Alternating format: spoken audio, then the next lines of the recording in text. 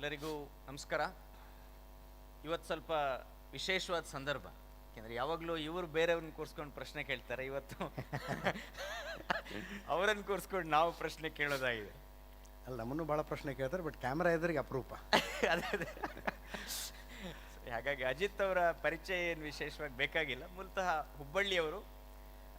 ಸೈಕಾಲಜಿಯಲ್ಲಿ degree ಪದವಿ ಆದಮೇಲೆ master degree ಜರ್ನಲಿಸಮಲ್ಲಿ ಮಾಡಿದ್ದಾರೆ. ಆಮೇಲೆ ಕೆಲವು ವರ್ಷ ಹಾಯ್ ಬೆಂಗಳೂರಲ್ಲಿ ಕೂಡ ಕೆಲಸ ಮಾಡಿದ್ದಾರೆ. ಈಗ ಅನೇಕ ವರ್ಷಗಳಿಂದ ಏಷ್ಯಾನೆಟ್ ಸುವರ್ಣ ನ್ಯೂಸಲ್ಲಿ ಕೆಲಸ ಮಾಡ್ತಾ ಇದ್ದಾರೆ. ಸುದ್ದಿ ವಿಭಾಗದ ಮುಖ್ಯಸ್ಥರಾಗಿ ಕೆಲಸ ಮಾಡ್ತಾ ಇದ್ದಾರೆ. ಹಾಗೂ ಸನ್ ಆಫ್ ಹಮಾಸ್ ಅನ್ನುವಂತಹ ಒಂದು ಪುಸ್ತಕವನ್ನು ಕೂಡ ಅನುವಾದ ಮಾಡಿದ್ದಾರೆ. ಅನೇಕರು ಅದನ್ನು ಓದಿರಬಹುದು ಈಗಾಗಲೇ. ಹಾಗೂ ಕನ್ನಡ ಟಿ ವಿ ಪತ್ರಿಕೋದ್ಯಮದಲ್ಲಿ ಬಹುಶಃ ಒಂದು ವಿಶೇಷವಾದ ಬದಲಾವಣೆ ಅಂದರೆ, ಅನೇಕ ಬಾರಿ ಇವರು ಹೇಳಿದ್ದಾರೆ, I am A nationalist, so what ಅಂತ. ಅಂದರೆ ಜರ್ನಲಿಸಮ್ಮಲ್ಲಿ ಒಬ್ಬ ಆ್ಯಂಕರ್ ಆಗಿ ನಂದೊಂದು ನಿಲುವಿದೆ, ನಾನು ಸಮಾಜದ ಪರ ದೇಶದ ಪರ ಅಂತ ಗಟ್ಟಿ ದನಿಯಲ್ಲಿ ಹೇಳಿಕೊಂಡು, ಅದೇ ರೀತಿ ನಮ್ಮ ರಾಜ್ಯದ ಚರ್ಚೆಗಳನ್ನು, ನೆರೆಟಿವನ್ನು ಆ ದಿಕ್ಕಿನಲ್ಲಿ ತಗೊಂಡು ಹೋಗ್ತಾ ಇರುವವರು ಅಜಿತ್ ಅವರು. ಕಾರ್ಯಕ್ರಮಕ್ಕೆ ಸ್ವಾಗತ ಅಜಿತ್ ಅವರು.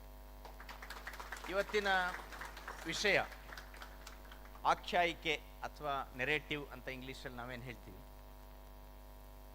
ಅದು ಮತ್ತು ಮಾಧ್ಯಮ. ಅಂದರೆ ಆಖ್ಯಾಯಿಕೆಯನ್ನು, ನೆರೇಟಿವನ್ನು ಸೆಟ್ ಮಾಡೋದ್ರಲ್ಲಿ ಮಾಧ್ಯಮದ ಪಾತ್ರ ಏನು, ಯಾರು ಸೆಟ್ ಮಾಡ್ತಾರೆ, ಈ ಥರದ ಒಂದಷ್ಟು ವಿಷಯಗಳ ಕುರಿತು, ಹಾಗೂ ರೀಜನಲ್, ನ್ಯಾಷನಲ್, ಗ್ಲೋಬಲ್ ಮೀಡಿಯಾ ಈ ವಿಷಯದ ಕುರಿತು ಕೂಡ ಸ್ವಲ್ಪ ನಾವು ಚರ್ಚೆ ಮಾಡೋರಿದ್ದೀವಿ. ಸಾಧಾರಣವಾಗಿ ಯಾವುದೇ ಸಮಾಜದ ವೈಚಾರಿಕತೆಯನ್ನು ಯಾವುದು ಪ್ರಭಾವಗೊಳಿಸುತ್ತೆ ಅಂದರೆ, ಆಗ ಚಾಲ್ತಿಯಲ್ಲಿರುವ ಒಂದು ನೆರೇಟಿವ್ ಅಥವಾ ಒಂದು ಆಖ್ಯಾಯಿಕೆ ಅದು ಏನು ಹೇಳ್ತಾ ಇರುತ್ತೆ, ಹೆಚ್ಚಿನ ಸಮಾಜದ ಹೆಚ್ಚಿನ ಜನ ಆ ದಿಕ್ಕಿನಲ್ಲಿ ಯೋಚನೆ ಮಾಡ್ತಾರೆ, ಅದ್ರ ಬಗ್ಗೆ ಚರ್ಚೆ ನಡೆಯುತ್ತೆ, ಆ ವಿಷಯ ಸಮಾಜದ ನಡುವೆ ಹೆಚ್ಚು ಪ್ರಚಲಿತ ಆಗುತ್ತೆ. ಸೊ ಈ ದೃಷ್ಟಿಯಲ್ಲಿ ನೀವು ಅನೇಕ ವರ್ಷಗಳಿಂದ ಜರ್ನಲಿಸಮಲ್ಲಿ ಇದ್ದೀರಾ, ಮತ್ತು ಇತ್ತೀಚಿನ ದಿನಗಳಲ್ಲಿ ನೆರೇಟಿವ್ನ ಪಾತ್ರ ಬಹಳ ಮುಖ್ಯವಾಗಿ ಸಮಾಜದ ಮೇಲೆ ಪರಿಣಾಮ ಬೀರೋದನ್ನು ನಾವು ನೋಡ್ತಾ ಇದ್ವಿ, ಮತ್ತು ಅದ್ರ ಬಗ್ಗೆ ಚರ್ಚೆಗಳು ಕೂಡ ನಡೀತಾ ಇದೆ. ಮಾಧ್ಯಮ ಒಂದು ನೆರೇಟಿವನ್ನು ಸೆಟ್ ಮಾಡೋದ್ರಲ್ಲಿ ಮಾಧ್ಯಮದ ಪಾತ್ರ ಏನು? ನೀವು ನೋಡಿದ ಹಾಗೆ ಅನೇಕ ಬಾರಿ ನಿಮಗೂ ಕೂಡ ಈ ಥರದ ಅನುಭವಗಳಾಗಿರುತ್ತೆ.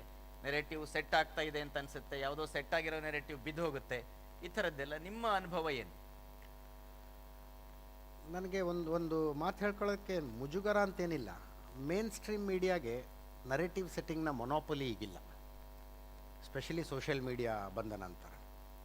ನಾವೆಲ್ಲ ಜರ್ನಲಿಸಮಿಗೆ ಬಂದು ಆ್ಯಕ್ಟಿವಾಗಿ ಕಾಣಿಸ್ಕೊಳ್ಳೋದಕ್ಕೆ ಶುರುವಾಗೋದಕ್ಕೂ ಸೋಷಿಯಲ್ ಮೀಡಿಯಾ ಒಂದು ಬೂಮ್ ಆರಂಭ ಆಗೋದಕ್ಕೂ ಸಮಾನ ಅದು. ಆದ್ದರಿಂದ ನನಗೆ ಮೇನ್ ಸ್ಟ್ರೀಮ್ ಮೀಡಿಯಾಗೆ ಮೊನೋಪೊಲಿ ಇಲ್ಲ ಅಂತ. ಮೇನ್ ಸ್ಟ್ರೀಮ್ ಮೀಡಿಯಾದಲ್ಲಿ ಏನೋ ಹೇಳುತ್ತೆ, ಏನೋ ಬರುತ್ತೆ, ಅದನ್ನು ಯಥಾವತ್ತಾಗಿ ಜನ ಸ್ವೀಕರಿಸ್ಬಿಡ್ತಾರೆ. ಆ ಥರ ಇಲ್ಲ, ಆ ಥರದ್ದಿಲ್ಲ. ಆ ಥರದ್ದಾಗಿದ್ದಾದ್ರೆ ನಾನು ತುಂಬ ಸಲ ಯೋಚನೆ ಮಾಡ್ತೀನಿ, ಭಾಳ ಸಲ ವಾದಗಳನ್ನು ಮಾಡ್ತಾನೋ ಹೇಳಿದ್ದೀನಿ. ಗುಜರಾತ್ ಗಲಭೆಯ ನಂತರ 10-11 ವರ್ಷಗಳ ಕಾಲ ಮೇನ್ ಸ್ಟ್ರೀಮ್ ಮೀಡಿಯಾ ಒಂದು ನರೇಟಿವ್ ಸೆಟ್ ಮಾಡೋದಕ್ಕೆ ಟ್ರೈ ಮಾಡ್ತು, ಫಿಕ್ಸ್ ನರೇಟಿವ್ ಸೆಟ್ ಮಾಡೋದಕ್ಕೆ ಟ್ರೈ ಮಾಡ್ತು, ಬಟ್ ಪ್ರಯೋಜನ ಆಗಲಿಲ್ಲ. ಯಾಕಂದರೆ ಜನಕ್ಕೆ ಕ್ರಾಸ್ ಚೆಕ್ ಮಾಡ್ಕೊಳ್ಳೋಕೆ ಇನ್ನೊಂದೇನೋ ಇದೆ. ನಾನೇನನ್ನೋ ಕೇಳಿದ್ರೆ 10 ನಿಮಿಷದಲ್ಲಿ ಮೊಬೈಲಲ್ಲಿ ಚೆಕ್ ಮಾಡ್ಕೋತಾರೆ ನಾನೇನೋ ಹೇಳಿದ್ರೆ. ಹೀಗಾಗಿ ಮೀಡಿಯಾ ಕೂಡ ಹೆಚ್ಚು ಹೆಚ್ಚು ಕಾನ್ಷಿಯಸ್ ಆಗ್ತಾ ಹೋಗುತ್ತೆ, ಕಾನ್ಷಿಯಸ್ ಆಗಿದೆ ಇತ್ತೀಚೆಗೆ.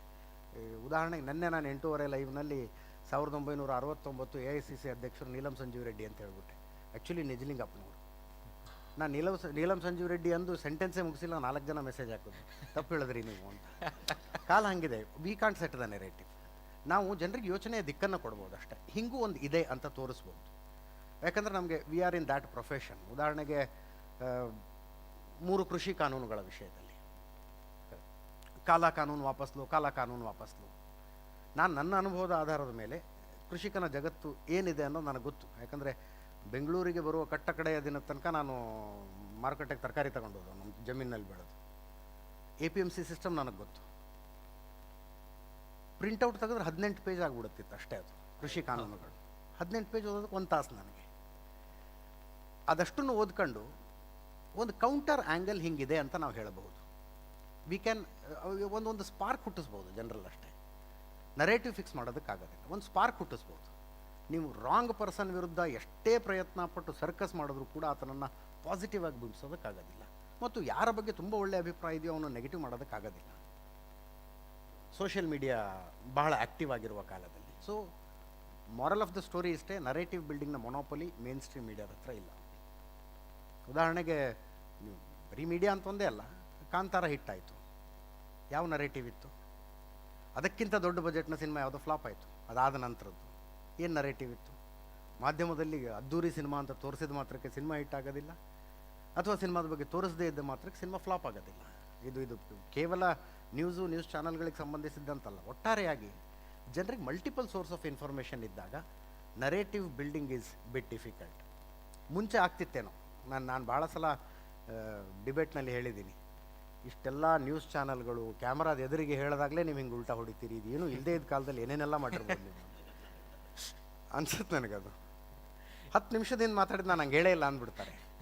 ಕ್ಯಾಮ್ರಾದ ಮುಂದೆ ಮಾತಾಡಿದ್ದು ಲೈವ್ನಲ್ಲಿ ಜನ ನೋಡಿದ್ದಾರೆ. ನಾನೇ ಅಂತೀನಿ, ಇದು ಯಾವುದು ಇಲ್ಲದೆ ಇದ್ದಾಗ ನೀವು ಹೆಂಗೆಲ್ಲ ಮಂಗ ಮಾಡಿರ್ಬೋದು ಜನರಿಗೆ ಅಂತ. ಅದೇ ಸರಿ ಇದೆ. ನಾವು ಶಾಲೆಗೆ ಹೋಗುವಾಗ ಟಿಪ್ಪು ಸುಲ್ತಾನ್, ಮೈಸೂರು ಹುಲಿ ಅಂತ ನಾವು ಅದನ್ನೇ ಓದ್ಕೊಂಡು ಬಂದಿದ್ವಿ. ನಮ್ಮ ತಲೆಯಲ್ಲೂ ಎಲ್ಲ ಟಿಪ್ಪು ಸುಲ್ತಾನ್ ಬಹಳ ದೊಡ್ಡ ಸ್ವಾತಂತ್ರ್ಯ ಹೋರಾಟಗಾರ ಅಂತಾನೆ ಇರ್ತಾ ಇತ್ತು. ನೀವು ಹೇಳಿದಾಗ ಇತ್ತೀಚೆಗೆ ಟಿಪ್ಪು ಜಯಂತಿ ಘೋಷಣೆ ಮಾಡಿದ್ರು. ಇದೆಲ್ಲದರ ಪರಿಣಾಮದಿಂದ ಮತ್ತು ಸೋಷಿಯಲ್ ಮೀಡಿಯಾ ಪ್ರವರ್ಧಮಾನಕ್ಕೆ ಬಂದದ್ರಿಂದ ಅದು ಹಾಗಲ್ಲ, ಹೀಗೆ ವಾಸ್ತವವಾಗಿ ಟಿಪ್ಪು ಏನು ಸುಲ್ತಾನ್ ಕೂಡ ಅಲ್ಲ, ಹುಲಿನೂ ಅಲ್ಲ ಅಂತ ಹೇಳುವಂಥದ್ದು ಇವತ್ತು ಸೋಷಿಯಲ್ ಮೀಡಿಯಾದ ಪ್ರಭಾವದಿಂದ.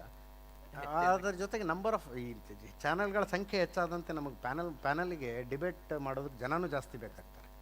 ಮಲ್ಟಿಪಲ್ ವ್ಯೂಸ್ ಬಂದು ಕೂತ್ಕೊಳ್ಳೋದಕ್ಕೆ ಅವಕಾಶ ಆಗುತ್ತೆ. ಮುಂಚೆ ಒಂದು ಡಿಬೇಟ್ನಲ್ಲಿ, ಒಂದು ಚಾನಲ್ನಲ್ಲಿ ಒಂದು ಡಿಬೇಟಿಗೆ ಬಂದು ಕೂತ್ಕೊಳ್ಳೋದು ಅಂದರೆ ಅದೇನು ಭಾಳ ದೊಡ್ಡ ವಿಷಯ ಆಗಿರ್ತಿತ್ತು. ಈಗ 10 ಚಾನಲ್ಗಳು ಪ್ರೈಮ್ ಟೈಮ್ನಲ್ಲಿ 10 ಡಿಬೇಟ್ ಮಾಡ್ತಿರುವಾಗ ಒಂದೊಂದು ಚಾನಲಲ್ಲಿ 10 ಜನರಂತೆ ಒಂದೊಂದು ಕಡೆಯಿಂದ 30 ಜನ ಒಟ್ಟು ಬೇಕಾಗುತ್ತೆ. ಹೀಗಾಗಿ ಮಲ್ಟಿಪಲ್ ವ್ಯೂಸ್ ಬರುತ್ತೆ. ಅಧ್ಯಯನ ಮಾಡಿಕೊಂಡವರು ಒಳ್ಳೆ ವೇದಿಕೆ ಸಿಗುತ್ತೆ. ಅದು ಕೂಡ ಟಿಪ್ಪು ಸುಲ್ತಾನು ಜನರನ್ನೊಂದು ಯೋಚನೆಯ ಲಹರಿಗೆ ಹಚ್ಬೋದು ಅಷ್ಟೇ. ಟಿಪ್ಪು ಸುಲ್ತಾನನೇ ಬರೆದಿದ್ದ ಪತ್ರಗಳಲ್ಲಿ ಈ ಥರದ ಅಂಶಗಳ ಉಲ್ಲೇಖಗೊಂಡಿವೆ, ಅವನಲ್ಲಿ ಒಂದು ಕಿಡಿ ಹೊತ್ಕೊಳ್ಳುತ್ತೆ. ಆತ ಅದರ ಮೇಲೆ ರಿಸರ್ಚ್ ಮಾಡಿ ಇನ್ಯಾರೋ ತಿಳಿದವ್ರನ್ನ ಕೇಳ್ಕೊಂಡು ಒಂದು ಒಪಿನಿಯನ್ ಕ್ರಿಯೇಟ್ ಮಾಡ್ಕೊಳ್ಳೋ ಹಂತಕ್ಕೆ ಹೋದರೆ ಒಳ್ಳೆಯದು. ಅದು ಪಾಸಿಟಿವ್ ಆಗಿರ್ಬೋದು, ನೆಗೆಟಿವ್ ಆಗಿರ್ಬೋದು. ಟಿಪ್ಪು ಸುಲ್ತಾನ್ ಅಂತ ಸ್ವಾತಂತ್ರ್ಯ ಹೋರಾಟ ಭಾರತದಲ್ಲಿ ಇರಲೇ ಇಲ್ಲ ಅನ್ನೋ ಒಪಿನಿಯನ್ನ ಸಂಶೋಧನೆಯಿಂದ ಕ್ರಿಯೇಟ್ ಮಾಡ್ಕೊಳ್ಳಿ.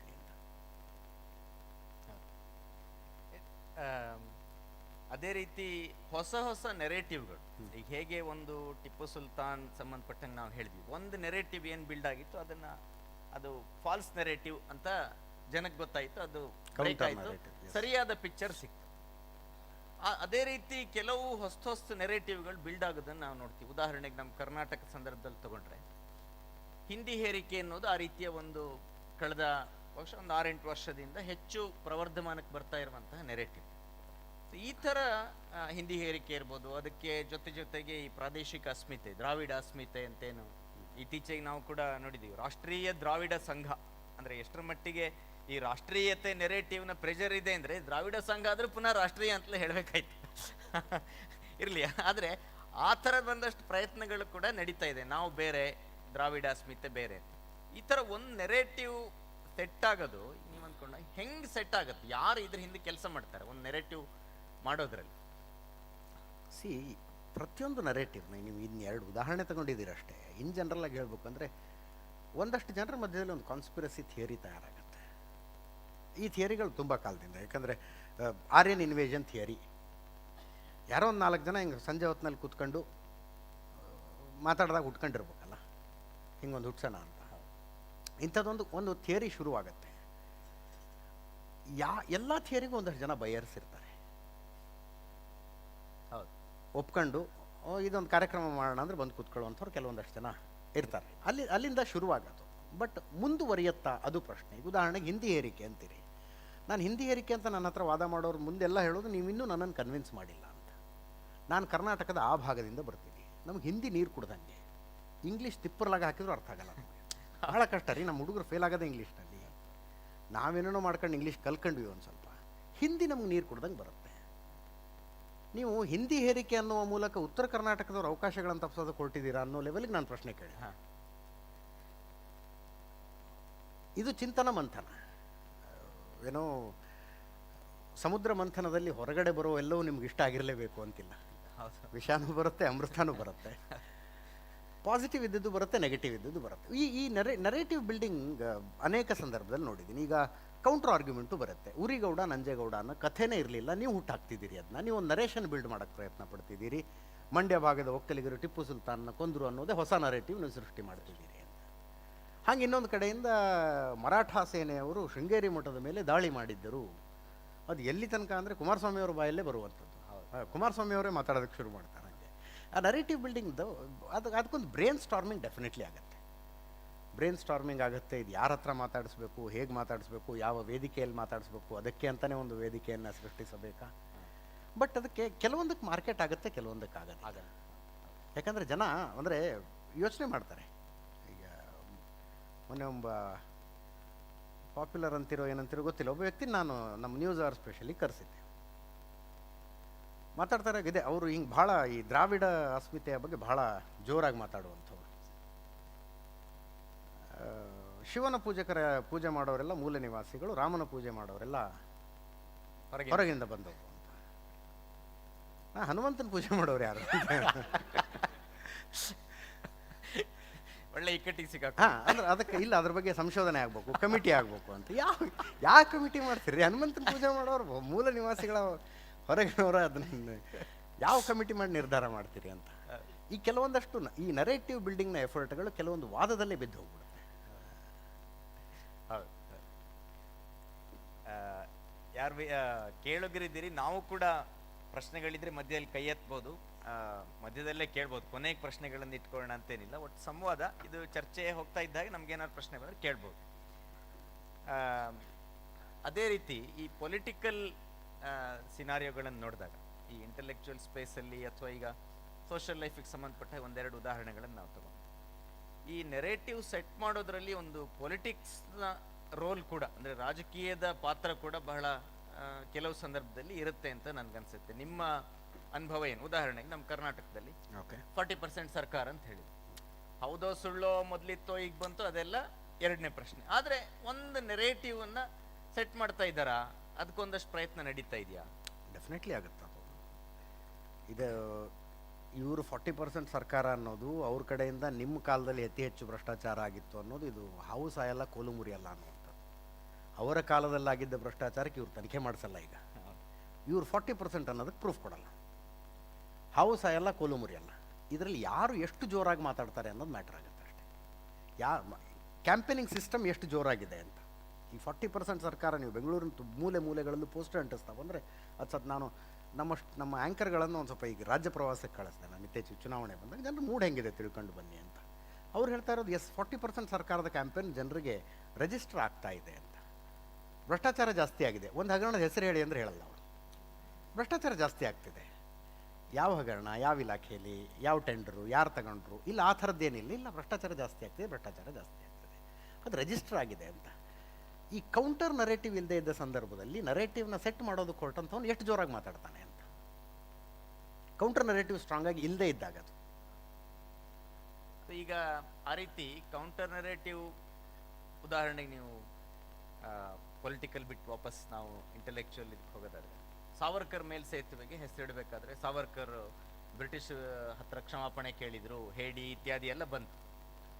ಅದು ಕೌಂಟರ್ ನೆರೇಟಿವ್ ಎಷ್ಟು ಸ್ಟ್ರಾಂಗ್ ಆಯ್ತಂದ್ರೆ ಆಮೇಲೆ ಇಡೀ ರಾಜ್ಯದಲ್ಲಿ ಎಲ್ಲ ಕಡೆ ಸಾವರ್ಕರ್ ಬಗ್ಗೆ ಕಾರ್ಯಕ್ರಮ ಆಯಿತು, ಒಂದು ಸರಿಯಾದ ಪಿಕ್ಚರ್ ಸಿಕ್ತು, ಲಕ್ಷಗಟ್ಟಲೆ ಸಾವರ್ಕರ್ ಬಗ್ಗೆ ಬರೆದಂಥ ಪುಸ್ತಕಗಳು ಮಾರಾಟ ಆಯ್ತು.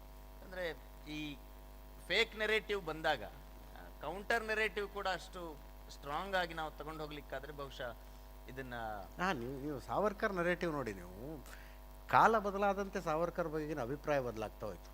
ಇಂದಿರಾ ಗಾಂಧಿ ಇರೋ ತನಕ ರಿಮಾರ್ಕೆಬಲ್ ಸನ್ ಆಫ್ ಇಂಡಿಯಾ ಅಂತ ಸಾವರ್ಕರ್ ಶತಮಾನೋತ್ಸವ ಪತ್ರ ಬರೀತಾರೆ ಇಂದಿರಾ ಗಾಂಧಿ. ಅದಾದ ನಂತರ ಕ್ಷಮಾಪಣೆ ಕೇಳಿದ ಹೇಡಿಯಾಗಿ ಬದಲಾವಣೆ ಆಗಿದ್ದು ಯಾವಾಗ ಸಾವರ್ಕರ್? ರಾಜೀವ್ ಗಾಂಧಿ ಏನು ಮಾತಾಡಲಿಲ್ಲ. ರಾಹುಲ್ ಗಾಂಧಿ ಅವ್ರ ಎದುರಿಗೆ ಒಂದು ನರೇಟಿವ್ ಇಟ್ಟರು, ಇದು ಬಯೇಬಲ್ ನರೇಟಿವ್ ಅಂತ ಅವ್ರಿಗೆ ಅನ್ನಿಸ್ತು. Why only Savarkar? ಯಾಕಂದ್ರೆ ಹಿಂದುತ್ವ ಮಾತಾಡೋದು. ಕಾಲಾಪಾನಿ ಶಿಕ್ಷೆಯಲ್ಲಿ ಭಾಳ ಜನ ಇದ್ದರು, ಭಾಳ ಜನ ನನಗೆ ಸಾಕು, ಇನ್ನು ನನ್ನನ್ನು ಬಿಡುಗಡೆ ಮಾಡಿ ಅಂತ ಬರೆದಿದ್ದು. White Savarkar is the target, Hindutva ಅಂತ ಮಾತಾಡಿದ್ರು. ಅದಕ್ಕೊಂದು ಕೌಂಟರ್ ನರೇಟಿವ್ ಬಿಲ್ಡ್ ಮಾಡುವಂಥ ಅದು ಹೂ ಇಸ್ ದ ಫೇಸ್ ಅನ್ನೋದು ಇಂಪಾರ್ಟೆಂಟ್. ಕೌಂಟರ್ ನರೇಟಿವ್ ಈಗ ಕಾಂಗ್ರೆಸ್ನವರು ಅಥವಾ ಇನ್ಯಾರೋ ಇಂಟೆಲೆಕ್ಚುವಲ್ಸ್ ಅನ್ನಿಸ್ಕೊಂಡವರು ಬೆಂಗಳೂರಿನಲ್ಲಿ ಒಂದು ಮೇಲ್ಸೇತುವೆಗೆ ಸಾವರ್ಕರ್ ಹೆಸರನ್ನು ಇಡೋದನ್ನು ವಿರೋಧಿಸಿದ್ದಾರೆ ಅಂದಾಗ, ಸಾವರ್ಕರ್ ಜೀವನದ ಬಗ್ಗೆ ನಾನು ನಿಮಗೆ ಹೇಳ್ತೀನಿ, ಕರೆಕ್ಟ್ ಪಿಕ್ಚರ್ ಕೊಡ್ತೀನಿ ಅಂತ ಯಾರು ಮುಂದೆ ಬರ್ತಾರೆ ಅಂತ. ವಾಟ್ ಈಸ್ ಹೀಸ್ ಇಂಟೆಗ್ರಿಟಿ, ಅವರ ಅಧ್ಯಯನ ಏನು, ಅವರ ಹಿನ್ನೆಲೆ ಏನು, ಅದು ಮ್ಯಾಟ್ರ್ ಆಗುತ್ತೆ. ಅದ್ರ ಮೇಲೆ ಜನ ಸಾವರ್ಕರ್ ಕೌಂಟರ್ ನರೇಟಿವ್ ಕೊಡುವಂಥ ಪ್ರಕ್ರಿಯೆಯಲ್ಲಿ ಪರಿಶುದ್ಧರು ಅನ್ನಿಸ್ಕೊಂಡವ್ರು ನಿಂತ್ಕೊಂಡ್ರು. ನಾನು ಹೆಸರುಗಳನ್ನು ಹೇಳಿದ್ರೆ ನಿಮಗೆ ಅಂದರೆ ಬಯಾಸ್ ಅನ್ನಿಸ್ಬೋದು, ಬಟ್ ನನಗೆ ವೈಯಕ್ತಿಕವಾಗಿ ನಾನು ಯಾರನ್ನ ಗೌರವಿಸ್ತೀನಿ, ಅವರು ಸಾವರ್ಕರ್ ಕಥೆ ಹೇಳ್ತೀನಿ ಬರ್ರಿ ಇಲ್ಲಿ, ಸಾವರ್ಕರ್ ಎಂಥ ಹೋರಾಟಗಾರ ಗೊತ್ತಾ ಅಂತ ಬಂದಾಗ ನನಗೆ ಎಸ್ ಕನ್ವಿನ್ಸ್ಡ್, ಇವನೇನೋ ಓದ್ಕೊಂಡಿದ್ದಾನೆ, ಇವನೇನೋ ತಿಳ್ಕೊಂಡಿದ್ದಾನೆ, ನಾನು ಕೇಳ್ಬೋದು ಅಂತ ಅನ್ಸುತ್ತೆ. ಇದು ಟಿಪ್ಪು ವರ್ಸಸ್ ಸಾವರ್ಕರ್ ಅಂತ ನೀವು ಸ್ಟೇಜ್ ಮೇಲೆ ನಿಂತ್ಕೊಂಡು ಪೊಲಿಟಿಕಲ್ ಸ್ಪೀಚ್ ಮಾಡೋರ ಹತ್ರ ನಾನು ತಿಳ್ಕೊಬೇಕಾಗಿಲ್ಲ. ಯಾರು ಹೇಳ್ತಾರೆ ನನಗೆ ಕೌಂಟರ್ ನರೇಟಿವ್ನ ಯಾರು ಕೊಡ್ತಿದ್ದಾರೆ ಅನ್ನೋದು ನನಗೆ ಮ್ಯಾಟರ್ ಆಗುತ್ತೆ. ಹಂಗೆ ತುಂಬ ಜನರಿಗೆ ಮ್ಯಾಟರ್ ಆಗುತ್ತೆ. ಈ ನೀವೊಂದು ಕಾನ್ಸ್ಪಿರಸಿ ಅಂತ ಒಂದು ಶಬ್ದ ಬಳಸಿದ್ರಿ.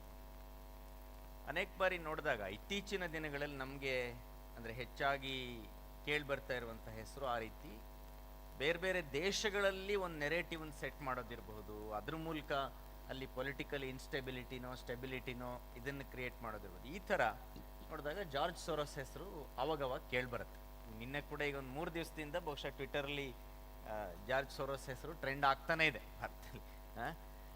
ಹಾಗೆ ಈ ಇಂಟರ್ನ್ಯಾಷನಲ್ ಕಾನ್ಸ್ಪಿರಸಿ, ಈಗ ನೀವು ಹೇಳಿದ್ರಿ ಯಾರೊಬ್ಬರನ್ನ ನಾವೇನೋ ಬಹಳ ದೊಡ್ಡ ಲೀಡರ್ ಅಂತ ಎಷ್ಟು ಪ್ರೊಜೆಕ್ಟ್ ಮಾಡಿದ್ರು ಅದು ಜನ ಅದನ್ನು ಸ್ವೀಕಾರ ಮಾಡಲ್ಲ ಎಷ್ಟೊಂದು ಸಲ. ಸೊ ಈ ಥರ ಅಂದರೆ ಪೊಲಿಟಿಕಲ್ ನೆರೇಟಿವ್ಗಳನ್ನು ಸೆಟ್ ಮಾಡೋ ದೃಷ್ಟಿಯಿಂದ ಸರ್ಕಾರವನ್ನು ಆ ನೆರೇಟಿವ್ ಕೆಲವು ಸಲ ಎಷ್ಟು ತೀವ್ರವಾಗಿ ಹೋಗ್ಬೋದು ಅಂದರೆ ಸರ್ಕಾರಗಳು ಕೂಡ ಅದರಿಂದ ಬೀಳೋ ಪರಿಸ್ಥಿತಿ ಬರ್ಬೋದು. ಸೊ ಅದರಲ್ಲಿ ಈ ಥರದ ಇಂಟರ್ನ್ಯಾಷನಲ್ ಕಾನ್ಸ್ಪಿರಸಿ ಕೂಡ ಇರುತ್ತಾ? ನೀವು ನಿಮ್ಮ ಅಧ್ಯಯನದ ಪ್ರಕಾರ, ನಿಮ್ಮ ಅನುಭವದ ಪ್ರಕಾರ, ನಿಮ್ಮ ಅನಿಸಿಕೆ? ಕಾನ್ಸ್ಪಿರಸಿ ಮಾಡೋರೀಗ ಯಾರನ್ನ ರೀಚ್ ಆದರೆ ವರ್ಕೌಟ್ ಆಗುತ್ತೆ, ಯಾರನ್ನ ರೀಚ್ ಆದರೆ ವರ್ಕೌಟ್ ಆಗಲ್ಲ ಅನ್ನೋ ಕ್ಲಾರಿಟಿ ಇದೆ. ನಾನೊಂದು ಹಿಂದೆ ರಿಪೋರ್ಟ್ ನೋಡಿದ್ದೆ. ರಷ್ಯಾ ತನ್ನ ಉಚ್ಛ್ರಾಯ ಸ್ಥಿತಿಯಲ್ಲಿದ್ದಾಗ ಭಾರತದ ವಿವಿಧ ಪತ್ರಿಕೆಗಳಲ್ಲಿ 80,000 ಅಂಕಣಗಳನ್ನು ಬರೆಸಿದೆ. KGB ಮೂಲಕ ಇನ್ಸಿಸ್ಟ್ ಮಾಡಿ ಭಾರತದ ಬುದ್ಧಿಜೀವಿಗಳಿಂದ ಬರೆಸಲಾಗಿತ್ತು. 80,000 ಆರ್ಟಿಕಲ್ಗಳು, 80,000 ಅಂಕಣಗಳು ದೇಶದ ತುಂಬ ಬೇರೆ ಬೇರೆ ಭಾಷೆಗಳಲ್ಲಿ ಮೇನ್ ಸ್ಟ್ರೀಮು ಅಲ್ಲಿ ಇಲ್ಲಿ ಎಲ್ಲ ಸೇರಿ ಬರೆಸಿದ್ದು. ನೀವು ನರೇಟಿವ್ ಸೆಟ್ಟಿಂಗ್ನ ಎಷ್ಟು ದೊಡ್ಡ ಪ್ರಯತ್ನ. ಬಟ್ ಇವತ್ತದು ಆಗ್ತಿದೆಯಾ ಅಂದ್ರೆ ಇಲ್ಲ. They are not no buyers for it. ಅದನ್ನು ಒಪ್ಪಿಕೊಳ್ಳುವಂಥವ್ರು, ಅದನ್ನು ಓದಿ ತಿಳಿದುಕೊಳ್ಳುವಂಥವ್ರು ಇಲ್ಲ. ಹೀಗಾಗಿ ಅದು ಫೇಸ್ಬುಕ್ಕಿಗೆ ಸೀಮಿತವಾಗಿರುವಂಥ ಕಂಠಶೋಷಣೆಗಳೀಗ ಸದ್ಯದ ಮಟ್ಟಿಗೆ ಅದೊಂದು ಕಂಠಶೋಷಣೆ ಹಂತಕ್ಕೆ ಬಂದಿದೆ. ಆ ಕಾನ್ಸ್ಪಿರಸಿ ಎನಿ ಕಾನ್ಸ್ಪಿರಸಿ ಥಿಯರಿ ತಾನು ಹೊರಗೆ ಬರೋದಕ್ಕೆ ಮತ್ತು ಅಗಾಧವಾಗಿ ಬೆಳೆಯೋದಕ್ಕೆ ಒಂದು ಸೂಕ್ತವಾದ ಸಮಯ ಮತ್ತು ಏನು ಇವೆಂಟ್ಗಾಗಿ ಕಾಯ್ತಾ ಇರುತ್ತೆ. ಸದ್ಯಕ್ಕೆ ಅಂಥ ಇವೆಂಟ್ ಅವ್ರಿಗೆ ಸಿಗ್ತಿಲ್ಲ. ಯಾವುದೋ ಒಂದು ಸಣ್ಣ ಸಿಕ್ಕಿದ್ರೂ ಅದನ್ನ ದೊಡ್ಡದಾಗಿ ಬೆಳೆಯುತ್ತೆ. ಉದಾಹರಣೆಗೆ CAA ಮತ್ತು NRC ಕೃಷಿ ಕಾನೂನುಗಳ ವಿಷಯದಂಗೆ 18 ಪೇಜ್ ಇತ್ತು. ಒಂದು ತಾಸಿನಲ್ಲಿ ಕೂತ್ಕೊಂಡು ಓದ್ಬೋದು. ಸಂಶಯಗಳು ಬಂದರೆ ಕೇಳಿ ತಿಳ್ಕೊಳ್ಳೋದಕ್ಕೆ ಸುಮಾರು ಜನ ಇದ್ದಾರೆ. CAA NRC ವಿಷಯದಲ್ಲೂ ನಮಗೆ ನಾವೇ ಸಂಶಯಗಳನ್ನು ಬಗೆಹರಿಸ್ಕೋಬಹುದು. ಸಂಶಯ ಇದ್ದರೆ ಇನ್ನೊಬ್ಬರನ್ನ ಕೇಳಬಹುದು. ಆದರೂ ಕೂಡ ಆ ನರೇಟಿವ್ಗೆ ನಾನು ಹೆಸರು ತಗೊಳ್ಳಲ್ಲ. ಎಂಥ ದೊಡ್ಡ ಕಾರ್ಟೂನಿಸ್ಟು, ನಾನು ತುಂಬ ಗೌರವಿಸುವಂಥ ಕಾರ್ಟೂನಿಸ್ಟು ಆ ನರೇಟಿವ್ ಸೆಟ್ಟಿಂಗ್ನ ಜಾಲಕ್ಕೆ ಬಿದ್ದುಬಿಟ್ರ ಅಂತ ತಮಗೆ ತಾವೇ ಪ್ರಶ್ನೆ ಕೇಳ್ಕೊಂಡಿದ್ರು ಉತ್ತರ ಸಿಕ್ಕಿಬಿಟ್ಟಿರೋದು. ಕೊರೋನಾ ವಿಷಯದಲ್ಲಿ ವ್ಯಾಕ್ಸಿನ್ ನಾನು ಭಾಳ ಇಮೋಷ್ನಲ್ ಆಗಿ ಮಾತಾಡಿದೆ. ಅದನ್ನು ಅಂದರೆ ಭಾರತದ ವ್ಯಾಕ್ಸಿನ್ ಭಾಳ ಎಫೆಕ್ಟಿವ್ ಆಗಿತ್ತು ಅಂತ WHO ಹೊಗಳಿದ ಸಂದರ್ಭದಲ್ಲಿ ಕಾರ್ಟೂನ್ ಬರೆದವರೆಲ್ಲ ಎಲ್ಲೋದ್ರಿ ಈಗ ಅಂತ ನೀವು ಆ ಫೇಕ್ ನರೇಟಿವ್ನ ಜಾಲಕ್ಕೆ ಸಿಕ್ಕಾಕೊಂಡ್ರಿ, ಜನರನ್ನ ಹೆದರಿಸೋ ಕೆಲಸ ಮಾಡಿದ್ರಿ. ಸೊ ಈ ನೆರೇಟಿವ್ ವಾರಲ್ಲಿ ಆ ರೀತಿ ನೀವು ಹೇಳಿದ ಹಾಗೆ ಅನೇಕರು ಇದರಲ್ಲಿ somebody who is part of it.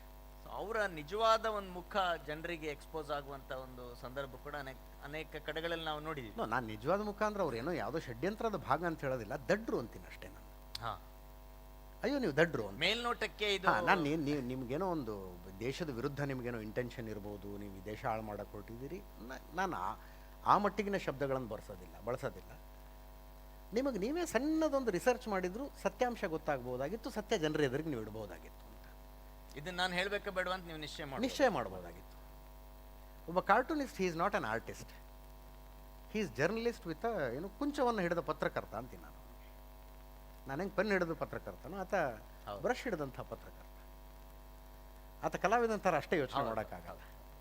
ಬರೀ ಇಮೋಷನ್ಸಿಗೆ ಪಕ್ಕಾಗಿ ಆತ ಆರ್ಟ್ ಮಾಡೋದಕ್ಕಾಗೋದಿಲ್ಲ. ಸರಿ, ಈಗ ಆಡಿಯನ್ಸ್ ಕ್ವೆಶನ್ ಏನಾದರೂ ಇದ್ರೆ ಒಂದ್ಸಲ ಪ್ರಶ್ನೆ.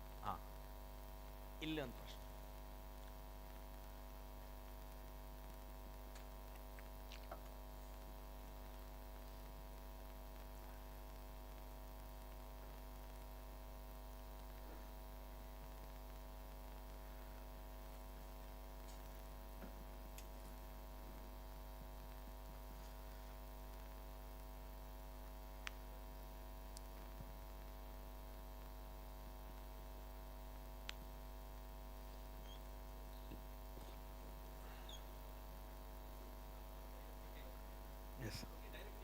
ಕೇಳಿ ಕೇಳಿ ಕೇಳಿ. ಗೌತಮ್ ಅಂತ ಈಗ ಡಿಬೇಟ್ಗಳಲ್ಲಿ ತುಂಬಾ ಜನ ಕರೀತೀರಾ, ಕೆಲವರು ಇಮ್ಮೆಚೂರ್ ಇರ್ತಾರೆ, ಮತ್ತೆ ನೀವು ಹೇಳಿದಾಗೆ ದಡ್ಡರು ಇರ್ತಾರೆ. ಅವ್ರ ಜೊತೆ ನೀವು ತಾಳ್ಮೆ ಕಳ್ಕೊಳ್ಳೋದೇ ಹೇಗೆ ಅಂದ್ರೆ ಡಿಬೇಟ್ ಅಲ್ಲಿ ಯಾರಿಗೆ ತುಂಬಾ ವರ್ಷದಿಂದ ಇರೋ ಡೌಟ್, ಆನ್ಸರ್ ಸಿಕ್ಕಿಲ್ಲ ಇನ್ನು.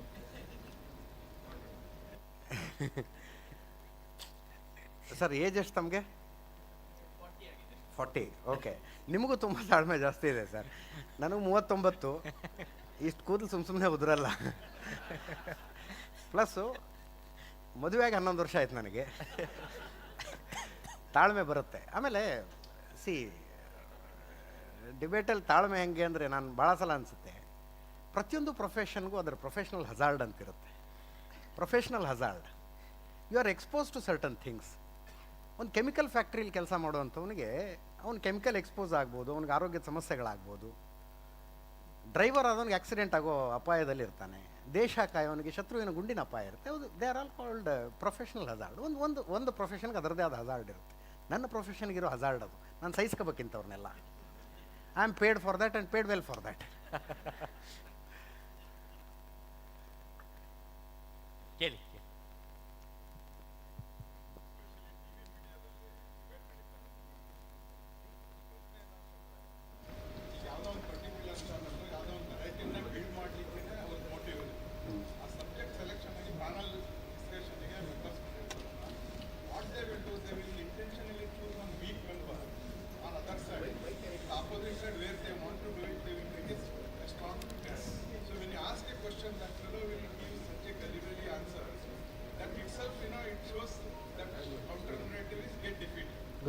Indirectly building a strong narrative with a strong contender in the so in channel member selection it is in the hand of the channel which is running the show or the guys who are actually are inviting, they will take a call. Otherwise the judges will not be done as a correct.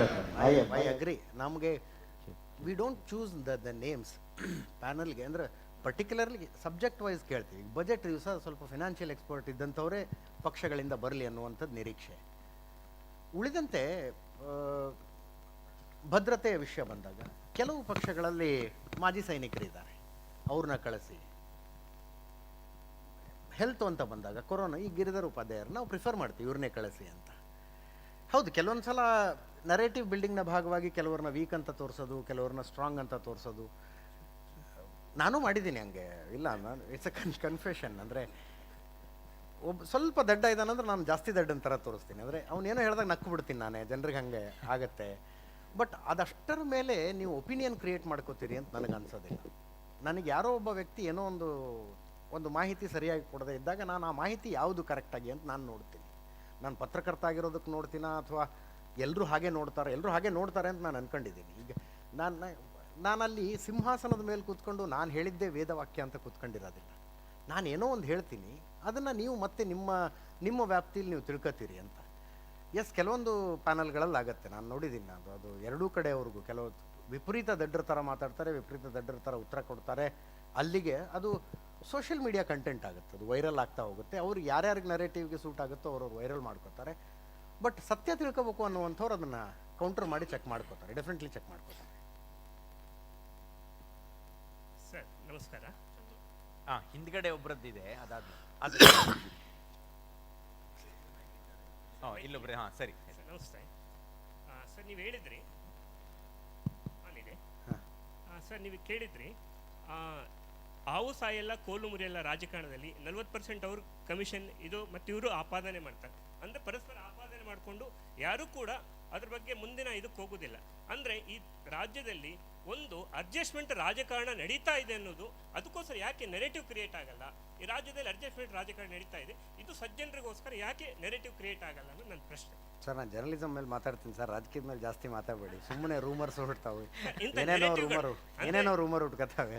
ಜನಮಾನಸ ಜಾಗೃತಿಗೋಸ್ಕರ ಯಾಕೆ create? ನನಗೆ ಇವತ್ತು ಹುಬ್ಳಿ ಕಾರ್ಯಕ್ರಮ ಆಯ್ತು, ಹುಬ್ಳಿ ಕಡೆ ಬರೋದಿಲ್ಲ ಅಂತ ಹೇಳಿ ಇಲ್ಲಿ ಬಂದಿದ್ದೀನಿ ನಾನು. ಏನೇನೋ ರೂಮರ್ ಹುಟ್ಕತ್ತಾ ಇದೆ. ರಾಜಕೀಯದ ಬಗ್ಗೆ ಜಾಸ್ತಿ ಮಾತಾಡಿಸ್ಬೇಡಿ ನಾನು, ದಯವಿಟ್ಟು. ಹೇಳಿ ಮೈಕಲ್ಲಿ.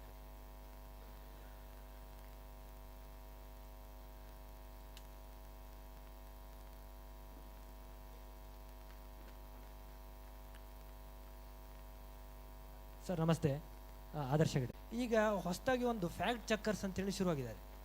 ಈ ಫ್ಯಾಕ್ಟ್ ಚೆಕ್ಕರ್ಸಿಗೆ ಕ್ರೆಡಿಬಿಲಿಟಿ ಅಂತ ಹೇಳುವಂಥದ್ದು ಏನಾದರೂ ಒಂದು ಇರುತ್ತಾ? ಅಂದರೆ ಈಗ ನೀವು ಜರ್ನಲಿಸಮ್ ಮಾಧ್ಯಮ ಕ್ಷೇತ್ರಕ್ಕೆ ಬರೋರಿಗೆ ಸರ್ಟಿಫೈಡ್ ನಿಮಗೊಂದು ಕೋರ್ಸ್ ಇರುತ್ತೆ, ಮಾಡ್ಕೊಂಡು ಬರ್ತೀರಿ.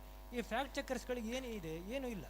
ಅವರು ಹಾಕಿದ್ದೇ ನಾವು ನಂಬಬೇಕಾ, ಅಥವಾ ಅವರು ಕೂಡ ಒಂದೊಂದು ವರ್ಗಕ್ಕೆ ಸೇರ್ಕೊಳ್ತಾ ಇದ್ದಾರೆ, ಒಂದೊಂದು ಪಕ್ಷದವರು ಒಂದು ಕೂಡ ಆಗ್ತಾ ಇದ್ದಾರೆ. ಇದಕ್ಕೆ ಕ್ರೆಡಿಬಿಲಿಟಿ ಏನಾದರೂ ಇದೆಯಾ ಅಂತ ಫ್ಯಾಕ್ಟ್ ಚೆಕ್ಕರ್ಸ್? ಅಲ್ಲ, ಕ್ರೆಡಿಬಿಲಿಟಿ ಖಂಡಿತವಾಗಿಯೂ ಇಲ್ಲ, ಅದಕ್ಕೊಂದು ರೆಗ್ಯುಲೇಷನ್ ಬರಬೇಕು. ಈಗ ನಾವು ಮೇನ್ ಸ್ಟ್ರೀಮ್ ಮೀಡಿಯಾದವರು ಇದೊಂದು ಗಲಾಟೆ ಆಯಿತು ಬೆಂಗಳೂರಿನಲ್ಲಿ, ಪತ್ರಕರ್ತರು ವರ್ಸಸ್ ವಕೀಲರು.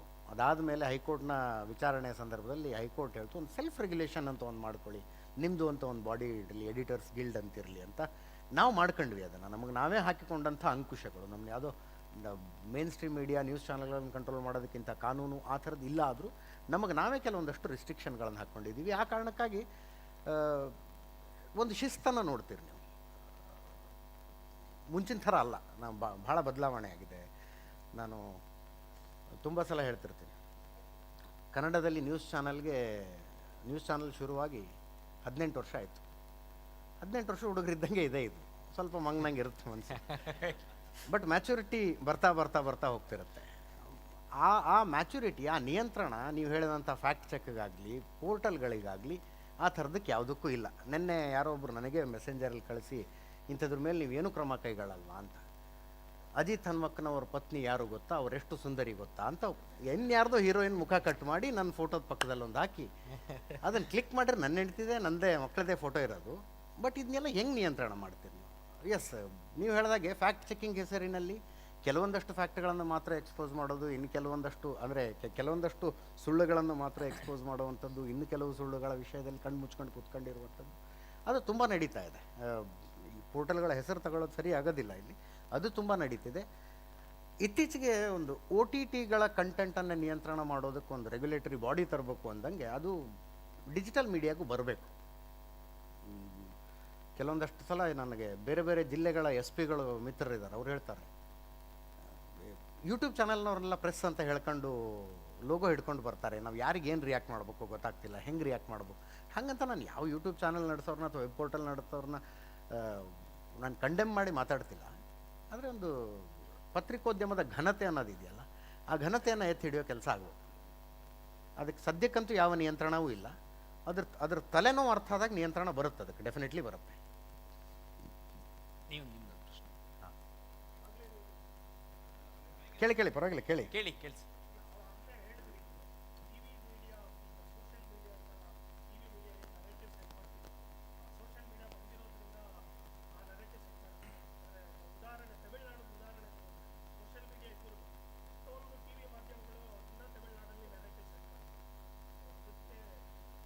ಅದು ನೀವು ಯಾಕೆ ಹಂಗೆ ಅಂತೀರಂದರೆ, ಯಾವುದನ್ನು ನೀವು ಕರೆಕ್ಟ್ ನರೇಟಿವ್ ಅಂದ್ಕೊಂಡಿರ್ತೀರೋ ಅದೊಂದೇ ಕರೆಕ್ಟ್ ನರೇಟಿವ್ ಅಂತ ನಿಮಗೆ ಅನಿಸಿರುತ್ತೆ. ನೀವು ತಮಿಳುನಾಡಿನ ಜನರ ದೃಷ್ಟಿಯಲ್ಲಿ ನಿಂತ್ಕೊಂಡು ನೋಡಿದಾಗ ಯು ಆರ್ ರಾಂಗ್, ನಿಮ್ಮ ದೃಷ್ಟಿಯಲ್ಲಿ ನೋಡಿದಾಗ ಅವರ್ ರಾಂಗ್. ಯಾಕಂದರೆ ನೀವು ತಮಿಳುನಾಡಿನಲ್ಲಿ ಒಂದು ನಿರ್ದಿಷ್ಟ ಸಿದ್ಧಾಂತಕ್ಕೆ ಮನ್ನಣೆ ಸಿಗ್ತಾ ಇಲ್ಲ ಅನ್ನೋ ಕಾರಣಕ್ಕಾಗಿ ಅಲ್ಲಿ ಪ್ರಾಪರ್ ನರೇಟಿವ್ ಸೆಟ್ಟಿಂಗ್ ಆಗ್ತಿಲ್ಲ ಅಂತ ಹೇಳ್ತೀರಿ. ಭಗವಾನ್ ಮಹಾವೀರ ಅನೇಕಾಂತವಾದ ಅಂತ ಒಂದು ಹೇಳ್ತಾನೆ. ಸತ್ಯ ಅನ್ನೋದು ನೀವು ಎಲ್ಲಿ ನಿಂತ್ಕೊಂಡು ನೋಡ್ತಿರ್ತೀರ ಅದ್ರ ಮೇಲೆ ಡಿಪೆಂಡ್ ಆಗಿರುತ್ತೆ. ಸತ್ಯ ಅಬ್ಸುಲ್ಯೂಟ್ ಇರೋದಿಲ್ಲ, ಸಬ್ಜೆಕ್ಟಿವ್ ಇರುತ್ತೆ. ಅನೇಕಾಂತವಾದ ಅಂತ ಕರೆದ್ರು ಅದನ್ನ ಜೈನರ 24ನೇ ತೀರ್ಥಂಕರ. ಒಂದು ಬೆಟ್ಟ ನೀವೆಲ್ಲಿ ನಿಂತ್ಕೊಂಡು ನೋಡ್ತಿರ್ತೀರೋ ಅದರ ಆಕಾರ, ಅದು ನೀವೆಲ್ಲಿ ನಿಂತಿರ್ತೀರೋ ಅದ್ರ ಮೇಲೆ ಬೆಟ್ಟದ ಆಕಾರ ನಿರ್ಧಾರ ಆಗಿರುತ್ತೆ. ಆ ಕಡೆ ನಿಂತ್ಕೊಂಡು ಅವ್ನಿಗೆ ಇನ್ನೊಂದು ಥರ ಕಾಣಿಸ್ತಿರುತ್ತೆ. ತಮಿಳ್ನಾಡಿನಲ್ಲಿ ಕೂತ್ಕೊಂಡು ಅವ್ನಿಗೆ ತಮಿಳ್ನಾಡಿನಲ್ಲಿ ಹೋಗ್ತಾ ಇರೋ ನರೇಟಿವ್ ಕರೆಕ್ಟ್ ನರೇಟಿವ್. ಅದು ಇಡೀ ಭಾರತದ ಇತರ ಎಲ್ಲ ರಾಜ್ಯಗಳ ತಪ್ಪಾಗಿರ್ತವೆ. ಅದೊಂದು ಬೇಸಿಕ್ ವ್ಯತ್ಯಾಸ ಬರಬೇಕು. ಈಗ ನನ್ನಲ್ಲಿ ಗೊತ್ತಿಲ್ಲ ನನಗೆ ಎಷ್ಟು ಕರೆಕ್ಟ್, ನಾನು ಡಿಗ್ರಿ ಮುಗಿಸೋ ತನಕ ಕನ್ಫ್ಯೂಸ್ಡ್ ಸೋಲ್ ಥರ ಇದ್ದೆ. ನನಗೆ ಸಂಘದ ಪರಿಚಯ ಇತ್ತು, ಸಂಘದವ್ರು ನನ್ನನ್ನು ಕಮ್ಯುನಿಸ್ಟ್ ಅಂತ ಕರೀತಿದ್ರು. ನನಗೆ ಅರ್ಜೆಂಟಾಗಿ ಆ್ಯಕ್ಚುಲಿ ಹಂಗೆ ಕರೀತಿದ್ರು ನನಗೆ, ನೀನು ಕಮ್ಯುನಿಸ್ಟ್ ಥರ ಇದೆಯಾ ಅಂತ. ನನಗೆ ಅರ್ಜೆಂಟಾಗಿ ಒಂದು ಕ್ರಾಂತಿ ಆಗಿಬಿಡ್ಬೇಕು ಅಂತ, ತುಂಬ ಟೈಮ್ ವೇಸ್ಟ್ ಆಗಬಾರ್ದು. ಈಗ ನಮ್ಮ ಊರಿಗೆ ಸಾರಾಯಿ ತುಂಬ್ಕೊಂಡು ಜೀಪ್ ಬರೋದು. ಅವಾಗ ನಾವೆಲ್ಲ ಸಣ್ಣವರು, ಈ ಜೀಪಿಗೆ ಬಾಂಬ್ ಬಿಡಬೇಕು ಅಂತ ನನ್ನ ಪರಿಕಲ್ಪನೆ. ಬಾಂಬ್ ಹೆಂಗೆ, ಈ ದೀಪಾವಳಿಗೆ ಆಟೋ ಬಾಂಬ್ ಬರುತ್ತಲ್ಲ, ಅದೆಲ್ಲ ಸುಲಿದು ಅದನ್ನೇ ಇಷ್ಟು ದೊಡ್ಡದು ಮಾಡಿದ್ರೆ ಒಂದು ಜೀಪ್ ಉಡಾಯಿಸ್ಬೋದು ಅಂತ ಹಂಗೆ ಕಲ್ಪನೆ. ಯಾಕೆ ಆ ಜೀಪ್ ಮೇಲೆ ಯಾಕೆ ಸಿಟ್ಟಂದ್ರೆ ನಮ್ಮ ಇಡೀ ಊರಿನ ಅಷ್ಟು ಸಮಸ್ಯೆಗಳಿಗೆ ಆ ಸಾರಾಯಿ ಕಾರಣ, ಅದು ಬರಬಾರ್ದು. ನನಗೆ 8ನೇ ಕ್ಲಾಸಲ್ಲಿ ಮೇರೆ ಪ್ಯಾರೆ ನೇತಾ ಅಂತ ನಿಬಂಧ, ಅರ್ಧವಾರ್ಷಿಕ ಪರೀಕ್ಷೆಯಲ್ಲಿ ಹಿಂದಿ ನಿಬಂಧ 5 ಮಾರ್ಕ್ಸ್, ಮೇರೆ ಪ್ಯಾರೆ ನೇತಾ. ಅವಾಗ ನನ್ನ ಪ್ಯಾರೆ ನೇತಾನೇ LTT ಪ್ರಭಾಕರನ್ ರೀ. ನಾ ಹಂಗೆ ಬರದೆ, ಮೇರೆ ಪ್ಯಾರೆ ನೇತ LTT ಪ್ರಭಾಕರನ್ ನಾಯಕ ಅಂದ್ರೆ ಹಂಗಿರ್ಬೇಕು. ಅವನಿಗೋಸ್ಕರ ಅವ್ನ ಜೊತೆಗೆ ಒಂದು ಊಟ ಮಾಡಿ ಬಾಂಬ್ ಹಾಕೋದಕ್ಕೆ ತಯಾರಾಗ್ತಾರೆ ಅಂತಂದರೆ ಒಬ್ಬ ಲೀಡರ್ಶಿಪ್ ಅಂದ್ರೆ ಹಂಗಿರ್ಬೇಕು ಅಂತ ಬರದೆ. ನನಗೆ ಕ್ಲಾಸ್ ರೂಮಲ್ಲಿ ಹೊಡೆದ್ರೆ ನನ್ನ ಮೇಷ್ಟ್ರು, ಏನೋ ನೀನು ಹಿಂಗೆ ಬರೀತೀಯಾ ಅಂತ. ನಮ್ಮ ದೇಶದ ಪ್ರಧಾನಮಂತ್ರಿಗಳನ್ನು ಕೊಂದಂಥವ್ರ ಸಂಘಟನೆ ಅದು ಮೇರೆ ಪ್ಯಾರೆ ನೇತಾ ಅಂತೀಯ ನೀನು ಅಂತ. ನನ್ನ ಸ್ವಂತ ಸೋದರ ಮಾವ ಪೀಸ್ ಕೀಪಿಂಗ್ ಫೋರ್ಸಲ್ಲಿದ್ದರು, ಅವ್ರು ಹುತಾತ್ಮರಾದರು ಶ್ರೀಲಂಕಾದ. ನಾ ಹೇಳಿದ್ ನನ್ನ ಮಾವನ ಕೊಂದವ್ರಿ ಅವರು, ಬಟ್ ಲೀಡರ್ಶಿಪ್ ಹಂಗಿರ್ಬೇಕು ಅಂತ. ಆ ಥರದ ಮನಸ್ಥಿತಿ ಅದೆಲ್ಲ ಆಗಿ ಬೆಂಗಳೂರಲ್ಲಿ ಜರ್ನಲಿಸಮ್ ಮುಗಿದ ಮೇಲೆ ನಮಗೊಂದು 12 ನಿಮಿಷದೊಂದು ಡಾಕ್ಯುಮೆಂಟ್ರಿ ಮಾಡಬೇಕು. ನಮ್ಮ subject choice of our subject. ನಾನು ಭಾರತದಲ್ಲಿ ನಕ್ಸಲ್ ಚಳುವಳಿಯ ಹುಟ್ಟು ಮತ್ತು ಬೆಳವಣಿಗೆ ಅಂತ ಆರಿಸ್ಕೊಂಡು ನಕ್ಸಲ್ ಬರಿಗೆ ಹೋದೆ. ನೇಪಾಳ ಬಾರ್ಡರಲ್ಲಿದೆ. ಅದೊಂದು 20 ದಿವಸದ ಪ್ರವಾಸ. ಪಶ್ಚಿಮ ಬಂಗಾಳ ತುಂಬ ಓಡಾಡುವಂಥ ಅವಕಾಶ. ಅಲ್ಲಿ ಪಶ್ಚಿಮ ಬಂಗಾಳದಲ್ಲಿ ನಕ್ಸಲ್ ಮೂಮೆಂಟ್ನ ಆರಂಭ, ಇನ್ನೂ ಪವನ್ ಸಿಂಗ್ ಅನ್ನುವಂಥವ್ನು ಬದುಕಿದ್ದ ಆವಾಗ. ಆತನ ತಾಯಿ ತೀರು ಹೋಗಿದ್ದು. ಇದರಲ್ಲಿ ನಕ್ಸಲ್ ಬರಿಗೆ ಹೋದೆ. ಮಾವನ ಪ್ರತಿಮೆ ಇದೆ ಅಲ್ಲಿ. ಅವ್ರು ಹೇಳ್ತಾರೆ 1962ರಲ್ಲಿ ಭಾರತ ಚೀನಾ ಮೇಲೆ ದಂಡೆತ್ಕೊಂಡು ಹೋಯ್ತಲ್ಲ ಅಂತ. ನಾನು ಭಾರತ ಚೀನಾ ಮೇಲೆ ಹೋಗಿದ್ದೆ, ಇದು ಚೀನಾ ಮೇಲೆ ಭಾರತ ಹೋಗಿದ್ದಲ್ಲ ರೀ, ಚೀನಾದವ್ರು ನಮ್ಮ ಮೇಲೆ ಬಂದಿದ್ದು. ಇಲ್ಲ ಸುಳ್ಳು ಹೇಳಿದ್ದಾರೆ ನಿಮಗೆ, ಭಾರತನೇ ಕಾಲು ಕೆದ್ರು ಹೋಯ್ತು ಅಂತಾರೆ ಅವರು. ಹಾಗೆ ಇಡೀ ರಾಜ್ಯ ತುಂಬ ಓಡಾಡಿದಾಗ ಕಮ್ಯುನಿಸಮ್ ಏನು ಮಾಡಬಹುದು ಒಂದು ರಾಜ್ಯಕ್ಕೆ ಅನ್ನೋದ್ರದ್ದು ಒಂದು ಪರಿಕಲ್ಪನೆ ಬಂತು. ಅರ್ಜೆಂಟಾಗಿ ಕ್ರಾಂತಿ ಅಂತೀವಲ್ಲ, ಭ್ರಮೆ ಅದು. ಶಸ್ತ್ರ ಹಿಡ್ಕೊಂಡಾದರೂ ಬದಲಾವಣೆ ತಂದುಬಿಡ್ತೀವಲ್ಲ ಅನ್ನೋದೆಲ್ಲ ಭ್ರಮೆ ಅದು. ಬದಲಾವಣೆ ಬೇರಿನಿಂದ ಶುರುವಾಗಬೇಕು ಮತ್ತು ತುಂಬ ಸಮಯ ತಗೊಳುತ್ತೆ. ಅದಕ್ಕೆ ಅನೇಕ ವ್ಯಕ್ತಿಗಳು ತಲೆಮಾರುಗಳು ಹೋಗ್ಬಿಡ್ತವೆ. ಆ ರೀತಿಯಾದಂಥ ಏನೋ ನೀವು ಜ್ಞಾನೋದಯ ಅಂತಿರೋ ಏನಂತಿರೋ, ಅದಾದ ನಂತರ ಥಾಟ್ ಪ್ರೊಸೆಸ್ ಅಂತ ಚೇಂಜ್ ಆಗುತ್ತೆ ಒಂದು ಸಲ. ನಾನೊಂದು ಅಲ್ಲಿ ಓಡಾಡ್ತಿದ್ದೆ, ಅಭಿಜಿತ್ ಮಜುಮ್ದಾರ್ಗೆ ಮಾತಾಡಿದೆ. ಚಾರು ಮಜುಮ್ದಾರ್ ನಕ್ಸಲ್ ಮೂಮೆಂಟ್ ಸ್ಟಾರ್ಟ್ ಮಾಡಿದವ್ರ ಮಗ. ಅವರೊಂದು ಚಾಯ್ ಬಾಗಾನಲ್ಲಿ ಕೂತ್ಕೊಂಡು ಒಂದು ಇಂಟರ್ವ್ಯೂ ಕೊಟ್ಟರು ನನಗೆ. ನಾನು ಚಾಯ್ ಬಾಗಾನ ಒಳಗೋದೆ. 3-3.5 ಸಾವಿರ ಎಕರೆ ದೊಡ್ಡದದು. ನಾನು ಔಟ್ ಆಫ್ ದ ಸಬ್ಜೆಕ್ಟ್ ಏನು ಹೋಗ್ತಿಲ್ಲ ಅಲ್ಲ, ಓಕೆ. 3-3.5 ಸಾವಿರ ಎಕರೆ ದೊಡ್ಡ ಚಾಯ್ ಬಾಗಾನ್, ಟೀ ಎಸ್ಟೇಟು. ಅದರ ಮಧ್ಯದಲ್ಲಿ ಒಂದು ಬಂಗ್ಲೆ ಹಾಳು ಬಿದ್ದಿತ್ತು. ಇದೇನು ಕತೆ ಅಂತ ಕೇಳಿದೆ ನಾನು. ಅದೊಬ್ಬ ಓನರ್ ನಡೆಸ್ತಿದ್ದ, ತುಂಬ ಚೆನ್ನಾಗಿ ನಡೆಸ್ತಿದ್ದ. ಬಟ್ ಅವನು ನಾವು ಕ್ಯಾಪಿಟಲಿಸಮ್ನ ವಿರೋಧಿಗಳು ಎಲ್ಲರೂ ಸೇರ್ಕೊಂಡು ಒಂದು ಸಲ ಮುತ್ತಿಗೆ ಹಾಕಿದ್ವಿ.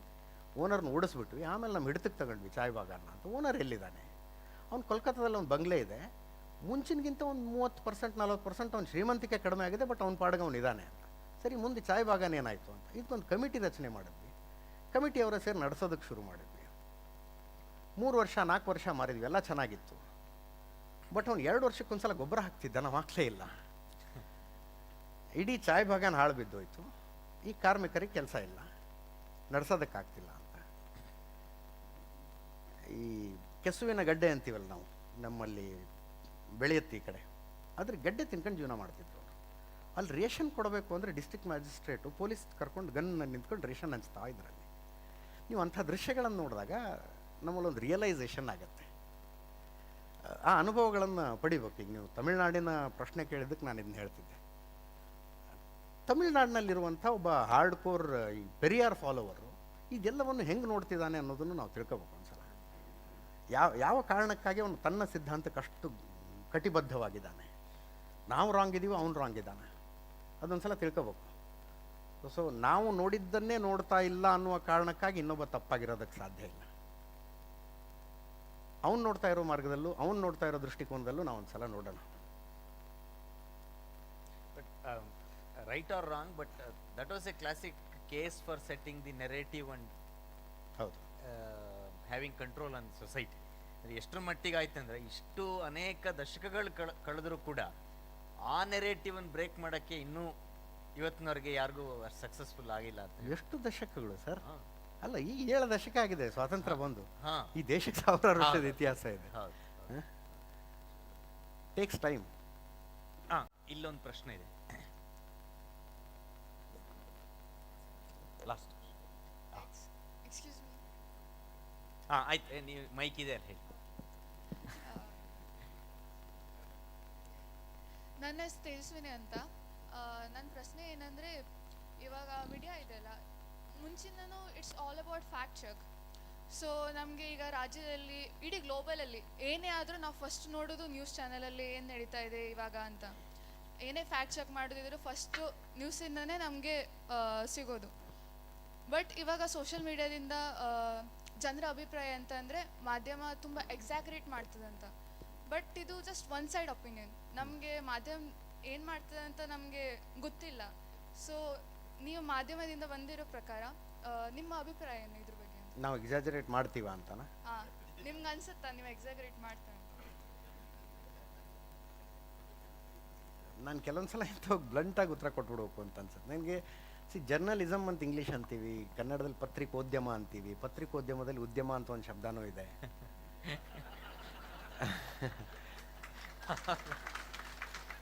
ನಾ ಭಾಳ ಕಡೆ ಹೇಳಿದ್ದೀನಿ, ನಮಗೆ ಗುರುವಾರ ಬೆಳಗ್ಗೆ 11 ಗಂಟೆಗೆ ಒಂದು ಮೆಸೇಜ್ ಬರುತ್ತೆ. ಮುಂಚೆ ಶುಕ್ರವಾರ ಬರ್ತಿತ್ತು, ಈ ಗುರುವಾರ ಬರ್ತಿದೆ. ಆ ಮೆಸೇಜನ್ನು ಓಪನ್ ಮಾಡೋದಕ್ಕಿಂತ ಮುಂಚೆ ಗುರುವಾರ ಅನ್ನೋ ಕಾರಣಕ್ಕೆ ನಾನು ರಾಯರ್ ನೆನೆಸ್ಕೊತೀನಿ. ಮೆಸೇಜ್ ಓಪನ್ ಮಾಡ್ಬೇಕು, ಅದನ್ನು TRP ಬರುತ್ತೆ ಅದರಲ್ಲಿ. ಯಾವ ಚಾನಲ್ಲು ಯಾರನ್ನ ಬೀಟ್ ಮಾಡ್ತು, ಯಾರು ಮುಂದೆ ಹೋದರು, ಯಾರು ಹಿಂದೆ ಬಂದರು. ನೀವು ಎಕ್ಸಾಜರೇಟ್ ಮಾಡ್ತಿದ್ದೀವಿ ಅನ್ನೋದು ನಿಮ್ಮ ಒಪಿನಿಯನ್ ಆಗಿದ್ದರೆ okay, I respect it. But ಒಂದು ಮಾರ್ಕೆಟ್ ಎಕ್ಸ್ಪೀರಿಯನ್ಸ್ ಅಂತ ಇರುತ್ತೆ. Sorry to be so blunt. ಅಂದರೆ ನಮ್ಮ ಚಾನಲಲ್ಲಿ 370 ಜನ ಕೆಲಸ ಮಾಡ್ತಾರೆ ರೀ. We have to be in the race. ಏನು ನೋಡ್ತಾ ಇದ್ದಾರೆ, ಏನು ನೋಡ್ತಾ ಇಲ್ಲ ಜನ, ಯಾವ ರೀತಿಯಾಗಿ ಕೊಟ್ಟಾಗ ನೋಡ್ತಾರೆ, ಯಾವ ರೀತಿಯಾಗಿ ಕೊಟ್ಟಾಗ ನೋಡೋದಿಲ್ಲ. ಮೊನ್ನೆ ಹಿಂಗೆ ನನಗೆ ಬೆಂಗಳೂರಿನಲ್ಲಿ ಒಂದು ಕಾಲೇಜ್ನಲ್ಲಿ ಸಂವಾದ ಮಾಡುವಾಗ ಕೇಳಿದ್ರು. ನಾನು ಬೆಂಗಳೂರಿನ ಏರಿಯಾಗಳ ಉದಾಹರಣೆ ಕೊಟ್ಟೆ ಅಷ್ಟೇ. ಮಲ್ಲೇಶ್ವರಂನಲ್ಲಿ ಮಾಂಸದ ಅಂಗಡಿಗಳಿಲ್ಲ, ಯಾಕಂದ್ರೆ ತಗೊಳ್ಳೋರು ಕಡಿಮೆ. ಅಲ್ಲಿ ರಸಲ್ ಮಾರ್ಕೆಟಲ್ಲಿ ಗ್ರಂಥಿಗೆ ಅಂಗಡಿಗಳಿಲ್ಲ, ತಗೊಳ್ಳಲ್ಲ ಅಲ್ಲಿ. ಅರ್ಥ ಆಯ್ತಾ ನಿಮಗೆ? ಹಂಗಂತ ಮಲ್ಲೇಶ್ವರಮಲ್ಲಿ ಎಲ್ಲ ಸಸ್ಯಾಹಾರಿಗಳಿದ್ದಾರೆ ಅಂತಲ್ಲ, ರಸಲ್ ಮಾರ್ಕೆಟ್ ಅಕ್ಕಪಕ್ಕ ಎಲ್ಲ ಪೂಜೆ ಮಾಡದೇ ಇರೋರೇ ಇದ್ದಾರೆ ಅಂತನೂ ಅಲ್ಲ. ಅಲ್ಲೂ ಪೂಜೆ ಮಾಡೋರು ಇದ್ದಾರೆ, ಬಟ್ ಗ್ರಂಥಿಗೆ ಅಂಗಡಿಗಳಿಲ್ಲ. ಮಲ್ಲೇಶ್ವರಮಲ್ಲಿ ಮಾಂಸ ತಿನ್ನೋರು ಇರ್ಬೋದು, ಮಾಂಸದ ಅಂಗಡಿಗಳಿಲ್ಲ ಅಲ್ಲಿ. ಹಾಗೆ ಮಾಧ್ಯಮ ಕೂಡ ನಾವು ಯಾವ ಏರಿಯಾದಲ್ಲಿದ್ದೀವಿ, ಏನು ವ್ಯಾಪಾರ ಮಾಡ್ತಿದ್ದೀವಿ ಅಂತ. ಬಟ್ ನಮಗೆ ನಮ್ಮದೇ ಆದಂಥ ಒಂದಷ್ಟು ರಿಸ್ಟ್ರಿಕ್ಷನ್ ಇದೆ. ಆ ವಿಷಯದಲ್ಲಿ ತುಂಬ ಬದಲಾವಣೆ ಆಗಿದೆ. ಮುಂಚೆ ಯಾವುದೋ ರಾಜಕಾರಣಿಯ ಸೆಕ್ಸ್ ಸ್ಕ್ಯಾಂಡಲ್ ಅಂದ ತಕ್ಷಣ ನಮ್ಮಲ್ಲೇ ಮೊದಲು ತೋರಿಸೋದಿಲ್ಲ. ಈಗ ನಾವು ಬಿಗಿನಿಂಗ್ ಹಾಕ್ಬಿಡ್ತೀವಿ, ನಾವು ಮಾರಲ್ಲಿ ಅಪ್ರೈಟ್ ಇದ್ದೀವಿ ಅಂತ. ಅಶ್ಲೀಲವಾಗಿರುವ ಕಾರಣಕ್ಕಾಗಿ ಇದನ್ನು ನಮ್ಮ ಚಾನಲಲ್ಲಿ ತೋರಿಸೋದಿಲ್ಲ ಅಂತ ಹಾಕ್ಬಿಡ್ತೀವಿ.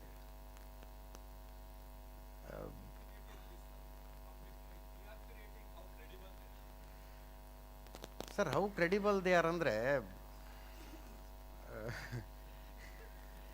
ಈ ಕಾಂಗ್ರೆಸ್ನವ್ರು EVM ಪ್ರಶ್ನೆ ಮಾಡ್ದಂಗೆ ಆಗ್ಬಿಡುತ್ತೆ ಸರ್ ಅದು.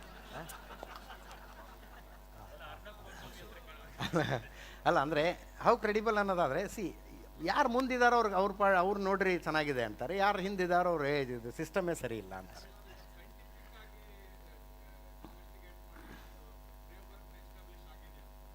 They give the numbers which I independently cannot cross check. ಇಂಡಿಪೆಂಡೆಂಟಾಗಿ ನಾನು ಕ್ರಾಸ್ ಚೆಕ್ ಮಾಡುವುದಕ್ಕಾಗದ ಸಂಖ್ಯೆಗಳನ್ನು ಅವ್ರು ಕೊಡ್ತಾರೆ. ನಾನು ಡಿಟೇಲಾಗಿ ಹೇಳಬೇಕು ಅಂದರೆ ಪೀಪಲ್ ಮೀಟರ್ ಅಂತ ಇರುತ್ತೆ, ರ್ಯಾಂಡಮ್ ಹೌಸ್ ಹೋಲ್ಡ್ಗಳಲ್ಲಿ ಅದನ್ನ ಹಾಕ್ತಾರೆ. ಅವ್ರು ಏನು ನೋಡ್ತಿದ್ದಾರೆ ಅನ್ನೋದು ಅಲ್ಲಿ ರಿಜಿಸ್ಟರ್ ಆಗುತ್ತೆ. ಯಾವ ಮನೆಗಳಲ್ಲಿ ಹಾಕಿದ್ದಾರೆ ಅನ್ನೋದು ನಮಗೆ ಗೊತ್ತಿರೋದಿಲ್ಲ. ಅದನ್ನು ನಾವು ತಿಳ್ಕೊಳ್ಳೋಕೆ ಹೋದರೆ ಅದು ಕ್ರಿಮಿನಲ್ ಅಫೆನ್ಸ್ ಅಂತ ಆಗುತ್ತೆ. ಅವ್ರು ನಮ್ಮ ಮೇಲೆ ಕ್ರಮ ಕೈಗೊಳ್ಬೋದು, ಅಂದರೆ ಆ್ಯಸ್ ಅ ಚಾನಲ್ ಬಾಯ್ಕಾಟ್ ಮಾಡ್ಬೋದು. ಆ ರೀತಿಯಾದಂಥ ಒಂದಷ್ಟು ಸಿಸ್ಟಮ್ ಇದೆ. ಸದ್ಯಕ್ಕೆ ಅದು ಒಂದೇ ವ್ಯವಸ್ಥೆ ಆಗಿರೋದ್ರಿಂದ ಅದೇ ರಿಲಯಬಲ್. ನಾನು ತುಂಬ ಕಡೆ ಹೇಳ್ತೀನಿ, ಪ್ರಜಾಪ್ರಭುತ್ವ ಸಮಾಜವನ್ನು ನಡೆಸುವ 2ನೇ ಅತ್ಯುತ್ತಮವಾದ ಮಾರ್ಗ ಅಂತ. ಮೊದಲೇದು ಯಾವುದು ಅಂತ ಯಾರಿಗೂ ಗೊತ್ತಿಲ್ಲ. ನಮಸ್ಕಾರ ಸರ್. ಅಲ್ಲ, ಇವರು ಆಯೋಜಕರ ಟೈಮ್. ನನ್ನದೊಂದು ಕೊನೆಯ ಪ್ರಶ್ನೆ ಸರ್. ನಾನು ಆನಂದ್ ಜೆ ಅವರು ಆಳ್ವಾಸ್ ಕಾಲೇಜಿನ ಪತ್ರಿಕೋದ್ಯಮ ವಿದ್ಯಾರ್ಥಿ ಸರ್. ಈಗ ಸೋಷಿಯಲ್ ಮೀಡಿಯಾ ಬಂದರೂ ಕೂಡ ಜನರು ನಮ್ಮ ಆಫೀಸಲ್ಲಿ ಇಂಟರ್ನ್ಶಿಪ್ ಮಾಡ್ತಿದ್ದೆ, ಅಲ್ಲೂ ಹಿಂಗೆ ಕೇಳ್ತಿದ್ಯಲ್ಲೂ. ಬೇರೆ ಯಾರು ಕೇಳ್ರು.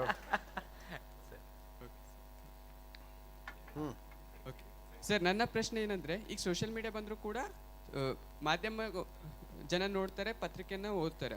ಆದರೂ ಕೂಡ ನೀವು ಅವಾಗಲೇ ಹೇಳಿದ್ರಿ ಸತ್ಯನ ಇದ್ದಿದ್ದಂಗೆ ತೋರಿಸ್ಬೇಕು ಅಂತ. ಮಾಧ್ಯಮ ಜನರ ಒಪಿನಿಯನ್ ಕ್ರಿಯೇಟ್ ಮಾಡುವಲ್ಲಿ ಒಪಿನಿಯನ್ ಕ್ರಿಯೇಟ್ ಮಾಡುತ್ತೆ. ಆದರೆ ಕೆಲವೊಂದಿಷ್ಟು ನ್ಯೂಸ್ ಚಾನಲು ಒಂದು ಕಡೆ ಮಾತ್ರ ಫೋಕಸ್ ಮಾಡಿ ತೋರಿಸುತ್ತೆ, ಇದ್ದಿದ್ದಂಗೆ ತೋರಿಸೋಲ್ಲಿ ನ್ಯೂಟ್ರಲ್ ಆಗಿ ಕೆಲವೊಂದಿಷ್ಟು ತೋರಿಸೋದು ಕಮ್ಮಿ ಥಿಂಗ್ಸ್. ಅದ್ರ ಬಗ್ಗೆ ನಿಮ್ಮ ಒಪಿನಿಯನ್? ಒಂದು ಎಕ್ಸಾಂಪಲ್, ಯಾವ್ದಾರು ಎಕ್ಸಾಂಪಲ್. Okay sir. ಇಂಥ ಇನ್ಸಿಡೆಂಟನ್ನು ನೀವು ಸರಿಯಾಗಿ ತೋರಿಸ್ಲಿಲ್ಲ ಅಥವಾ ಒಂದು ಸೈಡ್ ತೋರಿಸಿದ್ರಿ, ಎನಿ ಎಕ್ಸಾಂಪಲ್? ಇಲ್ಲ ಸರ್, ಅಂದರೆ ಈಗ ಒಂದು ಪಾರ್ಟೀಸ್ ಅಂತ ಬಂದಾಗ, ಈಗ ಪಾರ್ಟಿ ಈಗ ಕಲಬುರಗಿಗೆ ಹೋಗ್ಬಿಟ್ಟು ಇದನ್ನ ಮೋದಿ ಅವ್ರ ಮೊನ್ನೆ ಮಳಕೇಡದಲ್ಲಿ ಪತ್ರ ವಿತರಣೆ ಮಾಡಿದ್ರು. ಅವಾಗ ನೀವು ಫೋಕಸ್ ಮಾಡಿ ಓಕೆ ಇದ್ರ ಬಗ್ಗೆ ಇನ್ ಡೀಟೇಲ್ ಆಗಿ ಹೋದ್ರಿ. ಇನ್ನೊಂದು ಚಾನಲ್ ಅಂದರೆ ನಾನು ಹೆಸರು ತಗೊಳಕ್ಕೆ ಹೋಗೋದಿಲ್ಲ, ಆ ಚಾನಲ್ ಓಕೆ ಇದು ಈ ಭಾಗಕ್ಕೆ ಮಾಡಿದೆ, ಇದಕ್ಕಿಂತ ಮುಂಚೆ ಈ ರೀತಿ ಮಾಡಲಿಲ್ಲ ಅಂತ. ಬಟ್ ನ್ಯೂಟ್ರಲ್ ಆಗಿ ಕೆಲವೊಂದಿಷ್ಟು ವಿಷಯಕ್ಕೆ ಬಂದಾಗ ಅವ್ರ ಅಂಗಡಿ ರಸಲ್ ಮಾರ್ಕೆಟಲ್ಲಿ, ನನ್ನ ಅಂಗಡಿ ಮಲ್ಲೇಶ್ವರಂನಲ್ಲಿ. ಸರಿ ಅಜಿತ್ ಅವರೇ, ಇಷ್ಟೊತ್ತು ಥ್ಯಾಂಕ್ ಯು ಸೋ ಮಚ್. ಅನೇಕ ವಿಷಯಗಳ ಬಗ್ಗೆ Thank you, sir. ಇನ್ಸೈಟ್ಸ್ ಅನ್ನ ಕೊಟ್ಟಿದ್ದೀರಿ ಸರ್ ಶಿವಾರೂರು ರೆಡಿ ಇದ್ದಾರೆ, ಬೇಕಿದ್ರೆ ಸುಮ್ಮನೆ ಮಾತಾಡೋದಾದ್ರೆ ಅಲ್ಲಿ ಒಂದು ಕಾಫಿ ಕುಡ್ಕೊಂಡು ಮಾತಾಡೋಣ. ಮಾತಾಡಿ. No problem. ನಾನು ಮಧ್ಯಾಹ್ನ ತನಕ ಫ್ರೀ ಇದ್ದೀನಿ, ನಾನು ನೋ ಪ್ರಾಬ್ಲಮ್. ಥ್ಯಾಂಕ್ ಯು ನಾನು ಮುಂದಿನ ಅವಧಿಗೆ ತೊಂದರೆ ಆಗಬಾರ್ದು ಅಷ್ಟೇ. Thank you so much. ಮಾಧ್ಯಮ ನೋಟವನ್ನು ವಿಭಿನ್ನವಾಗಿ ಚಿಂತಿಸಿ ಹೊಸ ಚಿಂತನೆಯನ್ನು ಮೂಡಿಸಿದ ಶ್ರೀ ಅಜಿತ್ ಹನುಮಕ್ಕನವರಿಗೆ ತುಂಬು ಹೃದಯದ ಧನ್ಯವಾದಗಳು. ಹಾಗೆ ಈ ಕಾರ್ಯಕ್ರಮವನ್ನು ಬಹಳ ಸೊಗಸಾಗಿ ನಡೆಸಿದ ಶ್ರೀ ರಾಧಾಕೃಷ್ಣ ಹೊಳ್ಳರವರಿಗೂ ಧನ್ಯವಾದಗಳು. ಈಗ ಲಿಟ್ ಫೆಸ್ಟ್ ಸಂಘಟಕರು ಶ್ರೀ ಸೂರಜ್ ರವರು ಅತಿಥಿಯವರಿಗೆ ನೆನಪಿನ ಕಿರು ಕಾಣಿಕೆ ಕೊಡಬೇಕಾಗಿ ವಿನಂತಿಸುತ್ತೇವೆ.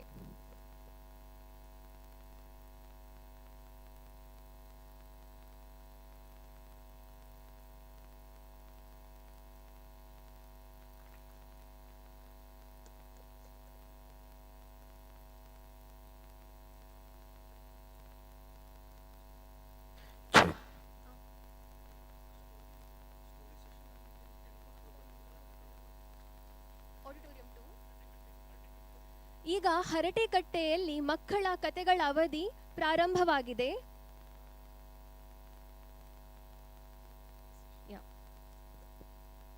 Moving on to the much awaited session, Armed to Lead India's Way Ahead. We have Shiv Kunal Verma. He is an Indian military historian and a documentary filmmaker, a journalist, a writer. He has written his autobiography, Life of an Hindustani, 6 Degrees of Separation. Another esteemed speaker, Mr. Bharat Karnad, AVM Manmohan Bahadur. Bharat Karnad is research professor in National Security Studies at the Center for Policy Research, Delhi, and a national security expert. He is the author of India's nuclear policy, nuclear weapons, and Indian security. He was member of the National Security Advisory Board, member of the Nuclear Doctrine Drafting Group, Government of India.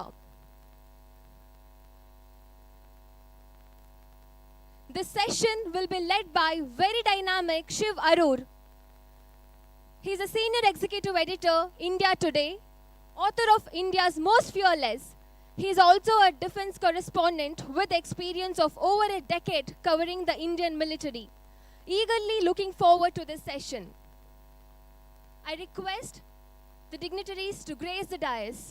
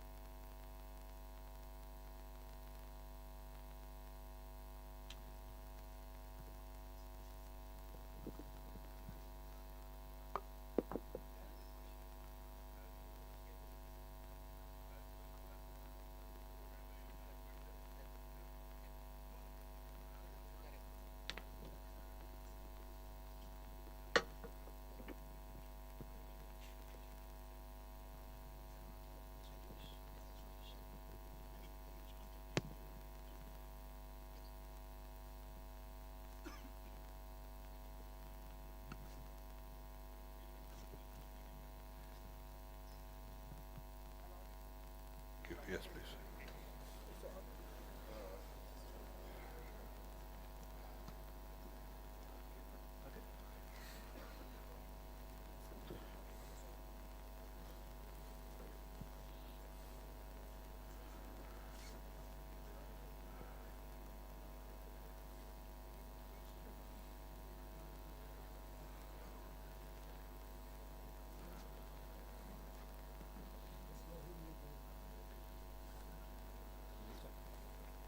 Am I audible? Sound? Everyone can hear me? Okay. Good morning. Namaskara to everyone here. It's a great privilege for me to be here at the Mangaluru Lit Fest. This is the part of the country where I am from, so I'm very honored to be invited back here. I was here in 2019, and I'm back again this year. So thank you very much to the organizers for inviting me back to my land. This is my native land, and always good to be back in this beautiful place. So thank you all for your time also on a beautiful, warm Sunday morning to be here to discuss today an issue that is very close to my heart, very close to the hearts of the people you have on this panel with me here today, which is a great honor for me and for all of you, and something that I believe that not enough people know enough about. I think it's very important that this is something that people hear more about, and I can't think of a better panel to discuss it this morning than the people we have here today. The topic of today's panel discussion is the Indian military, the way ahead. But I have decided to narrow it down a little further to not just the Indian military, but since we are a country that has been in a warlike situation for almost 3 years now on our Ladakh border with China, I thought that would be the best topic to discuss. What better topic to discuss than something that we have right in front of us, something that threatens our security, our sovereignty, our territory, and look at it through the eyes of 3 experts who write about it, who have taught about it, who have experienced it in some respects, and in many ways have also been part of the planning process for India's military over the years. So I'd like to start by introducing Air Vice Marshal Manmohan Bahadur. He is a decorated pilot from the Indian Air Force. He has served for many years. He's a helicopter pilot, one of the first to land in Siachen, but his experience and his wisdom goes way beyond just being a pilot.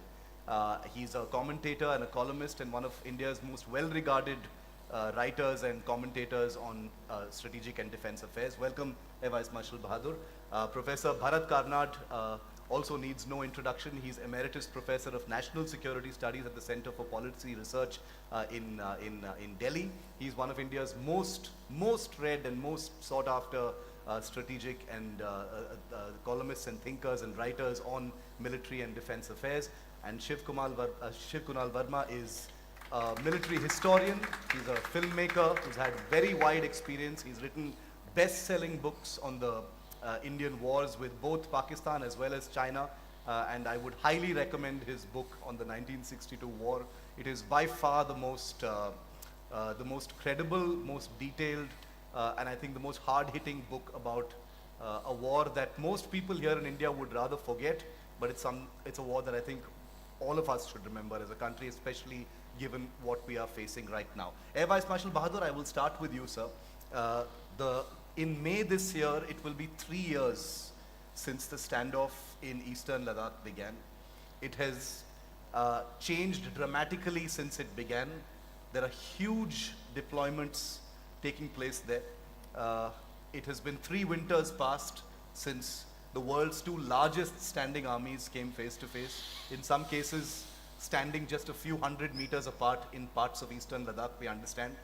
There has been no fighting there since the Galwan clash of 2020, but it is still a precarious situation.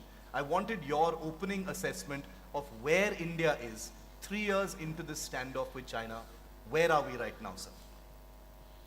First of all, thank you very much for coming here. My first trip to Mangalore, beautiful countryside you've got, as I saw yesterday. But let's get to Ladakh, which is also a beautiful place. I spent my life there, literally.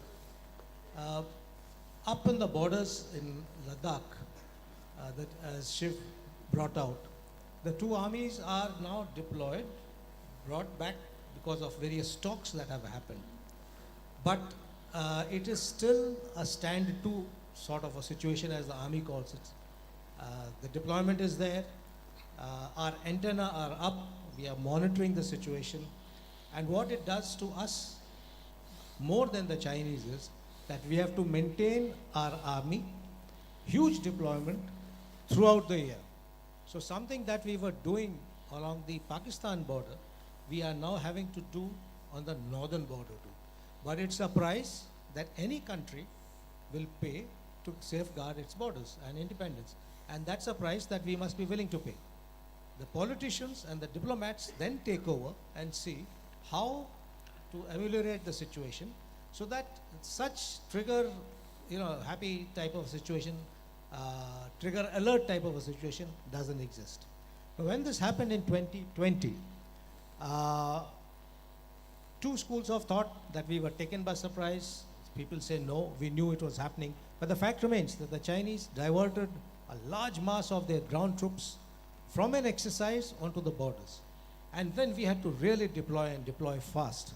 And that's where the army moved by road, and the Air Force put everything, all their transport helicopter assets up front. And the fighters started operating from there.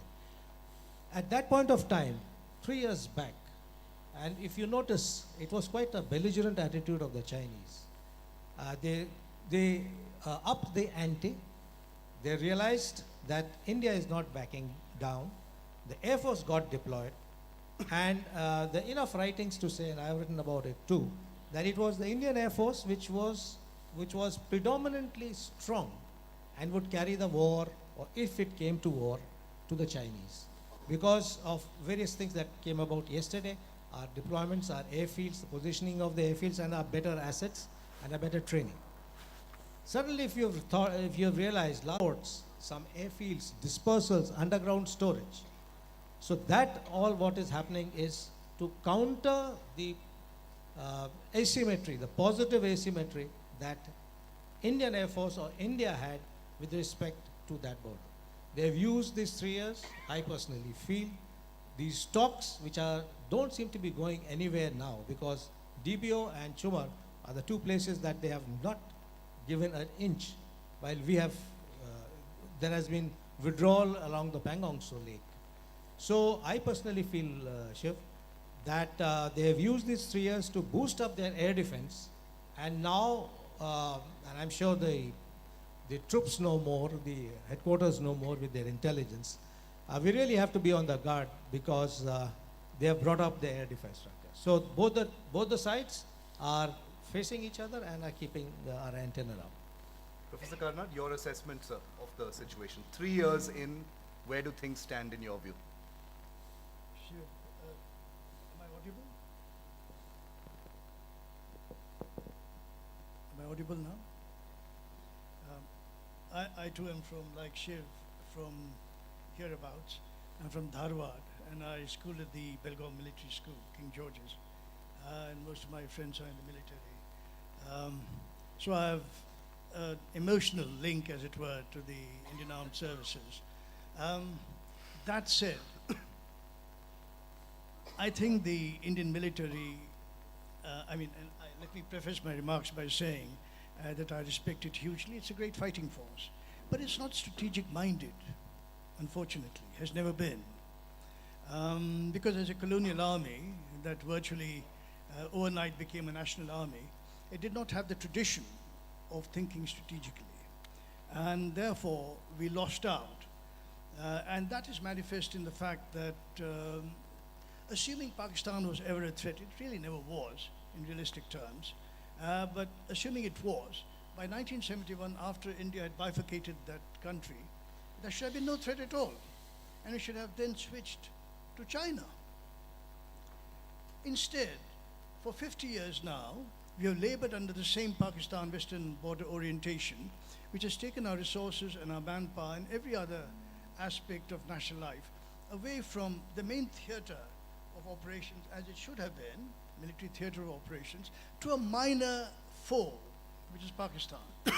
Just to give you an inkling of just how minor Pakistan is as a credible threat, its GDP is 1/13, it may be 1/17 by now, actually it's almost collapsing, it might be 1/20th or 1/30th of the market cap of the Mumbai Stock Exchange, for God's sake.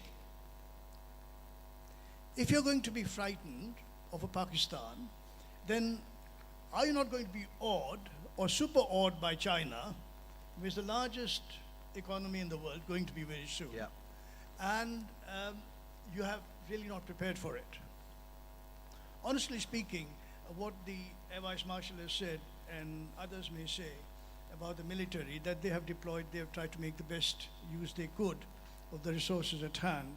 The fact of the matter is, we did not prepare to deal with the Chinese for all of 70 years. We have been politically naive, gullible even, and therefore we have accepted what the Chinese said at the word. It's the wrongest thing to do. The Chinese have, and I always said that strategic mindedness, if any people manifested, it's the Chinese. It's the Chinese. If any people lack the strategic mindedness, it is India and Indians. And therefore, there's so much, bigger territory that Indians have to traverse in a strategic sense before getting to be a match for the Chinese. And that's what I mean. Our entire military is completely inadequate to deal with China. Look at all our forces. The Air Force, the Air Vice Marshal is here, and it's one of my pet peeves as well, that there's no aircraft right now that is not short-legged, meaning very short-range aircraft, just about every aircraft. Sukhoi 30 is not a long-range aircraft. It's a medium-range aircraft, 700 kilometers up, fully loaded. So you're not going to get very far dealing with China if you have a Sukhoi 30. That's the longest range aircraft we have, and so on. Most of our orientation, military orientation, is westward. We have only so many mountain divisions.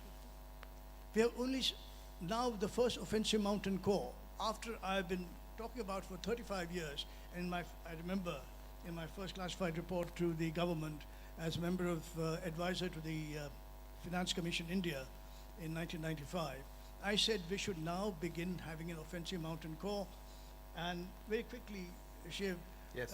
Reorganizing our 3 strike corps into one composite corps and shift the resources Chinaward to have ultimately 4 offensive mountain corps. Offensive in the sense, not with heavy tanks, because you cannot operate these damn tanks in the mountains. That should have been obvious to everybody. We should have had light tanks with high torque engines that could fire at rarefied airs of the high altitude, and we should have had those kinds of formations. We don't have it. So what we are doing right now is doing the best we can with what we have, and it may be inadequate. Of course, it's another thing. The Chinese have to worry about various other threats, and therefore we too get into the threat matrix, and we perhaps then have a way out in terms of, shall we say, getting a relief of sorts. Just as a small follow-up question, Professor Karnat, the report that you submitted, which year was that? No, it is a classified report. I wish they'd unclassify it. It is how we used our resources from 1950 on. Yeah. That's my timeline. To the time the Finance Commission, 10th Finance Commission under K.C. Pant, who was our defense minister previously, he was a chair, up to 1985 or 89, something Right. like that. That's the Right. timeline, really. And my study brought out just how monies were misspent as I saw Yeah, it. yeah. As I saw it. Just in a sense reinforcing the very short legged kind of forces that could not operate at a distance. And in fact, many of the things that were there in that report, just by way of a small example, are some of the technologies that India is trying to, get on an urgent basis now, owing to the current standoff. So stuff that we should have been preparing for earlier with a China focus are now kind of emergency procurements, and with the monster at our doorstep, we are being forced to look at those things. So I'll come back to that aspect that Professor Karnad mentioned about preparation and why we didn't think this kind of thing was going to happen in just a moment. But to bring Kunal Verma into this, Shivji, the 1962 war is something that you are deeply familiar with. He's written the best-selling book on that war. There is a sense that much has changed since the 1962 war. India is not the India of 1962.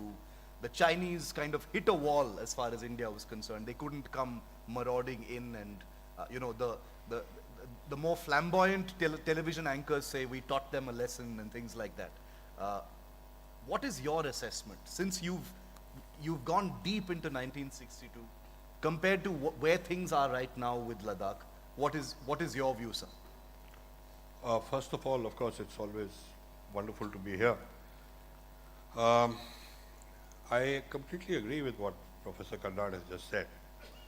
And I have to go a little step forward and then further back. In fact, let's go back to the genesis of the Chinese problem. Let's look at 1949 itself, when they first took Xinjiang and then they took Tibet, etc., etc. India has always been very reactive. We've had certain sessions in our military history where we did get a little proactive as we went along, but even that proactiveness was always the overall scenario was reactive.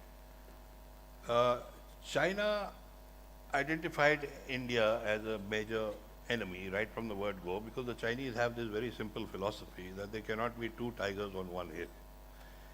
And the 1962 conflict, there were various reasons for it as to how it actually, over the decade, how things happened, and there were people in the Indian establishment then, people like General Thorat, General Kalwant Singh. The Kalwant Singh report in 1953 predicted the 1962 action. And then there was this operation, this exercise Lal Killa in March of 1961. Eastern Command at that time used to be in Lucknow, which was conducted by General Thorat, where he talked about a defensive line, which made a lot of sense, but they just kind of poo-pah'd it. Yeah. In fact, he even predicted the dates of the attack. I mean, that's how my 62 book actually really starts. China, after the 62, there were two reasons, which, according to me, which actually led to the 62 conflict. One was the basic clash between Nehru and Mao.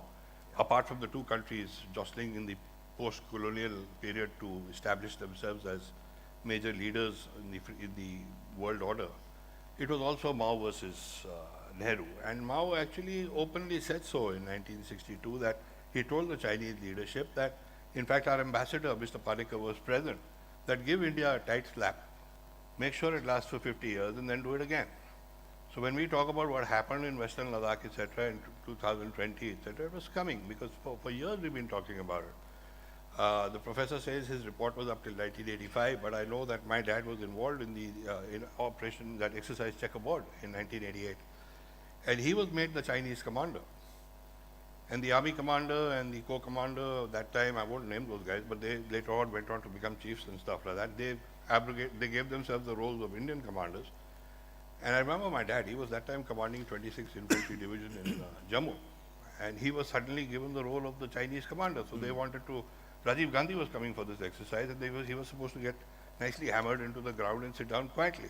So he asked General Rodriguez, who was his immediate boss, and he said, do you want me to think like an Indian Chinese general, or you want me to think like a Chinese general? And they said, no, Ashok, go ahead, think like a Chinese general. And the war was over in 3 minutes. Because at that time, they said, we'll come, so in the presentation from the Chinese side, they said, we'll come in from Gilgit. And they said, but sorry, that's unfair, we haven't planned for that. Yeah. But that's exactly what happened later on. And the complete lack of being able to project into the future and see how things go. To come back to your question, whether we are as prepared in 1962 as we are now, I think we are definitely a different country. There are a lot of other things at play. It's not just as to how many troops are facing who. And I also feel that it's a terrible mistake to try and match China.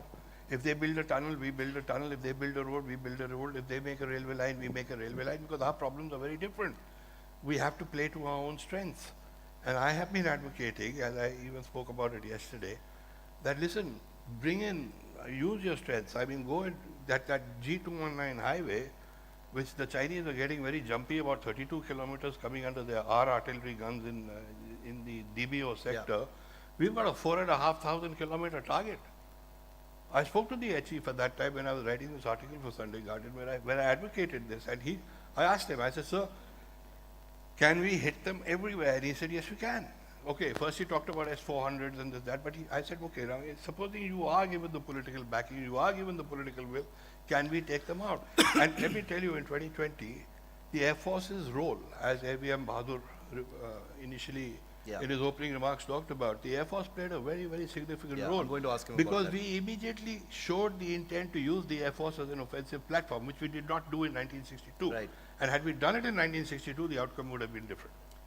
Which brings me precisely to my next question, because one of the most one of the most famous, publicly known facts about 1962 was this governmental hesitation in deploying the Air Force in 1962. It was a complicated issue. War is always a complicated issue, but there is a general perception that if India had been allowed to use the Air Force, perhaps some parts of that war would have been different. Air Vice Marshal Bahadur, to bring you on to the point that Shivji just mentioned about the use of the Air Force, we did see it. Even from the media, it was quite visible in the opening days of the standoff that there was a very visible deployment of the Air Force. We had our attack helicopters there. When the Rafales came in, they were sent there Straight away. quite immediately. Yeah. They just had a small stopover at their home base, and then they were in Ladakh. We saw the virtually all types of the Indian Air Force combat fleet. What kind of role did the Indian Air Force play in the standoff in those early days as well as now, sir? Okay. There are two things, and when you talk of deterrence, and Professor Karnad can speak much more about deterrence, but deterrence by denial, deterrence by punishment. That means, listen, if you do something funny, I have got the assets to punish you. So the other guy gets deterred. And deterrence by denial is, we are strong enough, so why attack us? Because nothing will happen. So what happened in 2020 was, we showed our fangs, our teeth in a way, to say, listen, if you don't stop, we will strike you. And we showed our assets. And our capability, our aircraft assets, our training of pilots is much better, but slowly, and in fact the Chinese are really catching up. You would have heard that they hired British pilots through South Africa to train their pilots in Western tactics. So they are going about it the big way. They know that they have gone on the Russian ethos, which was not too good, and they want to improve, and they're improving. So what we did was that when we showed our, got the air assets going up, it was an indication that we will strike. And to talk about striking the highway and the railway line and the bridges, all of them are within range. Let's not throttle back on this. The fact remains that all those targets, those bridges, all those things are All within those range. things that they're building now All of them in Tibet are within strike range of our assets now. There are no two ways about it, okay? And I'm quite sure our people are training in a very practical way for doing that. But what I said was that they've used these 3 years to beef up their air defense cover, which was very sparse in the Tibetan region. Because the airfields were far spaced, there were hardly any radars. They have done the gap filling sort of.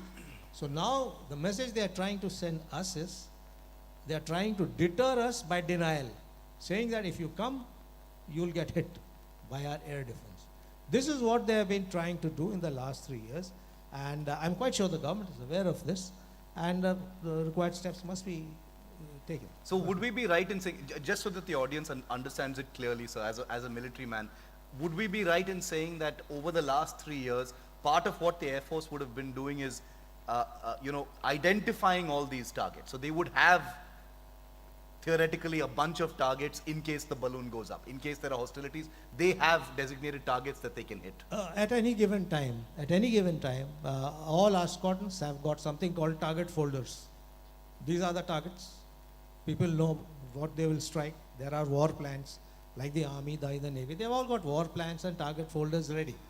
So when new areas or targets of interest arise, intelligence is fed, they are studied, and new targets are assigned. So though that is a continuous process during peacetime, and the training is during peacetime is what to do in case the balloon goes up. Just very quickly, last corollary on this air power issue, Air Vice Marshal. Does India have the upper hand as far as air power is concerned in eastern Ladakh at this point of time? Because we've seen reports about them being at a higher altitude, their bases being at a higher altitude, etc. Okay. Let's clarify this point of the altitude. The higher you go, the air becomes less dense, and hence the amount of load an aircraft can carry becomes lesser. All their airfields opposite Tibet, not so much towards the eastern side, that is opposite Sikkim, but in Tibet are high, 10,000, 11,000, 12,000. Our airfields, other than Leh and Thois, they are all along the plains, 100, 200, 300, 5. Srinagar is 5,000 maximum, Avanti is 5,500.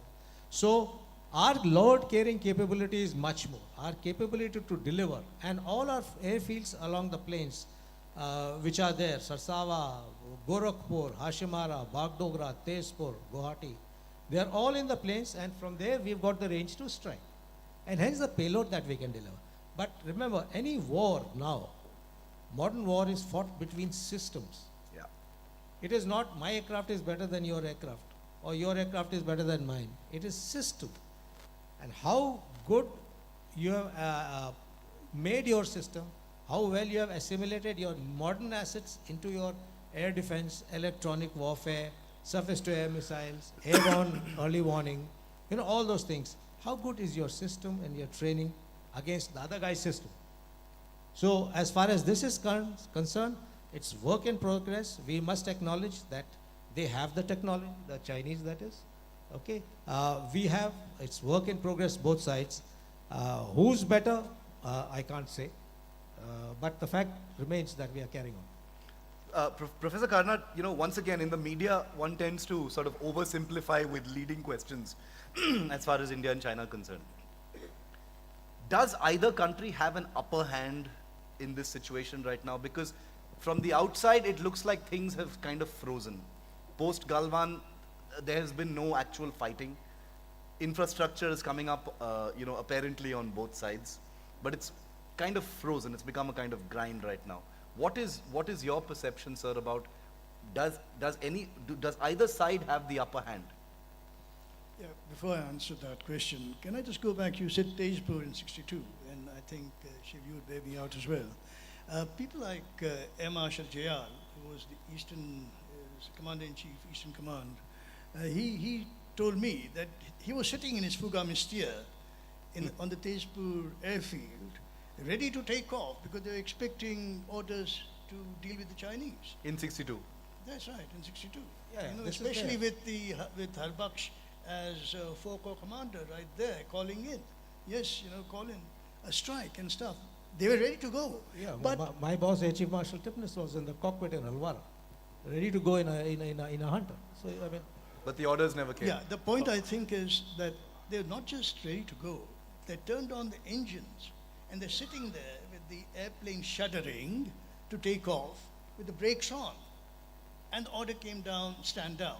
Now, the frustration is precisely because, by the way, the real reason was B.C. Roy, who was then the Chief Minister of West Bengal, as perhaps some of you recall, told Nehru, please don't use the aircraft to bomb the Chinese positions or the PLA because they might respond by bombing Calcutta. And Nehru accepted that advice. And therefore, our best card, if we could have played against the Chinese in 62, was not played. In other words, the advantage we had, the only advantage we had, was Air Force, and we didn't use it. And which leads me to believe that will we use that advantage, assuming we have it, Air Vice Marshal, in even imminent fracas on the border? I doubt it. The reason being, and the reason I'll tell you why did we vacate the posts on the Kailash range, as some of you perhaps read the newspaper? The South Pangong, yeah. Why did we vacate them? There was no reason to vacate it. It was the first real success of the entire encounter where the Indian Special Forces, the Special Frontier Force, that's geared for warfare at heights, captured it, and suddenly the Chinese found that they were looking down on the Moldo garrison. Yeah. And the Chinese got spooked. Why did we give it up without anything in return, adequate return that we should have insisted on? And in any case, we shouldn't have vacated it because we claimed that to be part of the LAC. So how come, sure, and so on? Doesn't make military sense. That's precisely the problem. So when you say that, well, yeah, we have the advantage, well, yes, the advantage doesn't matter unless you use it. Let's use it. Yeah. May I just make a point Yeah. in the same thing? Sure. It's not just the Air Force which was ready to go in 62, even Seahawks and Alizés had Of the been Navy. moved up to Gorakhpur. They were also ready to go. Individual bridges, individual targets. Now, so a slight correction on what you said. In fact, when I was doing the history of the Air Force in 1992, we had just finished interviewing Air Marshal A.K. Diwan, who had been the CNC in 71. And I had finished my conversation with him, and I was packing up the Sennheiser mics and stuff like that, when he said, I want to talk about 1962. So I looked at him and I said, what about it? And he said, I was ACS Ops. And he came up with something which was so stunning that actually even the air headquarters went into a virtual paralysis when they heard this. He said the decision to not use the Air Force has been given to, it was a political decision, all writers have said that, but actually it was a decision which was brought about by two people. One was B.M. Malik, who for some strange reason advised against using the Air Force, despite the fact that a PLA aircraft had actually defected to Taiwan and the Americans had handed over that pilot to us. We knew China does not have aviation fuel. We knew they can't get airborne. Jaggi Nath was flying his Canberra all over the place, not once did they intercept him. Yeah. And yet we decided not to do it. And what Diwan said was that the decision not to do this was mine. And I said, why the heck would you say that? So he called up his logbooks and he showed me, he was in 7 or 4 Squadron during the Arakan's operation. Yeah. And he said, I flew 471 sorties, we're looking for the Japanese, we never saw them. So the same thing applies. I said, sir, have you ever flown in that area? You were CNC East. What are you talking about? Because the passes are so narrow. A couple of napalm attacks over there. The Chinese were petrified of this because even on the night before the Nankachu attack, they were hauling up anti-aircraft guns onto the Thagla Ridge because even one vampire sortie would have changed things. Yeah, actually he was a group captain that time. Yes, sir. Yeah, he was a group captain that time, and I have read that there was a group captain, H.C. Diwan, who moved this note. So, I mean, when you think back with hindsight, you really wonder how it was done. Amazing, but it is a fact. The point about withdrawal from the hills and all. Professor, the point is like this. Finally, it's a political decision, and you rightly use the word the government of India. I don't think any one of us, at least I don't know, what was the reason why we withdrew from there. But because when you see from outside, you do feel that, why did we? We had a strong point there. And after that, the Chinese have just dug their heels in on DBO, the Depsang plains. And I've flown enough in that area to tell you that the way they have moved, and now those areas which are a no-go for our troops to go patrol, brings them very, very close to a track junction and DBO. I do not know how flying is going on there. We have a different route, of course, available. But why it happened, one doesn't know. There must have been something. I really don't know. Can I just Yes, add one yes. thing? The PLA now has built a bridge, a two-way bridge, from the northern Pangong Shoal to get to the Moldo garrison, and that will, speed up the redeployment or switching of forces from northern shore to Moldo and the Kailash range. Should they ever want to do that, they've cut down the shift time from about 3 to 4 days to a few hours, 13 hours. They can bring in a reinforced deployment right into Moldo. I mean, the point to make really is that somewhere, sometime, and invariably, it so seems to me anyway, that the government of India loses its nerve. It doesn't have the nerve to fight. If I may say so very, perhaps plainly, doing some plain speak. It has happened again and again that we are in these situations and we invariably back down. So, now, you can say that Group Captain Devan was responsible for that op decision at the time. And B.M. Malik, for those who don't know, was the Intelligence Bureau Chief, who was close to Nehru, and he was supposed to be the one-source intelligence expert in China to Nehru, and he completely misled Nehru all the time. But Nehru should have used his head, because he was getting other inputs. And he was not using it, but that's a separate matter. The point to make simply is this: if you're going to be if you're going to be a match or try to be a match for China, then you had to be like China in preparing to have war if that becomes necessary in your interest.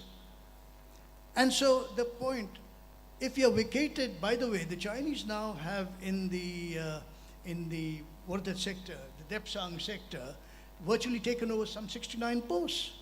We have lost 1,000 square kilometers of Indian territory, and that's a fact. The government of India still doesn't acknowledge it. But the fact is, we have lost 1,000 square kilometers of territory, critical territory, fronting on the Xinjiang highway, which we could have otherwise interdicted by land.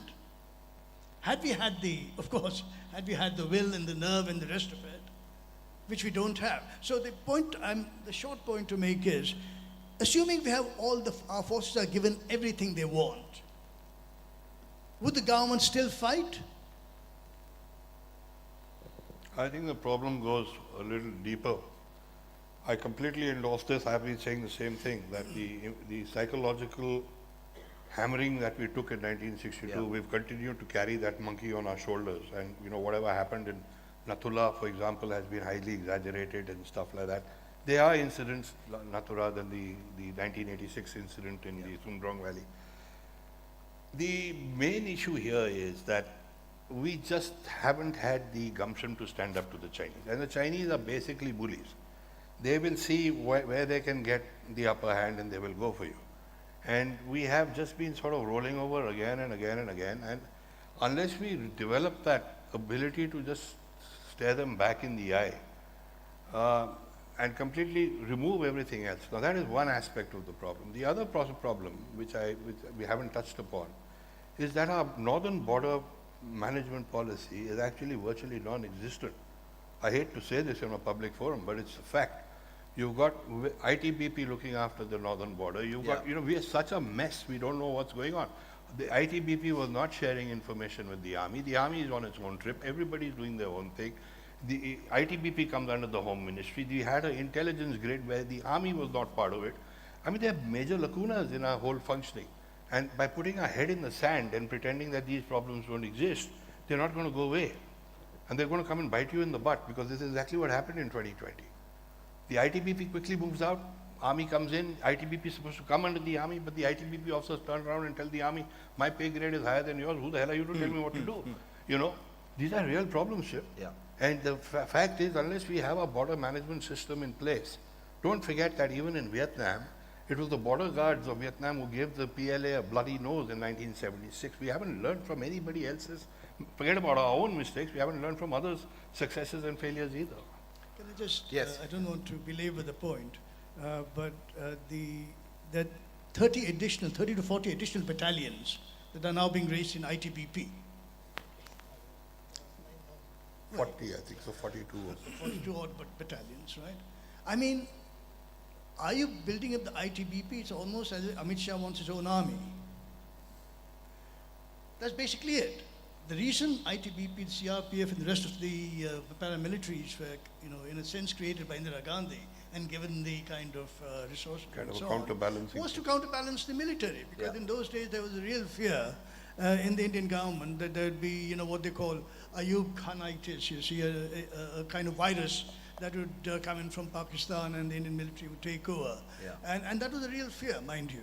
And so to deal with that, Indira Gandhi created all these paramills who were completely useless. As military forces, they're nearly completely useless. And you have more of them now being useless. So just having masses of useless people standing their ground at heights is not going to solve your problem, is it? But this is the kind of thing we do. Things that are not going to be helpful to India's security or Indian interests. I need to draw back a little, lest people go off with a different view. The cutting edge, when the orders come, are the boys and girls now in the frontline squadrons. Okay? Helicopter units, transport units, radar units, logistics units. Let me tell you one thing, that all that the professor spoke, I personally feel, sir, That's for the higher echelons and the interactions what happens between the government and the higher echelons. But the cutting edge, the people who will actually, kill and get killed, unfortunately, are raring to go. Let me tell you that. Oh yeah, that works for the army as well. Let's be clear on this part. Yeah, Okay. yeah. So lest anybody gets the wrong impression that the guys up front out there in Leh, Ladakh, or northeast, or in Sikkim, or the Navy down south, those guys don't have the goomph to fight. No, far from it. They follow orders. And what the professor said is the higher levels where many issues go in before you can actually launch war. It's not a simple thing. So the government takes into account so many other things, political, diplomatic, money, and, well, let's face facts, elections. Okay, yeah, I mean, all these things play, and the government thereafter takes a decision. But the fighting force is strong, class 1, first class. I can tell you that just after the standoff began, after the Galwan clash, one of my privileges is being able to go to some of these forward areas, and I was in Ladakh sometime in late 2020, just before the operations in South Pangong began. And what Vice Marshal says is absolutely true. I've spent time with the airmen, soldiers there, and they are all fully ready. They're prepared like as if they're going to be ordered to go in tomorrow. So the morale is extremely high. They're fully prepared. But yes, that aspect of us being reactive is ever present. One can get that sense as well. Just one. Yeah. So just to convey what you said. Yes. I was station commander Jammu when Parakram was on, and I still remember. I think it was 15th of January, 2002, when the CNC came, hopping from station to station, took me aside and said, "Bahadur, are you ready?" That's all he said. I said, "Yes, sir." And then my hair is standing now. We were ready, in Parakram. And same thing, middle May, when unfortunately our army families got killed in Kaluchek. Yeah. That was the second time we almost went in. All right, but the government has other things. But since 1965, it's the junior leadership of the armed forces which has actually built us up, and Kargil again is a classic case where the junior leadership, whether it's the Air Force, whether it's the Navy, and I've had the privilege of flying with them and operating with them. I filmed the whole Kargil war, so I think nobody had a better view of what was going on. The junior leadership in this country is something which has bailed us out time and again. And in fact, that's why what Professor Kannad is talking about, and even I'm alluding to, actually hurts, because you're not backing them up. You're letting them down again and again by simply not taking certain overall decisions which strengthens their hand. How long are you going to always rely on that poor chap and say, "Chadda wo pahad pe," and going to clear the guy out? And every time they have delivered, but to push, and a lot of it has to do with institutions like the National Defense Academy and the Indian military academies and the Air Force academies, where our training systems are absolutely outstanding. And as far as motivation levels go, you can't get better troops, but they have to be led, and without leadership, you're nothing. I'll ask one more round of questions, and then I think I can open it up to the audience. I'm sure you might have questions as well. Starting once again with you, Vice Marshal, is war a real possibility between India and China in eastern Ladakh? Because this is a question from a layperson's perspective, because they see what's happening there, they see some of the images coming out of there, they do know that violence has taken place. The armies came very close to fighting once again in early 2021. Is war a real possibility, sir? First of all, the last thing any uniformed person wants is a war. Yeah. Last thing.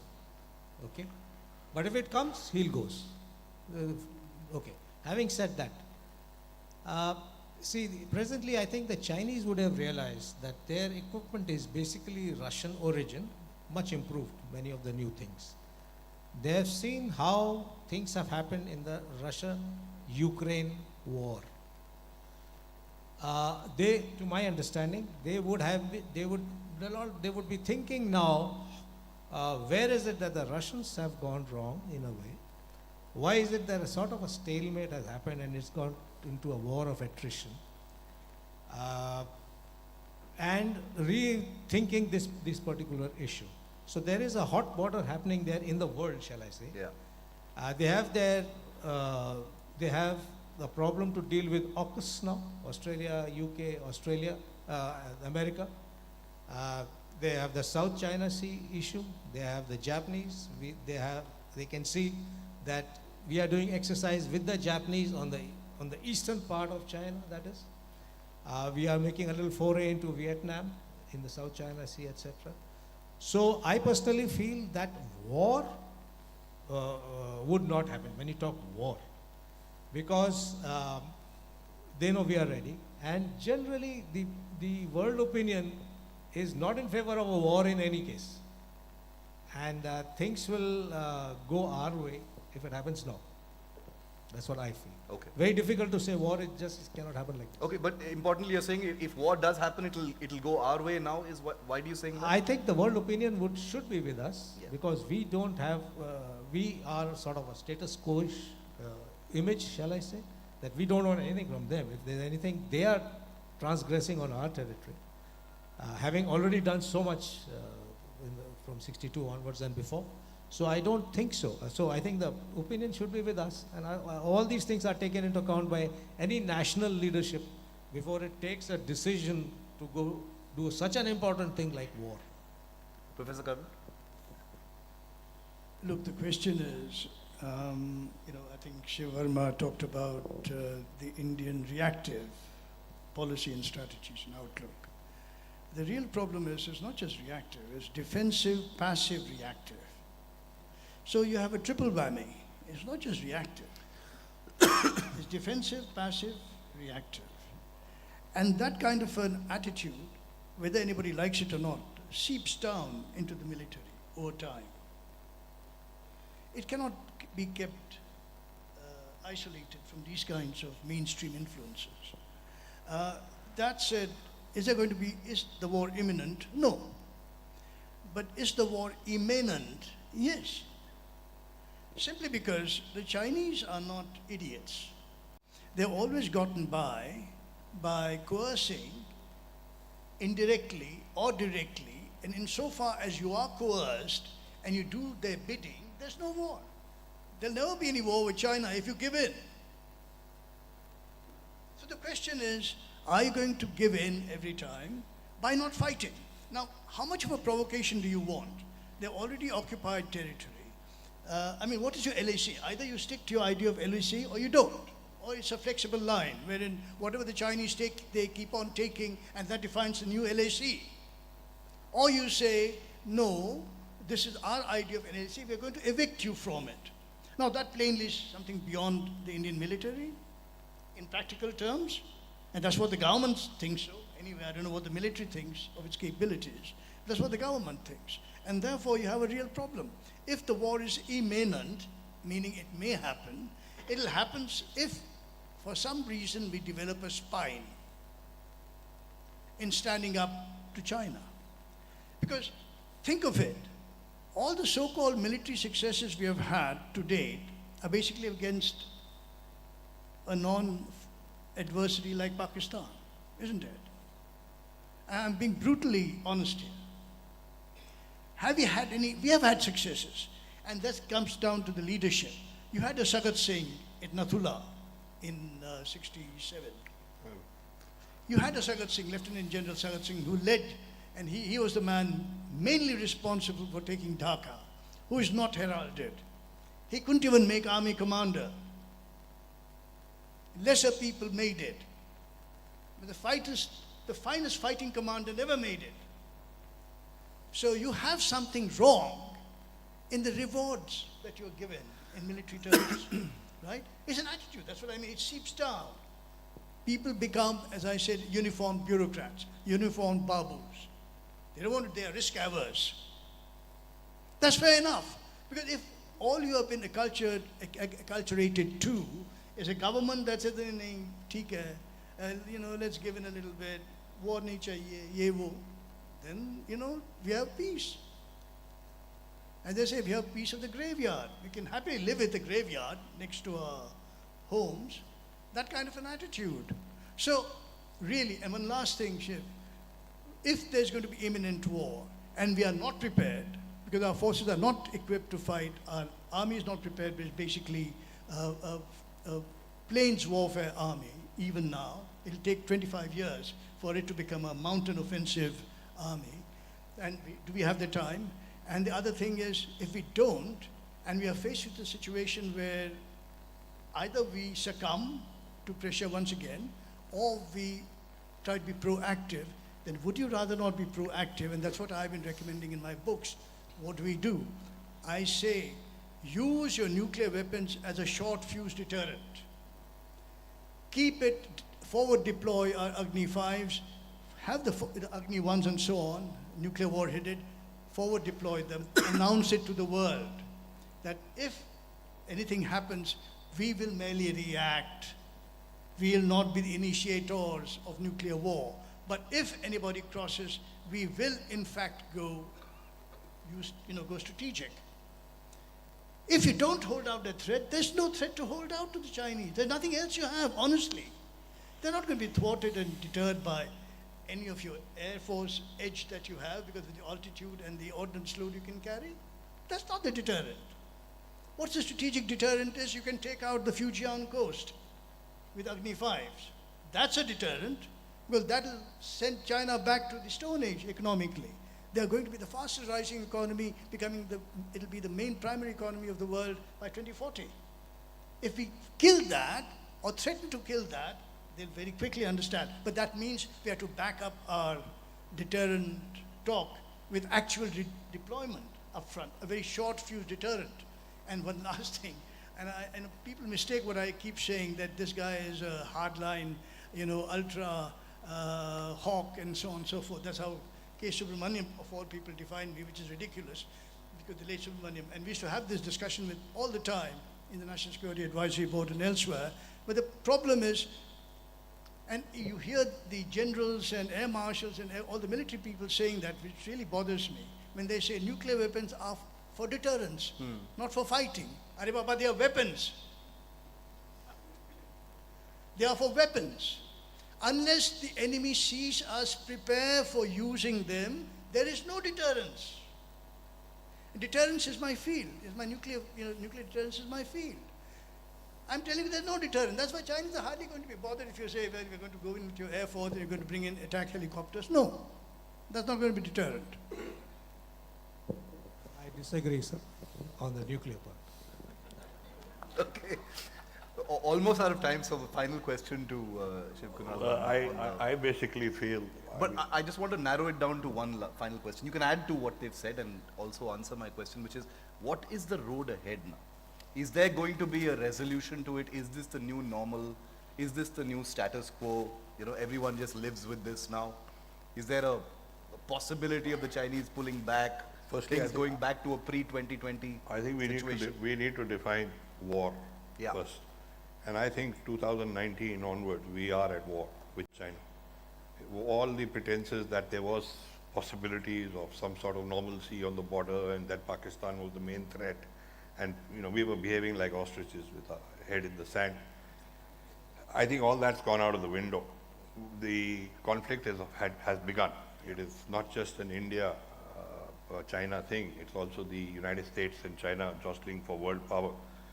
We are all bit players in this, and the situation is constantly evolving. War does not necessarily mean fighters streaming across the sky and missiles going left and right, but it's being fought at the cyber level, it's being fought at the economic level, it's being fought at 150 levels. A lot of those levels we are not even aware of. What Professor Karnad has just said in terms of deterrence and missiles, and he's talking nuclear, but I had actually advocated exactly the same thing in 2020 in my own article in Sunday Guardian. And I have also been saying, what's the point of having these missiles if you're not going to bloody well use them? So deploy them. And in fact, tell the Chinese that we've got them in Shimla, we've got them in Dehradun, we've got them here, and they're primed and they're ready to go. If you do anything, we will react. The way ahead is that, okay, I mean, we've also got to be very careful about not getting blindly pushed into the western corner, because one of the reasons why 1962 Mao did react was because of the CIA involvement in what was going on. blindly went into certain things. We did allow U2 flights from Kalaikunda. There was a lot of arms shipment from Sikkim, etc., which all added to the Chinese suspicion of India lining up with the United States. That, from their perspective, still remains one of the largest threats that they face, that if India actually gets forced into the Western camp with no holds barred, it would be a completely different scenario. And the Americans have always looked at Tibet as the soft underbelly of China. We have to, purely from an Indian perspective, and I've said this time and again, we have to prepare for Fortress India.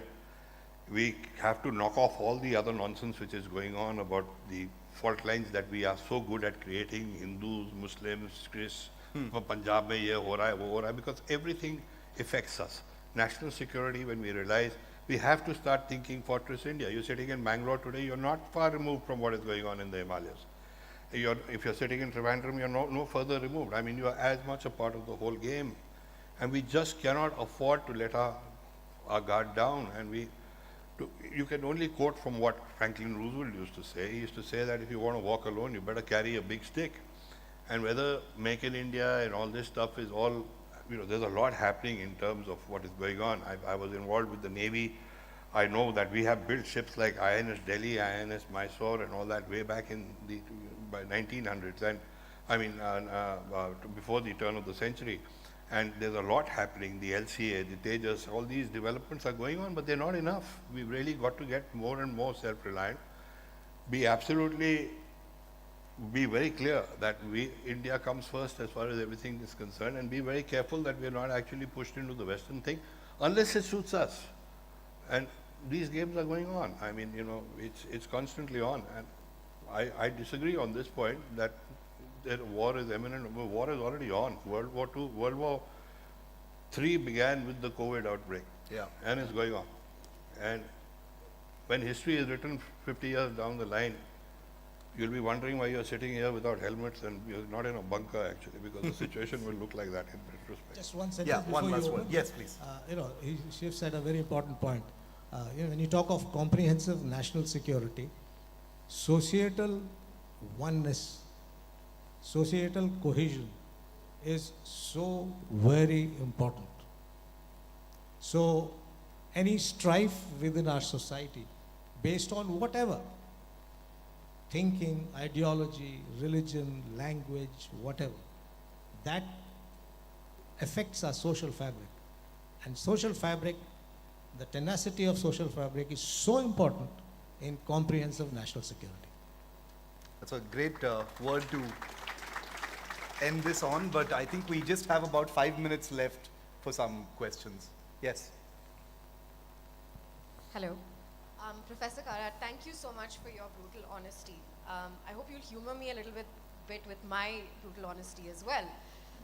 It seems to me that the push is to grow a spine overnight. How do we do that? Can we possibly out-bully a bully? China is an unpredictable player. And the truth is that there are different facets to our capabilities. You mentioned that, yes, we were preoccupied with Pakistan for X number of years.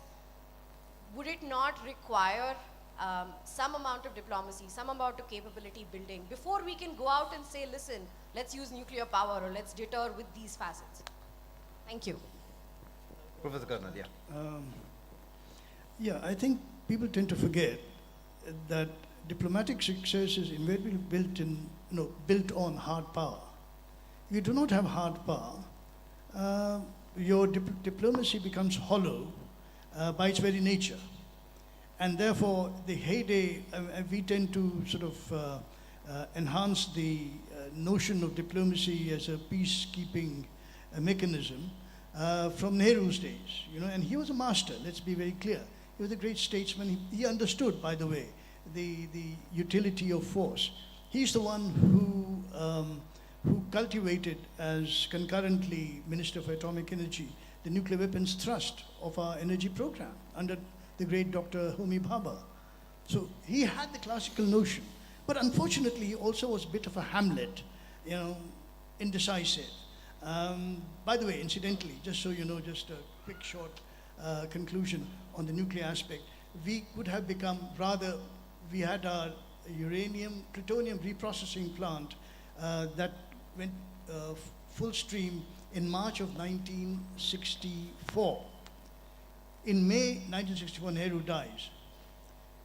In 1962, at the time of the Chinese war, Bhabha goes to Nehru, and this is, by the way, all recorded in my book, Nuclear Weapons in Indian Security, so it's all well documented. Bhabha goes to Nehru and says, Indian people are demoralized. You know, it is a brutal victory, humiliation for the Indian army. There was, and even extraordinarily, if you go into the Chinese records, the lead Chinese marshal of the Tibet in the Tibetan forces coming into India, Peng Hui, at that times, cautioned Mao. They said, no, this is the great Indian army that defeated the Japanese and beat up on Hitler and so on and so forth.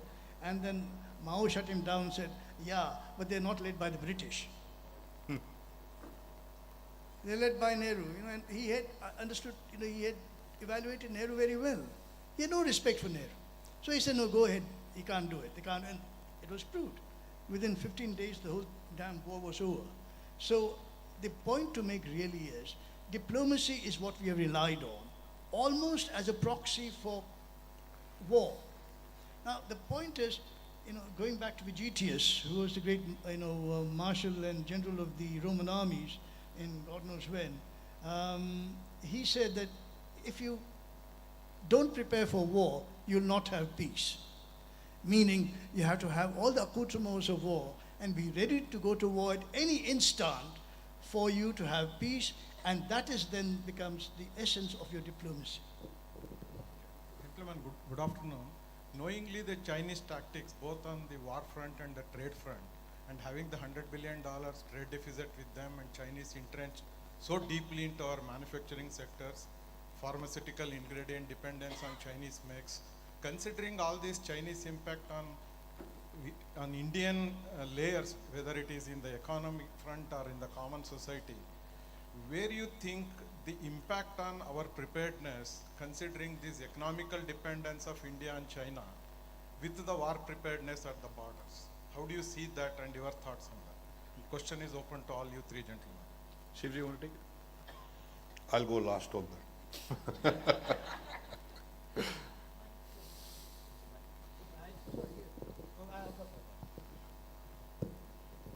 I think these are the issues that play up at the high level of governance.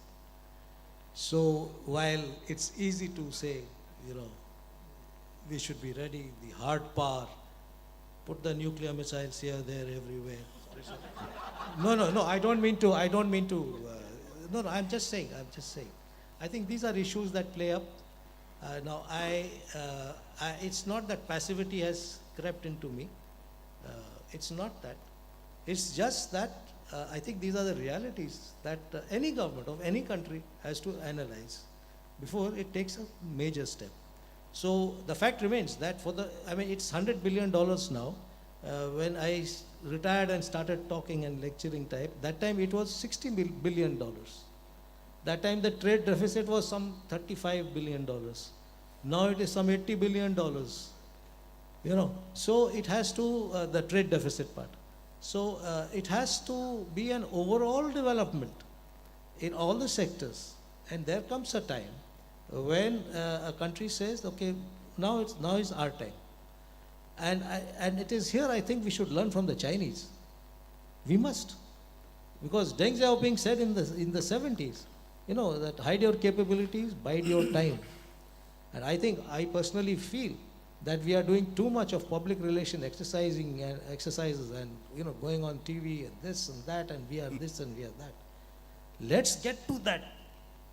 I feel, my personal opinion. Let's get that and then talk. So hide your capabilities, bide your time. From 70s to end of the turn of the century, the Chinese didn't raise a squeak. They were learning, they were preparing, they were getting the economy up.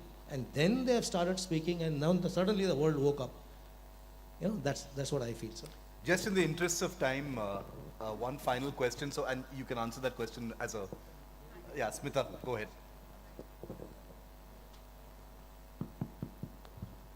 Thanks. Shiv, great session. I've got so many headlines, I don't know where to begin. Shiv Kunal says we are at war. Professor Karnad says deploy nuclear weapons, and I think AVM Bahadur said that the world opinion will be with us. To all three gentlemen, is there something called a limited conflict, and is it imminent? Thank you. Can I just add one small bit here? Is India ready for a two-front war with India and with Pakistan and China? Well, the two-front, I mean, Pakistan has always been a cat's paw for China. They have used this with great finesse since the 1960s. In fact, in my book on 1965, I have brought this out, that the Operation Gibraltar, which was where they infiltrated in a big way in the valley, was actually planned by Mao with Bhutto. And then Bhutto bypassed Ayub Khan and went with the GOC 12 division of Pakistan, and they did what they had to do. A two-front war is always a possibility, but I think Pakistan, given its exact current scenario, is not in a position to do anything other than just survive, even without us firing a shot. As far as the Chinese are concerned, they will continue to try and destabilize you, especially on the Himalayan front, because actually in their heads, and I think even in ours, we really should be looking a lot more at the Indian Ocean, especially the Malacca Straits, our own Andaman and Nicobar assets, etc. Part of the Chinese strategy, in my opinion, is also to divert attention from the Indian Ocean and keep us hopping on that side, because New Delhi, unfortunately, though we should ideally, we look at our coastline, our maritime assets, etc. We should be on a completely different thought process. But unfortunately, the Navy still, in our way of thinking, our thinking is landlocked. Whether there will be a immediate conflict, I do not think it's in either side's interest to actually get into a Tata Tutu up there. There will be dhakkam dhakki going on all the time, because that is the way they operate. But an actual short term, and it serves nobody's purpose, neither ours nor the Chinese. Professor Karnan, limited conflict or two-front war? Yeah, limited, of course. All war is going to be limited. I mean, by its very nature, you're not going to have total war, like the Second World War, where everybody's warring against everybody else in 2 camps or 3 camps, whatever. And the few countries that do remain neutral become fairly irrelevant, like Switzerland or Portugal under Salazar in the Second World War. The point to make, though, is that if you're going to, it's going to be limited. But the coercive aspects of strategic armaments is what we need to appreciate a lot more than we do. We are tactical minded. That's the point I'm trying very hard to make, that our military is tactical minded. And I refer to it by saying that this is also a colonial military force, and the Royal Indian Air Force became the Indian Air Force, the British Army became the Indian Army, the Royal Navy and so on became the Indian Navy. So the mindset was that and this is not what any of the flag rank officers of the 3 services say, but the fact is that the attitude is that they are a regional adjunct of some other power, a tactical adjunct to some other power. Like the Royal Air Force from the very beginning. I mean, if you look at, I've talked to, Air Chief Marshal Arjun Singh at his home many times, and I have him on record actually, I have not used it, wherein his attitude was so much like, you have short-legged aircraft, the Royal Air Force is going to do, and this, by the way, was manifest in '62, because you had the then Chief of the Royal Air Force, Sir John Slessor, who was talking about using Vulcan bombers, V-bombers, to take off from Indian airfield as a strategic backstop for countries like India in the 50s. So this is a real thing. This is not something that I'm alluding to by way of, literary allusion or anything of the kind. This is real history. So limited war, yes, there will be. If any war occurs, it's going to be limited. But what kind of limited war, and it's going to advantage whom at the end of it? That's what we need to worry about. We need to worry about the outcomes. And that's all the point I'm making, that unless you are far more aggressive and then communicate this aggressiveness in terms of protecting your interests, the Chinese are going to make mincemeat out of you. Final word from Vice Marshal. Finally, it's a question of outcomes, as Professor says. when you say talk of war, we are not talking of all-out war. I mean, take over India. No, no way. But the point is, will India's standing in the world be affected if we lose a small enclave? I think the answer is yes. So when you're talking of limited conflict, what we have to guard against is, when you're talking with China, is that we don't lose territory. Because that would be his aim, to show the world that, listen, India is nothing, we have captured whatever. That would be his aim. We can't say, I'll take over Jammu and Kashmir. That's not possible. So, limited conflict, as you say, is what, if it happens, would be this, with that sort of an aim, to bring India down in the world standing in the eyes of the world from that way. That is what we need to be on guard against. Then the reciprocal part is, can we take over a little bit of, the Xinjiang, or go back into will it affect China's standing? I don't think the world will even come to know, is what my point is. That is what the issue is, because of the different type of societies that we have got in our two countries. So limited conflict, yes.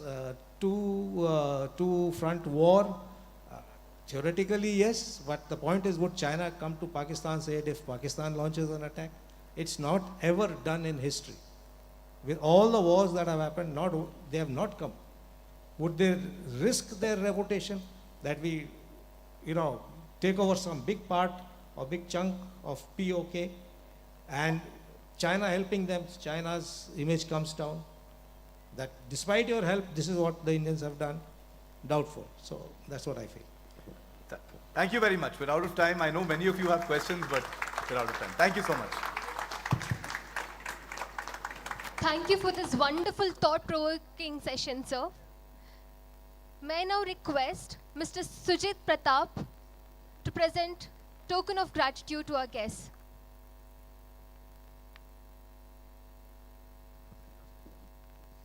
The next session is on need for shifting global narrative on India.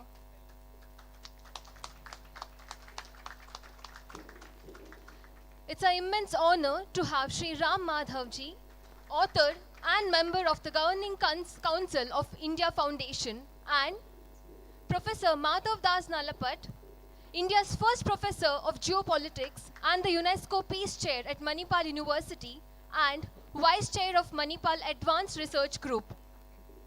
He's also editorial director of ITV Network. The session will be led by Shri Prashant Vaidyaraj, editor at Samvada World.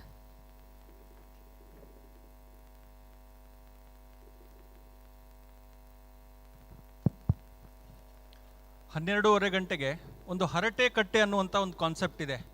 Ajit ಹನುಮಕ್ಕನವರ ಜೊತೆಗೆ ಮುಕ್ತವಾಗಿ ಇಲ್ಲಿ ಏನಾದರೂ ನಿಮ್ಮ ಮನಸ್ಸಿನಲ್ಲಿ ಪ್ರಶ್ನೆಗಳು ಉಳಿದಿದ್ರೆ ಅಥವಾ ಇನ್ನೇನಾದರೂ ಹೊಸ್ತನ ಕೇಳಬೇಕು ಅಂತಿದ್ರೆ ಅವರ ಜೊತೆ ಮುಕ್ತವಾಗಿ ನಾವು ಅಲ್ಲಿ ಮಾತನಾಡಲಿಕ್ಕೆ ಅವಕಾಶ ಇರುತ್ತೆ. 12:30 ಗಂಟೆಗೆ ಆ ಕಡೆಗಳಲ್ಲಿ ಇನ್ನೊಂದು ಆಡಿ 2 ಅಂತಿದೆ, ಅಲ್ಲಿ ಹರಟೆ ಕಟ್ಟೆ ಅಂತಿದೆ, ಅಲ್ಲಿ ಭಾಗವಹಿಸಬಹುದು.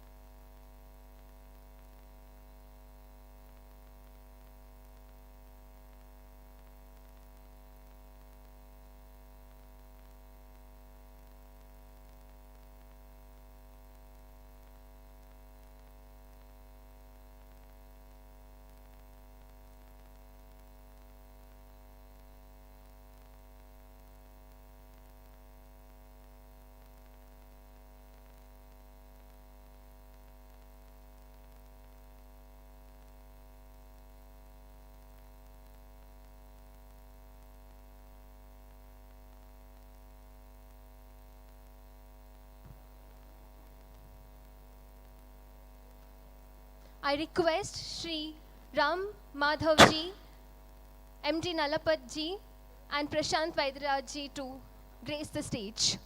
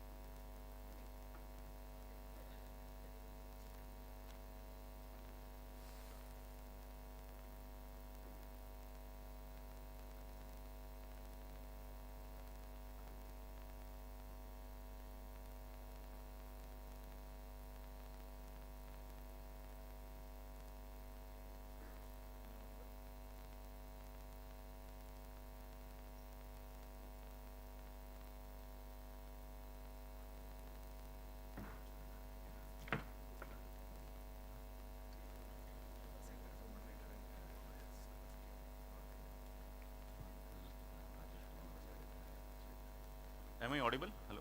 Yeah. So, at the outset, I should thank the organizers for choosing this topic. You know, we are living in interesting times when people want to change the narrative about India and try to install, reinstall democracy in India. So this is a topic where we could, discuss for hours. And I think with eminent panelists and erudite audience like you, 1 hour would be hardly sufficient. Before coming to the topic, Ramadevji, let me try to play a devil's advocate. Before coming to the need, this narrative about India, or what we say, the story about India which is prevalent in the world, is there really a story which is out there, or what is the narrative about India currently? And they say, they say a story which lives is something which somebody wants to listen. So is the world ready to listen, or what is the story about India since you travel a lot? So what is the story you see about India abroad? Firstly, what do we mean by this whole global narrative thing?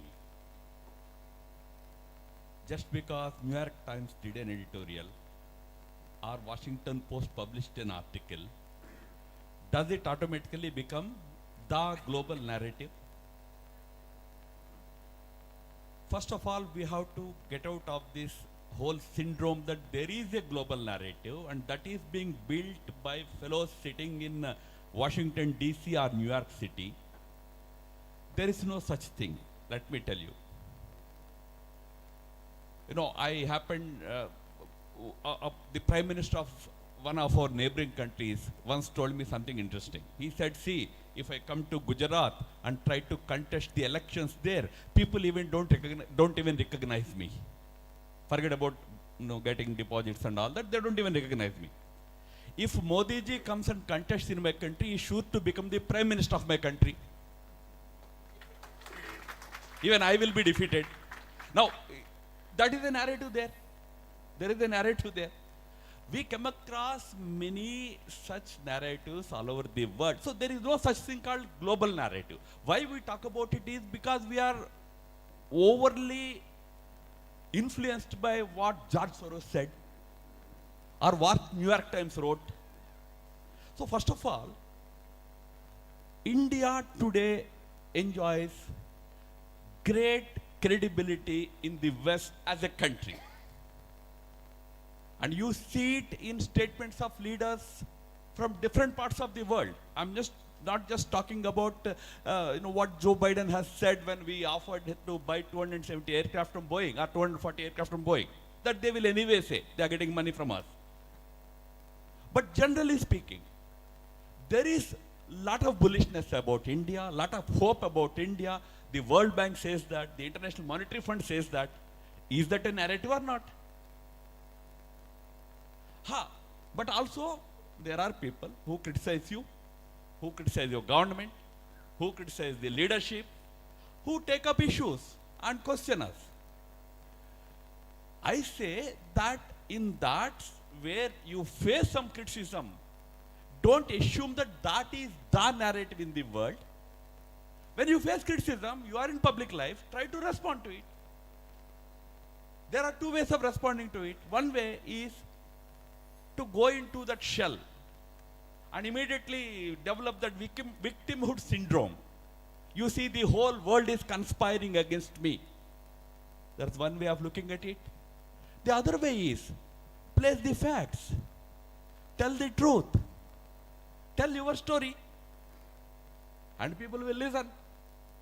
If somebody says, since you mentioned about democracy, if somebody says there is democracy deficit in India, please tell them that in the last 5 years, the current ruling party has lost 17 elections.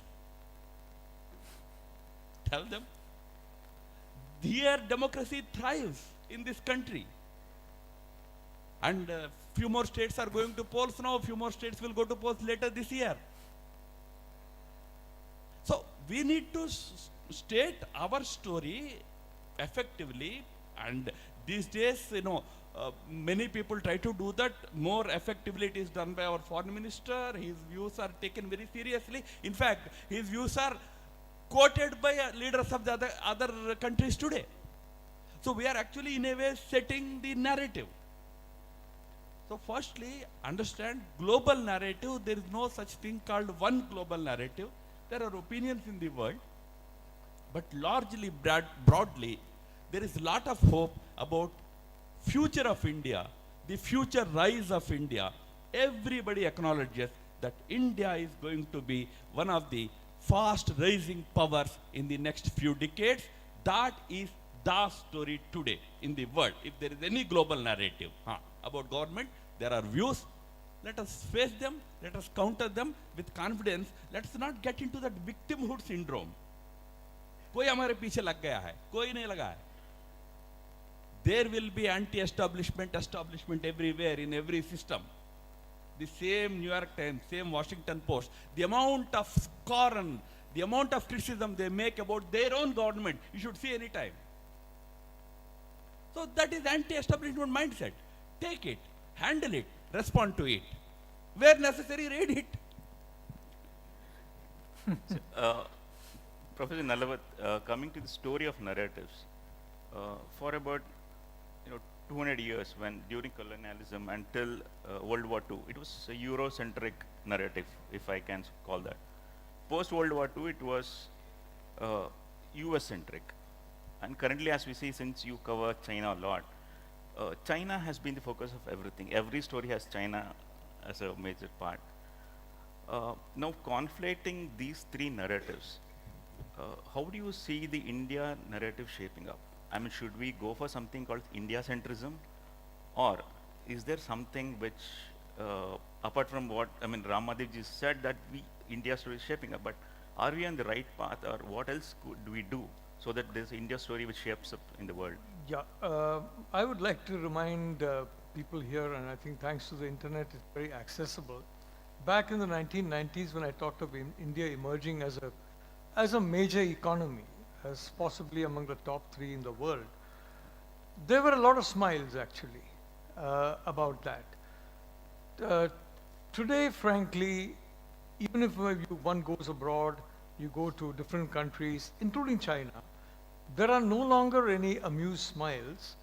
There is an acknowledgement of that.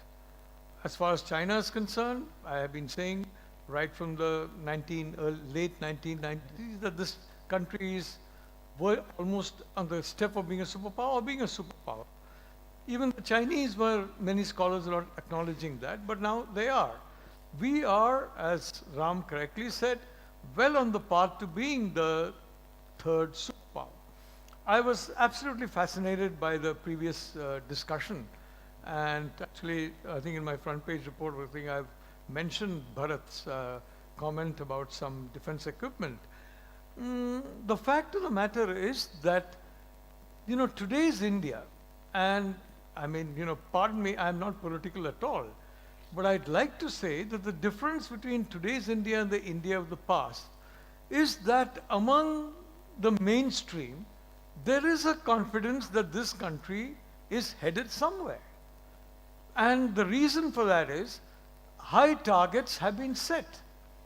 I remember, watching I think it was a Hindustan Times conclave, and the chairman of the UPA was saying, we shouldn't, when people were talking, outsiders were talking about Indian companies buying up companies in Europe, buying up companies in the United States. Oh, we shouldn't really be talking about that kind of thing. We're actually a very poor country, and maybe we should not have that kind of... The implication was, don't have any high ambitions, because you're really not worth it. Now, you have a class of people in the world. I basically admire Ram's, gung-ho confidence in that. But I'd like to say that there is a class of people in the world who are very unhappy that, if I may say so, India stood up. And like him or not, the fact is that under this Prime Minister, there is a perception that India stood up. First of all, a person coming from the absolute, you know, very, very disenfranchised, disadvantaged section of society rising to this level. Secondly, an individual who has clearly got confidence in the Indian people.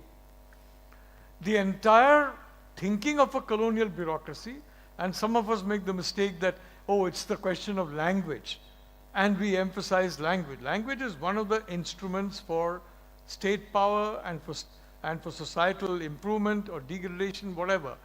Language is not more than that. The fact of the matter is that there was no trust in the Indian people. The same lack of trust that was there in the British, that, you know, unless you are nannied, you have this nanny in a British family, the governess, who tells the children what to do. You know, don't be a naughty boy. So the parent won't, you know, punish the child. The nanny will punish. So nanny knows what to do. Now, as I see, the BBC thought itself to be the nanny of India. And, you know, I mean, I've been, unfortunately, I don't like that city, horrible pollution, terrible traffic. I have spent a lot of time in Delhi. And I found, for example, that, you know, you have a situation by which in the previous administration, if you were a foreign correspondent from a particular set of countries, you had entry into any minister's house. If for some reason that minister was busy with some urgent matter of the state and could not give you time, there was a complaint to some, some important locations, and subsequently the minister found the time to meet you. Today, I am informed that it's very difficult for even a joint secretary to be available to the nannies, to those who believe that they are the nannies of India. Obviously, nanny is unhappy. You know, the kids are not listening to the nanny. The nanny doesn't realize the kids are now grown up. They don't need the nanny, but the nanny is still hanging around them and saying, why aren't you listening to me? So they don't listen to you. Obviously, they're bad kids. You know, there's no question about it. So we are bad children because we're not listening to our so-called betters. And of course, those of us who believe in what they believe or pretend they believe in what they believe, and we pretend that we are still kids, that we're not going to reach anywhere, well, they're favorites. They're good kids. You know, even if you're, you're a young adult, and if nanny gives you a lollipop, suck that lollipop very happily, behave like a child, nanny will be very pleased.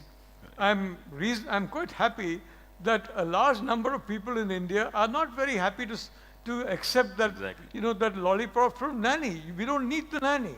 We never needed the nanny for all these, 70 and odd years, 75 years. Even in the first year of independence, we could have shed that. It took a long time. But frankly, from 2014, it's visibly that the Indian people's desire, one, that you run your own lives. And today you have a digitalization of activity. What does that mean? It means that you can go through your life, maybe 8, 9, 10 years from now, certainly not longer than that, in which you don't need to meet anybody, any official physically to get your work done, point one. Point two, your interaction with any office is going to be transparent, with the result that if there is a hold-up, and let's be honest, a colonial system is a little bit like an Afghan road.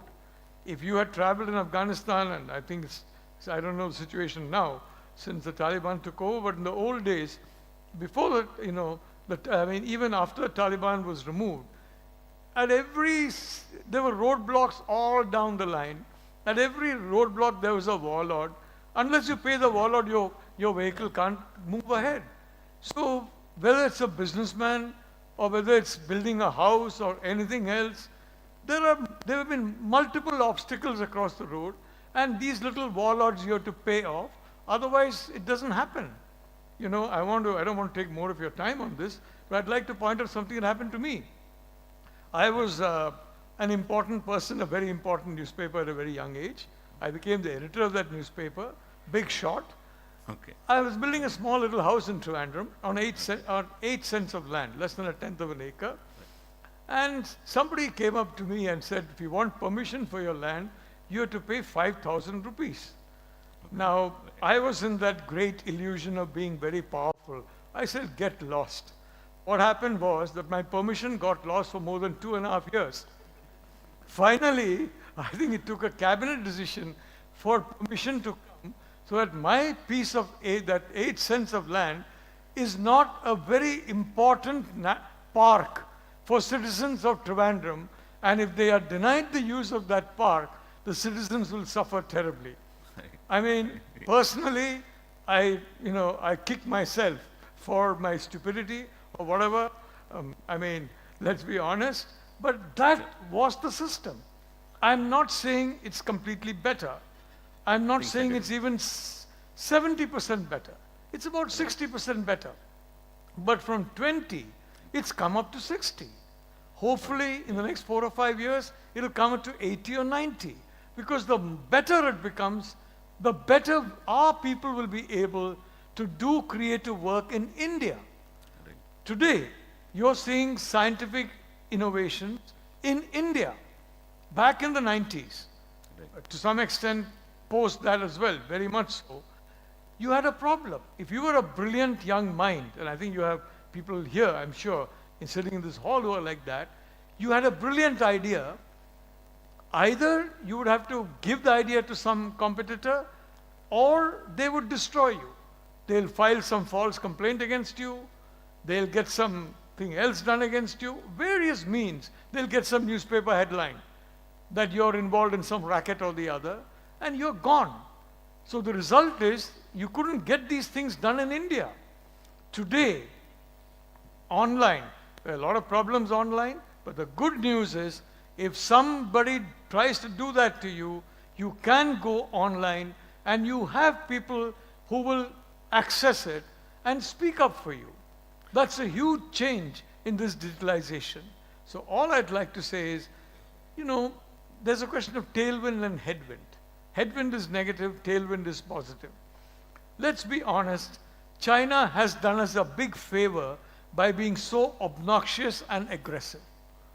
Because we are in the Indo-Pacific, there is no option but to be nice to India if you want to deal with this openly aggressive and expansionist power.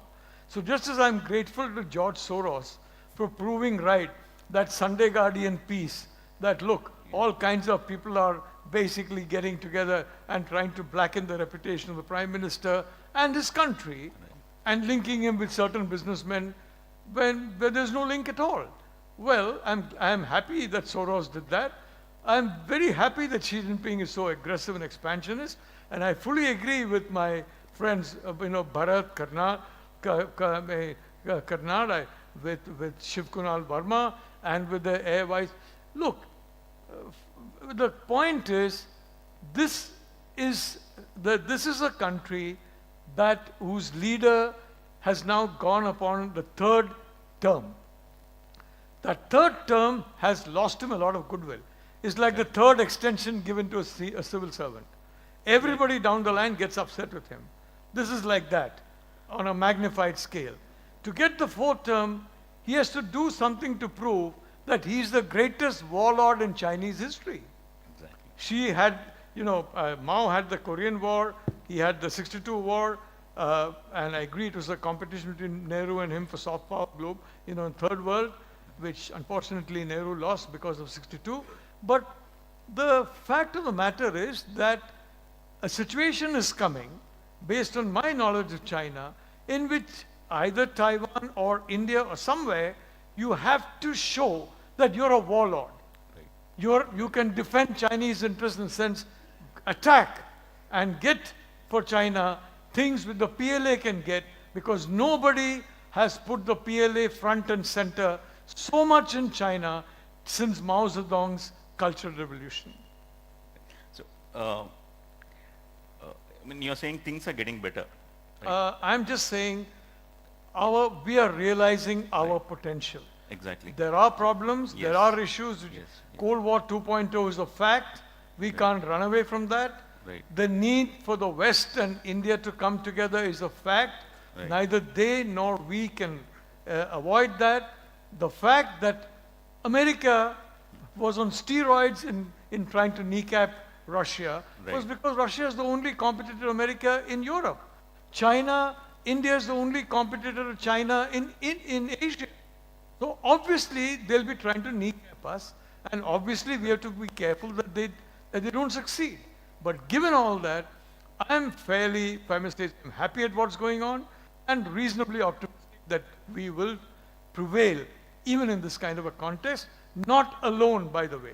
I've heard a lot of people say, alone, alone, alone. I'm sorry, not alone, but as part of an alliance. And that alliance is being developed by Prime Minister Modi and other leaders who are openly backing him, to the dismay of George Soros. So, if I understand correctly, we are on the right path. But extending that, Ram Madhavji, like I want to go to the fundamentals. When we say the idea of India, the story, Professor Nalapat brought about 2014, post 2014. So there are things which are happening, which we see the acceptance of India growing, and there is a idea of India which is forming in the world. So is it more like India is conducive for a certain kind of business, and India is kind of trying to replace China in terms of manufacturing? All that's more of business side. But the thing I want you to talk about is these ideas of India are stripped of our civilizational ethos. We were under the colonial power for 200 plus years, and then under the shadows of the Western centric worldview. But today, no doubt, 2014, we are seeing a lot of changes which is happening, and especially under PM Modi, the foreign policy is very robust and very active. But is this idea of India taking away our civilizational ethos, what we want to portray ourselves as? Yes, very much. Before I respond to you, I want to make one humble submission. Nobody should criticize us.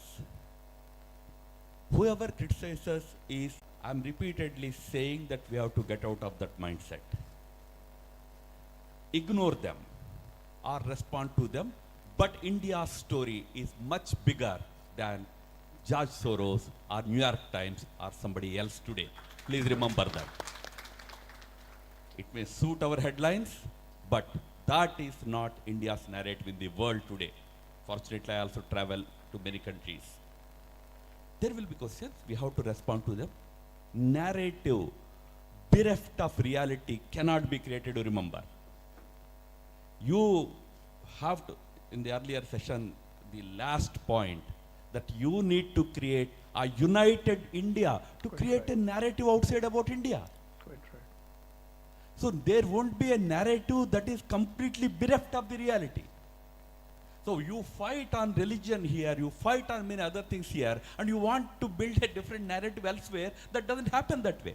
If you have a reality, if there is misunderstanding, then you can improve that understanding there, you can build a new narrative.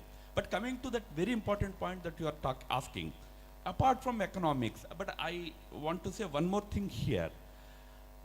India's story will be really heard with utmost attention only and only if we can next 6 years focus on India's economy. Quite right. Build a strong economy, then do whatever you want to do. World will listen to you. World may criticize you. World may attack you still, but it will listen to you. You have to build a strong economic power. India has a strong economic power. In that sense, what 1980s was for China, 2020s should be for India. There was the reference to Deng Xiaoping, hiding the capabilities, biding the time, striking when right. You have to prepare for next 10 years. You have to prepare India for next 10 years. Then your narrative will be held. Having said it, today, a major contribution of Modi's government in the last 8 years to this whole discourse in the world is to bring that idea of civilizational nationhood back into discourse. Do you know that Foreign Affairs journal has run a full edition on the new discourse on nationalism? Nationalism, which the West has all along been portraying as negative, fundamentalist, retrograde, etc., etc. Today, the West is saying, no, civilizational idea of nations is probably something we have to accept. A very important contribution of this government in last 8 years, despite criticism, despite all that propaganda, is that today the intellectual world, the academic world, is sitting up and acknowledging that apart from this whole idea of civic nationalism, constitution-driven, constitution-centric nationalism, there is something called civilizational nationalism. So, a major debate over what is the root of national consciousness. Why this subject is important is because today large parts of the world, especially the Western world, Europe and West in general, Europe in particular, are faced with this big challenge of immigration. Immigration from Arab world and poor Islamic countries. It's causing serious sociological problems, challenges in those countries. People are standing up in those countries. And the West, the same media we talked about, which we think that is building an anti-India global narrative, it tried to build a massive narrative against those groups or those parties which were standing up. And you know what happened after 8 years or 10 years today? Those forces which stand for a greater civilizational, cultural, national identity are the ruling parties in many countries. One of those prime ministers is coming to India to inaugurate the ORF Resina dialogue, Italy. Global discourse is changing. Changing because of the lead shown by India and its leader, its prime minister. So we are actually on a very important trajectory today. We are rising as an economic power. We are standing up as a lead country in the global south. But we are setting a new, very important academic global discourse on national identities that's going to play a very important role in coming years and decades. Just extension of the same thing. Like, I happened to meet one of the participants of this Indo-ASEAN Youth Summit. See, no doubt we have civilizational ties with Southeast Asia, but the image in the common people there, I'm not just talking about the political class, the people in Southeast Asia, the image about India is formed from what they consume through Bollywood, through movies, or what they read in international journals and newspapers. The sense I got is that India today is more like whatever India was formed in 1947. So the idea of India outside is still like, it's a multicultural society and, stripped of our Hindu identity. So that is what, whatever is narrated through Bollywood, through, newspapers and journals. So how do we come out of this? I mean, the most successful movies in entire Southeast Asia in the last couple of years are, number one was Bahubali, number two was RRR, Triple R. In fact, Western media started writing about Triple R, saying that it is actually portraying anti-European narrative. They are worried that you are setting an anti-Europe narrative. So it is true that sometimes, movies present a different picture about it. But then there are movies which present a very different picture, very good picture also. And today these movies have a massive, massive influence over large parts of Southeast Asia. In fact, you mentioned about ASEAN India Youth Summit. ASEAN youth leaders were all here for a 4-day summit. So we asked some of those ambassadors about who should come as a special attraction speaker. You know the names we got. They wanted Junior NTR to come. I asked why Junior NTR? No, Triple R is very popular in our country. They want Junior NTR. They want these people. Nobody asked me to bring Amir Khan or somebody. So there is a different understanding about India. Bollywood and movies have an influence, but don't overestimate that influence. Right. Yeah, that's very promising. Talking about this narrative, and you studied China very deeply, and you write about it, including your article today about how China is trying to stymie India's growth. Can China kind of serve as a model to create a narrative? The kind of investments they have done in, buying out studios or newspaper spaces, the way they're trying to influence technologies in all sectors, whether it's filing patents. China is there everywhere today. I mean, and that's how they're all trying to push their civilizational narrative. So is China a good model, or should India have its own model? Is India evolving its own model of creating its narrative? Well, the first point is I'd like to agree with what Ram is saying about the fact that, what some of us have been saying is, let's assume that we have only 5,000 years, maybe a lot more, of our history. But these 5,000 years, we have to take the whole of it as important. In a lot of our pedagogy, the last 300 years has been important. Yeah. The succeeding 300-400 years have been okay. The previous years have been myth, dismissed as myth. Yeah, I mean, we are seen more as a constitutional state formed after 1947, and every civilization ethos are, kind of forgotten in the international narrative. That's what I was coming at. The fact of the matter is that people are people. And like it or not, all of us have a civilization inside us. And we have a unique civilization here in this, in India and its surroundings. But my point is, we need to escape this prism of South Asia, where Chinese are, frankly, as I said, I don't blame the Chinese for trying to damage us, because we are the only power that can really displace them in Asia. Like Russia, I don't blame Joe Biden for trying to push the Europeans to commit harakiri by attacking Russia, because Russia is the one power that can challenge America and Europe. But, the reality of the situation is that, yes, there is a lot that we can learn from them. But, in India, avsarvad, opportunism is negative. Sacrifice, very positive. We have the example of the Mahatma, very saintly individual. He sacrificed everything. He sacrificed the futures of his children. One of his children died as a beggar on the road, but he sacrificed that.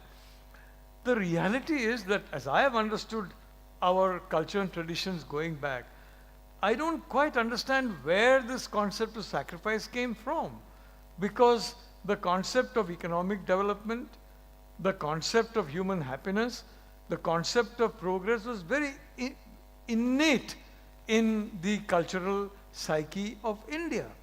So this concept of sacrifice, as Ram correctly says, the point is to make progress. Now the Chinese used the opportunity of Cold War 1.0 between mainly the US and China to tag along and ensure that they joined in the fall of the Soviet Union. Today we have Cold War 2.0. And the reality is that presents an opportunity for us. For example, decoupling. CEOs may not like it, because a CEO landing in China is treated much better than a CEO landing in India. You come into an airport, you have a problem, your driver is not available, your flight is whatever.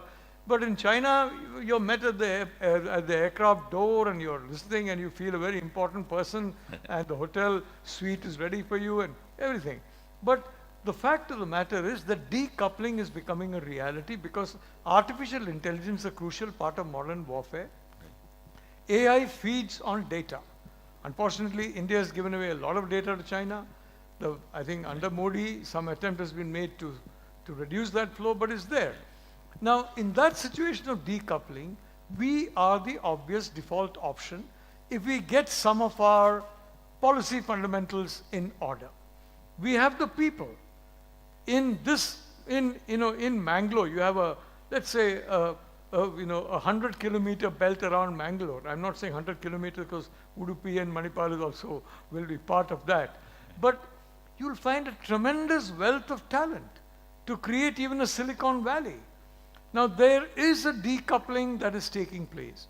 But for that decoupling to take place, you have to convince them that you are not going to tango with China in the future, that you're not afraid of China. Two things. One, never tango. Two, you're not afraid of China. And three, you have the capability of defending yourself against China.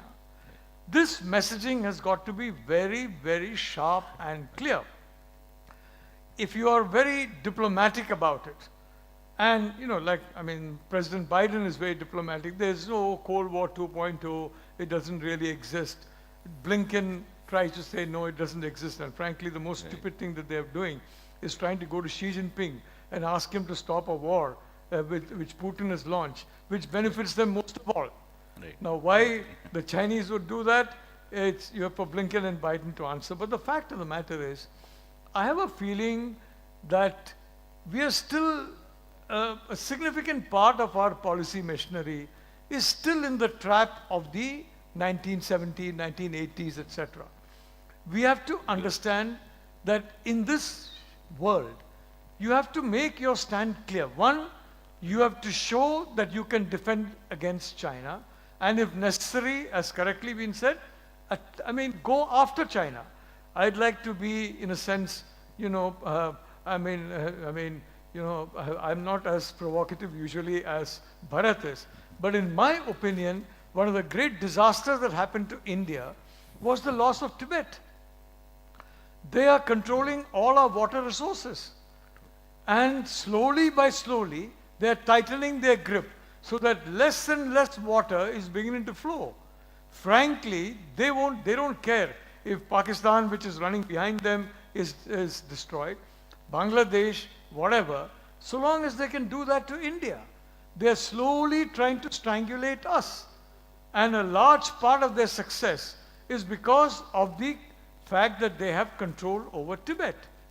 Now, is it possible militarily to ensure that that situation is reversed? Possibly not alone, but with somebody else. Perhaps a system by which you have an activity designed for that, because it is a threat to the world if India is in a situation where we are in a bad way vis-a-vis China, especially regarding their control over water, etc. The world would be benefited if India remains strong. And it is very clear, as I said, I have high respect for Chinese leadership. They are very clear-sighted people. They are very ruthless people. What they tell you is different from what they tell themselves. And the reality, the fact is that we have to be prepared for this attack, adversarial attack on India. And the second fact is that they have been trying to basically tell the West about this horrible Hindu community. Now, in every part of the Western world, you have Hindus. There are no horrible Hindus. Long back, in the late 80s and 90s, I went to Europe and Germany and all that, and I say, you are welcoming everybody from Eastern Europe, even guys who are gangsters. You have software engineers from Chennai and mechanical engineers from Hyderabad. The door is shut to them. You are shutting doors to the brightest guys and opening it to people who are going to be a problem for you. Now, even bigger problems have landed there because of their flawed immigration policy. But the fact is, we have to be very clear. In a world that is taking sides, on which side we are on. And we are on the side of democracy. As Ram correctly said, the BJP has lost a lot of elections. And, Although, in my personal view, I still think 2024, the BJP will come through, largely because the personality of Prime Minister Modi and a lot of his policies that are being felt by the people, if not by the intelligentsia. But, so this is the, we have to get ourselves ready to be the default option. There are still way too many obstacles. There are too many, if I may say so, too many bureaucratic stages that are still there in which the vision of even the Prime Minister is being, I would say, not being diluted in operationalization. As has correctly been said, there's no point in having capability unless you can use it. You can't use it unless you have the instruments that are ready to use it. Now, in that point of view, administrative reform is something that's a work in progress. I hope it accelerates. But in my view, from the very beginning, from his first step, as ensuring that you can sign your own documents, you don't have to have some guested officer sign for you. The fundamental track of Prime Minister Modi is to give power back to the people and not to the nanny state. So, but the fact is, those who are running the nanny state, those who are empowering themselves to the nanny state, and I'm sorry to say those, and that includes people in business, that includes people in government, who are enriching themselves as a result of the nanny state, they are making a fight of it. And slowly by slowly, progress is being made. Slowly by slowly. Which is why for me, as someone who's not in politics, it's important to have this dispensation run a 15-year term. Because that change that has been initiated in 2014 will not be completed in 10 years. It needs 15 years. By the end of 15 years, it will be self-sustaining, irreversible. That's not the case now. But for that to happen, in my view, a lot of signaling also has to take place. Ram has very correctly said, who are these guys who are attacking India? The BBC, nobody no sensible person in Britain ever takes the BBC seriously. Frankly, if we had not banned that serial, and if there had not been a huge hoopla about the BBC, it would have died a natural death, if you ask me. Now, the Adani factor. Everybody tried to say PM and Adani are linked to each other.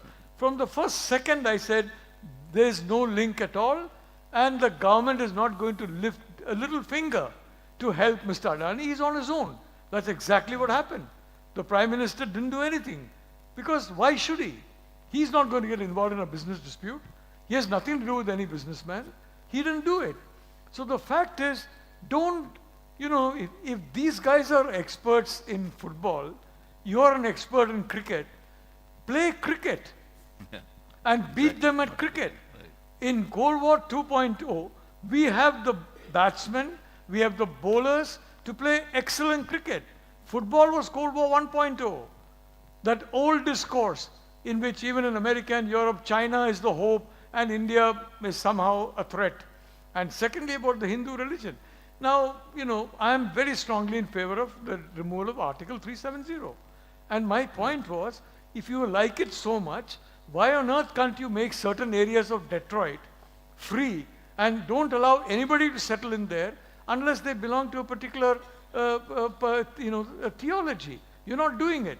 Now, if you believe so much that a uniform civil code is so anti-minority, why don't you permit your own minorities to marry more women?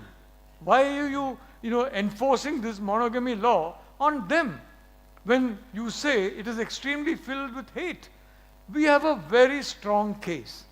We should not escape that case by trying to run away from a meeting in which somebody is coming who's talking nonsense.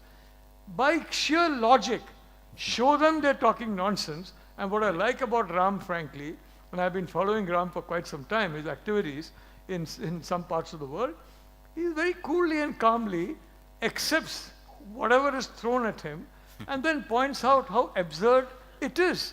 Now, yesterday, for example, a very important point was made by Aravind Neelakantan about Ayodhya. 25, 26 mosques there, completely untouched by what is called a frenzied, hateful, Muslim-hating, mosque-destroying mob, which did nothing except where there was the birthplace of Lord Ram. That was all. So again, where I mentioned Bharat, I've also mentioned that in my column. I was very struck by what Arvind said. I must confess, I didn't know. I mean, it didn't really occur to me about this thing. But the point is, if you have a strong narrative, don't respond to the other person's nonsensical narrative.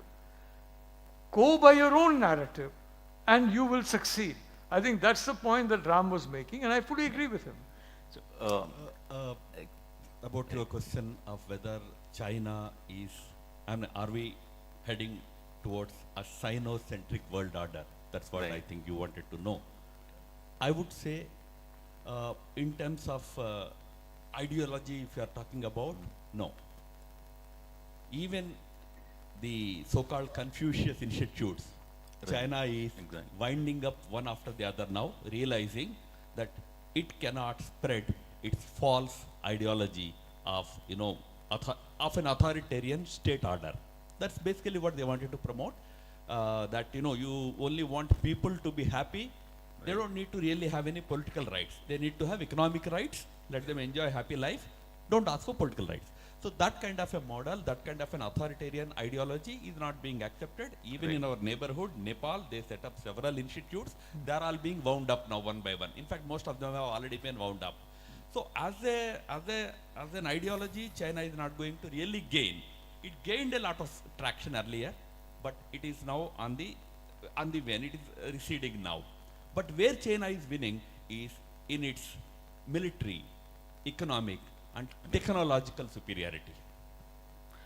That is where the real challenge is. India must today prepare itself, brace itself in all these three areas. India has to grow economically very strong. India has to become a technological superpower. In that, we should not become what Japan was in 1990s. Or Korea and Taiwan were in later period. In the sense that we should not become simple copycat manufacturers. Manufacturing is important. I'm not against manufacturing. It's important. But assuming tomorrow China-Taiwan war happens, the first major casualty is going to be the semiconductor industry. And do you know that 55% of the entire chip making happens from Taiwan? Once Taiwan is lost, that industry has to run away from there when it comes to India. Are we ready? For chip making, you need 24-hour high quality power at cheaper cost. Do we give that? This combination is available in India? Nowhere. So, China, where it is winning is in this advantage. They have excellent technological superiority today in cyber, in other areas. They have achieved certain successes. So there lies the challenge, not in narrative. Country after country is today rejecting. Pew research is there. Pew has done a global study of sentiments about China. And its research said 70% of the world is anti-China. 70%. And in the West, in Europe and West, the anti-China sentiment is above 90%. So China is not winning the narrative war, but China, where it is winning, is because of its power. So that is where we need to tackle it. Since Professor Nalpat talked about alliances, let me tell you, in that, the 21st century, although this session is not about geopolitics, still, since it came up in your discussion. So 21st century, the power axis is in our neighborhood in Indo-Pacific. That is why so much is happening in Indo-Pacific. And remember, in Indo-Pacific, India somehow has not really paid proper attention until now. Now, today we are a part of the Quad. But still, we are westward ho. Our whole attention is on Europe and America. We have certain advantages, we should continue. But India must turn its greater attention to this neighborhood, because this is the most happening region for next 100 years. Power axis has shifted from Pacific Atlantic to Indo-Pacific today. It is here that global competition is going to happen. It is already happening. What will you do here? That decides what will happen to India and what will happen to China, obviously. Here the main players today are the Western powers and China. Will India become a major player here, or only an alliance partner, or India will have its own vision for it? We have one vision for it, which Prime Minister Modi has articulated at the Shangri-La dialogue in 2017, in which he said that this region is the most important region. India, ASEAN is central to this Indo-Pacific region. ASEAN centrality we must accept. So that's why I don't think Southeast Asia should be just simply brushed aside. ASEAN is the world's fifth or sixth, I think eighth or ninth largest economy today. But by 2030, it is poised to emerge as fourth or fifth largest economy. ASEAN is a grouping, I'm saying, not one country in any one country there. It is going to grow as a big, big economy. With China, we have trade deficit of 100 billion. There was this mention earlier. It was 80 billion 2 years ago. It is 100 billion today. And it's growing. But with ASEAN, our entire trade is not even 40-50 billion. So we need to strengthen these ties in order for us to contain China. In that sense, ASEAN centrality in the Indo-Pacific region must be acknowledged. In the same breath, we should also acknowledge and understand India's centrality to the Indian Ocean region. So India's centrality to Indian Ocean and ASEAN's centrality to Indo-Pacific region. Together, we should build the narrative in this region. Then I think we can try our best to contain China in our neighborhood. Yeah, I just want to add a small point to this, which is that in my view, South Asia, we are actually the hub of Southern Asia. Right. That is the entire arc of land from the Middle East, what we call West Asia, to, as he was saying, ASEAN and Southeast Asia. It's not just South Asia, it's Southern Asia. That is India's, that is India's actual, if I may say so. We are the pivot of that. And what Ram was saying, this in same way to the West as well, Asia.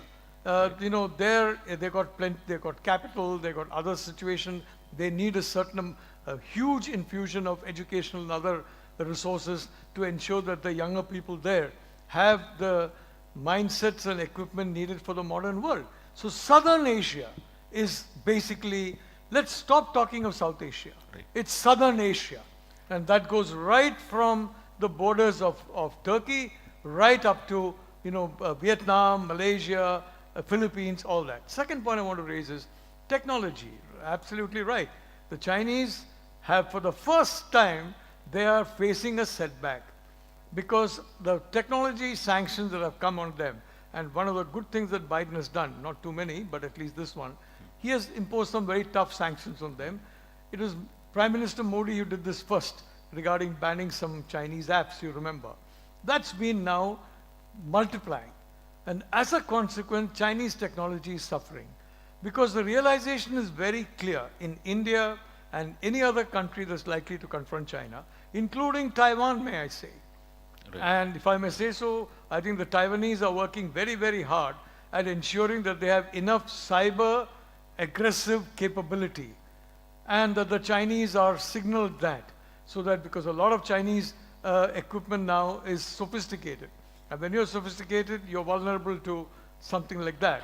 And the Taiwanese are acquiring those weapons. I'm sure we and I hope that we are all as well. But the point is, a point is going to be reached in which if you want to produce an electric car in China, you can sell it only in China or Russia or Iran or Pakistan. You can't sell it anywhere else. Because of the Cold War 2.0 market limitations on high technology exports, which is being imposed on China one by one. So I'm very hopeful that this story of, irreversible growth of China is going to be reversed. And I'm not interested in the story of irreversible growth of India. I'd like to see irreversible growth. And in my view, it's possible by around 2029.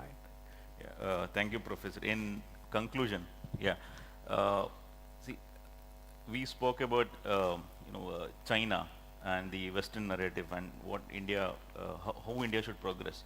In conclusion, if we can summarize, why should India, the world believe in the India story? If I can have just 1 minute from each of you. No, so what is that India has to offer, and why should the world believe in India going forward? You see, India is the fastest growing economy, number one, in the world. World listens to you. Number two, you are the most successful democracy in the world. World respects you. Number three, you are the most ancient cultural civilizational nation with a great value system to offer to the entire world. So world is bound to respect you, but in this order. If you don't build a strong economy here, if you keep your people hungry, if you keep your people jobless, next two things, nobody is going to respect you. They may respect, even Vivekananda was respected, but not India. Right. So you need to build a strong economy. On a lighter note, Monoji, electric cars from China are omnipresent from Nepal to Sri Lanka to Bangladesh today. We have to be careful. Their economic influence is growing in our neighborhood. Yeah, they're entering India as well. India we are not allowing, we are not permitting. No, but thank God. Final comments, I Professor, simply yeah. want to say, very, very, very clearly that if you go to the United States or you go to Europe or to go to these countries, those that are dealing with, with cosmic issues. Foreign policy of India, in my view, was very cosmic in the 1950s, and it was based on romance and not on hard realities. Now, in America, for example, the Department of Defense is a very strong proponent of good India-US relations.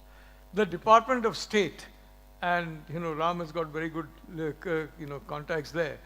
Those chaps are in an airy-fairy world.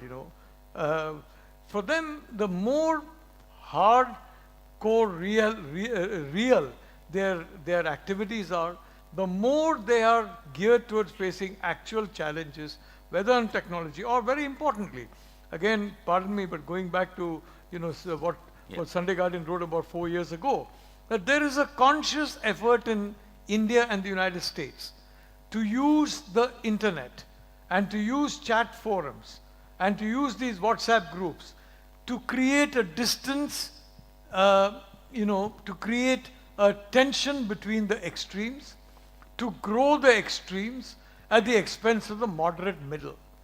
In our society, in American society, there's a conscious effort going on to ensure that extreme views slowly start taking over from moderate views.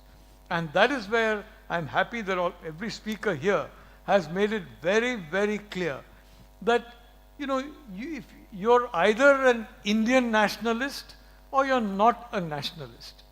You can't be a nationalist based on a religion at all. It has got to be a nationalism of India, all of India. And from that point of view, I'd like to say it's very important to understand that social media, one big problem in social media that I'm foreseeing, especially you look at TikTok in China, it's totally different from TikTok in America. TikTok in America is toxic. TikTok in China is very, very anodyne.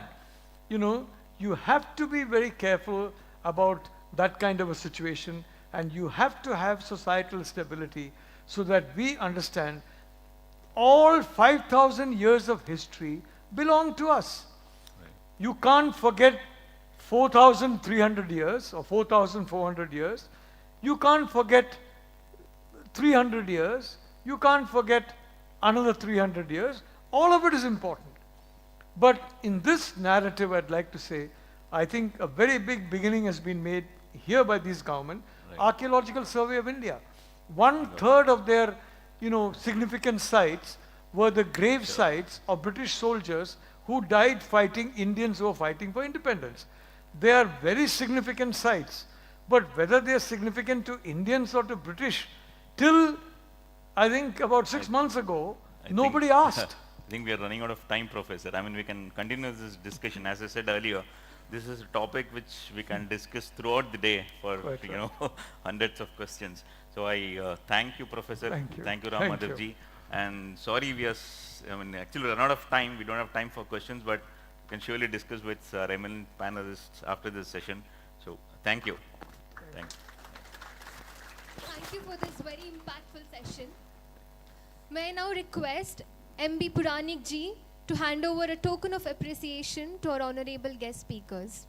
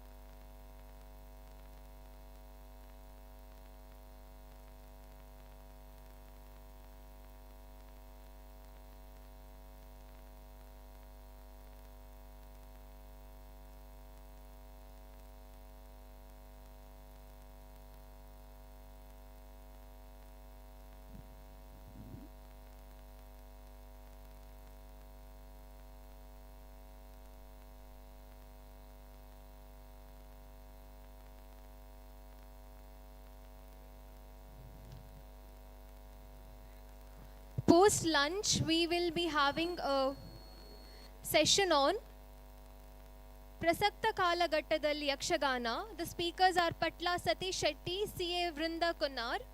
The session will be led by Purushottam Bhandari.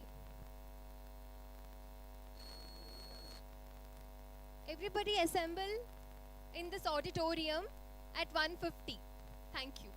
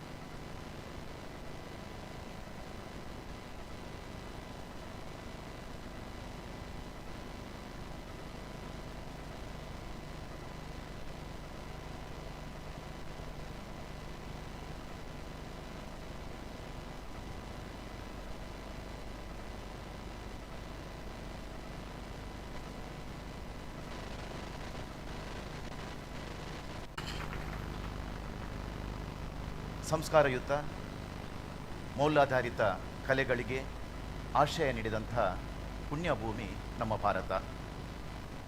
ಅದರಲ್ಲೂ ಕೂಡ ಕರಾವಳಿ ಕರ್ನಾಟಕದ ಧೀಮಂತ ಕಲೆ, ಗಂಡು ಕಲೆ ಎಂದೇ ಪ್ರಸಿದ್ಧಿಯನ್ನು ಪಡೆದಂತಹ ಯಕ್ಷಗಾನ ಪುರಾಣದ ಇತಿಹಾಸದ ಕಥೆಗಳನ್ನು ಪ್ರಸ್ತುತಪಡಿಸಿ ಒಂದು ಬಲಾಢ್ಯವಾದ ಸಂಸ್ಕಾರಯುತವಾದ ಸಮಾಜವನ್ನು ನಿರ್ಮಿಸುವಲ್ಲಿ ಪ್ರಮುಖ ಪಾತ್ರ ವಹಿಸುವುದು ನಮಗೆಲ್ಲರಿಗೂ ಒಂದು ಹೆಮ್ಮೆಯ ವಿಚಾರವಾಗಿದೆ. ನಮ್ಮ ಹಿರಿಯರಿಂದ ಬಂದಂಥ ಈ ಕಲೆ ಒಂದು ಸಂದರ್ಭದಲ್ಲಿ ಜನತೆ, ಅದರಲ್ಲೂ ಕೂಡ ಯುವ ಜನತೆ, ಈ ಯಕ್ಷಗಾನ ಕಲೆಯಿಂದ ದೂರ ಹೋಗುವಂಥ ಆತಂಕ ಎದುರಾದಾಗ ಪಟ್ಟ ಸತೀಶ್ ಶೆಟ್ಟಿಯವರಂಥ ಸಿರಿಕಂಠದ ಭಾಗವತರು, ನಮ್ಮ CA ವೃಂದ ಕೊನ್ನರ್ರಂತಹ ಮಹಿಳಾ ಮಣಿಗಳು ಇನ್ನೊಮ್ಮೆ ಈ ಕಲಾ ಮಾಧ್ಯಮಕ್ಕೆ ಒಂದು ಹೆಚ್ಚಿನ ಮೆರಗನ್ನು ನೀಡಿ ಯುವ ಜನತೆಯನ್ನು ತಮ್ಮೆಡೆಗೆ ಆಕರ್ಷಿಸಿದಂಥ ವಿಚಾರ ನಮ್ಮೆಲ್ಲರ ಕಣ್ಣ ಮುಂದಿದೆ. ಯಕ್ಷಗಾನ ಅಂತ ಹೇಳಿದರೆ ಅದೊಂದು ವಿಶೇಷವಾದ ಕಲಾ ಮಾಧ್ಯಮ. ನಮಗೆ ತಿಳಿದಿದೆ, 4ನೇ ತರಗತಿಯ ವಿದ್ಯಾಭ್ಯಾಸವನ್ನು ಮಾಡಿದಂಥ ಕಲಾವಿದರು ಕೂಡ ರಾಷ್ಟ್ರ ಪ್ರಶಸ್ತಿ, ರಾಜ್ಯ ಪ್ರಶಸ್ತಿಯನ್ನು, ಅಂತಾರಾಷ್ಟ್ರೀಯ ಮಟ್ಟದ ಪ್ರಶಸ್ತಿಯನ್ನು ಪಡೆದಂಥ ಹೆಗ್ಗಳಿಕೆ ಈ ಯಕ್ಷಗಾನ ಕ್ಷೇತ್ರದ ಮುಖಾಂತರವಾಗಿ ನಡೆದಿದೆ. ಬಂಧುಗಳೇ, ಇವತ್ತಿನ ಸಂವಾದದಲ್ಲಿ ನಮ್ಮ ಜೊತೆ ಮಧುರ ಕಂಠದ ಯುವ ಭಾಗವತರು, ಯಕ್ಷಗಾನದ ಕಲಾವಿದರ ಶ್ರೇಯೋಭಿವೃದ್ಧಿಗಾಗಿ ಸ್ಥಾಪಿಸಲ್ಪಟ್ಟ ಯಕ್ಷಧ್ರುವ ಪಟ್ಲ ಫೌಂಡೇಶನ್ ಟ್ರಸ್ಟಿನ ಸ್ಥಾಪಕ ಅಧ್ಯಕ್ಷರಾದಂತಹ ಪಟ್ಲಗುದ್ದು ಸತೀಶ್ ಶೆಟ್ಟಿಯವರಿದ್ದಾರೆ. ಅವರನ್ನು ಆತ್ಮೀಯವಾಗಿ ಈ ಕಾರ್ಯಕ್ರಮಕ್ಕೆ ಸ್ವಾಗತಿಸ್ತಾ ಇದ್ದೇನೆ.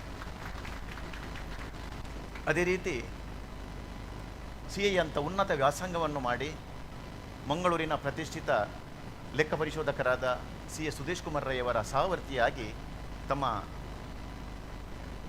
CA ಉದ್ಯಮವನ್ನು ಮಾಡುತ್ತಿರುವಂತಹ ಆದರಣೀಯರಾದ CA ವೃಂದ ಕೊನ್ನರ್ ಇದ್ದಾರೆ. ಅವರನ್ನು ಕೂಡ ಆತ್ಮೀಯವಾಗಿ ನಾನು ಸ್ವಾಗತಿಸ್ತಾ ಇದ್ದೇನೆ. ಈ ಒಂದು ಸಂವಾದ ಕಾರ್ಯಕ್ರಮದಲ್ಲಿ ಜೊತೆ ಸೇರಿದಂಥ ತಮ್ಮೆಲ್ಲರವನ್ನು ಶ್ರದ್ಧಾಪೂರ್ವಕವಾಗಿ ಈ ಕಾರ್ಯಕ್ರಮಕ್ಕೆ ಸ್ವಾಗತಿಸುತ್ತಾ, ಪಟ್ಲ ಸತೀಶ್ ಶೆಟ್ಟಿಯವರಿಗೆ ನಮ್ಮ ಭಾಗವತರು ಅಂತ ಹೇಳಿದರೆ ನಿರ್ದೇಶಕರ ಸ್ಥಾನ ಇತ್ತು. ಭಾಗವತರು ಅಂತ ಹೇಳಿದರೆ ಇಡೀ ಒಂದು ಯಕ್ಷಗಾನವನ್ನು ಸಮರ್ಥವಾಗಿ ನಿಭಾಯಿಸುವ, ನಿರ್ದೇಶಿಸುವಂಥ ಸಾಮರ್ಥ್ಯವರಲ್ಲಿತ್ತು. ಈಗಿನ ಕಾಲಘಟ್ಟದಲ್ಲಿ ಕಲಾವಿದರ ಮನಸ್ಥಿತಿ ಹೇಗಿದೆ, ಅದೇ ಪರಂಪರೆ ಮುಂದುವರೆದುಕೊಂಡು ಬಂದಿದೆಯಾ?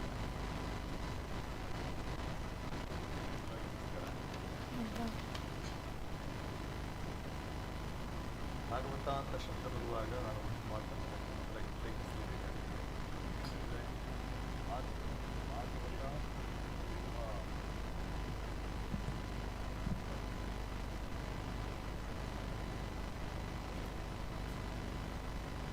ನಾನು ಮೊದಲಾಗಿ ಉಲ್ಲೇಖಿಸಲೇಬೇಕಾಗುತ್ತೆ.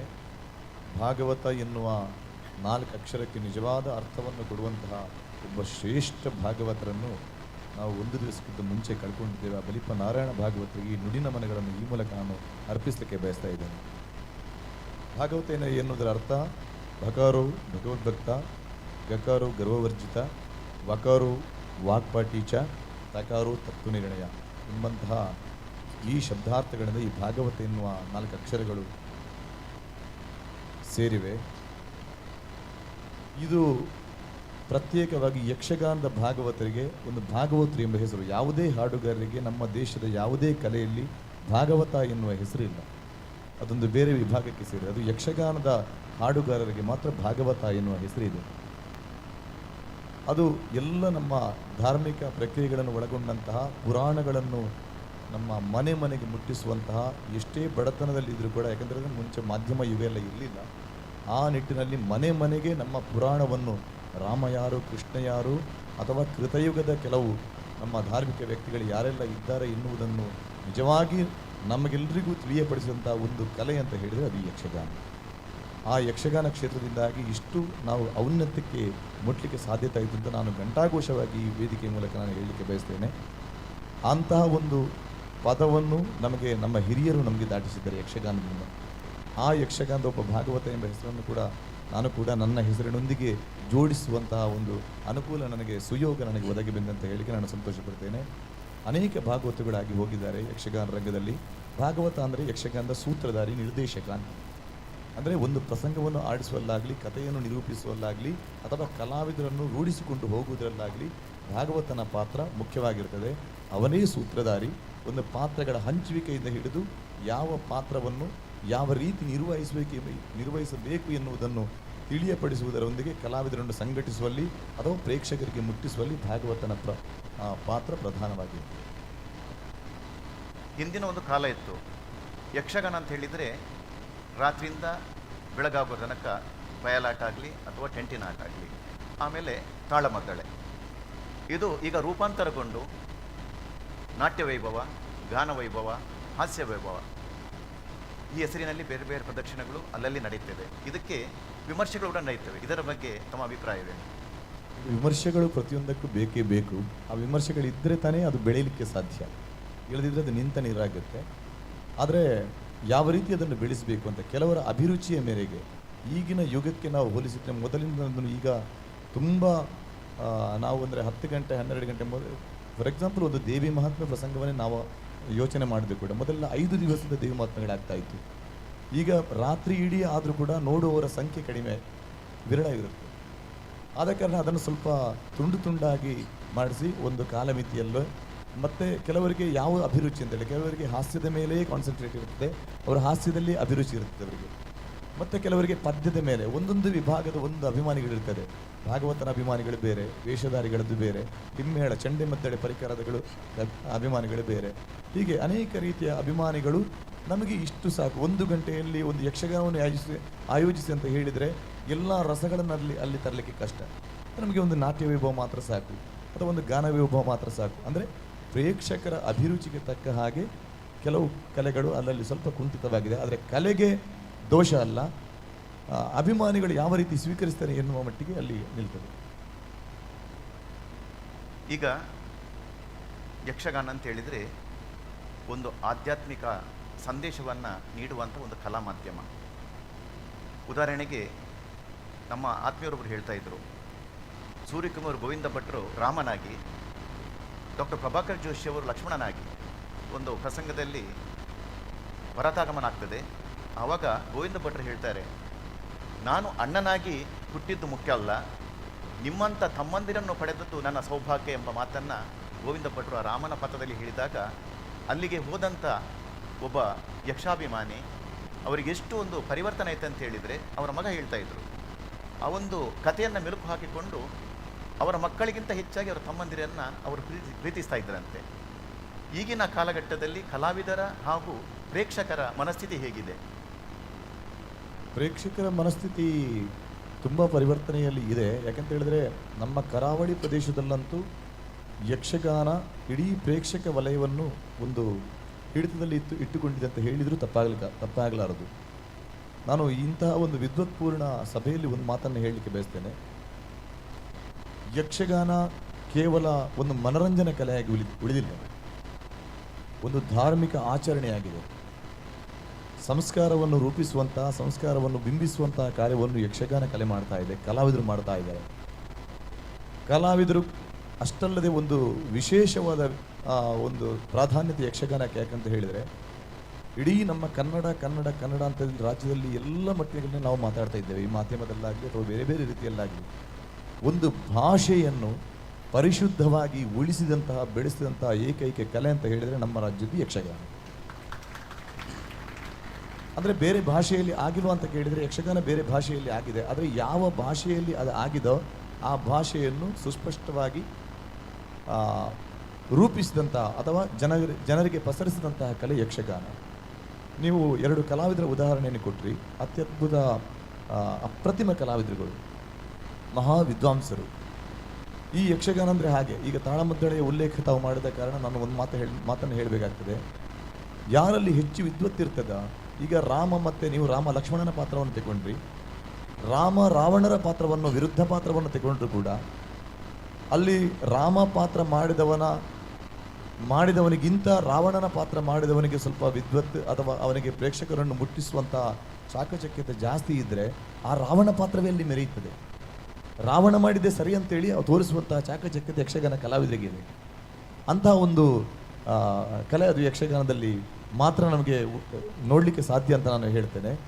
ಮತ್ತು ಮನಸ್ಸಿಗೆ ಮುಟ್ಟಿಸುವಂಥ ಈ ರಾಮ ಲಕ್ಷ್ಮಣರ ಪಾತ್ರವನ್ನು ನಾವು ಯಾಕೆ ಹೇಳ್ತೇವೆ ಅಂತ ಹೇಳಿದರೆ, ನೀವೀಗ ಉಲ್ಲೇಖಿಸಿದ ಕಾರಣ ಹೇಳೋದು, ಒಂದು ಅಣ್ಣ ತಮ್ಮಂದಿರು ಆದರ್ಶಯುತವಾಗಿ ಯಾವ ರೀತಿಯಲ್ಲಿ ಸಮಾಜದಲ್ಲಿ ಬದುಕಬೇಕು, ತಮ್ಮ ಅಣ್ಣನಿಗೆ ಯಾವ ರೀತಿಯಾದ ಗೌರವವನ್ನು ಸಲ್ಲಿಸಬೇಕು.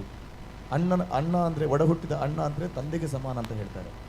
ಅಂತಹ ಅಣ್ಣನಿಗೆ ಯಾವ ರೀತಿಯಲ್ಲಿ ನಾವು ಗೌರವವನ್ನು ಸಲ್ಲಿಸಬೇಕು, ಯಾವ ರೀತಿ ಅವರ ಜೊತೆ ವರ್ತಿಸಬೇಕು, ಯಾವ ರೀತಿ ಈ ಸಮಾಜದಲ್ಲಿ ಬಾಳಬೇಕು ಎನ್ನುವುದನ್ನು ಈ ರಾಮ ಲಕ್ಷ್ಮಣರ ಪಾತ್ರ ನಮಗೆ ತೋರಿಸಿಕೊಡ್ತದೆ. ಅದೇ ರೀತಿಯಾಗಿ ಅಣ್ಣ ತಮ್ಮಂದಿರಲ್ಲಿ, ಈಗ ಲಕ್ಷ್ಮಣ ಆಗಲಿ, ಭರತ ಆಗಲಿ, ಶತ್ರುಘ್ನರಲ್ಲಾಗಲಿ ಶ್ರೀರಾಮ ಯಾವ ರೀತಿಯಲ್ಲಿ ನಡೆದುಕೊಂಡರು, ಅಥವಾ ಇಡೀ ಕೌಟುಂಬಿಕ ಜೀವನವನ್ನು ಯಾವ ರೀತಿ, ನಮಗೆ ಒಂದು ಭಾರತೀಯ ಸಂಸ್ಕೃತಿಯಲ್ಲಿ ಒಂದು ಕುಟುಂಬವನ್ನು ಯಾವ ರೀತಿ ಒಂದು ಶ್ರೇಷ್ಠ ಒಂದು ಹಿರಿಯ ಅಣ್ಣನಾಗಿ ಯಾವ ರೀತಿ ನಾನು ಮುನ್ನಡೆಸಿಕೊಂಡು ಹೋಗ್ಬೋದು ಎನ್ನುವುದಕ್ಕೆ ಒಂದು ಆದರ್ಶ, ಮತ್ತೊಂದು ಸಮಾಜದಲ್ಲಿ ನಾವು ಯಾವ ರೀತಿ ಬದುಕಬೇಕು ಎನ್ನುವುದಕ್ಕೆ ಆದರ್ಶಯುತವಾಗಿ ತೋರಿಸಿದಂಥ ಒಂದು ಶ್ರೇಷ್ಠ ಪುರುಷ ನಮ್ಮ ಇವತ್ತಿನ ಈಗಿನ ಕಾಲದ ಅಥವಾ ನಮ್ಮ ತ್ರೇತಾಯುಗದಿಂದ ಹಿಡಿದು ಇಲ್ಲಿಯವರೆಗೂ ಕೂಡ ನಮಗೆ ಕಾಣಿಸುತ್ತಿರುವಂಥ ಒಂದು ಏಕೈಕ ವ್ಯಕ್ತಿ ಅಂತ ಹೇಳಿದರೆ ಶ್ರೀರಾಮ ದೇವರು ಅಂತ ಹೇಳಲಿಕ್ಕೆ ನಾವು ಪ್ರಾಮಾಣಿಕವಾಗಿ ನಾವು ಸಂತೋಷದಿಂದ ಹೇಳ್ಬೋದು ಅಂತ ಬಯಸ್ತೇವೆ. ನಮ್ಮ ಭಗವತರು ಹೇಳಿದ ಹಾಗೆ ನಮಗೆಲ್ಲ ತಿಳಿದಂತೆ ಯಕ್ಷಗಾನ ಅಂತ ಹೇಳಿದರೆ ಕೇವಲ ಒಂದು ಕಲೆಯಾಗಿ ಉಳಿದಿಲ್ಲ, ಆರಾಧನಾ ಕಲೆಯಾಗಿ ನಮ್ಮ ಕರಾವಳಿಯ ಬೇರೆ ಬೇರೆ ಕ್ಷೇತ್ರಗಳಲ್ಲಿ ಬೇರೆ ಬೇರೆ ಮೇಳಗಳ ಮುಖಾಂತರವಾಗಿ ಭಕ್ತರ ಹರಿಕೆ ರೂಪದಲ್ಲಿ ಬಯಲಾಟಗಳು ನಡೆಯುವಂಥದ್ದು ನಮ್ಮ ಕಣ್ಣಿಗೆ ಕಾಣ್ತದೆ. ನಮ್ಮ ಜೊತೆ ಸಿ ಎ ಬೃಂದಪೊನ್ನಾರವಿದ್ದಾರೆ. ಸಿ ಎ ಅಂತ ಹೇಳಿದರೆ ಒಂದು ಸಿ ಎ ಪಾಸ್ ಮಾಡೋದು ತುಂಬ ಕಠಿಣ ಸವಾಲದು. ಅಂದರೆ ಅಷ್ಟು ಕಷ್ಟಪಟ್ಟು ಒಂದು ಸಿ ಎ ವ್ಯಾಸಂಗವನ್ನು ಮಾಡಿದಂಥ ನೀವು ಯಕ್ಷಗಾನ ಕ್ಷೇತ್ರಕ್ಕೆ ಆಕರ್ಷಿತರಾಗಲು ಏನು ಮುಖ್ಯ ಪ್ರೇರಣೆ, ಏನು ಕಾರಣ, ಏನು? ನಮ್ಮ ಸಭಾಭ್ಯ ಸಭಾಪತಿಭ್ಯಶ್ಚ.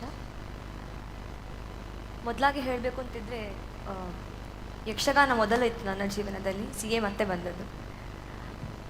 ಹಾಗಾಗಿ ಬಾಲ್ಯದಿಂದಲೇ ತಾಯಿಯ ಮಡಿಲಿನಲ್ಲಿ ಬೆರಗುಗಣ್ಣಿನಿಂದ ನಾನು ನನ್ನ ತಂದೆಯವರು ಹವ್ಯಾಸಿ ಯಕ್ಷಗಾನ ಕಲಾವಿದರು. ಆ ಕಲೆಯನ್ನು ನೋಡುವಂತಹ ಸೌಭಾಗ್ಯ ನನಗೆ ಬಾಲ್ಯದಲ್ಲಿಯೇ ಸಿಕ್ಕಿದ ಕಾರಣ ಕಲೆಯ ಜೊತೆ ನಾನು ಕೂಡ ಬೆರೆತುಕೊಂಡೆ. ಪ್ರಾರಂಭ ದಿನಗಳಲ್ಲೇ ಯಕ್ಷಗಾನವನ್ನು ಕಲಿಯುವಂತಹ ಸೌಭಾಗ್ಯ ನನಗೆ ಸಿಕ್ಕಿದೆ ಎಂಬುದಕ್ಕೆ ಹೆಮ್ಮೆ ಇದೆ ನನಗೆ.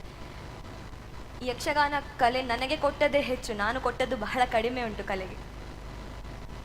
ಮುಖ್ಯವಾಗಿ ಆ ಸಂದರ್ಭದಲ್ಲಿ ಅನೇಕರು ಹೇಳಿದರು, ಯಕ್ಷಗಾನ ಯಾಕೆ, ಆ ಕಾಲಘಟ್ಟದಲ್ಲಿ ಯಾವ ರೀತಿಯ ಮನಸ್ಥಿತಿ ಇತ್ತು ಅಂತ ಹೇಳಿದರೆ, ಏನು ಗೊತ್ತಿಲ್ಲದವ ಯಕ್ಷಗಾನಕ್ಕೆ ಹೋಗುವುದು, ಆ ರೀತಿಯ ಒಂದು ಮನಸ್ಥಿತಿ ಇತ್ತು. ಅದು ಕೂಡ ಹುಡುಗಿಯಾಗಿ ನೀನು ಯಕ್ಷಗಾನಕ್ಕೆ ಯಾಕೆ ಹೋಗ್ತೀನಿ, ಇನ್ನೂ ಅನೇಕ ಕಲೆಗಳಿದೆ, ಅದರಲ್ಲಿ ನಿನ್ನನ್ನು ತೊಡಗಿಸಿಕೊಳ್ಳಬಹುದು ಎನ್ನುವಂತಹ ಪ್ರಶ್ನೆ ಅನೇಕರಿಂದ ನಾನು ಕೇಳಿಸಿಕೊಂಡವಳಿದ್ದೇನೆ. ಆದರೆ ನನಗೆ ಅದರಲ್ಲಿ ತಂದೆಯನ್ನು ನೋಡಿ ಆ ಯಕ್ಷಗಾನದ ವಾತಾವರಣದಲ್ಲಿ ಚಂಡೆ ಮದ್ದಳೆಗಳ ನಾದವನ್ನೇ ಕೇಳಿಕೊಂಡು ಬೆಳೆದ ಕಾರಣ ಆಕರ್ಷಿತಳಾಗಿ ಯಕ್ಷಗಾನಕ್ಕೆ ಸೇರಿ ಅನೇಕ ಗುರುಗಳನ್ನು ತಿದ್ದಿ ತೀಡಿ ಪ್ರದರ್ಶನವನ್ನು ನೀಡುವಂತಹ ಮಟ್ಟಿಗೆ ಬೆಳೆಸಿದ್ದಾರೆ. ಯಾವುದೇ ಒಂದು ಕಲೆಯಾಗಿರಲಿ ಅದು ನಿಮ್ಮ ವಿದ್ಯಾಭ್ಯಾಸಕ್ಕೆ ಖಂಡಿತವಾಗಿಯೂ ತೊಡಕಾಗಿ ಪರಿಣಮಿಸುವುದಿಲ್ಲ. ವಿದ್ಯಾರ್ಥಿ ಜೀವನದಲ್ಲಿ ಇತರ ಕಲೆಗಳಲ್ಲಿ ನಿಮ್ಮನ್ನು ನೀವು ತೊಡಗಿಸಿಕೊಳ್ಳುವುದರ ಮೂಲಕವಾಗಿ ವಿದ್ಯಾರ್ಥಿಯ ಸರ್ವತೋಮುಖ ಅಭಿವೃದ್ಧಿಗೆ ಕಲೆ ಪೂರಕವಾಗಿಯೇ ಉಳಿಯುತ್ತದೆ ಹೊರತು ಅದು ವ್ಯತಿರಿಕ್ತವಾದ ಪರಿಣಾಮವನ್ನು ಖಂಡಿತ ಮಾಡುವುದಿಲ್ಲ. ಈ ರೀತಿಯಾಗಿ ಕಲೆಯ ಜೊತೆಗೆ ವಿದ್ಯೆಯನ್ನು ಕಲಿತು ಕಲಾವಿದೆಯಾಗಿ ಉಳಿ ಬಯಸ್ತೇನೆ ಎನ್ನುವಂಥ ಹೆಬ್ಬಯಕೆ ಇದೆ ನನಗೆ. ನೀವು ಹೇಳಿದ ಹಾಗೆ ಒಂದು ಕಾಲಘಟ್ಟ ಇತ್ತು, ಮಹಿಳೆಯರ ಯಕ್ಷಗಾನಕ್ಕೆ ಮಹಿಳೆಯರು ಹೋಗಿದ ತಾತ್ಸಾರ ಭಾವನೆ ಇತ್ತು ಮಹಿಳೆಯರು. ಆದರೆ ಯಕ್ಷಗಾನ ಕಲಾವಿದರ ಜೊತೆಯಲ್ಲಿ ಆ ಯಕ್ಷಗಾನ ಕಲಾವಿದರ ಮನೆಯ ಮಹಿಳೆಯರನ್ನು ಯಾವತ್ತೂ ಮರೆಯುವಂತಿಲ್ಲ. ನಮ್ಮ ಪಟ್ಲ ಭಾಗವತರು ಯಾವಾಗ ಹೇಳ್ತಾ ಇದ್ರು, ಈಗಿನ ಕಾಲಘಟ್ಟದ ಕಲಾವಿದರು ತುಂಬ ಅದೃಷ್ಟವಂತರು ಅಂತೇಳಿ. ಹಿಂದಿನ ಒಂದು ಕಾಲ ಇತ್ತು, ಒಮ್ಮೆ ಮನೆಯಿಂದ ಹೊರಟ್ರೆ ವಾಪಸ್ ಅವರು ತಿರುಗಾಟ ಮುಗಿಸಿ ಮನೆಗೆ ಸೇರಬೇಕಂತ ಹೇಳಿದರೆ ತಿಂಗಳುಗಟ್ಟಲೆ ಆಗ್ತಾ ಇತ್ತು. ಆವಾಗ ಮನೆ ಎಲ್ಲ ಜವಾಬ್ದಾರಿಗಳನ್ನು ಮಹಿಳೆಯರು ಬಹಳ ಸಮರ್ಥವಾಗಿ ನಿಭಾಯಿಸಿ ಆ ಮಕ್ಕಳ ವಿದ್ಯಾಭ್ಯಾಸ ಆಗಲಿ ಮನೆ ಎಲ್ಲ ಕೆಲಸಗಳನ್ನು ತುಂಬ ಅಚ್ಚುಕಟ್ಟಾಗಿ ನಿರ್ವಹಿಸ್ತಾ ಇದ್ರು. ಈಗ ನೀವು ಒಬ್ಬ ಮಹಿಳೆಯಾಗಿ ಯಕ್ಷಗಾನ ಕ್ಷೇತ್ರಕ್ಕೆ ನೀವು ಪಾದಾರ್ಪಣೆ ಮಾಡಿದ್ದೀರಿ, ಹವ್ಯಾಸಿ ಕಲಾವಿದರಾಗಿ. ಜನರ ಪ್ರತಿಕ್ರಿಯೆ ಹೇಗಿದೆ? ನಾನಾಗಲೇ ಹೇಳಿದ ಹಾಗೆ ಪುರುಷ ಪ್ರಧಾನವಾದ ಈ ಅನೇಕ ಶತಮಾನಗಳಿಂದ ಬೆಳೆದು ಬಂದಂತಹ ಕಲೆ ಅನೇಕ ಹಿರಿಯರು ಇದನ್ನು ಎತ್ತಿ ಹಿಡಿದಿದ್ದಾರೆ. ಮಹಿಳೆಯರ ಪ್ರವೇಶ ಸಾಧಾರಣ ಸುಮಾರು ವರ್ಷಗಳಿಂದ ಆಯಿತು. ನಾನು 16 ವರ್ಷಗಳಿಂದ ಈ ಕಲೆಯಲ್ಲಿ ತೊಡಗಿಸಿಕೊಳ್ತಾ ಇದ್ದೇನೆ. ಸಂಪೂರ್ಣವಾದಂತಹ ಒಂದು ಚೌಕಟ್ಟು ಇನ್ನೂ ನಿರ್ಮಾಣದ ಹಂತದಲ್ಲೇ ಇದೆ ಎಂಬುದು ನನ್ನ ವೈಯಕ್ತಿಕವಾದಂತಹ ಅಭಿಪ್ರಾಯ. ಅನೇಕರು ಇದರಲ್ಲಿ ಪಾಲ್ಗೊಳ್ತಾ ಇದ್ದಾರೆ, ತಮ್ಮ ತಮ್ಮ ಕರ್ತವ್ಯವನ್ನು ಅಥವಾ ತಮ್ಮ ತಮ್ಮ ಕೊಡುಗೆಯನ್ನು ಈ ಕಲೆಗೆ ನೀಡ್ತಾ ಇದ್ದಾರೆ. ಮೊದಲಿನ ಮನಸ್ಥಿತಿ ಖಂಡಿತವಾಗಿಯೂ ನಾನು ಕಂಡಂತೆ 15 ವರ್ಷಗಳ ಹಿಂದೆ ಯಾವ ರೀತಿಯ ಮನಸ್ಥಿತಿ ಇತ್ತು ಆ ಮನಸ್ಥಿತಿ ಈಗ ಇಲ್ಲ. ಮನಸ್ಥಿತಿ ವಿಸ್ತಾರವಾಗಿದೆ, ಜನರು ನಮ್ಮನ್ನು ಸ್ವೀಕರಿಸ್ತಾ ಇದ್ದಾರೆ. ಆದರೂ ಮುಖ್ಯವಾಗಿ ಕೆಲವೊಂದು ವಿಚಾರಗಳು, ನಮ್ಮ ಸ್ವರ ಇರ್ಬೋದು, ಇದರ ಬಗ್ಗೆ ಅನೇಕ ಅಭಿಪ್ರಾಯಗಳನ್ನು ನಾವು ಕೇಳ್ತೇವೆ. ಒಂದು ಉದಾಹರಣೆ ಹೇಳಬೇಕು ಅಂತ ಹೇಳಿದರೆ, ಈಗ ಒಂದು ಮ್ಯಾಥ್ಸಲ್ಲಿ ಒಂದು ಥಿಯರಿ ಉಂಟು ಅಥವಾ ಸೈನ್ಸಲ್ಲಿ ಒಂದು ಥಿಯರಿ ಉಂಟು. ಈ ಥಿಯರಿಗೆ ಒಂದಿಷ್ಟು ಎಸಂಪ್ಷನ್ ಇರ್ತದೆ. ಸೊ ಮಹಿಳೆಯರು ಯಕ್ಷಗಾನದ ಪ್ರದರ್ಶನವನ್ನು ಮಾಡುವಾಗ ಸ್ವರ ಒಂದು ಎಸಂಪ್ಷನ್ ಆಗಿ ನೀವು ತಗೊಳ್ಬೇಕು ಎನ್ನುವುದು ನನ್ನ ವೈಯಕ್ತಿಕ ಅಭಿಪ್ರಾಯ. ಎಲ್ಲರಿಗೂ ಈಗ ಒಂದು ರಾಮನ ವೇಷವೋ ಅಥವಾ ಒಂದು ರಾಕ್ಷಸ ವೇಷವಾಗಿ ನೀವು ವೇದಿಕೆಯಲ್ಲಿ ಬರುವಾಗ ಆ ವೀರಾವೇಶದ ಸನ್ನಿವೇಶದಲ್ಲಿ ನೀವು ಸ್ವರದಿಂದ ನಿಮ್ಮ ವೇಷ ಅಷ್ಟು ಸರಿಯಾಗುವುದಿಲ್ಲ ಎನ್ನುವಂತಹ ಒಂದು ಭಾವನೆಯೂ ಇದೆ. ಆದರೆ ನಾನು ಆಗಲೇ ಹೇಳಿದಾಗ ಇದೆಲ್ಲವನ್ನು ನೀವು ಎಸಂಪ್ಷನ್ ಆಗಿ ತಗೊಳ್ಬೇಕು. ನಮ್ಮ ವಾಯ್ಸ್ ಮಾಡ್ಯುಲೇಷನ್ ಇರ್ಬೋದು, ಈ ರೀತಿಯಾದಂತಹ ಒಂದು ಕೆಲವು ಸಣ್ಣ ಸಣ್ಣ ವಿಚಾರಗಳಿರ್ಬೋದು, ಇನ್ನು ಕೆಲವು ಅತ್ಯಂತ ಸೂಕ್ಷ್ಮವಾದ ಈಗ ಗಮನಿಸ್ತಾರೆ ಪ್ರೇಕ್ಷಕರು ಎಂಬುದಕ್ಕೆ ಇನ್ನೊಂದು ಉದಾಹರಣೆ. ಈಗ ಮಹಿಳೆಯರು ವೇಷವನ್ನು ಮಾಡುವಾಗ ಅವರ ಕಾಲುಂಗುರ ಇರ್ಬೋದು ಅಥವಾ ಕಾಲ್ಗೆಜ್ಜೆ ಇರ್ಬೋದು, ಮೂಗುತ್ತಿರ್ಬೋದು. ಈಗ ನಾವು ಪುರುಷ ವೇಷ ಮಾಡುವಾಗ ನಿಮ್ಮ ಮೂಗಿಲಿನಲ್ಲಿ ಮೂಗುತ್ತಿದೆ, ನಿಮ್ಮ ಕಾಲಿನಲ್ಲಿ ಕಾಲುಂಗುರ ಇದೆ. ಇಂತಹ ಸಣ್ಣ ಸಣ್ಣ ವಿಚಾರಗಳು ಸಹ ಪ್ರೇಕ್ಷಕರು ನಾವು ಸಭೆಯಿಂದ ಕೆಳಗೆ ಹೋದ ಮೇಲೆ ನಮಗೆ ಅಭಿಪ್ರಾಯಗಳು ಬರ್ತದೆ. ಸೊ ಇದೆಲ್ಲ ನಾನು ಆಗಲೇ ಹೇಳಿದಾಗ ಇದೆಲ್ಲ ಎಸಂಪ್ಷನ್ಸ್. ಅದೆಲ್ಲವನ್ನು ಸಾಧಾರಣ ಸಾಧ್ಯವಾದ ಮಟ್ಟಿಗೆ ನಾವು ಯಾವ ರೀತಿ ಅದನ್ನು ತಪ್ಪಿಸ್ಬೋದು ಅಷ್ಟು ಮಾತ್ರ ನಮಗೆ ತಪ್ಪಿಸಲಿಕ್ಕೆ ಸಾಧ್ಯ. ಅದಕ್ಕಿಂತ ಅದೆಲ್ಲ ಮಹಿಳೆಯಲ್ಲಿ ಅಂತರ್ಗತವಾಗಿಯೇ ಇದ್ದ ಕಾರಣ ಅದನ್ನು ಹಾಗೆ ಒಪ್ಪಿಕೊಳ್ಬೇಕು ಎಂಬುದು ನನ್ನ ಆಶಯ. ಪಟ್ಲ ಭಾಗವತರೆ, ನಮ್ಮ ಭಾಗವತರಿಂದ ಒಂದು ಪ್ರಶ್ನೆ, ಅವರಿಂದ ಒಂದು ಅಭಿಪ್ರಾಯ ಬಂದ ನಂತರ ಸಭೆಯಲ್ಲಿ ಪ್ರೇಕ್ಷಕರು ವೀಕ್ಷಕರು ತಮ್ಮ ಏನಾದರೂ ಪ್ರಶ್ನೆ ಇದ್ದರೆ ಕೇಳ್ಬೋದು. ಈ ಯಕ್ಷಗಾನ ಅಂತ ಹೇಳಿದರೆ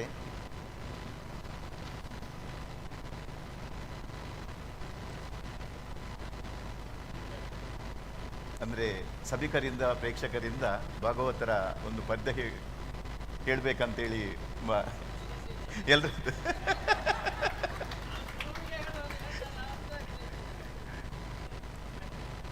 ಈಗ ನಮ್ಮಲ್ಲಿ ಒಂದು ಮಾತಿದೆ,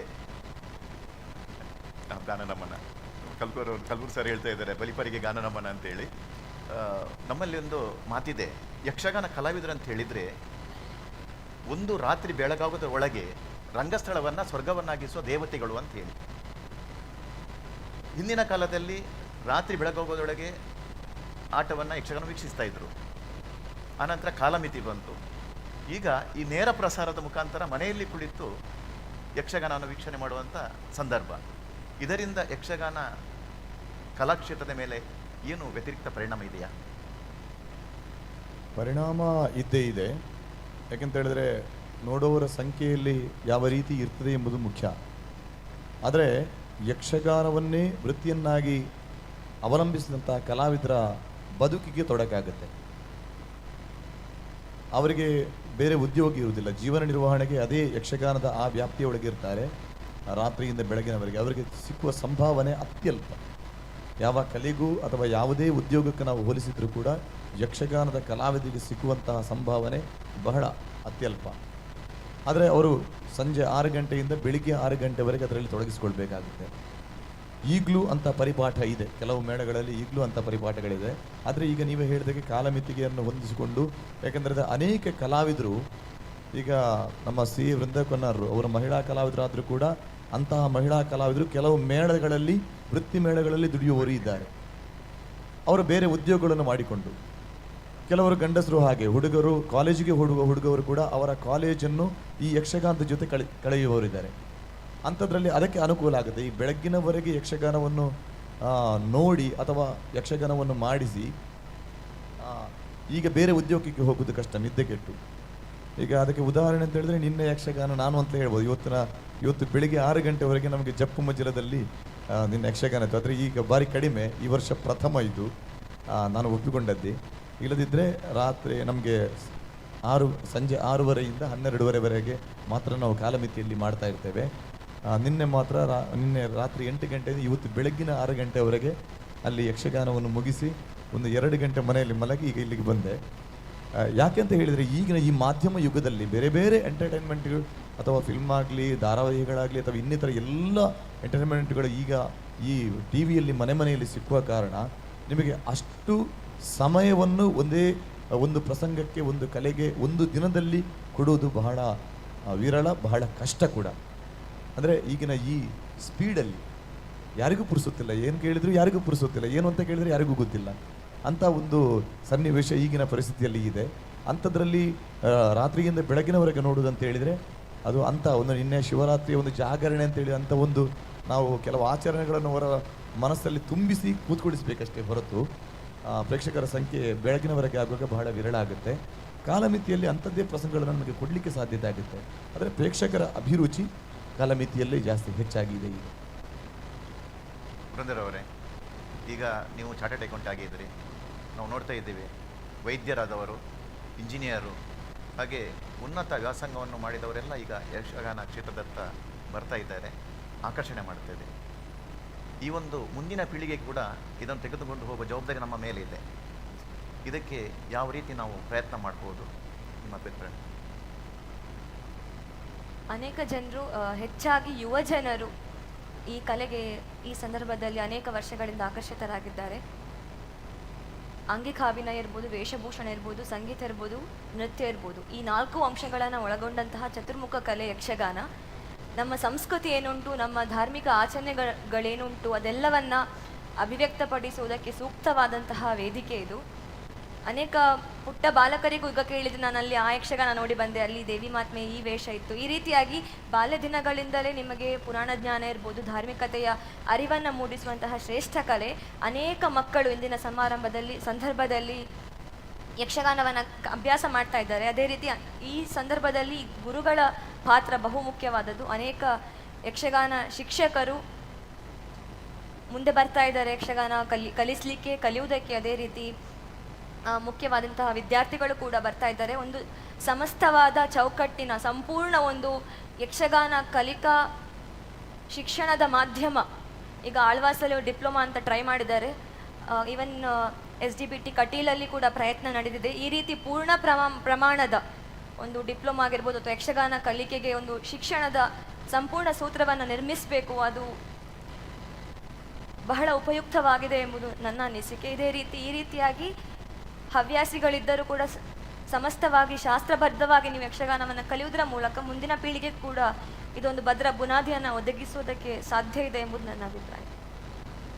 ಸಭಿಕರಲ್ಲಿ ಯಾರಾದರೂ ನಮ್ಮ ಭಾಗವತರಿಗೆ, ಹೊನ್ನಾರವರಿಗೆ ಪ್ರಶ್ನೆ ಇದೆ ಕೇಳ್ಬೋದು. ಮೈಕ್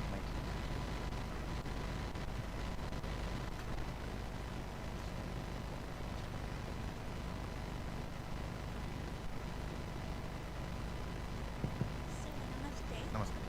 ಸರ್, ಈಗಿನ ಕೆಲವೊಂದು ಘಟನೆಯನ್ನು ನೀವು ನೋಡಿದಾಗ ಯಕ್ಷಗಾನವನ್ನು ಮೀಡಿಯಾ ಅಂದರೆ ರಿಯಾಲಿಟಿ ಶೋ ಅಲ್ಲಿ ಹಾಕಿದಾಗ ಕೆಲವೊಮ್ಮೆ ಕಾಂಟ್ರವರ್ಸಿ ಆಯಿತು. ಯಕ್ಷಗಾನ ಒಂದು ಕಲೆಯನ್ನು ಮಾಡರ್ನ್ ಅಥವಾ ಬೇರೆ ಸಿನಿಮಾ ಹಾಡಿಗೆ ಮಾಡಲಿಕ್ಕೆ ಹೋಗಿ ಅಥವಾ ಫೆವಿಕಾಲ್ ಅಡ್ವರ್ಟೈಸಲ್ಲಿ ದೊಡ್ಡ ರೀತಿಯಲ್ಲಿ ಕಾಂಟ್ರವರ್ಸಿ ಆಯಿತು. ಈಗ ಪ್ರಶ್ನೆ ಏನಂದರೆ ಆ ಥರ ಮಾಡೋದು ತಪ್ಪಾಗುತ್ತಾ, ಒಂದು ಪ್ರಶ್ನೆ. ಇನ್ನೊಂದು, ಅದರ ಜೊತೆಗೆ ಯಕ್ಷಗಾನವನ್ನು ರಿಯಾಲಿಟಿ ಶೋ ಅಥವಾ ಮೀಡಿಯಾಕ್ಕೆ ತರುವಾಗ ಯಾವ ಥರ ಪಾಲನೆಯನ್ನು, ಅಂದರೆ ಪ್ರೋಟೋಕಾಲ್ ಇದೆಯಾ, ಏನಾದರೂ ಈ ಥರ ಪಾಲಿಸಬೇಕು, ಈ ಥರದಿಂದಲೇ ಬರಬೇಕು ಅಂತ ಏನಾದರೂ? ನಾನು ಮೊದಲಾಗಿ ಹೇಳಿದ ಹಾಗೆ ಯಕ್ಷಗಾನ ಇಲ್ಲಿ ಉಳಿದದ್ದು ಬೆಳೆದದ್ದು ಒಂದು ಧಾರ್ಮಿಕ ನಂಬಿಕೆಯಾಗಿದೆ. ಅದಕ್ಕೆ ತನ್ನದೇ ಆದಂತಹ ಒಂದು ಚೌಕಟ್ಟಿದೆ. ಅದನ್ನು ಯಾವ ರೀತಿ ಮೀಡಿಯಾದಲ್ಲಿ ಬಿಂಬಿಸಿದ್ರು ಅಥವಾ ರಂಗದಲ್ಲಿ ಬಿಂಬಿಸಿದ್ರು ಕೂಡ ಅದಕ್ಕೆ ಇಂಥದ್ದೇ ಆದ ಒಂದು ಚೌಕಟ್ಟು ಎಂಬುದಾಗಿದೆ. ಆ ಚೌಕಟ್ಟನ್ನು ಮೀರಿ ಹೋದ ಕೂಡಲೇ ಅದು ಯಕ್ಷಗಾನ ಕಲೆಗೆ ನಾವು ಅಪಚಾರ ಮಾಡಿದ ಹಾಗೆ ಆಗುತ್ತೆ. ಅದನ್ನು ಆ ಯಕ್ಷಗಾನದ ಕಲೆಯನ್ನು ಬಿಂಬಿಸುವಲ್ಲಿ ಮೀಡಿಯಾಗಳಾಗಲಿ ಅಥವಾ ಇನ್ನಿತರ ನೀವು ಹೇಳಿದ ಹಾಗೆ ಅಡ್ವರ್ಟೈಸ್ಮೆಂಟ್ಗಳಾಗಿ ಅದನ್ನು ಜಾಗೃತಿ ವಹಿಸಬೇಕು. ಅದು ನಿಜವಾಗಿಯೂ ನಮ್ಮ ಈ ಧಾರ್ಮಿಕ ನಂಬಿಕೆಗೆ ಸ್ವಲ್ಪ ತೊಡಕಾಗುತ್ತೆ. ಅದನ್ನು ಬಿಂಬಿಸಬಾರದು ಅಂತ ನನ್ನ ಒಬ್ಬ ಕಲಾವಿದನಾಗಿ ವೈಯಕ್ತಿಕ ಅಭಿಪ್ರಾಯ. ಈ ಕಲೆಯನ್ನು ಈ ನಮ್ಮ ಕೋವಿಡ್ ಟೈಮ್ನಲ್ಲಿ ಹೆಚ್ಚು ಜನ ನಮ್ಮ ನೇರ ಪ್ರಸಾರದಿಂದ ತುಂಬ ಜನ ನೋಡಿದ್ದಾರೆ. ಈ ನೇರ ಪ್ರಸಾರದಲ್ಲಿ ತುಂಬ ಫಾರಿನರ್ಸ್ನವರು ಈ ಕಲೆಯನ್ನು ಮೆಚ್ಚಿ ಅವರ ಆರ್ಟಿಕಲ್ಸ್ ಅದರಲ್ಲೆಲ್ಲ ಬರೆದಿದ್ದಾರೆ. ಅವರು ಇಂಥ ಒಂದು ಕಲೆ ಇದೆ, ಇಂಥ ಒಂದು ಕಲೆ ಆಗ್ತಾ ಉಂಟು ಅಂತೇಳಿ. ಮತ್ತು ಇದೊಂದು ಈಗ ಲೇಟೆಸ್ಟಾಗಿ ಒಂದು ಕಾಂತಾರ ಫಿಲ್ಮ್ ಬಂದ ಮೇಲೆ ಅದು ಡೆವಲಪ್ ಆಯಿತು. ಅಂದರೆ ಈಗಿನ ಪರಿಸ್ಥಿತಿಯಲ್ಲಿ ಇಲ್ಲಿದು ಈ ಯಕ್ಷಗಾನ ಕಲೆ ಮತ್ತು ಆ ಒಂದು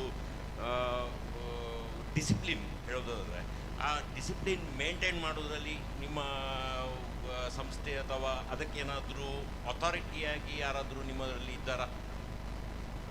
ಅಂದರೆ ಗೈಡ್ಲೈನ್ಸ್ ಆಗಿ ನಾನು ಹೇಳೋದು ಸ್ಪೆಸಿಫಿಕಲಿ ಹೇಳೋದು ಅಂತೇಳಿ ಇವರು ಹೇಳಿದಾಗ, ಈಗ ಅಡ್ವರ್ಟೈಸ್ಮೆಂಟ್ ಮಾಡಿ ತಿರುಚಿ ಪ್ರಸಂಗಗಳನ್ನು ತಿರುಚಿ ಬರೆಯುವುದು, ತಿರುಚಿ ಇದಾಕುವುದು, ಅಡ್ವರ್ಟೈಸ್ಮೆಂಟ್ ಮಾಡೋದು, ಮೀಮ್ಸ್ ಮಾಡೋದು, ಅದು ನಿಲ್ಲಿಸಲಿಕ್ಕೆ ನಾನು ನಿಮ್ಮ ಹತ್ರ ಕೇಳಿ ಕಾರಣ ಅಂದರೆ ಇದು ನಮ್ಮದೊಂದು ಸಂಸ್ಕೃತಿ. ಅದು ಸಂಸ್ಕೃತಿ ನಮಗೆ ಅದರದ್ದು ಒಂದು ಇದಿರ್ತದೆ, ನಮಗೊಂದು ಫೀಲ್ ಇರ್ತದೆ, ನಮ್ಮ ಸಂಸ್ಕೃತಿ ಬೇರೆಯವರು ಹಾಳು ಮಾಡಬಾರ್ದು ಅಂತೇಳಿ. ಆದರೆ ಅದರ ಬಗ್ಗೆ ಏನಾದರೂ ನಮ್ಮ ಸರ್ಕಾರ ಅಥವಾ ನಮ್ಮ ಏನಾದರೂ ಸಂಸ್ಥೆಗಳು, ಯಾರಾದರೂ NGOಗಳು ಇದರ ಬಗ್ಗೆ ಅದು ಪ್ರೊಟೆಕ್ಟ್ ಮಾಡಲಿಕ್ಕೆ ಏನಾದರೂ ಇದು ಮಾಡಿದಾರಾ? ನೀವು ಹೇಳ್ಬೋದು. ಇಲ್ಲ, ಮಾಡಿಲ್ಲ. ನೀವು ಒಂದೇ ಮಾತಿನಲ್ಲಿ ಉತ್ತರ ಹೇಳೋದಾದರೆ ಅದನ್ನು ಮಾಡಿಲ್ಲ. ಯಾಕೆಂದರೆ ನಮ್ಮದು ಬೇಸರ ಮತ್ತು ಒತ್ತಾಯ ಎರಡೂ ಅದೇ, ಎಲ್ಲರೂ ಅದಕ್ಕೆ ಕೈ ಜೋಡಿಸಬೇಕು ಎನ್ನುವುದಾಗಿ. ಯಾಕೆಂತೇಳಿದ್ರೆ ಅವರು ಒಂದು ಉಲ್ಲೇಖ ಮಾಡಿದ ಕಾರಣ ಹೆಸರನ್ನು ನಾನು ಇಲ್ಲಿ ಪ್ರಸ್ತಾಪಿಸ್ತೇನೆ. ಫೆವಿಕಾಲ್ ಅಂತೇಳಿ ಉಲ್ಲೇಖ ಮಾಡಿದ್ರಿ. ನಾನು ಅದಕ್ಕೆ ಎಕ್ಸಾಂಪಲ್ ಆಗಿ ಹೇಳೋದಿದ್ರೆ, ನಾವು ಚೆಂಡೆಮದ್ದಳೆ ಅಂತ ಹೇಳಿದರೆ ನಾವು ಎಲ್ಲರೂ ಕಲಾವಿದರು ಆಗಲಿ ಪ್ರೇಕ್ಷಕರಾಗಲಿ ಅದನ್ನು ಕೈ ಮುಗಿದುಕೊಂಡು ನಾವು ರಂಗಸ್ಥಳಕ್ಕೆ ಹತ್ತುವಾಗಲೂ ಕೂಡ ಅದಕ್ಕೆ ಕೈ ಮುಗಿದು ನಮಿಸಿ ನಾವು ರಂಗಸ್ಥಳಕ್ಕೆ ಹೋಗುವ ಕ್ರಮ. ಅಥವಾ ರಂಗಸ್ಥಳದಲ್ಲಿ ವೇಷ ಪ್ರವೇಶ ಆಗುವಾಗಲೂ ಕೂಡ ತಾವು ಗಮನಿಸಿರಬಹುದು, ಆ ಎಲ್ಲ ಜಾಗಟೆ ಚೆಂಡೆಮದ್ದಳೆಯನ್ನು ನಮಿಸಿ ಆ ಅಡ್ವರ್ಟೈಸ್ಮೆಂಟ್ ತಾವು ಗಮನಿಸಿ ಆ ಚೆಂಡೆಮದ್ದಳೆಯನ್ನು ಹೊತ್ತುಕೊಂಡು ಓಡ್ತಾರೆ, ಮತ್ತೊಂದು ಕಡೆ ಬಿಸಾಡ್ತಾರೆ, ಇನ್ನೊಂದು ಕಡೆ ಟೇಬಲನ್ನೆಲ್ಲ ಇದು ಮಾಡಿ ಹಾಕ್ತಾರೆ. ಆ ಫೆವಿಕಾಲ್ನ ಜೋಡಣೆಗೆ ಬೇಕಾಗಿ ಅದನ್ನು ಆ ರೀತಿಯಲ್ಲಿ ಬಿಂಬಿಸಿದ್ದಾರೆ. ಅದು ಎಷ್ಟು ಜನರಿಗೆ ನೋವಾಗಬಹುದು ಎಂಬುದನ್ನು ನೀವು ಯೋಚನೆ ಮಾಡಿ. ನಮಗೆ ಆರಾಧನೆ ಕಲೆ ಅದು. ನಾವು ಎಷ್ಟೋ ಕಲಾವಿದರು ಅದರಿಂದ ಜೀವನ ನಡೆಸ್ತಾ ಇದ್ದಾರೆ, ಎಷ್ಟೋ ಸಾವಿರಾರು ಕಲಾವಿದರು ಅದರಲ್ಲಿ ಜೀವನ ನಡೆಸ್ತಾ ಇದ್ದಾರೆ. ಅವರ ಅಡ್ವರ್ಟೈಸ್ಮೆಂಟ್ಗೆ ಬೇಕಾಗಿ ಇಂಥ ಕಲೆಯನ್ನು ಈ ರೀತಿ ಬಿಂಬಿಸುವುದು ನಾನು ಖಡಾಖಂಡಿತವಾಗಿ ಈ ವೇದಿಕೆಯಲ್ಲಿ ಕೂಡ ಅದನ್ನು ಖಂಡಿಸ್ತೇನೆ. ಇಲ್ಲ, ನಿಲ್ಲಿಸಲಿಕ್ಕೆ ಮಾಡಿಲ್ಲ. ನಾವು ಕಲಾವಿದರು ತುಂಬ ಬಾರಿ ಅದರ ಬಗ್ಗೆ ಪ್ರಯತ್ನ ಪಟ್ಟೆವು, ಸ್ವಲ್ಪ ಪ್ರತಿಭಟನೆ ರೂಪದಲ್ಲಿ ಮಾಡಿದೆವು. ಆದರೆ ಅಲ್ಲಿಗೆ ರೀಚ್ ಆಗೋ ಮಟ್ಟಿಗೆ ನಮ್ಮ ಯಕ್ಷಗಾನ ಕಲಾವಿದರು ಅಷ್ಟು ಆ ಮಟ್ಟಿನಲ್ಲಿ ಶ್ರೀಮಂತರಾಗಲಿಲ್ಲ ಅಂತ ಒಂದು ಬೇಸರ ನನಗೆ ಅಷ್ಟೇ. ಈಗಲಾದರೂ ಇಲ್ಲಿದ್ದ ಜನರು ಅದಕ್ಕೆ ಸಪೋರ್ಟ್ ಮಾಡ್ತೀರಾ? ಈ ಒಂದು ಪ್ರಸಂಗಕ್ಕೆ ನಾನು ಹೇಳೋದು ಯಾಕಂತ ಹೇಳಿದ್ರೆ, ನಮ್ಮ ಇದು ಈ ಜಾನಪದ ಕಲೆ ನಮ್ಮ ಇಲ್ಲಿದು ಕಲೆ, ಇದು ಹೊರಗಿನದಲ್ಲ, ಹೊರಗಿನವರಿಗೆ ಬಿದ್ದದಿಲ್ಲ, ಯಾರಿಗೂ ಬಿದ್ದದಿಲ್ಲ, ಇಲ್ಲಿಯವರಿಗೆ ಮಾತ್ರ ಅದು ಇರುವುದು, ನಮಗಿರುವುದು ಮಾತ್ರ, ಬೇರೆ ಯಾರಿಗೂ ಅದರಲ್ಲಿ ಇದಿಲ್ಲ, ಪ್ರೀತಿ ಇಲ್ಲ. ನಾನು ಅದಕ್ಕೋಸ್ಕರ ನಿಮ್ಗೆ ಹೇಳ್ತಾ ಇದ್ದೇನೆ. ತುಂಬಾ ಧನ್ಯವಾದ ಸರ್. ನಿಮ್ಮ ಅಭಿಪ್ರಾಯಕ್ಕೆ ಪೂರಕವಾಗಿ ಈಗ ನಮ್ಮ ಭಾಗವತರು ಹೇಳಿದಾಗೆ ಕಲಾವಿದರು ಕೂಡ ಆ ಗೆಜ್ಜೆ ಕಟ್ಟುವಾಗ ಗೆಜ್ಜೆಗೆ ನಮಸ್ಕರಿಸಿ ಕಿರೀಟಕ್ಕೆ ಕೈ ಮುಗಿದು ಅದನ್ನು ಅವ್ರ ವೇಷವನ್ನು ಹಾಕಿ ಬಣ್ಣಕ್ಕೆ ಕೂತ್ಕೊಳ್ತಾರೆ. ಒಂದು ಸಾಮಾಜಿಕ ಜಾಲತಾಣದಲ್ಲಿ ನೋಡಿರ್ಬೋದು ತಾವೆಲ್ಲ, ಒಂದು ಹೋಟೆಲ್ನಲ್ಲಿ ಒಬ್ಬ ತಿಂಡಿ ತಿನಿಸುವ ಸಪ್ಲೈಯರ್ ಯಕ್ಷಗಾನದ ವೇಷ ಹಾಕಿ ಬಂದು ಅದನ್ನು ಸಪ್ಲೈ ಮಾಡುವಂಥ ಒಂದು ವಿದ್ಯಮಾನ ಕೂಡ ನಡೆದಿದೆ. ಇದು ಖಂಡಿತವಾಗಿ ನಾವೆಲ್ಲ ಇದನ್ನು ನಾವು ಪ್ರತಿಭಟಿಸಬೇಕು. ಹೌದು,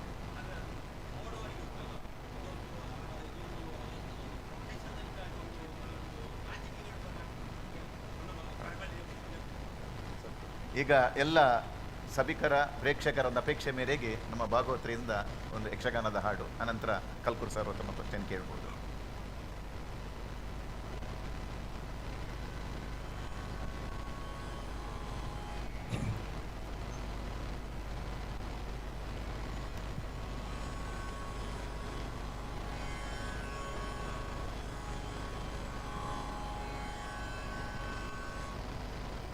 ರಾಮಾಯ ರಾಮಭದ್ರಾಯ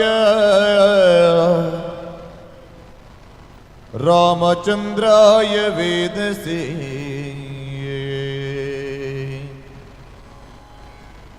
ರಘುನಾಥಾಯ ನಾಥಾಯ ಸೀತಾಯ ಪತಯೇ ನಮಃ सीताय पतये नमः सीताय पतये नमः कंदनाडिद मात केळुत है इंदळंगने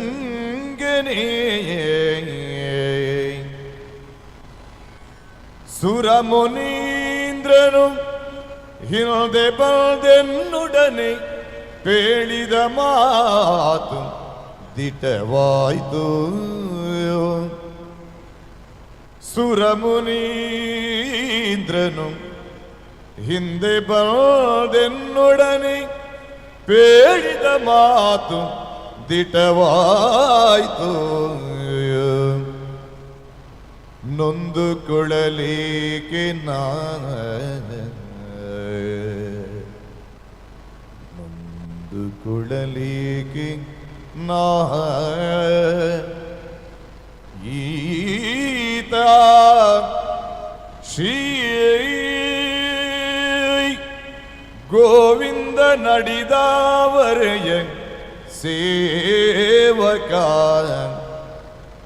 ಈತ ಶ್ರೀ ಗೋವಿಂದ ನಡಿದಾವರೆಯ ಸೇವಕ ಎಂದು ಕೊಟ್ಟರೆ ವಿಷವ ಕುಡಿದತಿ ಸುಖದೊಳಿರುತ್ತಿರ್ದ ಪ್ರಹ್ಲಾದ ಆಯದ ಗೋವಿಂದ ನಡೆದಾವರೆಯ ಸೇವಕನೀತ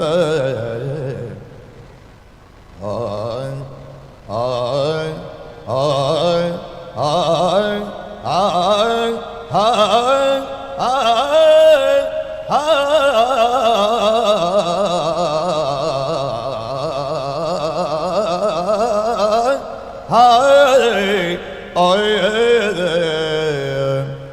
ಶ್ರೀಹರಿ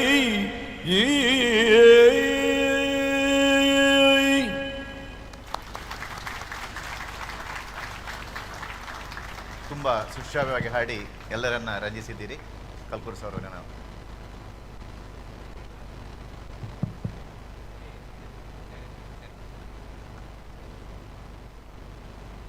ರಾತ್ರಿ ಇಡೀ ಯಕ್ಷಗಾನ ಬಲಿಪರ ಹೆಸರಲ್ಲಿ ನಡೆದುಕೊಂಡಿದೆ. ಹಿಂದೆ ಸಂಜೆ ಒಂದು ಚೌಕಿಯಲ್ಲಿ ಸ್ಥಾಪಿತರಾಗಿ ಎಲ್ಲ ಕಲಾವಿದರುಗಳ ಜೊತೆಗೆ ಅವರ ಪೆಟ್ಟಿಗೆಯೊಂದಿಗೆ ಕೇಳಿಯೊಂದಿಗೆ ಆರಂಭವಾಗ್ತಿತ್ತು ಯಕ್ಷಗಾನ. ಓರ್ವರೇ ಭಾಗವತರು ಮುಂಜಾನೆ ಮಧ್ಯಂತರದಲ್ಲಿ ನಿನ್ನೆ ಅವರ ಗಾನಮದಲ್ಲಿ ಬಂದಂಥ ಮಾತು, ಆರಂಭದ ಪದ್ಯದ ಒಂದು ಧಾಟಿ ಹೊಂದಿದ್ದರೆ ಮಧ್ಯರಾತ್ರಿಯಲ್ಲಿ ಇನ್ನೊಂದು ಸ್ವರ, ಮುಂಜಾನೆ 3 ಗಂಟೆ ನಂತರ ಬಲಿಪರ ಸ್ವರವನ್ನೇ ಕೇಳಲಿಕ್ಕೆ ಬರುವಂಥ ಒಂದು ವರ್ಗ ಇತ್ತಂತೆ. ಕಟ್ಟ ಕಡೆಗೆ ಆಗುವಾಗ ಆರಂಭದಲ್ಲಿ ದಕ್ಕಿತುವಂಥ ದೇವರಿಗೆ ಸಮರ್ಪಣೆ ಮಾಡೋದಿದ್ದರೆ ಉದಯವಾದ ನಂತರ ಉದಯರಾಗದ ಜೊತೆಗೆ ದೇವರಿಗೆ ಸಮರ್ಪಣೆ ಮಾಡಿ ವೀಳ್ಯ ಕೊಡುವಂಥ ಪ್ರಸಾದ ಕೊಡುವಂಥ ಒಂದು ಕ್ರಮ ಇತ್ತು. ಇವತ್ತು ಅದರಿಂದ ನಾವು ಹೇಗೆ ತುಳು ಭಾಷೆ ತುಳು ಲಿಪಿ ಹೊರಟು ಹೋಯಿತು, ಮುಂದಿನ ಕಾಲದಲ್ಲಿ ಅದು ಹೋಗ್ತದಂತ ನಮ್ಮ ಭಾವನೆಗೆ ಅನಿಸೋದಿಲ್ವ? ಎರಡನೇದಾಗಿ ಆ ಥರ ಇದ್ದಾಗ ಇವತ್ತು ಮೋಟ್ರ್ ಬೈಕ್ನಲ್ಲಿ ಬರ್ತಾರೆ, ಅವರ ಕೆಲಸ ಮುಗ್ತಾರೆ, ಹೋಗ್ತಾರೆ. ಹಿಂದೆ ಕಲಾವಿದರು ಆರಂಭದಿಂದ ಬೆಳಿಗ್ಗೆ ತನಕ ಇದ್ದ ಕಾರಣ ಗೋವಿಂದ ಭಟ್ರಂತಹ ಅಥವಾ ಹೋಳಿಯೂರಂತಹ ದೊಡ್ಡ ದೊಡ್ಡ ಕಲಾವಿದರು ಪರಿಪೂರ್ಣ ಕಲಾವಿದರಾಗಿ ಯಾವುದೇ ಇವತ್ತಿನ ಲೌಕಿಕ ವಿದ್ಯಾಭ್ಯಾಸ ಇಲ್ಲದೆ ಅತ್ಯಂತ ಜ್ಞಾನ ಒಂದು ಗಾಂಭೀರ್ಯದಿಂದ ಮೆರೆದರು. ಮೆರವಿಕೆಗೆ ಶಿಕ್ಷಣದ ಒಂದು ಸ್ಥಾನವೇ ಅದು ಚೌಕಿ ಆಗಿತ್ತು ಅಥವಾ ಯಕ್ಷಗಾನ ಆಗಿತ್ತು. ಇವತ್ತು ಇದೆಲ್ಲ ಹೋದಾಗಿ ತಮಗೆ ಅನಿಸುವುದಿಲ್ವ? ಇದರ ಬಗ್ಗೆ ತಮ್ಮ ಅಭಿಪ್ರಾಯ? ಖಂಡಿತ ಅನಿಸ್ತದೆ. ಆದರೆ ಆ ಕಾಲಕ್ಕನುಗುಣವಾಗಿ ನಮ್ಮನ್ನು ನಾವು ರೂಪಿಸಿಕೊಳ್ಬೇಕು ಎನ್ನುವುದು ಮಾತ್ರ ಸತ್ಯ. ನೀವು ಹೇಳಿದ ಪ್ರಥಮ ಬಲಿಪರ ವಿಚಾರ, 9 ಗಂಟೆಗೆ ರಾತ್ರಿ 9 ಗಂಟೆಗೆ ಪದ್ಯಕ್ಕೆ ಕೂತ್ರೆ ಅದು ಕೂಡ ಏರು ಸ್ಥಾಯಿಯಲ್ಲಿ, ಆಗ ಮೈಕ್ ಕೂಡ ಇಲ್ಲ. ಅಷ್ಟು ಸಾವಿರಾರು ಪ್ರೇಕ್ಷಕರಿಗೆ ಅದನ್ನು ಮುಟ್ಟಿಸಬೇಕು.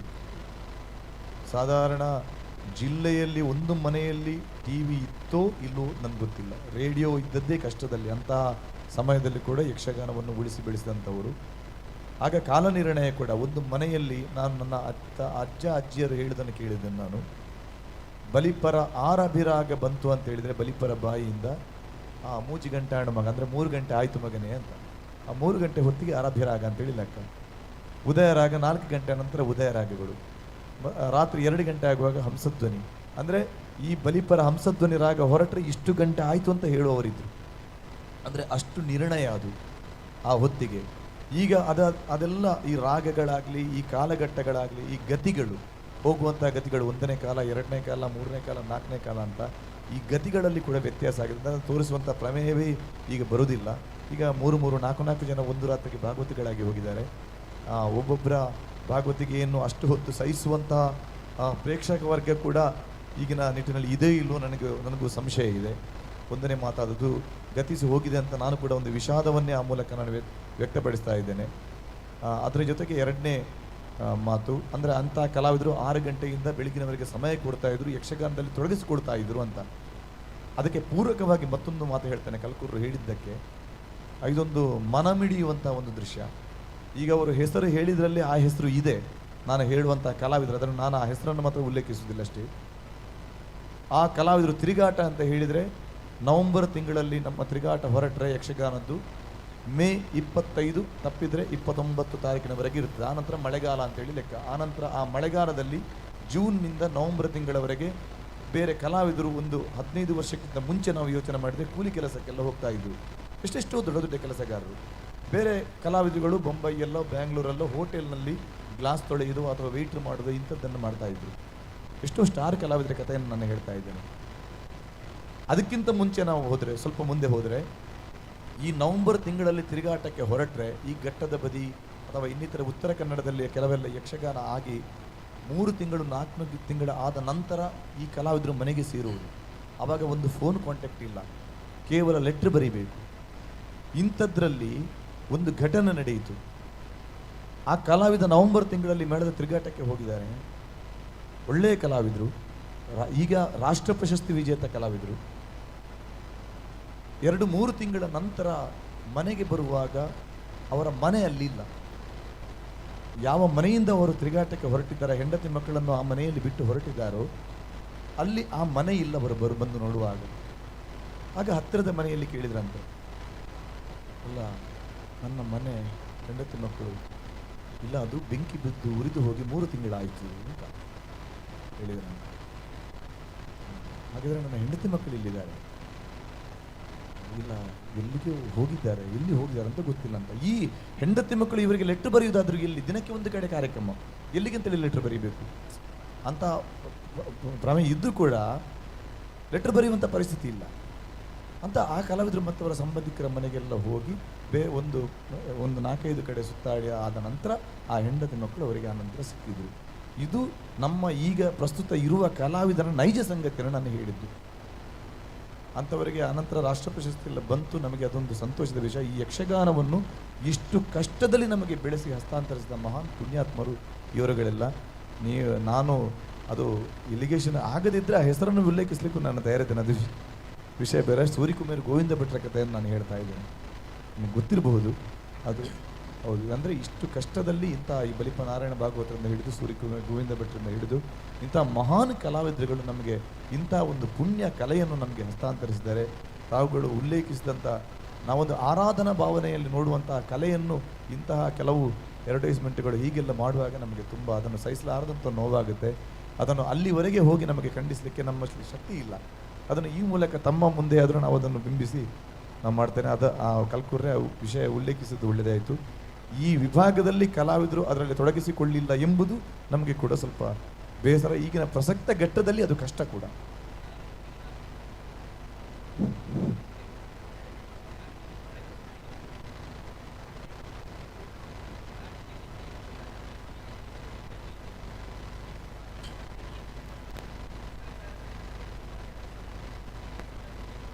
ಹೌದು, ಸತ್ಯ ಸತ್ಯ ಸತ್ಯ. ಸರ್ಕಾರದ ಯಾವುದೇ ಹಸ್ತಕ್ಷೇಪ ಅದರಲ್ಲಿ ಬರಬಾರದು. ಸರ್ಕಾರದ ಇಲ್ಲ, ಆದರೆ ಕೋರ್ಟ್ ಆದೇಶ ಅಂತೇಳಿ ಕಾಣುತ್ತೆ. ಸರ್ಕಾರ ನಮಗೆ ಈಗ ಡಿಪಾರ್ಟ್ಮೆಂಟ್ ಆಗಲಿ ರಾಜಕಾರಣಿಗಳಾಗಲಿ ನೀವು ಮಾಡಿ ಅಂತಲೇ ಅವರು ಹೇಳ್ತಾ ಇದ್ದಾರೆ. ಆದರೂ ಕೂಡ ದಯವಿಟ್ಟು ತಾವುಗಳೆಲ್ಲರೂ ಅದಕ್ಕೆ ಸಹಕರಿಸಬೇಕು ಎನ್ನುವುದು ನಾವು. ಅಂದರೆ ಮತ್ತೊಂದು ಅಂತ ಹೇಳಿದರೆ ಈ ಕೇವಲ ನೋಡುವವರ ದೃಷ್ಟಿಕೋನ ಮಾತ್ರ ಅಲ್ಲ, ಯಕ್ಷಗಾನಕ್ಕೆ ರಾತ್ರಿ ಕಾಲವೇ ಸೂಕ್ತ. ಮತ್ತೊಂದು ಆ ಮೇಕಪ್ ಆಗಲಿ ನಮ್ಮ ಬಣ್ಣಗಾರಿಕೆ ಅದೆಲ್ಲ ತೋರುವುದು ರಾತ್ರಿ ಕಾಲಕ್ಕೆ ಸೂಕ್ತ. 2 ಗಂಟೆ ನಂತರ ಈ ನಿಶ್ಶಬ್ದ ವಾತಾವರಣದಲ್ಲಿ ಯಕ್ಷಗಾನವನ್ನು ನೋಡುವುದೇ ಅದೊಂದು ಆ ಚಂದ ಬೇರೆ ಕೂಡ. ಆದ ಕಾರಣ ತಾವುಗಳೆಲ್ಲರೂ ಈ ಮೂಲಕ ಕೂಡ ನಾನು ಕೂಡ ವಿನಂತಿ ಮಾಡ್ತಾ ಇದ್ದೇನೆ, ಅದಕ್ಕೊಂದು ತಮ್ಮೆಲ್ಲರ ಸಹಕಾರ ಬೇಕು. CA ವೃಂದಕುಮಾರ್ರವರೇ, ಯಕ್ಷಗಾನ ನಾಟಕ ಅಂದರೆ ಶುದ್ಧ ಕನ್ನಡ ಭಾಷೆ. ಶುದ್ಧ ಕನ್ನಡ ಭಾಷೆ ಬೇಕಾದರೆ ಯಕ್ಷಗಾನಕ್ಕೆ ಹೋಗುದು. ಇಂಥದ್ದಿರುವಾಗ ಯಕ್ಷಗಾನವನ್ನು ಒಂದು ಶುದ್ಧ ಕನ್ನಡ ಭಾಷೆಯ ಒಂದು ಇದು ಮಾಡಲಿಕ್ಕೋಸ್ಕರ ಎಲ್ಲ ಯಕ್ಷಗಾನ ಕಲಾವಿದರು, ಯಕ್ಷಧ್ರುವ ಪಟ್ಟಿ ಎಲ್ಲರೂ ಸೇರಿ MLA ಅವರ ಮೂಲಕ ಸರ್ಕಾರಕ್ಕೆ ಯಾಕೆ ಕೊಡಬಾರ್ದು? ತುಂಬ ಸಲ ಕೊಟ್ಟಾಯಿತು, ನಾವು ತುಂಬ ಸಲ ಕೊಟ್ಟಾಯಿತು ಸರ್ಕಾರಗಳಿಗೆ. ಅದು ಈ ಸರ್ಕಾರ ಆ ಸರ್ಕಾರ ಅಂತೇಳಿ ಅಲ್ಲ, ನಾವು ಇದನ್ನೊಂದು ರಾಜ್ಯದ ಕಲೆಯಾಗಿ ಬಿಂಬಿಸಿ ಅಂತೇಳಿ ನಾವು ತುಂಬ ಮಂದಿಗೆ ಅದನ್ನು ಕೊಟ್ಟಾಯಿತು. ಬೇರೆ ಬೇರೆ ಸಂಘಟನೆಗಳು ಕೂಡ ಕೊಟ್ಟಿದ್ದೇವೆ. ನಮ್ಮ ಹೌದು, ಯಕ್ಷಗಾನ ಮೊನ್ನೆ ತಾನೇ ಸುನಿಲ್ ಕುಮಾರ್ ಅವರ ನೇತೃತ್ವದಲ್ಲಿ ಯಕ್ಷಗಾನ ಸಮ್ಮೇಳನದಲ್ಲಿ ಕೂಡ ಅದಕ್ಕೆ ಒಂದು ಇದೇ ಮಂಡನೆ ಮಾಡಿದ್ದಾರೆ, ನಿರ್ಣಯವನ್ನೇ ಮಂಡನೆ ಮಾಡಿದ್ರು, ಇದೊಂದು ರಾಜ್ಯದ ಕಲೆಯಾಗಿ ಬಿಂಬಿಸಬೇಕು ಅಂತ. ಎಲ್ಲಿವರೆಗೆ ನಮಗೆ ಅದಕ್ಕೆ ಸಹಕಾರ ದೊರಕ್ತದೆ ಗೊತ್ತಿಲ್ಲ. ತಮ್ಮ ಮೂಲಕವಾದರೂ ಈ ಮೂಲಕ ಆದರೂ ನಮ್ಮದೊಂದು ಕಲೆ ಒಂದು ರಾಜ್ಯದ ಕಲೆಯಾಗಿ ಮೂಡಿ ಬರಲಿ ಅಂತ ನಮ್ಮದೊಂದು ಆಶಯ. ಅದರ ಜೊತೆಗೆ ನಮ್ಮ ಸಂಘಟಕರಿಂದ ಕೂಡ ಇಲ್ಲ ಅದು ಕನ್ನಡ ಯಕ್ಷಗಾನ ಅಂದರೆ ಕನ್ನಡ ಅಂತೇಳಿ ಲೆಕ್ಕ. ಅದು ಯಕ್ಷಗಾನ ಅಂತ ಕನ್ನಡ ಭಾಷೆ ಅಂತ ಬಂದರೆ ನಾನಾಗ ಮೊದಲಿಗೆ ಹೇಳಿದೆ, ಕನ್ನಡ ಭಾಷೆಯನ್ನು ಶುದ್ಧವಾಗಿ ಬಳಸಿದಂಥ ಒಂದು ಕಲೆ ಅದು ಯಕ್ಷಗಾನವೇ. ಅದಲ್ಲದೆ ಯಕ್ಷಗಾನ ಕಲಾಭಿಮಾನಿಗಳು ಮತ್ತು ಸಂಘಟಕರಿಂದ ಒಂದು ಬೇಡಿಕೆ ಕೂಡ ಇದೆ. ಪಠ್ಯಪುಸ್ತಕದಲ್ಲಿ ಕೂಡ ಯಕ್ಷಗಾನದ ಬಗ್ಗೆ ಒಂದು ಪಾಠ ಅಳವಡಿಸಬೇಕಂತೇಳಿ ಇದರ ಬಗ್ಗೆ ಕೂಡ ಒಂದು ಬೇಡಿಕೆ ಇದೆ. ವೃಂದರವರೇ, ಈಗ ನಮ್ಮ ಭಾರತದ ಮುಂದಿನ ಭವಿಷ್ಯ ಯುವಶಕ್ತಿಯ ಮೇಲೆ ನಿಂತಿದೆ. ಸ್ವಾಮಿ ವಿವೇಕಾನಂದರು ಕೂಡ ಹೇಳಿದ್ದಾರೆ, ಯುವಶಕ್ತಿಯ ಮೇಲೆ ಒಂದು ಭರವಸೆ ನಿಟ್ಟಂಥ ಒಬ್ಬ ಸಂತರು ಅವರು. ಈ ಯಕ್ಷಗಾನವನ್ನು ಮುಂದೆ ಬೆಳೆಸಿಕೊಡುವಲ್ಲಿ, ಮುಂದುಕೊಂಡು ಹೋಗುವಲ್ಲಿ ಯುವಜನತೆಗೆ ನಿಮ್ಮ ಸಂದೇಶ? ನಾಗಲೇ ಹೇಳಿದಾಗೆ ಅನೇಕ ಹಿರಿಯರು ಯಕ್ಷಗಾನಕ್ಕೆ ಇದರ ಕೊಡುಗೆಯನ್ನು ನೀಡಿದ್ದಾರೆ, ಈ ಕಲೆಯನ್ನು ಇಷ್ಟ ಮಟ್ಟಿಗೆ ಬೆಳೆಸಿಕೊಂಡು ಬಂದಿದ್ದಾರೆ. ಅದನ್ನು ನಾವು ಪ್ರತಿಯೊಂದು ಅಂಗಗಳು, ಎಲ್ಲ ಅಂಗಗಳು ಒಂದೇ ರೀತಿಯಾಗಿದ್ದರೆ ಮಾತ್ರ ಅದು ಸಮಸ್ತವಾದಿ ಸಮಗ್ರವಾದ ಯಕ್ಷಗಾನವಾಗಿ ಪ್ರತಿಬಿಂಬಿಸ್ತದೆ. ಒಂದು ಕೊಂಡಿ ಕಳಚಿದರೂ ಅಲ್ಲಿ ಸಂಕೋಲೆ ಕಡಿತವಾಗುವಂಥ ಕಾರಣ ಇರುವುದರಿಂದ ಯಾವ ರೀತಿ ಇದೆ, ಯಾವ ರೀತಿ ನಮ್ಮ ಸಂಸ್ಕಾರ ಇದೆ, ನಮ್ಮ ಧಾರ್ಮಿಕತೆ ಇದೆ, ಅದನ್ನೇ ನಂಬಿಕೊಂಡು ಬಂದು ಈ ಕಲಾರಾಧನೆಯನ್ನು ಈ ರೀತಿ ಕಲೆಯಲ್ಲಿ ನಾವು ಕಲಾವಿದರು ಇದನ್ನು ಬೆಳೆಸಿ ಮುಂದೆ ಕೊಂಡು ಹೋಗಬೇಕು. ಅದು ಅತ್ಯಂತ ಮುಖ್ಯವಾದಂತಹ ವಿಷಯ. ಇದಕ್ಕೆ ಅನೇಕರು ಹಿರಿಯ ಕಲಾವಿದರು, ಕಿರಿಯ ಕಲಾವಿದರು, ಇನ್ನೂ ಬರುವಂತಹ ವಿದ್ಯಾರ್ಥಿಗಳು ಎಲ್ಲ ಸೇರಿಕೊಂಡು ಈ ಕಲೆಯನ್ನು ಮುಂದೆ ಕೊಂಡು ಹೋಗಬೇಕು. ಆಗಲೇ ನಾನು ಹೇಳಿದಾಗೆ ಶಿಕ್ಷಣ ಪದ್ಧತಿ ಒಂದು ಚೌಕಟ್ಟಿನೊಳಗೆ ಅದು ನಿರ್ಮಿತವಾದರೆ ಖಂಡಿತವಾಗಿಯೂ ಈ ಕಲೆ ಅನೇಕ ಕಾಲ ಉಳಿದು ಮುಂದುವರಿಯುತ್ತಾ ಬೆಳೆಯುತ್ತದೆ ಎಂದು ನನ್ನ ಆಶಯ. ಪಟ್ಲ ಬಾಬಾದ್ರೆ, ಈಗ ಈ ಯಕ್ಷಧ್ರುವ ಪಟ್ಲ ಫೌಂಡೇಶನ್ ಟ್ರಸ್ಟ್ ಎಂಬ ಒಂದು ಸಂಸ್ಥೆಯನ್ನು ಸ್ಥಾಪನೆ ಮಾಡಿ ಕಲಾವಿದರ ಕಲ್ಯಾಣದ ಜೊತೆಗೆ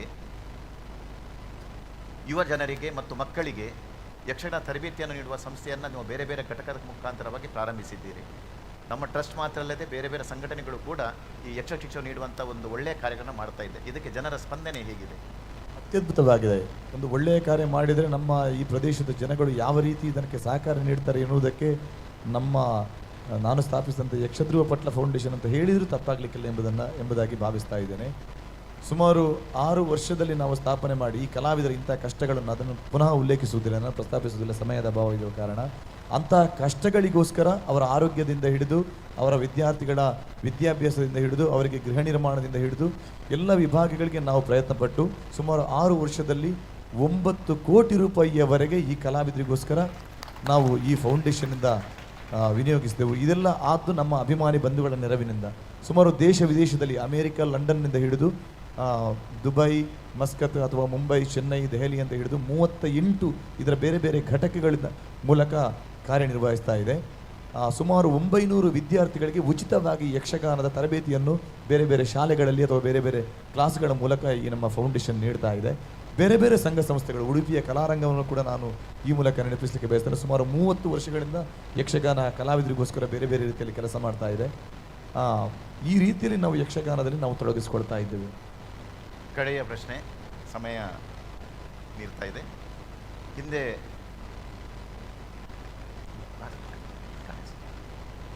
ಈಗ ನಮ್ಮ ಹಿಂದೆ ಅದ್ಭುತ ಕಲಾವಿದರಿದ್ದರು. ಬಲಿಪುರ ಆಗಲಿ ಅಥವಾ ಅಗರಿಯವರಾಗಲಿ, ಮಂಡೇಶ್ವರವಾಗಲಿ. ಆನಂತರ ಕಾಳಿಂಗನವರು ಒಂದು ಹೊಸ ಕ್ರಾಂತಿಯನ್ನೇ ಉಂಟು ಮಾಡಿದರು. ಒಂದು ಕಾಲದಲ್ಲಿ ತಮಾಷೆಗಾಗಿ ಹೆಣ್ಣು ನೋಡಲಿಕ್ಕೆ ಹೋದಾಗ ಅವನು ಆಟದವನಿಗೆ ಹೆಣ್ಣು ಕೊಡೋದಿಲ್ಲ ಅಂತ ಹೇಳ್ತಾ ಇದ್ರಂತೆ. ಈಗ ಪಟ್ಲ ಸತೀಶ್ ಶೆಟ್ಟರಿಗೆ ಯಕ್ಷಗಾನ ಭಾಗವತಿಕೆ ಮೂಲಕ ಒಂದು ತಾರಮೌಲ್ಯವಾಗಿ ಬಂದಿದೆ. ನೀವು ಹೆಣ್ಣು ನೋಡಲಿಕ್ಕೆ ಹೋಗುವಾಗ ನಿಮ್ಮ ಪರಿಸ್ಥಿತಿ ಹೇಗಿತ್ತು? ಸ್ವಲ್ಪ ಕಷ್ಟ ಹೇಳಲಿಕ್ಕೆ. ನೀವು ಹೇಳಿದ ವಿಚಾರ ಸತ್ಯ, ಆದರೆ ಅದನ್ನು ಬೇರೆ ಬೇರೆ ರೀತಿಯಲ್ಲಿ ನಾವು ಹೇಳಿ ಆಯಿತು. ಅದು ಈಗಿನ ಒಂದು 10-12 ವರ್ಷ, ನಾನೀಗ 22 ವರ್ಷ ಯಕ್ಷಗಾನ ಕ್ಷೇತ್ರದಲ್ಲಿ ನಾನು ವೃತ್ತಿ ಮಾಡ್ತಾ ಇದ್ದೇನೆ. 22 ವರ್ಷ ಆಯಿತು. ಆದರೆ ನಾನು ಕೂಡ ಕಟೀಲು ಮೇಳದಲ್ಲಿ ಪ್ರಥಮವಾಗಿ ಇರುವಂಥ ಸಂದರ್ಭದಲ್ಲಿ ನಾವು ಮಲಗಲಿಕ್ಕೆ ಅಂತೇಳಿ ಚಾಪೆ ಇಟ್ಕೊಂಡು ಹೋದ ಮನೆಯಿಂದ ವಾಪಸ್ ಬಂದವರಿದ್ದೇವೆ. ಇಲ್ಲಿ ಆಟದಕ್ಕೆ ಬಿಡಾರಜ್ಜೆ ಅಂತ ಎಲ್ಲ ಕಷ್ಟಗಳನ್ನು ನಾವು ಅನುಭವಿಸಿದ್ದೇವೆ. ಆದರೆ ಈಗ ಈ ಕಾಲಘಟ್ಟದಲ್ಲಿ ಯಕ್ಷಗಾನದವರಿಗೆ ತುಂಬ ಗೌರವ ಇದೆ, ತುಂಬ ಪ್ರಾಶಸ್ತ್ಯ ಇದೆ. ನಾವು ತುಂಬ ಸಂತೋಷ ಪಡ್ತೇವೆ, ಹೆಮ್ಮೆ ಪಡ್ತೇವೆ. ಯಾಕೆಂದರೆ ನಮ್ಮನ್ನು ಎಲ್ಲ ರೀತಿಯಲ್ಲಿ ಎಲ್ಲರೂ ತೊಡಗಿಸಿಕೊಳ್ತಾರೆ. ಇಂದು ಇಂತಹ ಒಂದು ಸಮೃದ್ಧವಾದಂಥ ಇಂತಹ ವಿದ್ವಜ್ಜನರು ಸೇರಿದಂಥ ಸಭೆಯ ಮಧ್ಯ ಒಂದು ಯಕ್ಷಗಾನ ಕಲಾವಿದರ ಒಂದು ಯಕ್ಷಗಾನದ ಕಲಾವಿದರಿಗೆ ನೀವೊಂದು ವೇದಿಕೆ ಕೊಟ್ಟಿದ್ದೀರಿ ಅಂತ ಹೇಳಿದರೆ ಇದಕ್ಕಿಂತ ದೊಡ್ಡ ಸೌಭಾಗ್ಯ ನಮಗೇನು ಬೇಕು? ಇದುವೇ ಸಾಕ್ಷಿ ಅಂತ ನಾನು ಹೇಳಲಿಕ್ಕೆ ಬಯಸ್ತೇನೆ. ನಮಗೆ ಅದು ಒಂದು ಆತ್ಮತೃಪ್ತಿ. ತುಂಬ ಸಂತೋಷ. ಇಲ್ಲಿ ಸೇರಿರುವಂಥ ಎಲ್ಲ ಬಂಧುಗಳು, ಎಲ್ಲ ಸಜ್ಜನ ಬಂಧುಗಳು ಯಕ್ಷಗಾನದ ಮೇಲೆ ಒಂದು ಆಸಕ್ತಿ ಇದ್ದುಕೊಂಡು ಮುಂದಿನ ಪೀಳಿಗೆಗೆ ಇದನ್ನು ಬೆಳೆಸಿಕೊಡುವಲ್ಲಿ ತಮ್ಮೆಲ್ಲರ ಸಹಕಾರ ಕೂಡ ಅಗತ್ಯ. ಇವತ್ತಿನ ಕಾರ್ಯಕ್ರಮಕ್ಕೆ ಬಂದು ನಮ್ಮ ಪಟ್ಲ ಸತೀಶ್ ಶೆಟ್ಟರು ಹಾಗೂ CA ವೃಂದ ಕೊನ್ನಾರ್ ಅವರ ಅಭಿಪ್ರಾಯಗಳನ್ನು ಇಲ್ಲಿ ಪ್ರಸ್ತುತಪಡಿಸಿದ್ದಾರೆ. ಅದೇ ರೀತಿ ತಾವು ಕೂಡ ತಮ್ಮ ಪ್ರಶ್ನೆಗಳನ್ನು ಕೇಳಿ ಸಹಕರಿಸಿದ್ದೀರಿ. ಕಾರ್ಯಕ್ರಮದ ಕೊನೆಯಲ್ಲಿ ತಮಗೆಲ್ಲರಿಗೂ ವಂದಿಸುತ್ತಾ ಮಂಗಳ ಹಾಡಿನೊಂದಿಗೆ ತಮ್ಮ ಕಾರ್ಯಕ್ರಮ ಮುಕ್ತಾಯಗೊಳಿಸಲು ಬೇಡಿಕೆ. ಸರ್ವಮಂಗಲ ಮಾಂಗಲ್ಯೇ ಶಿವೇ ಸರ್ವಾರ್ಥ ಸಾಧಿಕೆ ಶರಣ್ಯೇ ತ್ರಯಂಬಕೆ ದೇವಿ ನಾರಾಯಣಿ ನಮೋಸ್ತುತೆ ನಾರಾಯಣಿ ನಮೋಸ್ತುತೆ ನಾರಾಯಣಿ ನಮೋಸ್ತುತೆ. ಶ್ರೀ ಗುರುಭ್ಯೋ ನಮಃ. ಅವಕಾಶವನ್ನು ಒದಗಿಸಿಕೊಟ್ಟಂತಹ ಸಂಘಟಕರಿಗೆ ಕೂಡ ಧನ್ಯವಾದಗಳು. ಪ್ರಸಕ್ತ ಕಾಲಘಟ್ಟದಲ್ಲಿ ಯಕ್ಷಗಾನ ಈ ವಿಷಯದ ಕುರಿತ ವಿಷಯವನ್ನು ಮಂಡಿಸಿರುವಂತಹ ಪಟ್ಲ ಸತೀಶ್ ಶೆಟ್ರು, ಅದೇ ರೀತಿ CA ವಿನೋದ ಕೊನ್ನಾರ್, ವೃಂದ ಕೊನ್ನಾರ್ ಹಾಗೂ ಇದನ್ನು ನಡೆಸಿಕೊಟ್ಟಿರುವಂತಹ ಪುರುಷೋತ್ತಮ್ ಭಂಡಾರಿ ಅವರಿಗೆ ಹೊಸದಿಗಂತದ CEO ಆಗಿರುವಂತಹ ಪ್ರಕಾಶ್ PS ಅವರು ಸ್ಮರಣಿಕೆಯನ್ನು ನೀಡಿ ಗೌರವಿಸಬೇಕಾಗಿ ಕೇಳಿಕೊಳ್ತಾ ಇದ್ದೇವೆ.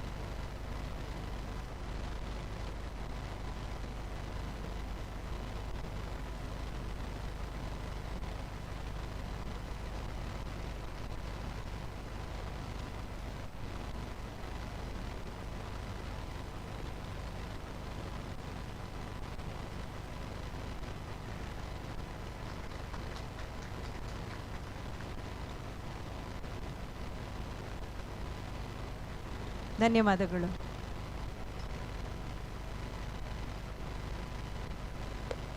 Moving on to the next session, Stories of Warriors, India's Most Fearless.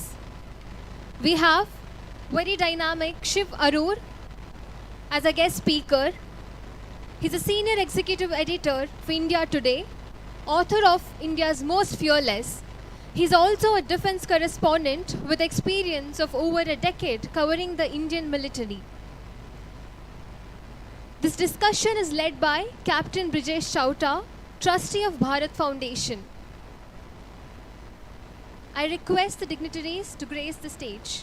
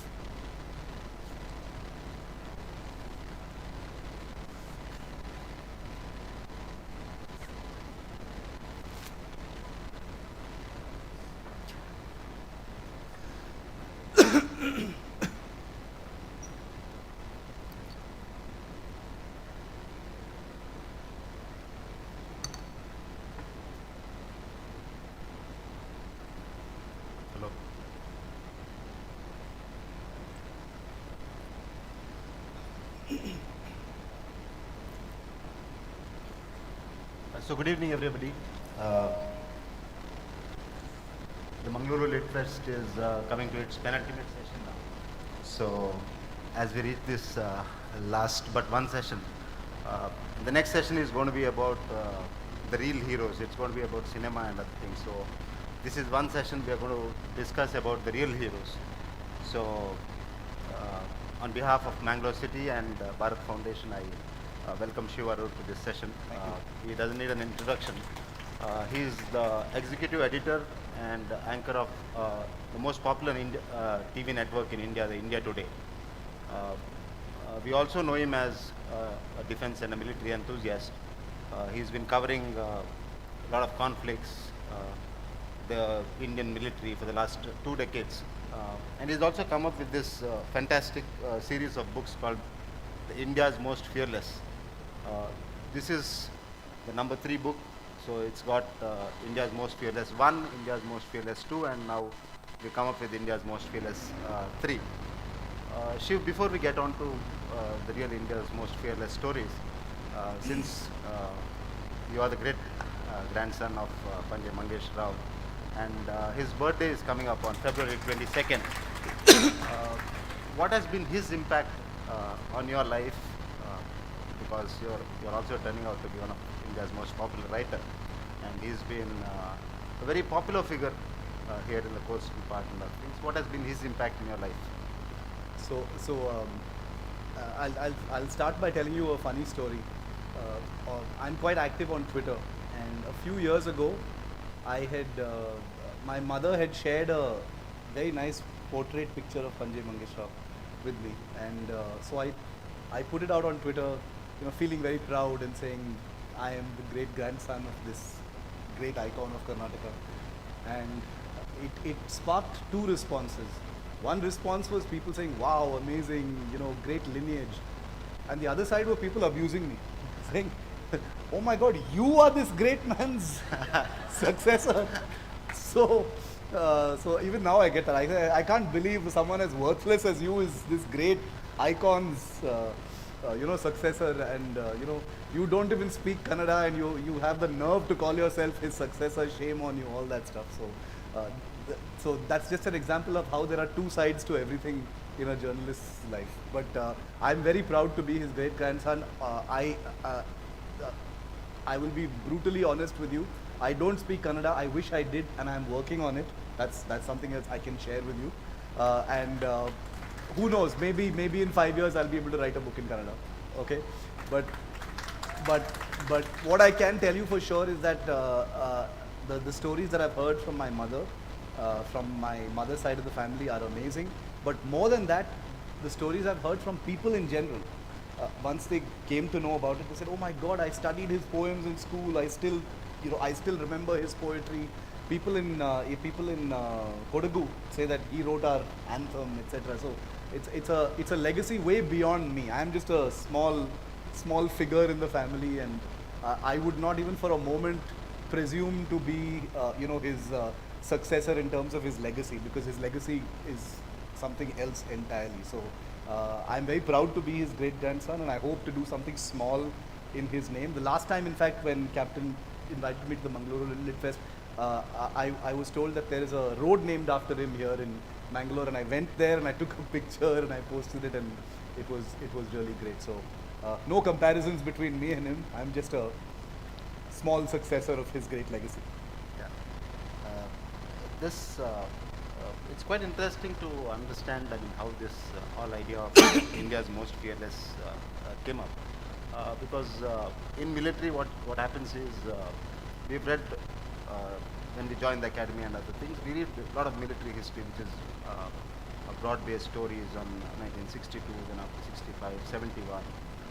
But what Shiv has done with this effort is, he's brought in stories of this young junior leadership, the young Lance Naik, the young Sepoy, and more importantly, generally what happens in military stories is the army gets a little disproportionate share, and Navy and Air Force does not get it. But Shiv has tried to cover all the 3 services, and he's done a fantastic job with India's Most Fearless. Now what I want to know from you, Shiv, is as a Fauji now, when I go around, people ask me, tell me your stories when you served in the Northeast, tell me your stories when you served in Kashmir and other things. But it's very hard to tell your story. What happens is, when you're serving there, you just do it on your own. Probably because of the training, some subliminal way, you just work it out. So you've brought down these stories to paper, and you've done a job which probably the history will remember you for these things. So how did it all start? Why? I mean, how did this idea of India's most fearless come, and how did it all start?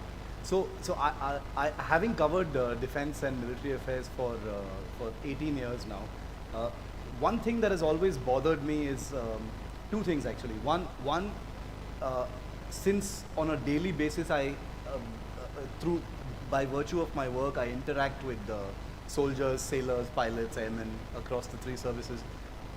It has always bothered me how every single soldier has a story to tell. They all have a great story to tell because their work by its very nature is dangerous, requires difficult decisions, requires decisions that could take them away from their families. So they all have great stories to tell.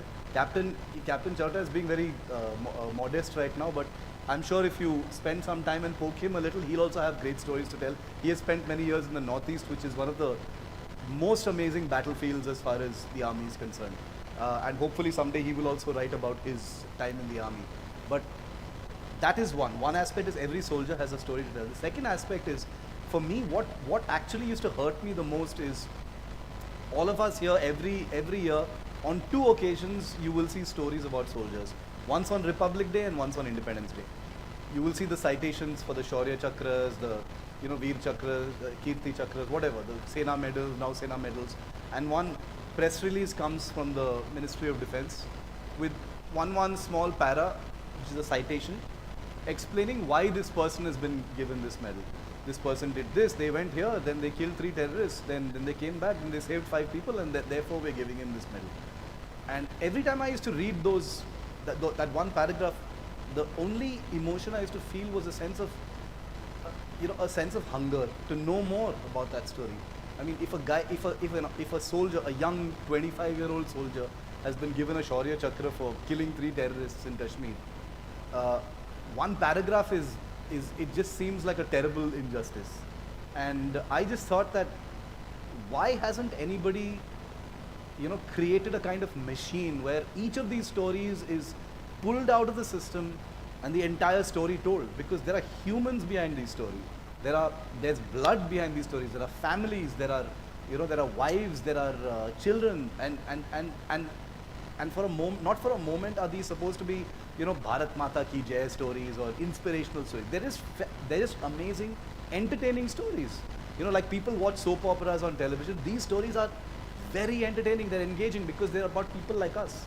Soldiers are not some superhumans or superheroes. They're among us. I've already met a lot of Fauji's in the audience here outside. So these are normal people like us, just put into extraordinary situations. But since you mentioned how it all started, 24-year-old Air Force pilot, 2017, he was flying in Jamnagar. This is before I wrote the books. This is how the book started.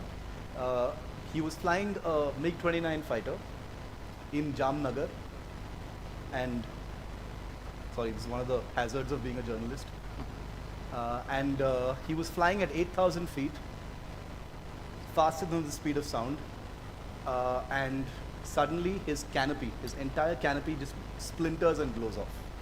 And he's flying faster than sound, and some pieces of the glass flew into his helmet, penetrated the helmet, landed in his forehead just between his eyes. And imagine he's a pilot flying at 8,000 feet, supersonic, and his canopy is gone. And he can't talk to ground control because without the canopy, the sound of the wind is so loud that everything is gone. And now in the Air Force manual, if even 1/10 of this happens, you are allowed to eject from the plane. Even 1/10 of this. But he didn't eject because there are oil fields over there. There are a lot of Indian strategic establishments there. There are nuclear facilities also there. So this young man, 24 years old, I just kept thinking, what was I doing when I was 24 years old? Right? And he took a decision. He said, I'm going to try and use my training to land this aircraft. Because if I don't land this aircraft, if I punch out of this aircraft, there's a good chance it's going to go and land in some oil well. There'll be a huge fire. There'll be massive loss. A lot of human life might be lost. And again, this came from the Air Force as one paragraph. Because our friend had won a Vayu Sena medal gallantry, and one small thing saying, he showed exceptional courage, and his canopy blew off, and he landed the plane, and great, shabash, clap, everyone. That's it. And I was like, just look at what this guy did, right? 24 years old. So I called up the Air Force and I said, this is just unacceptable. I am dying to know this story. So please give me access to this pilot. Let me get on the phone with him. Let me speak to him.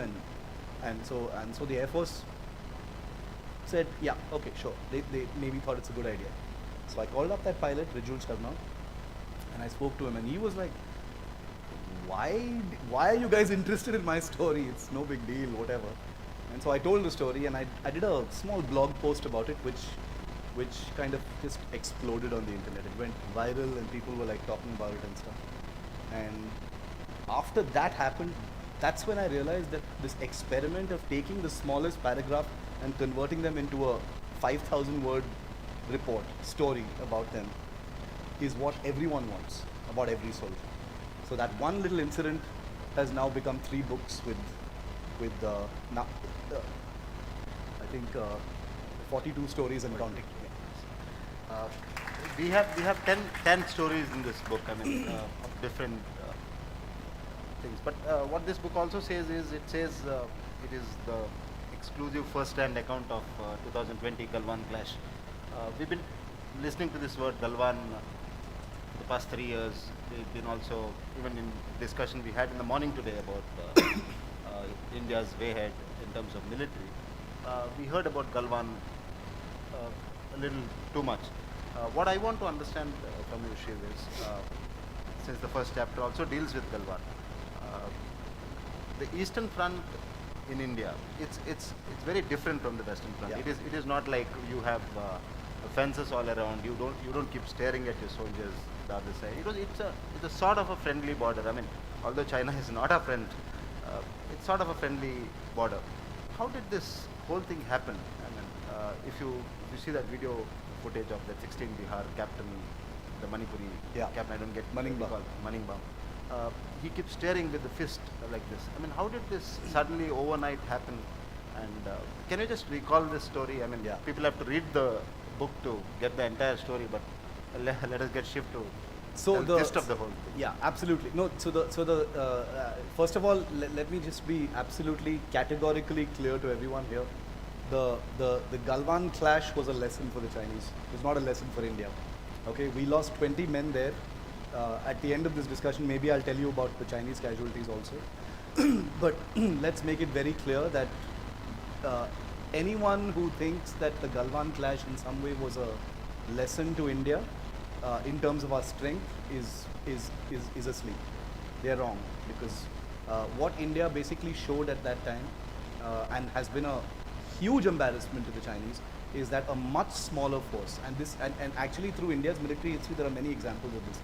A much smaller force basically fought off a much larger, better equipped, better planned force, which had devious intentions to take over territory.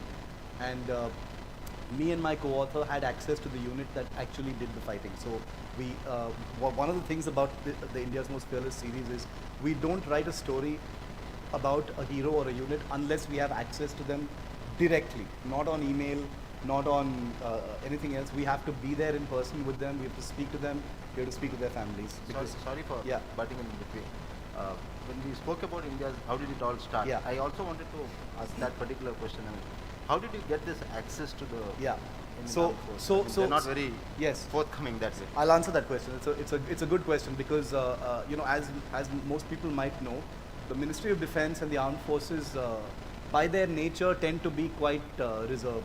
They are not very open in terms of the media. It's changed dramatically now. Now they are much more welcoming of media attention, etc.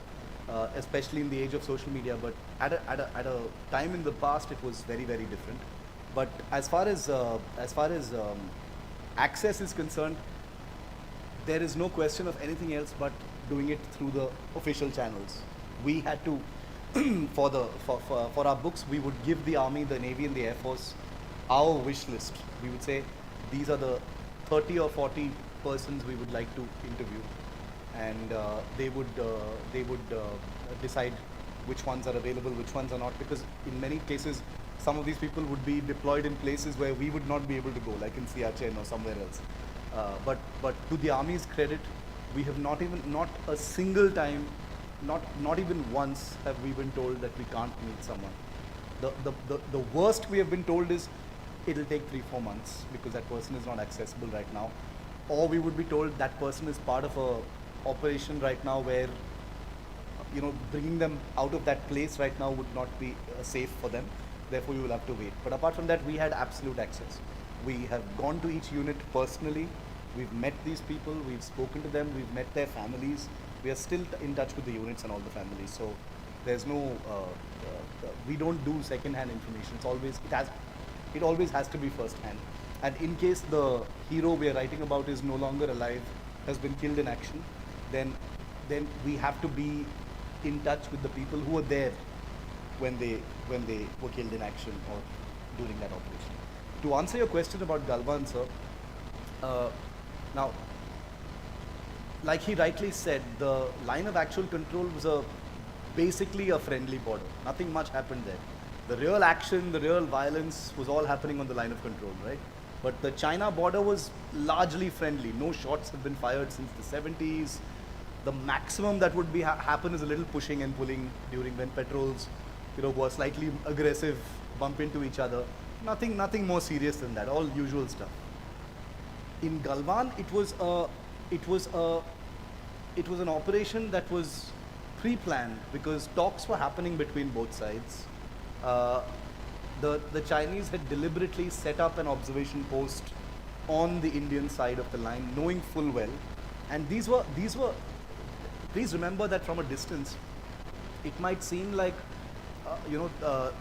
soldiers on both sides of these lines are enemies, but most of the time, when they're deployed very close together, they know each other. They know each other personally. Many of them know each other. I, for example, know that on the Galwan side, on the Indian side, the soldiers who were able to speak each other's languages used to talk in a really normally friendly manner. There were soldiers on the Chinese side who were very interested in Indian currency notes. They loved Indian currency notes, so they would buy Indian currency notes from these guys. There were Chinese soldiers who were saying, all I want is just to go home because my parents are alone. I'm the only son. I want to go home. And the Indian guys would be like, yeah, even I'm the only son. Even I want to go home. And why are we wasting our time in this place where nobody's ever going to live in this place? But that's the story of our northern borders, right? Guarding territory which is basically a frozen hellscape. But that's a different story. So in Galwan, they came in, they provoked at a time when talks had happened, talks to disengage had happened already, and it was a premeditated, deliberate move to try and take advantage of a fluid situation. What followed was a flare-up of violence, which the Indian side was completely unprepared for. You can say that the Indian side was not prepared for it. They should have been prepared for it. In an earlier session today, Bharat Karnad said, "Why do we trust the Chinese? Why should we trust the Chinese? Why are we looking at the China border as a friendly border at all? You can look at it as a peaceful border, but you be ready to hit them whenever the time comes. Why are you caught off guard every time? Is the main thing." But having said all that, when the Chinese came in, they were given more than a bloody nose. Okay, and propaganda aside, because I've seen the official reports and the write-ups, and what is not written about quite a bit, and which I've covered in my book is, and which you won't see in the press because there are sensitivities and there's diplomacy and all that stuff, is our guys went to their side. The fighting happened on the Chinese side. Our guys went 3-4 kilometers into their side, did most of the fighting there. That's where many of the casualties happened. Many of the bodies fell into the Galwan River, washed down towards the Indian side. It was a messy fight. It was a horrible fight. Hand-to-hand close combat that took place by a much larger force against a much smaller force. The Chinese had provoked. They had pushed the Indian commanding officer, and you were in the army. If you saw your commanding officer being pushed, it would bring out the devil in you, right? I mean, nothing. It's like watching your mother being slapped. Watching your commanding officer being pushed is the same as watching your parents being attacked by someone on the road. So what followed was it just spiraled into completely chaotic hand-to-hand combat, and towards the end of it, Indians had gone onto the Chinese side, Chinese people had come onto the Indian side, their bodies were on our side, our bodies were on their side. It was a mess. There was nothing neat about it. It was a really terrible, terrible, terrible situation. And it was complete darkness. The Chinese were using weapons that were not permitted to be used in such things. But then when you think about it, you think that what are these rules? What are these border rules? If you can be attacked in this manner suddenly out of the blue, then our border management, our rules, our peace and tranquility protocols on the border are all BS. They mean nothing. So that marked a milestone, and it's very sad. I mean, India held its ground. India was bled very badly. We lost 20 men. China losing 20 men, 40 men, whatever, it's at one level, if you think about it, it's not such a big deal for them. In India, losing 20 men is unthinkable and unacceptable. In a democracy with accountability to families and to the armed forces, losing 20 men is a terrible wound. So anybody who says Galwan is our victory and we should be very proud that we thrashed them, there's no black and white in it. We suffered unthinkable loss in Galwan, but the lesson that went to the Chinese in Galwan was a very, very firm one. That this country has changed. We are not going to roll over at the tactical level. There may be some humming and hawing and diffidence at higher levels, but at the tactical army post level, if you try any stunts, these men will give their lives to throw you back. So interesting. I mean, this book also brings about a lot of emotions. So when talking about emotions, Shiv, what I want to understand is the Unit 16 Bihar, Colonel Santosh Babu, all of you heard about him. The infantry unit runs on morale and motivation. I mean, it's all about camaraderie, morale, motivation, Paltan ties, it's all these things. When you went down there to write the stories, what I want to understand is CO and 20 people losing. I mean, it's a serious thing for an infantry unit which is 800 odd people.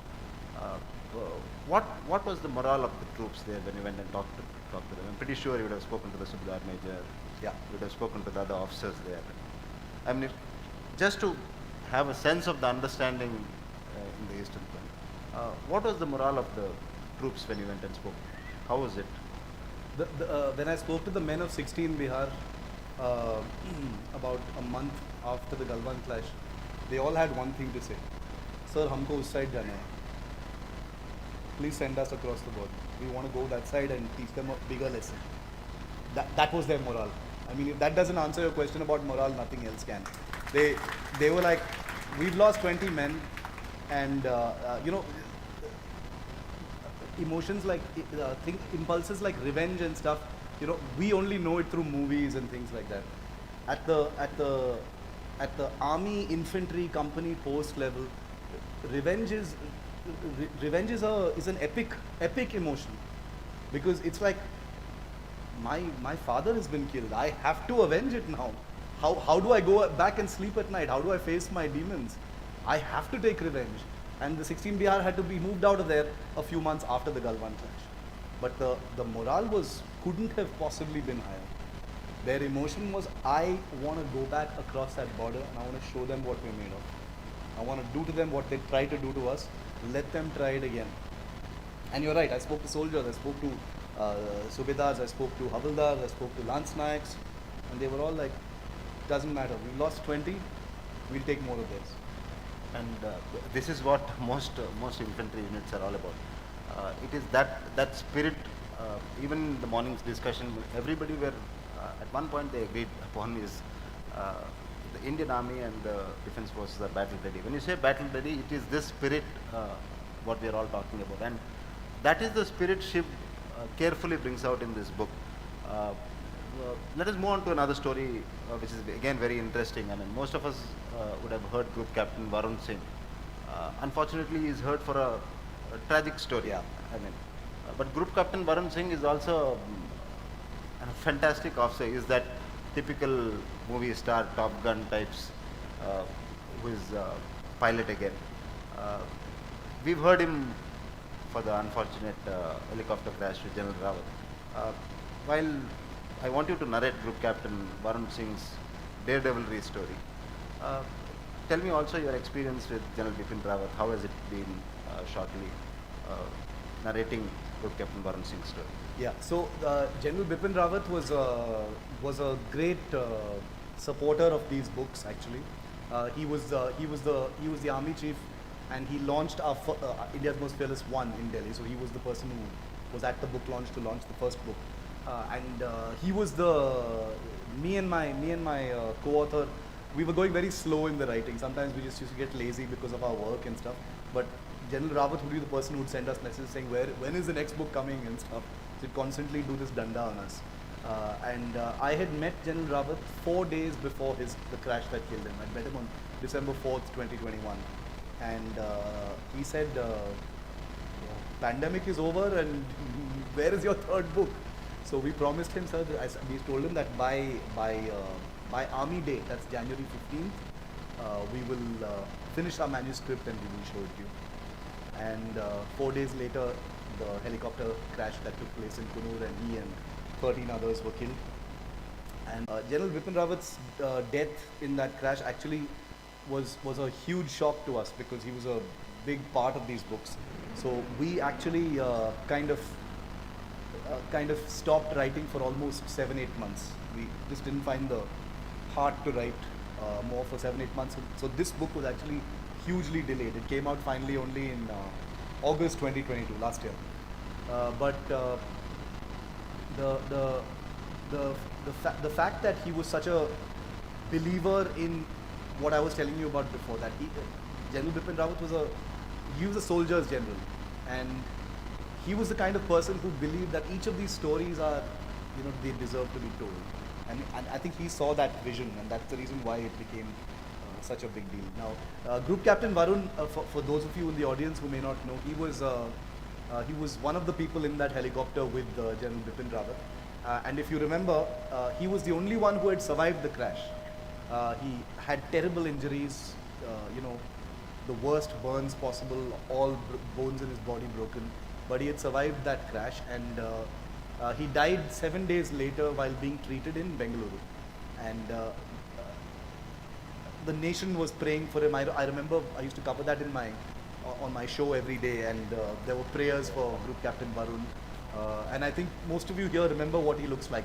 He had, like he said, he had film star looks, very good-looking guy, fighter pilot, young, pepper gray hair, and really, really nice. He cut that fighter pilot figure, and so it was a shock to the nation that this man had been lost. But just a few weeks before the crash, he had actually written a letter which went viral to his school, the Sainik school in Dehradun. He had written a letter to the principal, and this was just a few days after he had been decorated with a Shaurya Chakra. Shaurya Chakra is India's 3rd highest peacetime gallantry medal. So he had written a letter to the principal of his Sainik school and asked her to please share it with all students in the school. And basically that letter has gone massively viral. It was like shared millions of times, because in that letter it says, I'm very happy to tell you that I have received Shaurya Chakra, and all my great work is thanks to the school, and etc., etc. And then he addressed the students and he said, just don't worry if you guys are not good in studies. I was pathetic in studies. Doesn't matter. I've still won the Shaurya Chakra. I'm still very great. I've achieved all the things I want to do. And I have a lovely family. I'm flying fighter planes. I'm seeing the world. I have the best job in the world. So don't worry if you're not good in class. You don't pressure yourself. Just enjoy your life in school, because after that it's going to become tough. So beautiful letter. Obviously all children love that letter. I would have loved to have a letter like that when I was in school also. But anyway, so he wrote that letter. And the reason why he won that Shaurya Chakra was, again, a crazy story. But just to very briefly tell you, there was in India has a fighter jet called LCA Tejas, which is a indigenous fighter jet. We make it ourselves, we've developed it ourselves. So our friend Group Captain Varun was a test pilot on one of those aircraft, and he was flying it near the national capital during Air Force Day. And basically, and this fighter has been completely safe, totally safe. It has since its first flight in 2001, it has never crashed. It's one of the only aircraft on Earth that has never crashed through its entire design, development, and operational service. So totally safe. It's an aircraft that takes care of its pilots. You know, you can do whatever you want to that plane, but it'll save you. You know, that kind of plane. And so our friend Group Captain Varun finds himself in a plane at 8,000 feet, 5,000 feet actually, over the national capital, crowded, messy city. And suddenly the plane is just not listening to him. Nothing he does is working. He's pulling the stick, nothing's happening. He's pulling it up, it's going down. Pulling it left, it's going right. You know, a total mess, nightmare for a pilot. And I've listened to the audio of his air traffic control. He's flying at 5,000 feet. And this is a really scary situation. If he ejects, that plane's going to go and kill 50 people on the floor. So he just doesn't know. That air traffic control audio is the funniest audio I've ever heard. It's hilarious because he's got a very deep voice, so he's very, very calm throughout that. Air traffic guy is panicking, okay, because he's like, I am the radar controller of this aircraft, and this damn thing is going to fall into a city and it's going to come on my record now. But so this guy is, so Group Captain Varun basically says, your name will never be tarnished now because I can't allow this aircraft to crash, because if I eject from this aircraft, I will go down in history as being the first pilot to crash a LCA Tejas.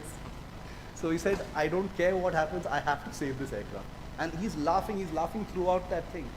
At one point, the aircraft descends from 5,000 feet to 800 feet in a matter of a few seconds, near the ground.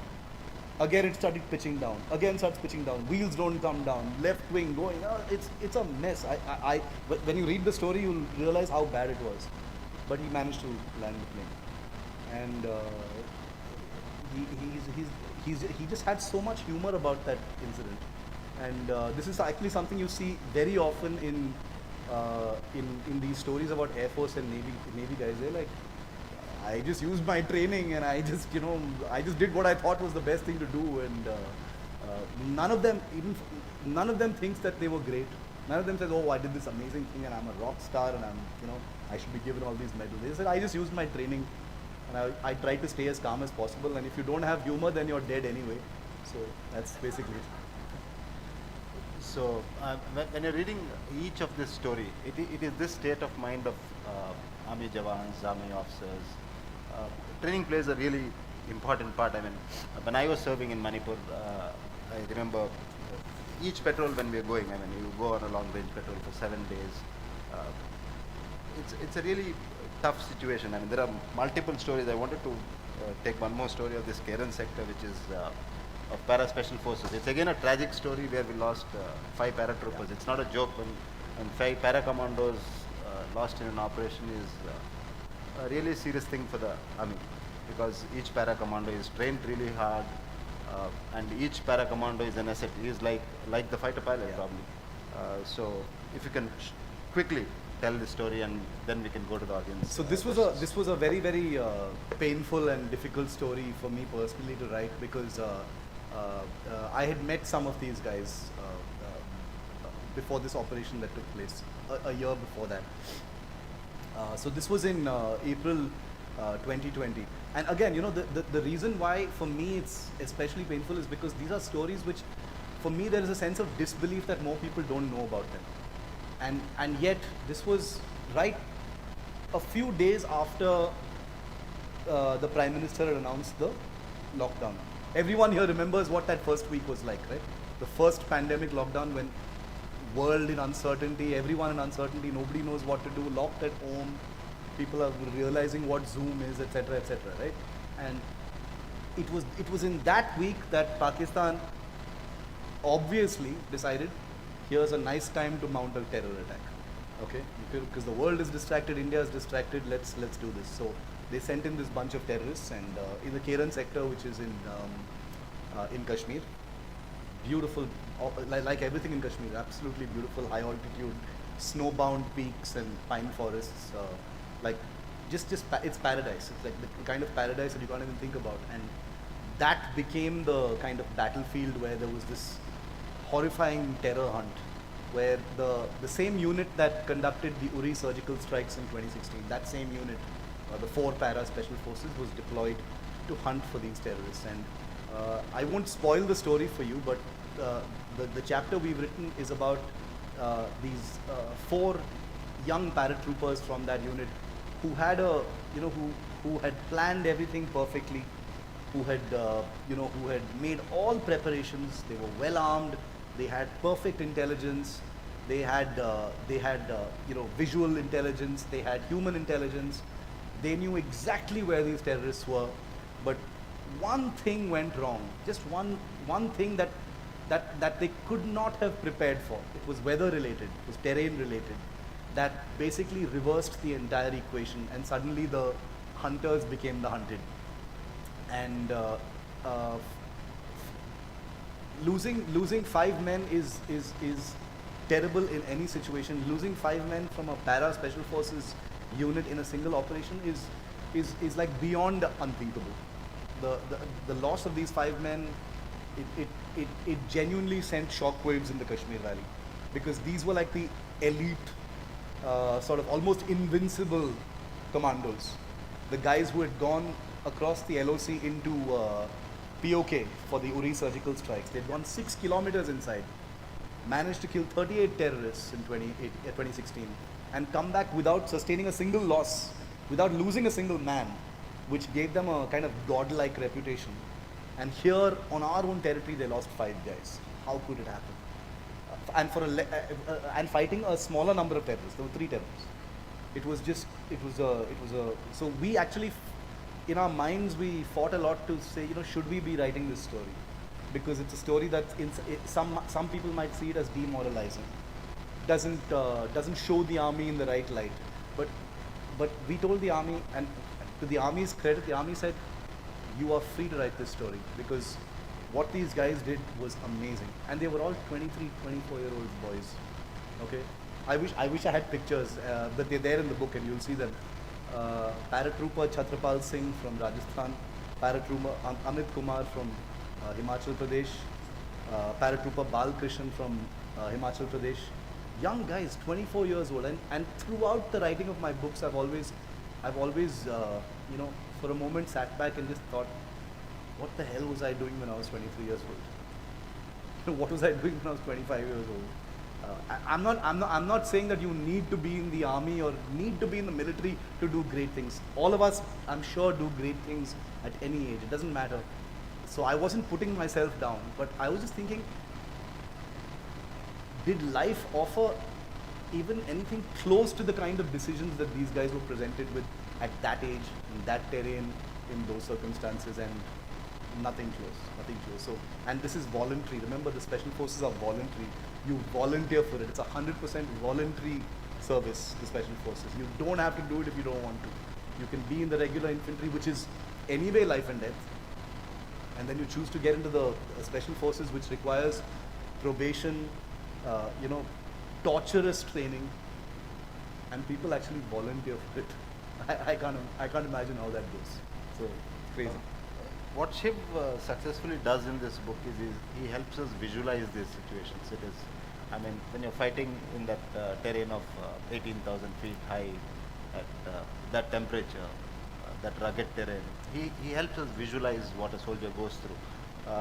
When he was talking about paratroopers again, paratroopers need to go through that 6 months probation, and that training, even if somebody pens it down, probably it's hard to believe. I mean, that sort of training, that is like when we undergo this training in Belgaum for the commando course, there's something called a Kuni Nala.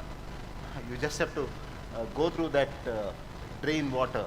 You'll have to crawl in the drain water and go through the drain water. I mean, some things which to visualize also is difficult. I mean, so Shiv has done a fantastic job in this 3 series of books, India's Most Fearless 1, 2 and 3, to come out of the Sarkari citation, the Babu citation, which is 4-line citation for a Kirti Chakra, for a Paramvir Chakra, everybody the 4-line citation, and make that family member stand there and get the award. I mean, he's really transformed stories of Indian heroes. Let us have a few questions. Please keep your questions limited to the book if you have read the book. And if you've not read the book, just to give you an understanding, the first book is on Uri surgical strike. The second book is after Balakot airstrike, and the third book brings in this fantastic account of Galwan and other heroes. So please keep your questions short and precise and limit it to the books.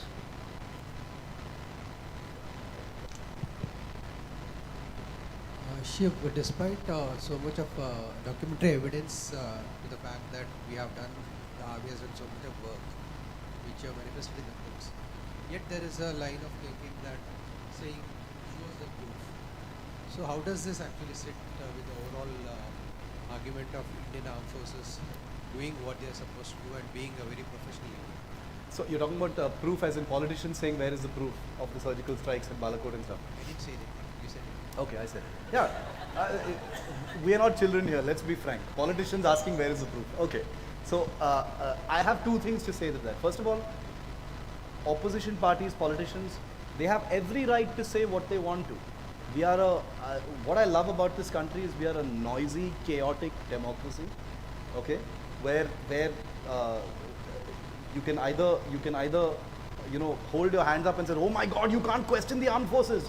Or you can say, why not? You can question the armed forces, and you can ask questions of it, and you can ask questions in parliament, or you can ask questions of a democracy. I feel that we as a country tend to over-sentimentalize everything. You know, the armed forces are not a sacred cow. The armed forces are not untouchable because they are accountable to us as a democracy. So there is no question of them not being beyond questions. Now, the intention of the questions, the intention of asking where is the proof is the real question. That is the real question. Because there it is about wanting to score a point against Narendra Modi. Okay? Since he was the Prime Minister when these things happened. So then it's not about the armed forces. Then you're saying that you're taking the credit for this. Now tell me where the proof is. So that's where the politics of it comes in. But I personally think that we are an amazing democracy and we should be allowed to ask questions. My next question, my name is Amodar.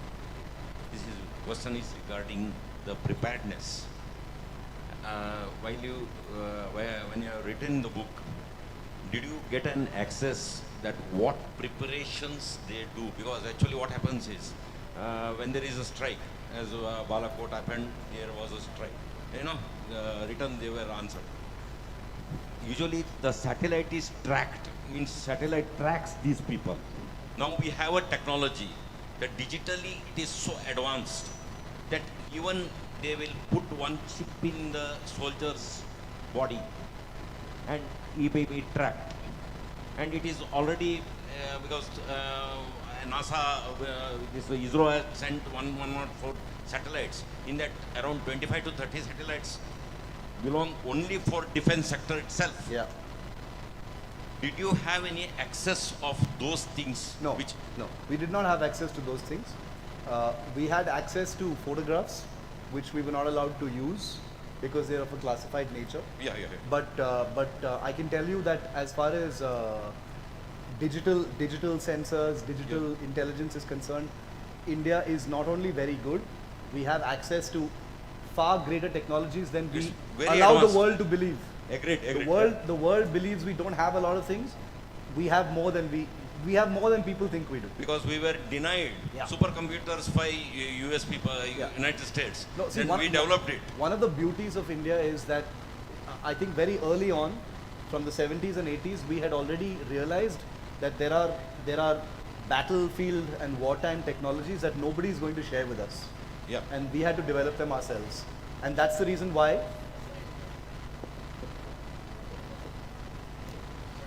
So, thank you everyone for this fantastic session. I mean, we have some amazing movie directors and movie stars sitting here. So probably even they need to pick this book. Yeah, they need to pick up this book, and it'll bring in some fantastic stories. So I'll get my signed copy with Shiv here on the stage. Every one of you all, please pick up this book, India's Most Fearless. And it's got some really fantastic stories of real human beings. Thank you for this wonderful session. Now, I request Assistant Commissioner of Police, Mangalore, Geeta Kulkarni Madam, to present token of gratitude to Captain Brijesh Chauta.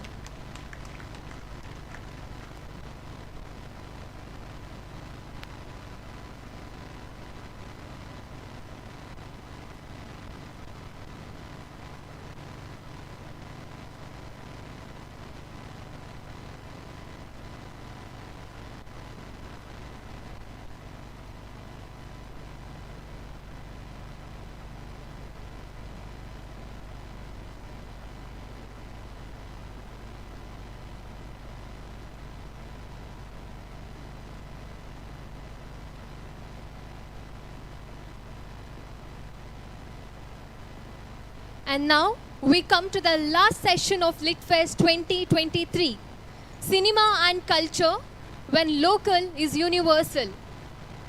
The speakers of this session are Rishabh Shetty. Well, he clearly needs no introduction. He's one of the defining names of 2022, an excellent director, finest actor. His movie Kantara has truly redefined the success parameter of a film in this era. Blockbuster movie Kantara has set its footprints across the globe. Along with him, we have Prakash Belwadi, who's an actor, activist and journalist. And we have Indian filmmaker and writer Ashwini Iyer Tiwari. This session will be led by Malavika Avinash, who's an Indian spokesperson, television personality, actor and an advocate. I request the dignitaries to grace the stage.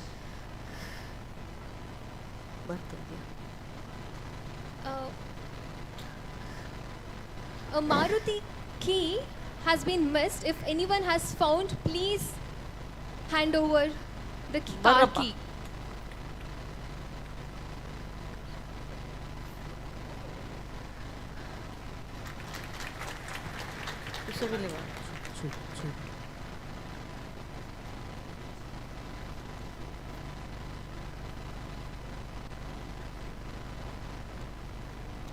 ಒಂದು ಸಣ್ಣ ಸೂಚನೆ ಇದೆ. ಈ lit ಫೆಸ್ಟನ್ನು ಪ್ರಾರಂಭ ಉದ್ಘಾಟನೆಯ ಭಾಗದಲ್ಲಿ ತುಳುನಾಡ ಸಂಸ್ಕೃತಿಯನ್ನು ಹೇಳುವಂತಹ ಪಾಡದನದ ಮುಖಾಂತರ ನಾವು ಐಡಿಯಾ ಆಫ್ ಭಾರತವನ್ನು ತಿಳಿಸುವಂತಹ ಪ್ರಯತ್ನ ಮಾಡಿದ್ವಿ. ಈಗ ಸಮಾರೋಪದ ಕೊನೆಯ ಭಾಗದಲ್ಲಿದ್ದೇವೆ. ಈ ಚರ್ಚೆಯ ನಂತರ ಕೊನೆಗೆ ದಕ್ಕಲ ಕಥಾ ಜಾಂಬವ ಪುರಾಣ ಅದರ ದಕ್ಕಲ ಕಥಾ ಪ್ರಾರ್ಥನೆಯೊಂದಿಗೆ ಆ ಜಾನಪದ ಆಶೀರ್ವಾದದೊಂದಿಗೆ ಇದನ್ನು ಮುಕ್ತಾಯ ಮಾಡಲಿಕ್ಕಿರ್ತೇವೆ. ಹಾಗಾಗಿ ದಯವಿಟ್ಟು ಆ ಕೊನೆಯ ಭಾಗದ 2 ನಿಮಿಷ ಇದ್ದುಕೊಂಡು ನಾವೆಲ್ಲರೂ ಇಲ್ಲಿಂದ ತೆರಳೋಣ.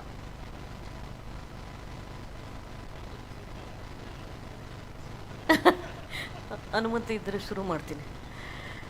ನಮಸ್ಕಾರ. ಇವತ್ತು ಕನ್ನಡ ಭಾಷಿಕರು ನಾವು 3 ಜನ ಇದ್ದೇವೆ.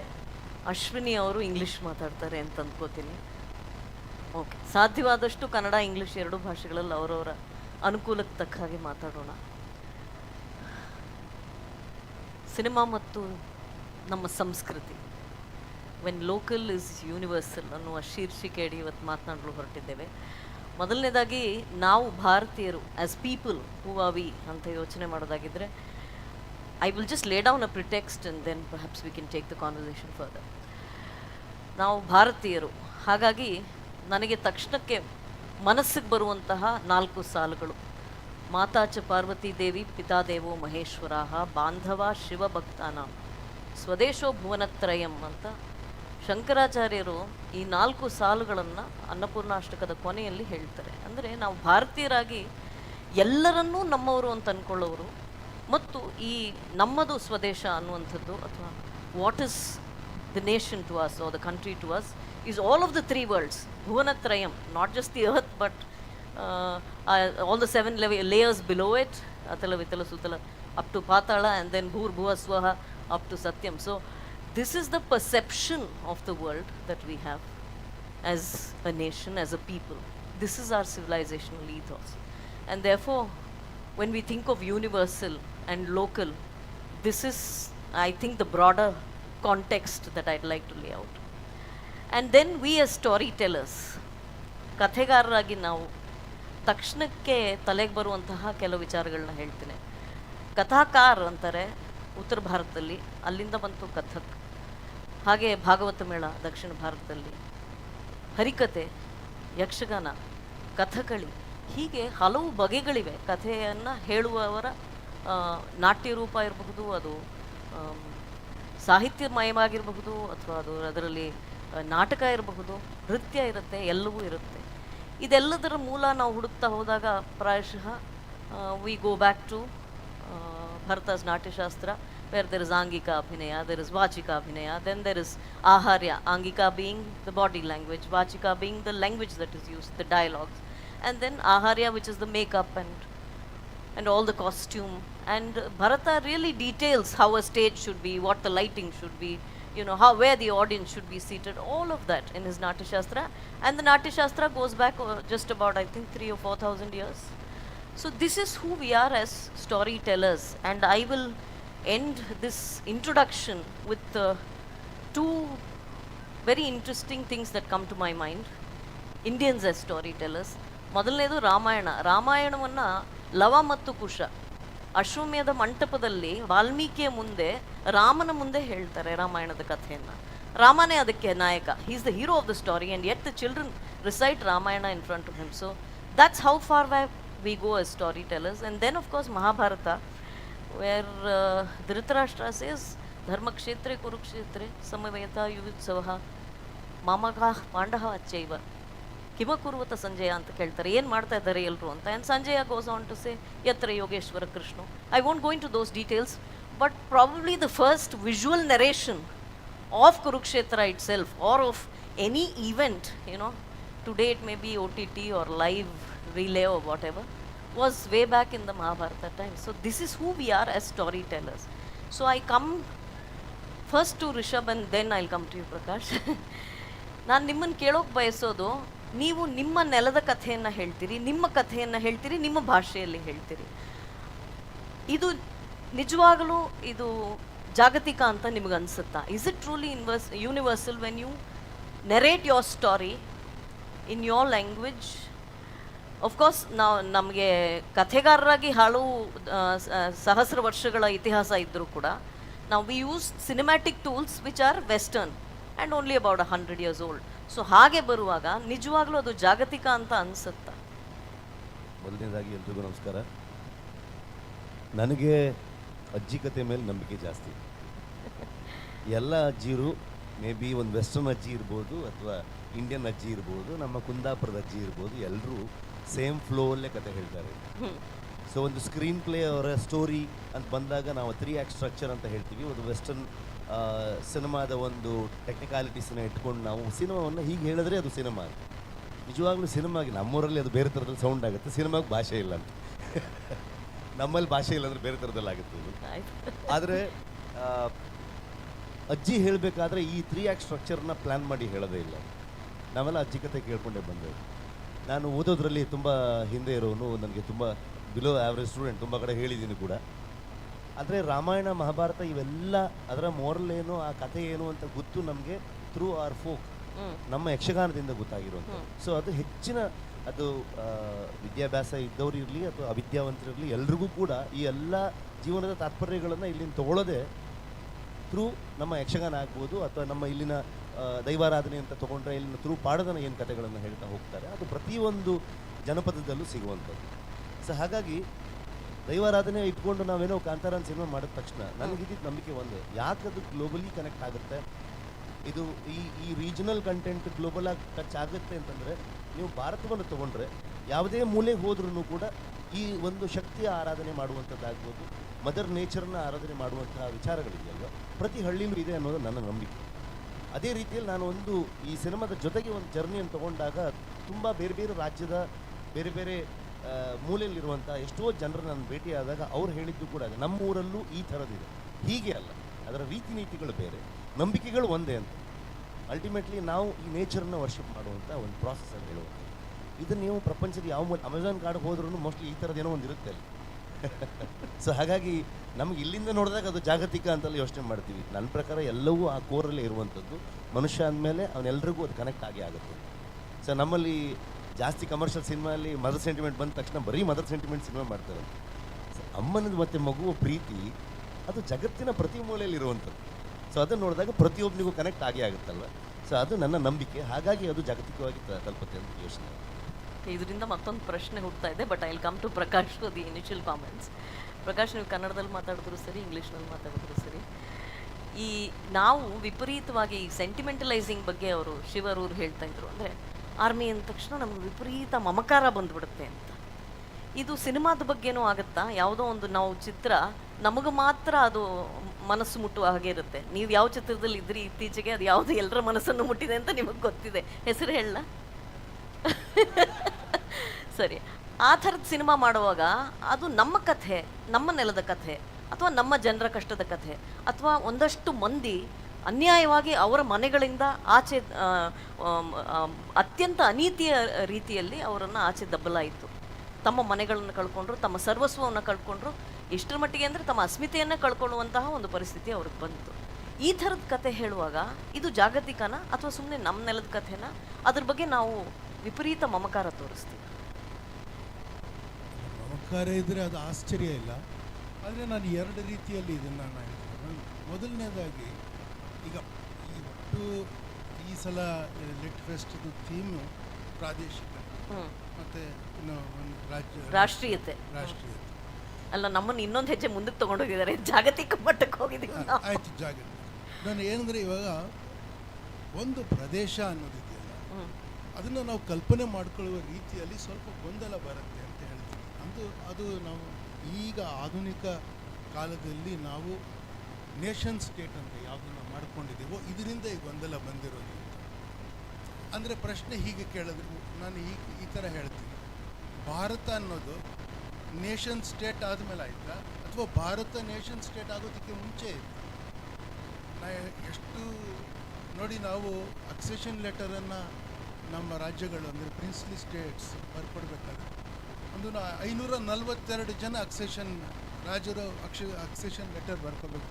ಅಂದರೆ ನಾವು ಮಾತಾಡ್ದಕ್ಕೆ ಬರೀ ಕಾಶ್ಮೀರ ಮಾತ್ರ ಮಾಡೋದ ಅನ್ನೋ ಥರ ಮಾತಾಡ್ತೀವಿ. ಆದರೆ ಅಷ್ಟು ಜನನೂ ಬರ್ಕೊಡ್ಬೇಕಾಯ್ತು, ನಮ್ಮ ಮೈಸೂರು ಅರಮನೆಯಿಂದನೂ ಬರ್ಕೊಡ್ಬೇಕಾಯ್ತು.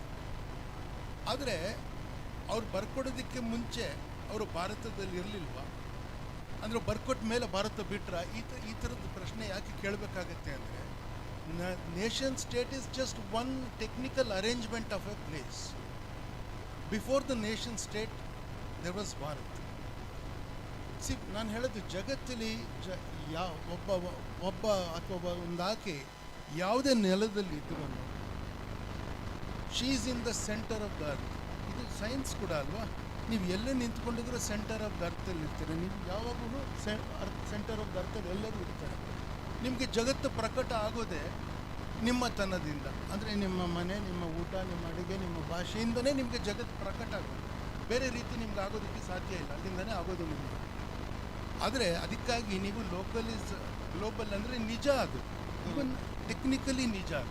ಇದು ನನ್ನ ಮೊದಲ ಪಾಯಿಂಟ್. ಅಂದರೆ ನೀವು ಈ ಪ್ರದೇಶ ಅಂತ ಮಾಡಿರೋದು ಒಂದು ಆರ್ಟಿಫಿಷಿಯಲ್ ಅರೇಂಜ್ಮೆಂಟ್. ಭೂಮಿಗೆ ಬೌಂಡ್ರಿ ಇಲ್ಲ, ಭೂಮಿ ಹರ್ಕೊಂಡು ಹೋಗುತ್ತೆ. ಅದಕ್ಕೆ ಬೌಂಡ್ರಿ ಇರೋದು ನ್ಯಾಚುರಲ್ ಬೌಂಡ್ರಿ. ಈ ಎರಡನೇ ಪಾಯಿಂಟ್ ಏನು ಹೇಳ್ತೀನಿ ಅಂದರೆ, ನೀವು ಮೂಲ ಈ ಪದಗಳಿಗೆ ಹೋದರೆ, ಈಗ ನ್ಯಾಚುರಲ್ ಅಂದರೆ ನ್ಯಾಚುರಲ್, ನೇಟಿವ್ ಎರಡೂ, ನೇಷನ್ ಮೂರೂ ಹುಟ್ಟಿನಿಂದ ಬರೋದು. ನ್ಯಾಟ್ ಕಮ್ಸ್ ಫ್ರಮ್ ದ ಎಟಿಮಾಲಜಿಕಲಿ, ಅದರ ಮೂಲ ಅರ್ಥ ಹುಟ್ಟು, ಬರ್ತ್ ಇಂದ ಬರೋದು. ನೇಷನ್, ನ್ಯಾಚುರಲ್, ನೇಟಿವ್ ಎಲ್ಲನೂ ಅದರಿಂದ ಬರೋದು. ಲೋಕಲ್ ಅಂದರೆ ಒಂದು ಪ್ಲೇಸ್, ಲೊಕೇಶನ್, ಅದಕ್ಕೆ ರೂಟ್. ನಾವು ಒಂದನ್ನು ಇನ್ನೊಂದರ ಜೊತೆ ಸೇರಿಸಿ ಮಾತಾಡಿದಾಗ ನಮಗೆ ಕನ್ಫ್ಯೂಷನ್ ಕಮ್ಮಿ ಆಗುತ್ತೆ ಅಂತ ಹೇಳೋದು.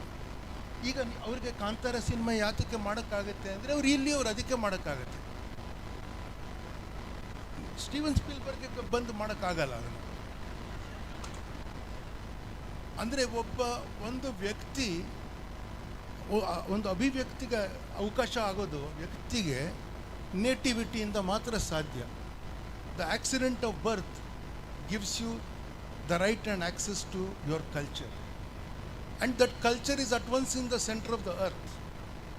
To say what is margin and what is at the core is a false idea alva.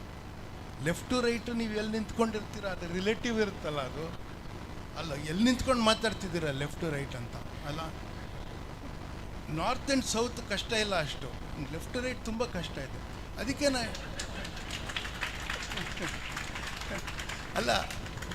ಅದಕ್ಕೆ ನಾನು ಮುಕ್ತಾಯದಲ್ಲಿ ಹೇಳ್ತೀನಿ ನೋಡಿ, ಅವ್ರು ಹೇಳಿದ್ದು ನಾನು ಸಂಪೂರ್ಣ ನಂಬ್ತೀನಿ ಅದನ್ನು. ಅದು ಭಾರತದಲ್ಲಿ ಎಲ್ಲಿ ಹೋದ್ರೂ ಈ ಥರದ್ದು ನಮ್ಮದು ಇದೆ. ಅಂದರೆ ಇದೇ ಪದ್ಧತಿಯ ಆರಾಧನೆ ಅಲ್ಲ ನಮ್ಮದು, ನಮ್ಮ ನಂಬಿಕೆ ರೀತಿ ಬೇರೆ, ಅದರ ಪದ್ಧತಿಯಲ್ಲಿ ನಾವೇನೋ ಮಾಡ್ಕೊಂಡಿದ್ದೀವಿ ಅಂತ ಎಲ್ಲರಿಗೂ ಇರುತ್ತೆ ಅಲ್ವಾ? ಅದಕ್ಕೆ ಅವ್ರಿಗೆ ಇದು ಗೊತ್ತಾಗಿದೆ. ಭಾರತದ ಥರವೇ ಇರುವ ಇತಿಹಾಸದಲ್ಲಿ ಯಾವ್ಯಾವ ರಾಷ್ಟ್ರಗಳ ಪಾಡಿರುತ್ತೋ ಅವ್ರಿಗಿದು ಸಲ್ಲುವಂಥದ್ದಾಗತ್ತೆ. ಆದರೆ ನಿಮಗೆ ನೀವೊಂದು ಕಾಲನೈಸ್ ಮಾಡಿದ ಜಾಗದಲ್ಲಿ ಹಳೆಯದನ್ನು ಅಳಸಾಕಿ ಬಿಟ್ಟಿದ್ರೆ ಅದು ಆವಾಗ ನಿಮಗೆ bread and breakfast, scrambled egg morning, ಈ ಥರದ್ದು ಒಂದೇ ಥರದ್ದು ಒಂದು ಮಾನೋ ಕಲ್ಚರ್ ಸಿಗುತ್ತೆ ನಿಮಗೆ. ಇಲ್ಲದಿದ್ರೆ ಡಿಫ್ರೆಂಟ್ ಕಲ್ಚರ್ ಇರೋದೇ ಸಹಜ. ಸಹಜ ಅಂದರೆ ಹುಟ್ಟಿನಿಂದ, ನ್ಯಾಚುರಲ್, ಸಹಜ ಅಲ್ಲ, ಹುಟ್ಟಿನಿಂದ ಇರೋದೆಲ್ಲ ಸರಿಯಾಗಿರುತ್ತೆ. ಆಕ್ರಮಿಸಿ ಬೇರೆದನ್ನು ಮಾಡೋಕ್ಕೆ ಹೋದಾಗ ಯಾವಾಗಲೂ ಬೇರೆಯವ್ರಿಗೆ ಬೋಧನೆ ಮಾಡೋ ರೀತಿ ಆಗುತ್ತೆ. ನಾವು ಎಡನೂ ಅಲ್ಲ ಬಲನೂ ಅಲ್ಲ, ನಾವು ಹಿಂದೂ ರಾಷ್ಟ್ರೀಯವಾದಿಗಳು ಅಂತ ನಮಗೆ ಹಿರಿಯರು ಹೇಳ್ಕೊಟ್ಟಿದ್ದಾರೆ. ಅಶ್ವಿನಿ ಅವರೇ, before I come to you, ಇಲ್ಲಿ ಸಭಿಕರಲ್ಲಿ ಹೇಳ್ಕೋಬೇಕಾಗಿರೋದು ಒಂದು ವಿಷಯ ಇದೆ. ನಾನು ಒಳಗೆ ಬರ್ತಾ ಪ್ರದೀಪ್ ಜಿ ನನಗೆ ಹೇಳಿದ್ರು, ರಿಷಬ್ ಮತ್ತು ಪ್ರಕಾಶ್ ಇಬ್ಬರು ಕೂಡ ಈ ಹಿಂದೆ ಮಂಗಳೂರು ಲಿಟ್ ಫೆಸ್ಟಲ್ಲಿ ಭಾಗವಹಿಸಿದ್ದಾರೆ. ಆವಾಗ ನಾನು ಪ್ರಕಾಶ್ ಹೇಗೆ ಬಂದು ಅದೇ ಥರ ಇವತ್ತು ಬಂದಿದ್ದೀವಿ. ಆದರೆ ರಿಷಬ್ ಆವತ್ತು ಬಂದು ರಿಷಬ್ಗೂ ಇವತ್ತು ಬಂದು ರಿಷಬ್ಗೂ ಪದಗಳಲ್ಲಿ ವಿವರಿಸೋಕ್ಕಾಗಲ್ಲ. ಬಿರುಗಾಳಿ ಅಂತ ಬಂದ್ರಿ ಇವತ್ತು. ಆವತ್ತು ಎಲ್ರಿಗೂ ಗೊತ್ತಿತ್ತು ರಿಷಬ್ ಯಾರು ಅಂತ, ಆದರೆ ಈ ರೀತಿ ಗೊತ್ತಿರಲಿಲ್ಲ ಅಷ್ಟೇ. ಇದು ವಿರಾಟ ರೂಪ. ನನಗೂ ಗೊತ್ತಿರಲಿಲ್ಲ, ಎಲ್ಲವೂ ಕಾಲದ ಮಹಿಮೆ. ಕಾಲಾಯ ತಸ್ಮೈ ನಮಃ. ಇದು ಋಷಭರ ವಿರಾಟ ರೂಪ ಇವತ್ತು ನಾವು ನೋಡಿದ್ದು. Ashwini, I was just saying that they were both here earlier, but the Rishabh that was there 3 years ago and the Rishabh that is here today is very, very different. And I am sure you are aware of what has happened in this 1 year. You are a filmmaker, and ಅವ್ರಿಗೊಂದು ಮಂಗಳೂರ್ದು ಅವ್ರಿಗೂ ಒಂದು connection ಇದೆ. ಅದು ನಾನು ಹೇಳಬೇಕಲ್ವಾ. ವರುಣ್ ಶೆಟ್ಟಿ ಅನ್ನೋಂಥವ್ರ ಜೊತೆ ಅವರು ಕೆಲಸ ಮಾಡ್ತಾರೆ. ಅವರು ಬರಹಗಾರ್ತಿಯೂ ಹೌದು, ನಿರ್ದೇಶಕಿನೂ ಹೌದು. ವರುಣ್ ಶೆಟ್ಟಿ ಅವ್ರ ಜೊತೆ ಕೆಲಸ ಮಾಡ್ತಾರೆ. ಇದೀಗ ಅನೇಕ ಸಾಕ್ಷ್ಯಚಿತ್ರಗಳನ್ನು ಮತ್ತು ಚಲನಚಿತ್ರಗಳನ್ನು ನೀವು ಮಾಡ್ತಾ ಇದ್ದೀರಿ ಒಟ್ಟಿಗೆ. ಅಶ್ವಿನಿ, ಓಕೆ, ನಾವು you basically work in Mumbai. Okay, so ನಾವು here comes. You see, Mumbai is always believed to be national cinema, to be India's cinema. I think they still do, but we are here to tell them that they are not. But however, why I say this is, there is a certain rooting in the culture that we have. When we tell our stories, we tell our stories. If I were to speak of 3 or 4 matinee idols of South India, one would be Dr. Rajkumar, about whom all of us are very, very proud. See, when you say Dr. Rajkumar, which are the films that one comes to one's mind? Ranadhira Kantirava, or Immadi Pulakeshi, or Mayura Varma of Banavasi, or he comes as Hiranyakashipu in Bhaktak Prahlada, or he comes as Ravana in Bhukailasa. This is how he has reached our hearts through his films. So if I say N.T. Ramarao, to us, Rama or Krishna is N.T. Ramarao. To all South Indians, how did Rama look? Nobody knew, but we all know N.T. Ramarao. That's how Krishna must have been. So this is what N.T. Ramarao gave us. When you think of Shivaji Ganesh, he gave us Veerapandiya Kattabram, which is the story of a great hero. Then he gave us Kappaloti, Tamil, many such films, and he was Shiva in Thiruvilayadal. So how did Shiva look? We don't know, but we know Shivaji Ganesh. This is South India. When you say, you have to pardon me for saying this, but when we say North Indian cinema, when we say not even North Indian cinema, because we leave out Bengali and Oriya and all of this, because Hindi cinema believes to be the the boss of all. So when we say Hindi cinema, who's their greatest matinee idol? Dilip Kumar Saab. What is the film that comes to your mind? Mughal-e-Azam. I won't say anymore. You tell me now. How do you perceive local and universal? So I have a very different perspective. For me, the kind of stories which I have said, whether it was, I do not know how many of you all have seen, but I made a movie called Bareilly Ki Barfi, and I made a movie called Panga, which talked about the insights of truly Indian culture, where we don't talk about culture in terms of taking a folk story or things related to that.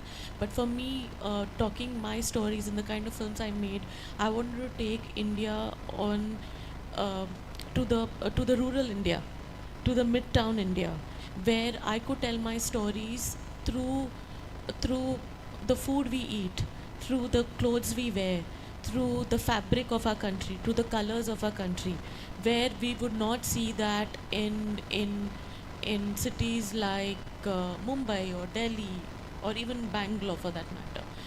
So for me, the kind of stories I wanted to say was about small town India, where a girl had the choice to choose the right kind of partner with the kind of relationship which she had with her father and mother, where they were progressive, and that was the progressive India I was talking about, where in spite of having traveled the world, we still wanted to talk in Hindi, because I was making that film in Hindi, and later on it was they wanted to make it in other Indian languages also. I wanted to say that in spite of having and traveled, we are an aspirational nation. For the longest time, all our parents wanted us to study well and do well in life, and even taking a flight outside was a big thing for our parents, is because they would call the whole family and say, I'm a South Indian myself. So but the first time I traveled by flight, my mother called up everyone in the family and said that she's gone on work in a flight, because that was a big thing for her, that she's gone and the company is spending on her, and that's how it is. Then we wanted to eat different kinds of food, because that was not available, and we were seeing a lot of, so we were aping a lot of Western culture, because we didn't have that, and we felt that aping Western culture, like going as soon as you step out of the country, if you wear as a woman, if you wear jeans and shirt, then you are considered to be as one. But now today I'm very proud to say that when I step out of the country, I can wear my salwar kameez and sari, and I do not feel out of place. I just feel like an Indian when I'm stepping out. But how do you feel when you are in the thick of Mumbai's cinema? No, so I mean, do they let you wear sari and salwar kameez and feel I think all right? Or yes, I think, ma'am, we're talking about just pulling stories your here. leg. Yeah. So for me, that was that. And then with the country growing and no, the our nation grouse growing- is that. Yeah, Our grouse nation- is that Mumbai or Hindi cinema claims to be Indian cinema, yet barely represents our values. That's our grouse. No? That's why I asked you if you I'm feel the out of one- place there no, also. I don't think so. I feel out of place. The reason being is that because I have told the kind of stories which is not just That you are for one, convinced about. not for one state, but for the entire country, where I represent a whole lot of women and men, and also younger generation of the country who are aspiring but are truly proud to be Indian. So for example, that when they wanted to wear, when they wanted pasta, pizza and all these things, they were all aspirational, and then we had all these apps which came in which could get all the food. But I think everyone will accept here is that we go outside, we come back, and the first thing we call up home is that please keep our sambar rice ready, because we need to eat that. And doesn't matter if it's north, it is dal chawal, if it's south, it's sambar rice. That's the only difference. If we go to Bengal, it is going to be fish rice curry. So I think that's what gets us as a country together, is that we, the younger generation of this country, and I'm not talking about South versus North cinema, please excuse me, because I've made Tamil cinema also.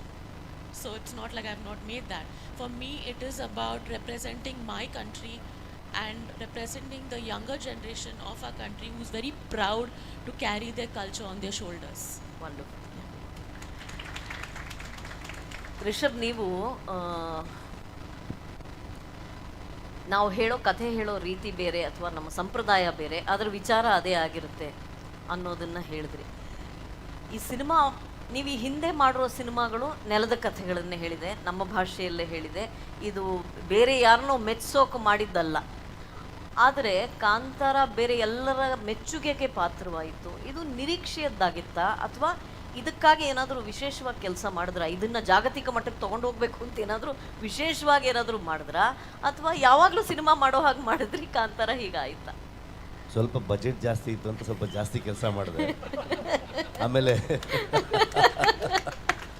So ನಮ್ಮ ಅಪ್ಪಂಗೆ ಯಾರು ಕೇಳಿದ್ರು interview ಮಾಡಬೇಕಾದ್ರೆ, ಇದ್ರ ಹಿಂದೆ ತುಂಬ experimental cinema ಮಾಡ್ತಿದ್ರು, ಮಕ್ಕಳು ಸಿನಿಮಾ ಮಾಡ್ತಿದ್ರು, ಇಲ್ಲ ದುಡ್ಡು ಕಡಿಮೆ ಇತ್ತು ಅದಕ್ಕೆ ಚಿಕ್ಕ ಸಿನಿಮಾ ಮಾಡೋದು ಅಷ್ಟೇ.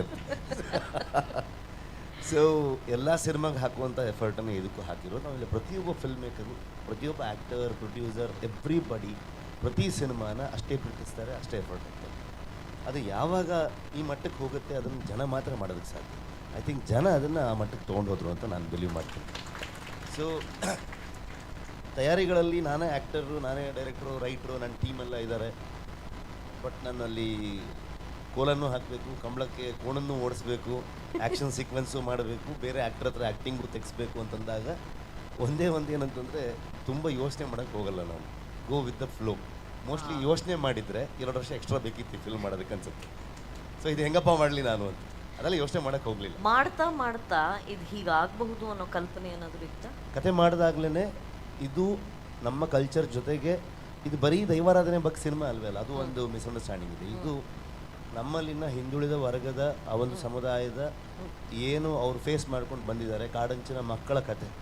ಸೊ ಇದನ್ನು ಕೆಲವರು ತುಂಬ ಚೆನ್ನಾಗಿ ಅರ್ಥ ಮಾಡಿಕೊಂಡ್ರು. ಅಲ್ಲಿರುವಂಥ ಅನ್ಟಚಬಿಲಿಟಿ ಆಗ್ಬೋದು, ಅಪ್ಪರ್ ಕಮ್ಯುನಿಟಿ, ಲೋವರ್ ಕಮ್ಯುನಿಟಿ ಆಗ್ಬೋದು, ಎಲ್ಲ ವಿಚಾರಗಳನ್ನು ಒಂದು ನಮ್ಮವ್ರಿಗೇನಂತಂದರೆ ಬಾಯ್ಬಿಟ್ಟು ಮೊದಲು ಎಕ್ಸಾಂಪಲ್ ಅಂದರೆ ಕಾರಂತರ ಚೋಮನ ದುಡಿ ಆಗ್ಬೋದು ಅಥವಾ ಕಾಡು ಆಗ್ಬೋದು, ಇವೆಲ್ಲ ಸಿನಿಮಾಗಳಲ್ಲಿ ತುಂಬ ಬೋಲ್ಡಾಗಿ, ತುಂಬ ಓಪನ್ ಆಗಿ ಜಾತಿಗಳನ್ನು ಮಾತಾಡೋದಾಗ್ಬೋದು, ಸಮಾಜದಲ್ಲಿ ನಡೀತಿರುವಂಥ ವಿಚಾರಗಳನ್ನು ಹೇಳೋದಾಗ್ಬೋದು, ಇವೆಲ್ಲವನ್ನು ಮಾಡ್ತಿದ್ವಿ. ಐ ಥಿಂಕ್ ಇವತ್ತು ಮಾಡಿದ್ರೆ ಸೆನ್ಸಾರ್ ಸರ್ಟಿಫಿಕೇಟ್ ಸಿಗಲ್ಲ ಅನ್ಸುತ್ತೆ ನಮಗೆ. ಸೊ ಆ ಥರದ ಒಂದು ಇದರಲ್ಲಿದೆ. ಜನ ತುಂಬ ಸೆನ್ಸಿಟಿವ್ ಆಗಿದ್ದಾರೆ. ಸೊ ಅವ್ರು ಓಪನಾಗಿ ಯಾವುದನ್ನು ತೊಗೊಳೋದು ಕಷ್ಟ ಆಗುತ್ತೆ. ಹಾಗಾಗಿ ನಾನು ಎಲ್ಲೂ ಯಾವ ಜಾತಿನೂ ಹೇಳೋಕ್ಕೆ ಹೋಗಲೇ ಇಲ್ಲ ಅಲ್ಲಿ. ಸೊ ಕಥೆಯನ್ನಷ್ಟೇ ಹೇಳ್ತಾ ಹೋದೆ, ಜನರಿಗೆ ಅದು ಅರ್ಥ ಆಗ್ತಾ ಬಂತು. ಸೊ ಈ ಪ್ರಾಸೆಸ್ಸಲ್ಲಿ ನಾನು ಎಲ್ಲೂ ಇದನ್ನು PAN India, first of all ಇದು ಪ್ಯಾನ್ ಇಂಡಿಯಾ ಅದ್ರ ಪಾಡಿಗೆ ಅದಾಗಿತ್ತು, ನನಗೂ ಗೊತ್ತೇ ಇರಲಿಲ್ಲ. ನಾನು ನನ್ನ ಹೆಂಡತಿ ಹತ್ರ ಹೇಳ್ತಿದ್ದೆ, ಫಸ್ಟ್ ಟೈಮ್ ಇಷ್ಟು ದೊಡ್ಡ ಬಜೆಟ್ ಸಿನಿಮಾ ಮಾಡಿಬಿಟ್ಟಿದ್ದೀನಿ ನಾನು ಕನ್ನಡದಲ್ಲಿ. ಅಂದರೆ ಆ್ಯಸ್ ಅ ಹೀರೋ ನನಗೆ ದೊಡ್ಡ ಬಜೆಟ್, ಆ್ಯಸ್ ಅ ಡೈರೆಕ್ಟರ್ ದೊಡ್ಡ ಬಜೆಟ್ಟು. ಐ ಥಿಂಕ್ ಅದಕ್ಕಿಂತ ಒಂದು 5 times ಕಡಿಮೆ ಬಜೆಟಲ್ಲಿ ಮಾಡ್ತಿದ್ದಿದ್ದು ಮೊದಲು ನಾನು. ಹೊಂಬಾಳೆ ಆಗಿದ್ದಕ್ಕೆ ಮೋಸ್ಟ್ಲಿ ನನಗೆ ಅಷ್ಟು ಸಪೋರ್ಟ್ ಮಾಡಿದ್ರು. ಫುಲ್ ಟೆನ್ಷನಲ್ಲಿದ್ದೆ ನಾನು, ಇಷ್ಟು ದೊಡ್ಡ ಬಜೆಟ್ ಸಿನಿಮಾ ಮಾಡಿಬಿಟ್ಟಿದ್ದೀನಿ. ಸೊ ನೋಡಬೇಕಿದೆ ಹೆಂಗಾಗುತ್ತೆ, ಏನು ಕತೆ, ಇಷ್ಟು ರಿಕವರ್ ಆಗಬೇಕಾದ್ರೆ ಲೆಕ್ಕಾಚಾರ ಹೇಳ್ತೀನಿ. ಬಿಕಾಸ್ ನಾನು ಪ್ರೊಡ್ಯೂಸರ್ ಆಗಿದ್ದರಿಂದ.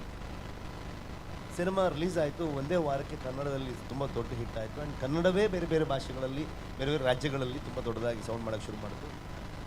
10 ದಿವಸದಲ್ಲಿ ಇಡೀ ಸಿನಿಮಾನ ಡಬ್ ಮಾಡಿದ್ದೀವಿ ನಾವು, ಬೇರೆ ಬೇರೆ ಭಾಷೆಗೆ, ಡೇ ಆ್ಯಂಡ್ ನೈಟ್ ಪ್ಯಾರಲಲ್ಲಿ ಒಂದಷ್ಟು ಟೀಮ್ಗಳನ್ನ ಇಟ್ಕೊಂಡು. ಲಾಸ್ಟಿಗೆ ಸಿನಿಮಾ ಹಿಂದಿಲಿ ರಿಲೀಸ್ ಆಯಿತು. ಹಿಂದಿಲಿ ಇವತ್ತಿನ ಕಾಲಕ್ಕೆ 100 ದಿವಸ ಥಿಯೇಟ್ರಲ್ಲಿ ಓಡುತ್ತೆ, ಅದು OTT ಬಂದಾದಮೇಲೆ. ತೆಲುಗು ದೊಡ್ಡ ಹಿಟ್ ಆಗುತ್ತೆ, ತಮಿಳ್, ಮಲಯಾಳಂ ಎಲ್ಲ ಕಡೆ ಇದಾಗುತ್ತೆ. ಲಾಸ್ಟಿಗೆ ತುಳುನು ಮಾಡಿದ್ವಿ. ಈಗ ನೆಟ್ಫ್ಲಿಕ್ಸಲ್ಲಿ ಇಂಗ್ಲೀಷಲ್ಲೂ ಇದೆ, 7 ಭಾಷೆ ಆಗೋಯ್ತು. ಸೊ ಅದಾದಮೇಲೆ ನಾನು ಪ್ರಗತಿ ಹತ್ರ ಇನ್ನೊಂದು ಸಲ ಮಾತಾಡ್ತೀವಿ, 1 ತಿಂಗಳು ಬಿಟ್ಕೊಂಡು. ನೋಡು, ನಾನು ಅಂದ್ಕೊಂಡೆ ತುಂಬ ದೊಡ್ಡ ಬಜೆಟ್ ಸಿನಿಮಾ ಮಾಡಿದ್ದೀನಿ ಅಂತ. ಫಸ್ಟ್ ಟೈಮ್ ಅದ್ರ ಪಾಡಿಗೆ ಅದೇ ಒಂದು ಪ್ಯಾನ್ ಇಂಡಿಯಾ ಫಿಲ್ಮ್ ಆಗೋಯ್ತು, ಅದು ಲೋ ಬಜೆಟ್ ಆಗೋಯ್ತು ನೋಡು ಅಂತ. ಎಲ್ಲ ಹಂಗೆ ಹೇಳಕ್ಕೆ ಶುರು ಮಾಡೋದು, ಇಸ್ಕೋ ದೇಕು, ರಿಷಬ್ ಶೆಟ್ಟಿಗೂ ದೇಕು ಅಂತ ಅಂದ್ಕೊಂಡು ಸ್ಟಾರ್ಟ್ ಆಗೋಯ್ತು. ಅಲ್ಲೆಲ್ಲ ಮೀಡಿಯಾದಲ್ಲಿ ಇಷ್ಟು ಕಡಿಮೆ ಬಜೆಟಲ್ಲಿ ಸಿನಿಮಾ ಅದು ಮಾಡಿ ಇಷ್ಟು ದೊಡ್ಡ ಕಲೆಕ್ಷನ್ ಆಗೋಗಿದೆ. ಅದಕ್ಕೆ ನಾನು ಅಂದೆ, ನೋಡು, ನಾನು ಅಂದ್ಕೊಂಡೆ ಬಿಗ್ ಬಜೆಟ್ ಅಂತ, ಕಟ್ ಮಾಡಿದ್ರೆ ಅಲ್ಟಿಮೇಟ್ಲಿ ಅದು ಲೋ ಬಜೆಟ್ ಆಗೋಯ್ತಲ್ಲ ನನ್ನ ಜೀವನದಲ್ಲಿ ಅಂತ. ಇದಕ್ಕೆ ಪೂರ್ವಕವಾಗಿ ಇನ್ನೊಂದಷ್ಟು ಪ್ರಶ್ನೆಗಳನ್ನ ಆಮೇಲೆ ಕೇಳ್ತೀನಿ. Prakash, what do you think of this entire experience, be it of Kantara or of KGF 2? Because general ಆಗಿ ಇರೋ ಒಂದು ಪರಿಕಲ್ಪನೆ ಏನು ಅಂತ ಅಂದರೆ, ಹಿಂದೆ ಎಲ್ಲ ಈ ಯಾವುದು ಕಲಾತ್ಮಕ ಸಿನಿಮಾ ಅಂತ ಒಂದು ವರ್ಗ ಇರ್ತಾ ಇತ್ತು. ಆ ವರ್ಗದ ಸಿನಿಮಾಗಳು ಮಾತ್ರ ಜಾಗತಿಕ ಮಟ್ಟಕ್ಕೆ ಯಾವುದೋ ಒಂದು ಅವಾರ್ಡ್ಗೋ ಇನ್ನೊಂದು ಫೆಸ್ಟಿವಲ್ಗೋ ಹೋಗ್ತಾ ಇದ್ವು. ಈ ಯಾವುದು ಈ ವರ್ತಕರ ಕೈಯಲ್ಲಿ ಇರ್ತಾ ಇದ್ವು ಅಥವಾ ಯಾವುದು ಕಮರ್ಷಿಯಲ್ ಸಿನಿಮಾ ಅನ್ನಿಸ್ಕೋತಾ ಇತ್ತು, ಅದಕ್ಕೆ ಆ ಥರದ ಯಾವುದೇ, ಅದು ಬರೀ ಕರ್ನಾಟಕದಲ್ಲಿ ಇಷ್ಟು ಥಿಯೇಟ್ರಲ್ಲಿ ರಿಲೀಸು, ಅದು ಇಷ್ಟು ಸ್ಕ್ರೀನ್ ಸಿಗಲ್ಲ, ತೆಲುಗು ಬಂತು, ತಮಿಳು ಬಂತು, ಅವರೆಲ್ಲ ದಾಳಿ ಮಾಡಿದ್ರು, ಕನ್ನಡ ಪಾಪ ಹೀಗೆಲ್ಲ ಆಗ್ತಾ ಇತ್ತು. ಇವತ್ತು ಆ ಒಟ್ಟು ಆ ದೃಶ್ಯಾವಳಿನೇ ಬದಲಾಗ್ಬಿಟ್ಟಿದೆ ಹಿಂದೆ ಇದ್ದಂತಹ. ಹಾಗಿದ್ದರೆ ಈ ಕಲಾತ್ಮಕ ಸಿನಿಮಾ ಮತ್ತು ಕಾಂತಾರದ cinema, what is meant to be commercially a successful film, so where have we bridged this, do you think? ಅಂದರೆ ಬ್ರಿಡ್ಜ್ ಮಾಡೋದು ಭಾಳ ಕಷ್ಟ ಇದೆ. ಇದರ ಪರಿಕಲ್ಪನೆಯಲ್ಲೇ ಒಂದು ಕಷ್ಟ ಇದೆ. ಏನಂತ ಹೇಳ್ತೀನಿ, ಈಗ ಒಂದು ಸಿನಿಮಾ ಮಾಡ್ತಾರೆ, ನೀವು ಶುರು ಮಾಡೋಕ್ಕೆ ಮುಂಚೆ ಇನ್ನೊಂದು ಹೇಳ್ಬಿಡ್ತೀನಿ, ಯಾರು ತಾವೇ ಜಾಗತಿಕ ಸಿನಿಮಾ ಅಂದ್ಕೊಂಡಿದ್ರು ಅವ್ರಿಗೆಲ್ಲ ಬಹಳ ದುಃಖ ಇದೆ ಕಾಂತಾರ ಸಕ್ಸಸ್ ಆಗಿದ್ದಕ್ಕೆ. ಅದನ್ನು ಸೇರಿಸಿನೇ ಕೇಳ್ತಾ ಇದ್ದೀನಿ, ಯಾರು ತಾವೇ ಭಾರತದ ಪ್ರತಿನಿಧಿ ಅಂತ ಅನ್ಕೊಂಡಿದ್ರು, ಅಂದ್ರೆ ಸಿನಿಮಾದ ಪ್ರತಿನಿಧಿ ಅಂತ ಅನ್ಕೊಂಡಿದ್ರು, ಸಾಹಿತ್ಯದ ಪ್ರತಿನಿಧಿ ಅನ್ಕೊಂಡಿದ್ರು. ಅವರೆಲ್ರಿಗೂ ಬಹಳ ದುಃಖ ಆಗಿದೆ ಈ ಸಿನಿಮಾ ಇಷ್ಟೊಂದು ಯಶಸ್ವಿಯಾಗಿತ್ತು. ಸೊ ಹಾಗಾಗಿ ಕೇಳ್ತಾ ಇದ್ದೀನಿ, ಇವತ್ತಿನ ಕಾಲಕ್ಕೆ ಇದನ್ನ ಹೇಗೆ ನೋಡ್ಬೇಕು ನಾವು? ಅಲ್ಲ, ಅದು ನಿಜ. ನಾನು ಸಿಡ್ನಿಲಿ ನೋಡಿದೆ ನಾನು ಇದನ್ನು. ಅಲ್ಲಿ ಸಿಡ್ನಿಯಲ್ಲಿ ನೋಡಿ ಬಂದಾಗ ಅಲ್ಲಿ ನಿಮ್ಮ ಕಡೆಯವರೇ ಒಬ್ಬರು ಕುಂದಾಪುರದವರು, ಅಲ್ಲಿ ಈಗ ಮೇಧಾವಿ ಅವರಲ್ಲಿ, ಅವ್ರು ನನಗೆ ಹೇಳಿದ್ರಿ ಈ ಸಿನಿಮಾದಲ್ಲಿ ಗ್ರಾಮರೇ ಇಲ್ಲ ಏನಂತೀರ. ನಾನು ಹೇಳಿದೆ, ಅಲ್ಲ ರೀ, ಅದು ಕನ್ನಡ ಸಿನಿಮಾ ಇಲ್ಲಿ ಬಂದು ಇಷ್ಟು ಯಶಸ್ವಿಯಾಗಿದೆ, ಅದ್ರ ಬಗ್ಗೆ ನಿಮ್ಗೆ ಏನನ್ಸುತ್ತೆ ಅದನ್ನು ಹೇಳ್ಬೇಕಲ್ವಾ ನೀವು. ಮತ್ತು ಗ್ರಾಮರು ಭಾಷೆ ಬಂದ ಮೇಲೆ ಗ್ರಾಮರ್ ಬರೋದು ಅಲ್ವ, ಅದಕ್ಕೆ ಮುಂಚೆ ಗ್ರಾಮರ್ ಯಾರಿಗೆ ಮಾಡ್ತಾರೆ ಅದು ಅಲ್ಲ. ನಾನು ಆದರೆ ನಿಜ, ಅದು ನೀವು ಹೇಳಿದ್ದು ನಿಜ. But what you said earlier in the middle is very interesting. ನೀವೊಂದು ಆರ್ಟ್ ಫಿಲ್ಮ್ ಅಂತ ಮಾಡಿ ಅದನ್ನು ಇಲ್ಲಿ ಬಿಡುಗಡೆ ಕೂಡ ಬಿಡುಗಡೆ ಆಗ್ತಾ ಇರಲಿಲ್ಲ ಬಿಡಿ, ಆಗುವ ನಿರೀಕ್ಷೆನೂ ಇಟ್ಕೊಳ್ದೇನೆ ಅದನ್ನು ನೀವು ಜಗತ್ತಿನ ಬೇರೆ ಬೇರೆ ಫಿಲ್ಮ್ ಫೆಸ್ಟಿವಲ್ಸ್ಗೆ ಕಳಿಸಿದಾಗ ಅದು ಗ್ಲೋಬಲ್ ಫಿಲ್ಮ್ ಆಗತ್ತೋ ಅಥವಾ ಈ ಮಾವತ್ ಸೇತುಂಗ ಆವಾರಾಹು ಅಂತ ಹಾಡೋದು ಜಾಗತಿಕ ಆಗುತ್ತೆ, ಯೋಚನೆ ಮಾಡಬೇಕು ಅಲ್ವಾ. ಅಂದರೆ see what becomes global is essentially local. ಯಾವಾಗೂ ಅಂದರೆ ಇದು ಲೋಕಲ್ಲೂ ಲೋಕಲ್, ಮೈಕ್ರೋ ಲೋಕಲ್ ಫಿಲ್ಮ್ ಅದು. Because it's such a micro local film, it's intensely extensively global it is ಅಲ್ಲ. ಅದು ಯಾವಾಗ ಆಗತ್ತೆ ಅಂದರೆ when you can be the only true authentic representative as a film maker only when you true to yourself and where you come from. ನೀವು ಅಸ್ಮಿತೆ ಅನ್ನೋ ಒಂದು ಪದವನ್ನು ಬಳಸಿದ್ರಿ ಅರ್ಲಿಯರ್. ನಾನು ಹೇಳ್ತೀನಿ, ಅಸ್ಮಿತೆ ಅಂದರೆ ನಾವು ಅಸ್ಮಿ ಅಂತ ಹೇಳಿದ್ರೆ ನಾವು ವೆಸ್ಟಲ್ಲಿ ಹೇಳೋ ಐಡೆಂಟಿಟಿ ಹೇಳಲ್ಲ.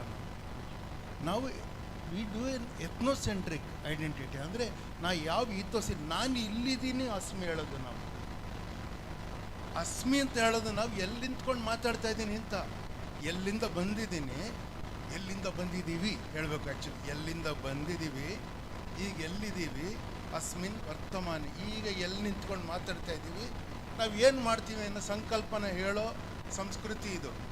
ಅದನ್ನು ನೀವು ಪ್ರಾಕೃತದಲ್ಲಿ ಹೇಳಿದ್ರು ಅಷ್ಟೇ, ಸಂಸ್ಕೃತದಲ್ಲಿ ಹೇಳಿದ್ರು ಅಷ್ಟೇ, ಅದು ಅರ್ಥ ಅದೇ. ಅದು ಒಂದು ನಾಟಕ ಮಾಡೋಕ್ಕೆ, ಯಕ್ಷಗಾನ ಮಾಡೋಕ್ಕೆ ಮುಂಚೆ ಎಷ್ಟು ದೇವರುಗಳಿಗೆ ಪ್ರೀತಿಸ್ಬೇಕು ನಾವು. ಅಂದರೆ 1 ಗಂಟೆ ಕಾಲ ಕಳಿಬೇಕು ನೀವು ಅಲ್ಲ. ಮನೆ ದೇವತೆಗೆ, ಕುಲ ದೇವತೆಗೆ, ಸ್ಥಳ ದೇವತೆಗೆ, ಗಣೇಶನಿಗೆ, ಎಷ್ಟು ಜನಕ್ಕೆ ಮಾಡಬೇಕು ನೀವು.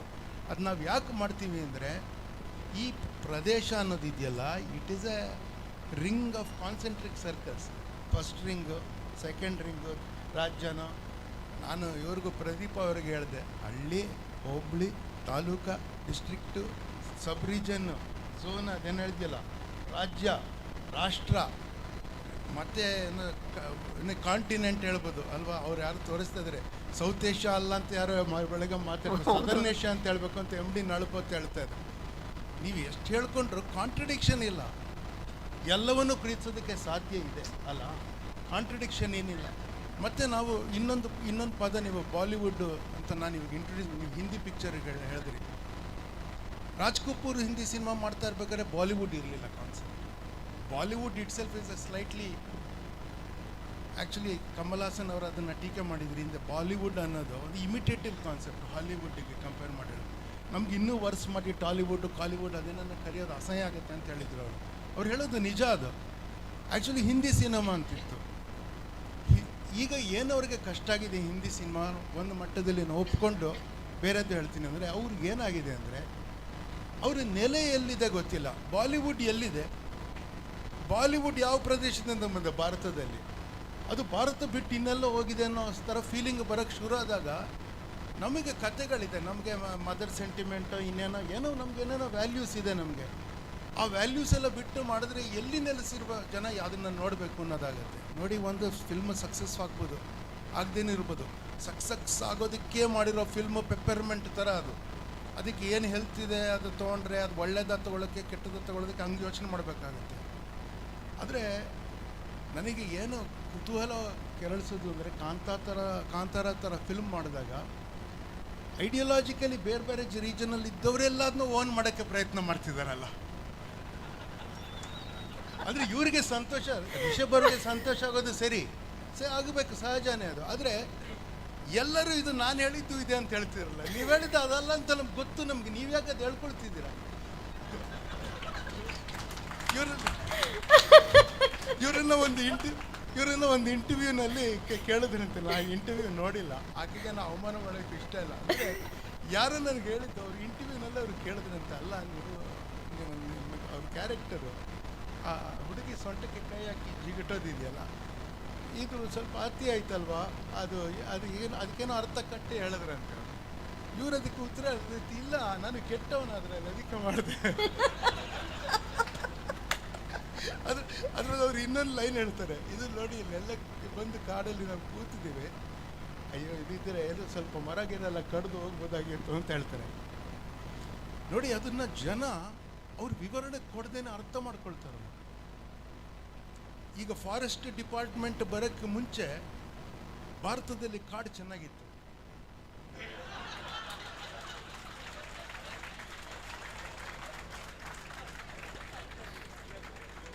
ನೋಡಿ, ಮೂಲ ಕಾಂತಾರದ ಕತೆ ಅರ್ಥ ನನಗದೇ.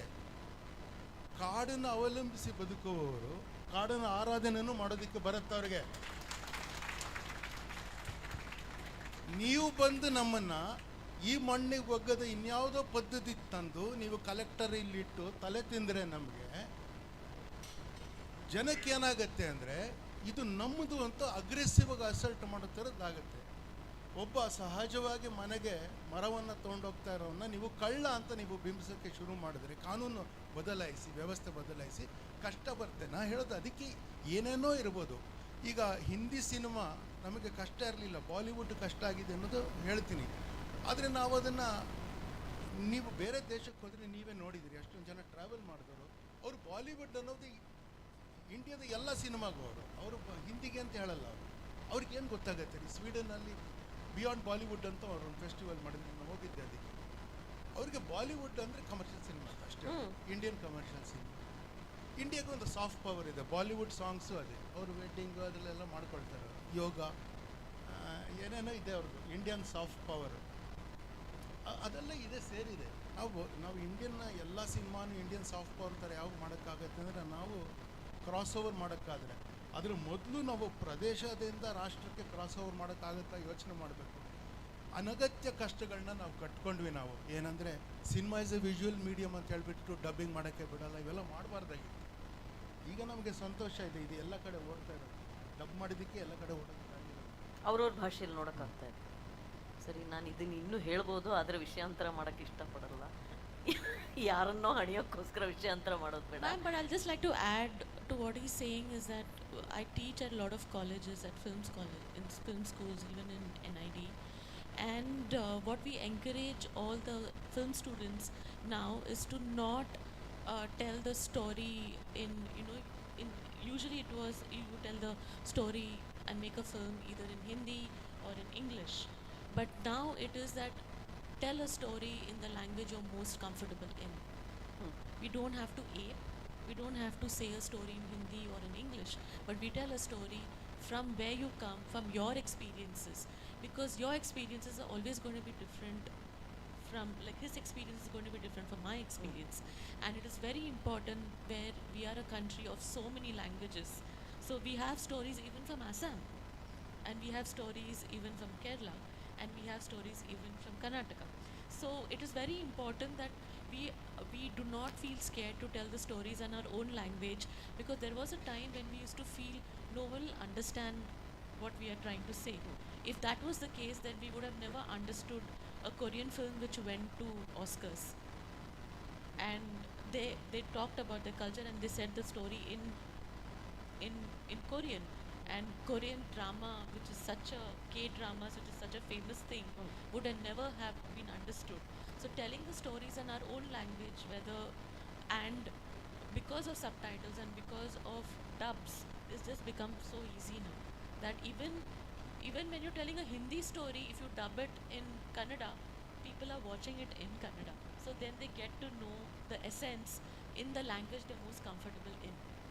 Because one thing which I truly know is that it doesn't matter where we come from in this country, our emotions as a nation, whether of what we term as relationships with our family members, or how we look at in a society, is always going to be the same. The language will be different. Right. We're all on the same page on this. I just have a quick question for you before I go back to Rishabh. Since we are on the subject of selling an idea, Kantara is an idea sold to the country through his medium in Kannada. So when you speak of a local idea like Bareilly or the story of a small town, how difficult or easy is idea in Bollywood, if I may say?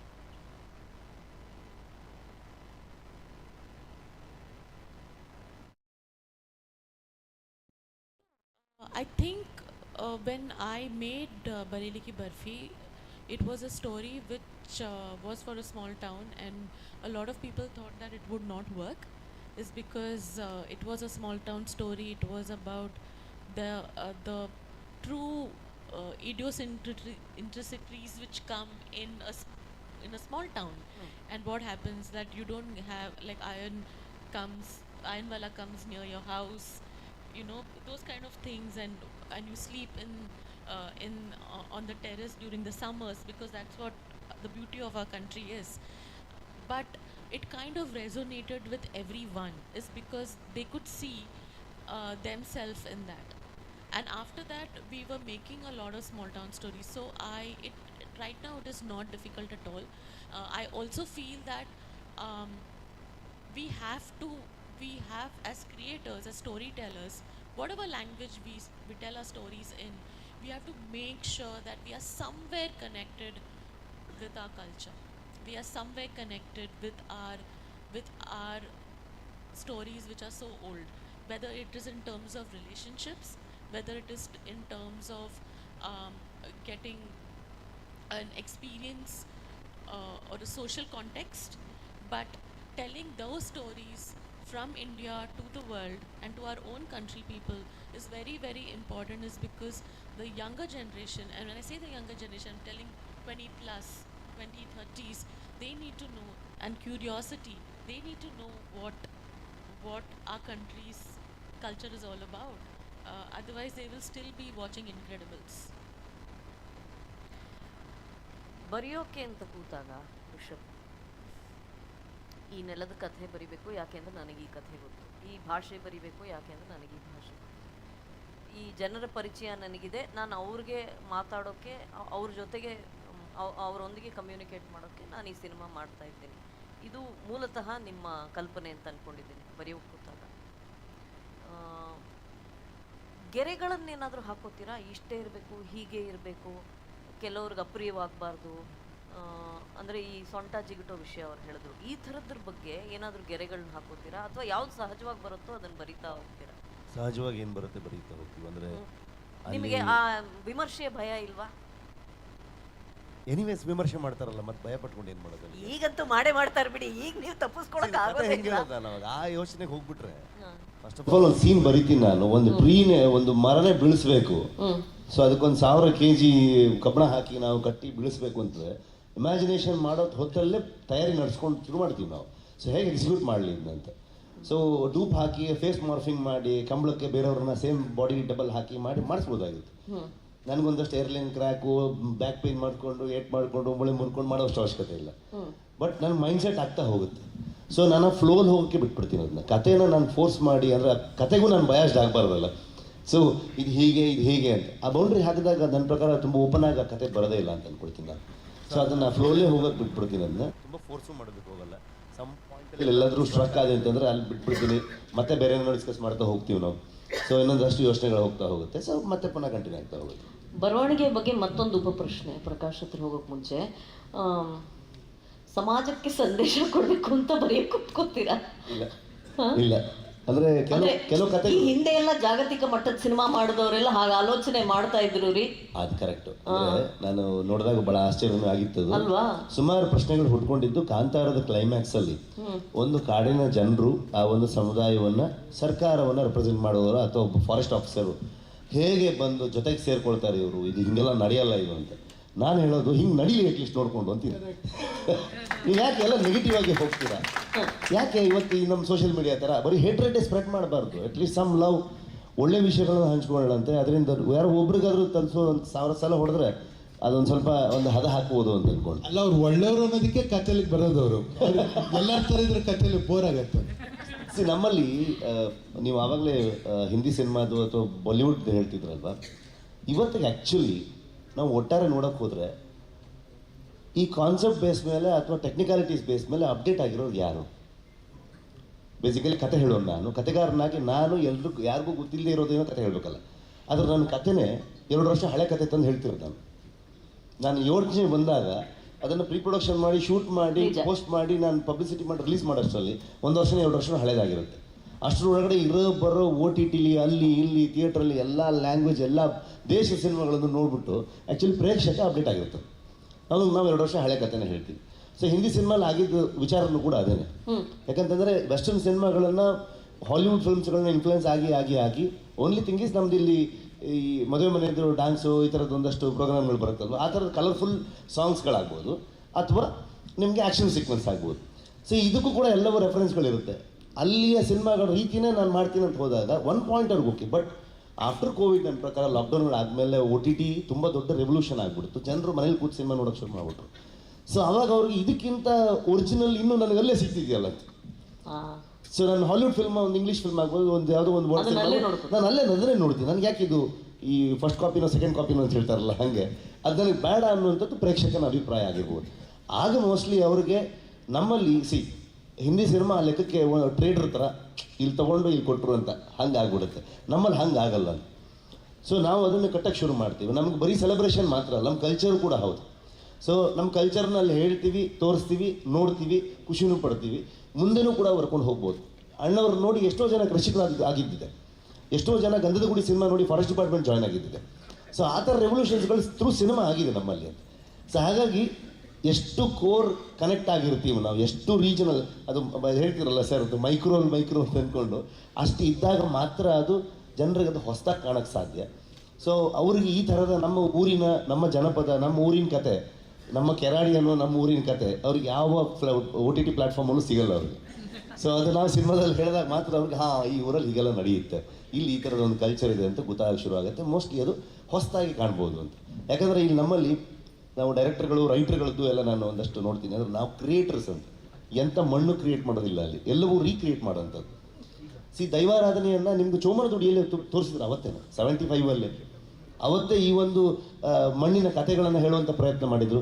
ಆದರೆ ಅದು ಎಲ್ಲಿಗೆ ನಿಲ್ತು? ಒಂದು art film ಆಗಿರೋದ್ರಿಂದ ಅಲ್ಲಿಗೆ ನಿಲ್ತು. ಎಷ್ಟೋ ಜನರಿಗೆ ಆ ಥರದೊಂದು cinema ಇದೆ ಅಂತಲೇ ಗೊತ್ತಿಲ್ಲ. ಕಾಡು ಅನ್ನೋಂಥ ಸಿನಿಮಾನೂ ಕೂಡ ಅಷ್ಟೇ, ಎಂಥ ಬ್ಯೂಟಿಫುಲ್ ಆಗಿ ಆ ಸಿನಿಮಾಗಳು ಮಾಡಿದ್ದಾರೆ. ಒಂದು ಭೂತೆ ನಮಗೆ ಆಯು, ಅದಕ್ಕಿಂತ ರೆವಲ್ಯೂಷನರಿ ಫಿಲ್ಮ್ ಬೇಕಾ? ಆ ಥರದ ಹಿಸ್ಟ್ರಿ ಇಲ್ಲ, ಸುಮಾರಷ್ಟು ನಡೆದು ಹೋಗಿದೆ. ಬಟ್ ಇವತ್ತು ನಾವು ಎಲ್ಲವನ್ನು ಒಟ್ಟಾರೆ ತೊಗೊಂಬಂದು ಒಂದು ಬ್ರಿಡ್ಜ್ ಸಿನಿಮಾ ಅಂತ ಅಂದ್ಕೊಂಡು, ನನ್ನ ಪ್ರಕಾರ ಇದೆ, ಅದನ್ನು ಕಮರ್ಷಿಯಲಿ ಸಕ್ಸಸ್ ಆಗಬೇಕು. ಅದನ್ನು ಬೇರೆಯವ್ರಿಗೆ ಟೀಕೆ ಮಾಡೋರು ಇದ್ದೇ ಇರ್ತಾರೆ, ಏನು ಮಾಡೋಕ್ಕಾಗಲ್ಲ. ಸೊ ಅದು ಅವ್ರ ಕೆಲಸ ಆದಾಗ ನಾವು ಕೆಲಸ ಮಾಡ್ಕೊಂಡೇ ಹೋಗೋಣ ನಾನು. ಸೊ ಇದಕ್ಕೆ ಎರಡು ಒಟ್ಟಿಗೆ ಬಂದಾಗ ಅದು ಹೆಚ್ಚು ಇಂಪ್ಯಾಕ್ಟ್ ಮಾಡುತ್ತೆ. ಪ್ರಕಾಶ್, ಅಲ್ಲಿಂದನೇ ನಾನು ನಿಮ್ಮ ಹತ್ರ ಮುಂದುವರಿಸ್ತೀನಿ. ಇವರು ಕಾಂತಾರದ ಬಗ್ಗೆ ಹೇಳಿದ್ರು, ಇದು ನಮ್ಮ ಕಥೆ ಆಗಿರೋದ್ರಿಂದ ಮತ್ತು ಈ ಕಥೆ ಬೇರೆ ಎಲ್ಲೂ ಸಿಗೋದಿಲ್ಲ, ಆ ಕಾರಣಕ್ಕೆ ಇದು ಎಲ್ರಿಗೂ ಪ್ರಿಯವಾಗಿದೆ ಅಂತ. This takes me back to the conversation we were having the afternoon of plagiarism, of robbing ideas, stories. So where does that leave the mainstream cinema which aped or place Bollywood anta ನೀವು ಹೇಳಿದ್ರಿಂದ ನಾನು ನನಗೆ I don't like that word, but anyway I'm saying it just to contextualize it. So ಈ ಕಳ್ತನ ಮಾಡೋರಿಗೆ, ಕಥೆ ಕಳ್ತನ ಮಾಡೋರಿಗೆ, ಈ ಥರದ ಕೃತಿ ಚೋರಿ ಮಾಡೋರಿಗೆ ಇವತ್ತಿನ ಪರಿಸ್ಥಿತಿಯಲ್ಲಿ ಭವಿಷ್ಯ ಇದೆಯಾ? ಅದು ನಾವು ಯಾರು ಇದೇ ಥರ ಸಿನಿಮಾ ಮಾಡಿದ್ರೆ ಸಕ್ಸಸ್ ಆಗುತ್ತೆ, ಇನ್ಯಾವ್ದು ಫೇಲ್ ಆಗುತ್ತೆ ನಮಗೆ ಪ್ರೆಡಿಕ್ಟ್ ಮಾಡೋಕ್ಕಾಗಿದ್ದರೆ ನಾವೆಲ್ಲರೂ ಸಕ್ಸಸ್ಫುಲ್ ಸಿನಿಮಾ ಯಾವಾಗಲೂ ಮಾಡೋದಕ್ಕೆ ಆಗ್ತಾಯಿತ್ತು. ಈಗ ಅವರು ಸರ್ಕಾರಿ ಪ್ರಾಥಮಿಕ ಶಾಲೆ, ನನಗೆ ಭಾಳ ಇಷ್ಟವಾದ ಸಿನಿಮಾ. ಅದನ್ನು ಮಾಡಿದಾಗ ಇಷ್ಟು ಕಮರ್ಷಿಯಲಿ ಸಕ್ಸಸ್ಫುಲ್ ಇರಲಿಲ್ಲ. ಆದರೆ ಅದನ್ನು ನೋಡಿದಾಗ ಜನರ ಮನಸ್ಸಲ್ಲಿ ಒಂದು ತಯಾರಿಕೆ ಆಗಿರುತ್ತೆ, ಇವರಿಂದ ಇಂಥದ್ದನ್ನು ನಿರೀಕ್ಷೆ ಮಾಡ್ಬೋದು ಅನ್ನೋದು. ಅಂದರೆ ಯಾವಾಗ ಫಲಿಸುತ್ತೆ ಅಂತ ಹೇಳೋದು ಯಾವ ಗಳಿಗೆಲಾಗುತ್ತೆ ಹೇಳೋಕ್ಕಾಗಲ್ಲ. ಆದರೆ ಇಷ್ಟು ಮಾತ್ರ ಸ್ಪಷ್ಟವಾಗಿ ಹೇಳ್ಬೋದು, ಒಂದು ನೀವು ಇಮಿಟೇಷನ್ ರೀಮೇಕ್ ಫಿಲ್ಮ್ ಮಾಡ್ತೀರಾ ಅಂತ ಇಟ್ಕೊಳ್ಳಿ, ರೀಮೇಕ್ ಫಿಲ್ಮ್ ವರ್ಕ್ ಆಗಿರೋ ಸಾಧ್ಯತೆ ಇದೆ. ಆದರೆ ಒರಿಜಿನಲ್ ಫಿಲ್ಮ್ ಯಾರು ನೋಡಿದರೆ ರೀಮೇಕ್ ಫಿಲ್ಮ್ ವರ್ಕ್ ಆಗೋ ಸಾಧ್ಯತೆ ಕಮ್ಮಿ ಆಗುತ್ತೆ.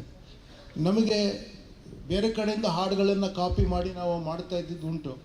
ಆದರೆ ಈ ಕಾಪಿರೈಟ್ ಎಲ್ಲ ಬಂದು ಜಾಗತಿಕವಾಗಿ ಕೈಗೆ ಮೊಬೈಲ್ ಫೋನಲ್ಲೇ ಜಗತ್ತಿನ ಎಲ್ಲ ಹಾಡುಗಳು ಕೇಳೋ ಥರ ಆದಾಗ ನೀವು ಕಾಪಿ ಮಾಡಿದ್ರೆ ಕಳಪೆ ಆಗಿ ಕಾಣಿಸ್ತೀರ. ಈಗ ಒಂದು ಫಿಂಗರ್ ಪ್ರಿಂಟ್ ಥರ ಒಬ್ಬರಿಗೆ ತಮ್ಮ ಸ್ವಂತ ಅನುಭವ ಇರುತ್ತಲ್ಲ, ಅದು ಮೋಸ್ಟ್ ಒರಿಜಿನಲ್ ಕತೆ ಆಗಿರುತ್ತದು. ಸ್ವಂತ ಅನುಭವದಿಂದ ಬರೆದಿರೋ ಕತೆ ಮೋಸ್ಟ್ ಒರಿಜಿನಲ್ ಆಗಿರುತ್ತೆ. ಜಗತ್ತಲ್ಲಿ ಯಾರು ನಿಮ್ಮ ಥರ ಇನ್ನೊಬ್ಬರು ಇರೋದಿಲ್ಲ. ನೀವು ಸ್ವಂತಿಕೆಯಿಂದ ಮಾಡಿದ್ರೆ ನಿಮಗೆ ಈ ಒರಿಜಿನಾಲಿಟಿ ಇದೇನಿರೋದು ಐಡಿಯಾ, ಅದು ನಿಮ್ಮನ್ನು ಉಳಿಸ್ಬೋದು ಅಂತ ಒಟ್ಟಾರೆ ನಾವು ಹೇಳ್ಬೋದು ಅಷ್ಟೇ ಹೊರತು ಒರಿಜಿನಲ್ ಮಾಡಿದ ತಕ್ಷಣ ಸಕ್ಸಸ್ಫುಲ್ ಆಗುತ್ತೆ ಅಂತಲೂ ಹೇಳೋದಕ್ಕಾಗೋದಿಲ್ಲ. ಒಂದು ಉದಾಹರಣೆ ಕೊಡ್ತೀನಿ ನಾನು ಇದರಲ್ಲಿ. ಈ ಸ್ವಂತಿಕೆ ಅನ್ನೋದು ಒಂದು ಕಲ್ಚರಲ್ ಸ್ವಂತಿಕೆನ ಹೇಳ್ತಾ ಇರೋದು. ಒಬ್ಬ ವ್ಯಕ್ತಿದು ಅನುಭವದ ಕತೆ ಒಂದು ಸಂಸ್ಕೃತಿಯಲ್ಲಿ ಒಂದು ಸಮಾಜದ ಮಧ್ಯೆ ಇಟ್ಟು ಅದಕ್ಕೆ ನೆಲೆ ಕಾಣಿಸಿದಾಗ ಅದು ಚೆನ್ನಾಗಿ ಮೂಡಿ ಬರುತ್ತೆ, ಅದು ಒಳ್ಳೆಯದಾಗಿರುತ್ತೆ, ಅದು ಸಕ್ಸಸ್ಫುಲ್ಲು ಆಗಬಹುದು, ಅದು ಗೊತ್ತಿಲ್ಲ. ಈಗ ನಮ್ಮಲ್ಲಿ ಸಿನಿಮಾ ಹಾಡುಗಳಿರೋದು ಮೊದಲು ಹೇಗಿರೋದು ಅಂದರೆ ಆ ಸಂದರ್ಭಕ್ಕೆ ಹಾಡು ಬರೆಯೋರು, ಆ ವ್ಯಕ್ತಿ ಆ ಸಂದರ್ಭಕ್ಕೆ ಅವ್ರಿಗಾಗಿರೋ ಆ ಕಷ್ಟವನ್ನು ತೋಡ್ಕೊಳ್ಳೋದು ಅಥವಾ ಖುಷಿಯನ್ನು ಹೇಳ್ಕೊಳ್ಳೋ ಒಂದು ಹಾಡು ಬರೆಯೋ ಥರದ್ದು ಆಗ್ತಿತ್ತು. ಅದು ಇನ್ನೊಂದು ಸಿನಿಮಾದಲ್ಲಿ ಬಳಸ್ಕೊಳ್ಳೋದಕ್ಕೆ ಆಗ್ತಾ ಇರಲಿಲ್ಲ, ಅದನ್ನು ಇನ್ನೊಂದು ಕಥೆಯಲ್ಲಿ ಬಳಸ್ಕೊಳ್ಳೋಕೆ ಆಗ್ತಾ ಇರಲಿಲ್ಲ. ಈಗ ಇದೆಲ್ಲ ಜೆನರಿಕ್ಕಾಗಿ ಹಾಡುಗಳಿದೆಯಲ್ಲ, ಒಂದು ಸಿನಿಮಾಲಿ ಒಂದು 5-6 ಜೆನರಿಕ್. ಅದಕ್ಕೆ ನಿಮಗೆ ಹಾಡು ಬಂದರೆ ನಾವು ಆರ್ಟ್ ಸಿನಿಮಾದ ಏನು ಕಷ್ಟ ಇತ್ತು, ಹಾಡು ಬಂದರೆ ಮಾಡೋಕ್ಕಾಗ ಚೆನ್ನಾಗಿಲ್ಲ ಸಿನಿಮಾ ಅನ್ನೋ ಥರ ಆಗ್ಬಿಟ್ಟಿದ್ರು ಅವರು. ನೀವು ವೆಸ್ಟರ್ನ್ ಸಿನಿಮಾ ಹಾಡುಗಳನ್ನ ನೋಡಿದ್ರೆ ಅದು ಮ್ಯೂಸಿಕಲ್ ಕಾಮಿಡಿಗೆ ಮಾತ್ರ ಹಾಡುಗಳನ್ನ ಬಳಸೋರು. ಅಂದರೆ ಆ ಥರ ಲವ್ ಸ್ಟೋರಿ ಆ ಥರದಕ್ಕೆ ಗಂಭೀರವಾದ ಸಬ್ಜೆಕ್ಟ್ ಇದ್ರೆ ಹಾಡು ಲಿಪ್ಸಿಂಕ್ ಅದನ್ನು ಮಾಡೋ ಚಾನ್ಸೇ ಇರಲಿಲ್ಲ ವೆಸ್ಟರ್ನ್ ಫಿಲ್ಮಲ್ಲಿ. ಅದು ಯುನೀಕ್ಲಿ ಇಂಡಿಯನ್. ಅದಕ್ಕೆ ಏನಿತ್ತು ಅಂದರೆ ಹಳ್ಳಿ ಆದರೇನು ಶಿವ, ಡೆಲ್ಲಿ ಆದರೇನು ಶಿವ ಅಂತ ರಾಜ್ಕುಮಾರ್ ಹೇಳಿದ್ರೆ ಹಳ್ಳಿಯಿಂದ ಬಂದಿರೋವನಿಗೆ ಆ ಥರ ಥಾಟ್ಸ್ ಬರೋದಕ್ಕೆ ಹೇಳೋಕ್ಕೆ ಸಾಧ್ಯ ಆಗಬಾರ್ದು. ರಾಜ್ ಕಪೂರ್ಗೆ ಅವರು ಇದು ರಸ್ತೆಯಲ್ಲಿ ಚಾರ್ಲಿ ಚಾಪ್ಲಿನ್ ಥರ ಕ್ಯಾರೆಕ್ಟರ್ ಮಾಡಿದಾಗ ಅವನಿಗೆ ಆ ಥರ ಸುಂದರ ಯೋಚನೆಗಳು ಆಲೋಚನೆಗಳು ಪೊಯಿಟಿಕ್ಕಾಗಿ ಬರೋಕ್ಕೆ ಸಾಧ್ಯ ಇಲ್ಲ. ಆದರೆ ಹಾಡಲ್ಲಿ ಸೋಲ್ ಸ್ಪೀಕ್, ಅದು ನೀವು ಪ್ರಶ್ನೆ ಮಾಡಲ್ಲ, ಹಾಡಲ್ಲಿ ಮೂಡಿ ಬಂದರೆ ಅದು ಅನಿಸಿಕೆ, ಅದು ಅಷ್ಟೇ, ಅದು ಆರ್ಟಿಕ್ಯುಲೇಷನ್ ಅಲ್ಲ, ಅದು ಆ ಥರದ್ದು ಇರೋದು.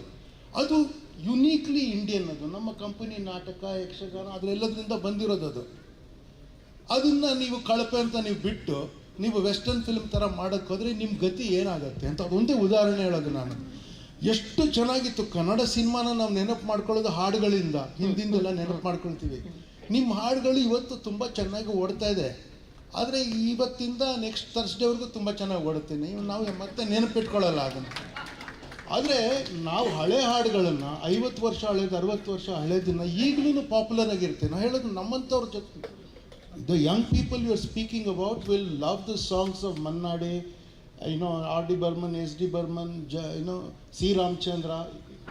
They will remember that, but I don't think they'll remember the songs of today 10 years from now. And that is because those songs are set in context, in culture. ಇದರಲ್ಲಿ I will finish with this Kantara ಉದಾಹರಣೆ. ಅವ್ರು ಯಾರೋ case ಹಾಕೋ ಅಷ್ಟು ಹೊಟ್ಟೆ ಕಿಚ್ಚಾಗೋ ಥರದ್ದಾಯ್ತಲ್ಲ ಅದು. ಆದರೆ ನೋಡಿ, ಅದರಲ್ಲಿ ಕರ್ನಾಟಕ ಕ್ಲಾಸಿಕಲ್ ಮ್ಯೂಸಿಕ್ ಇದೆ, ಆಯಿತಾ?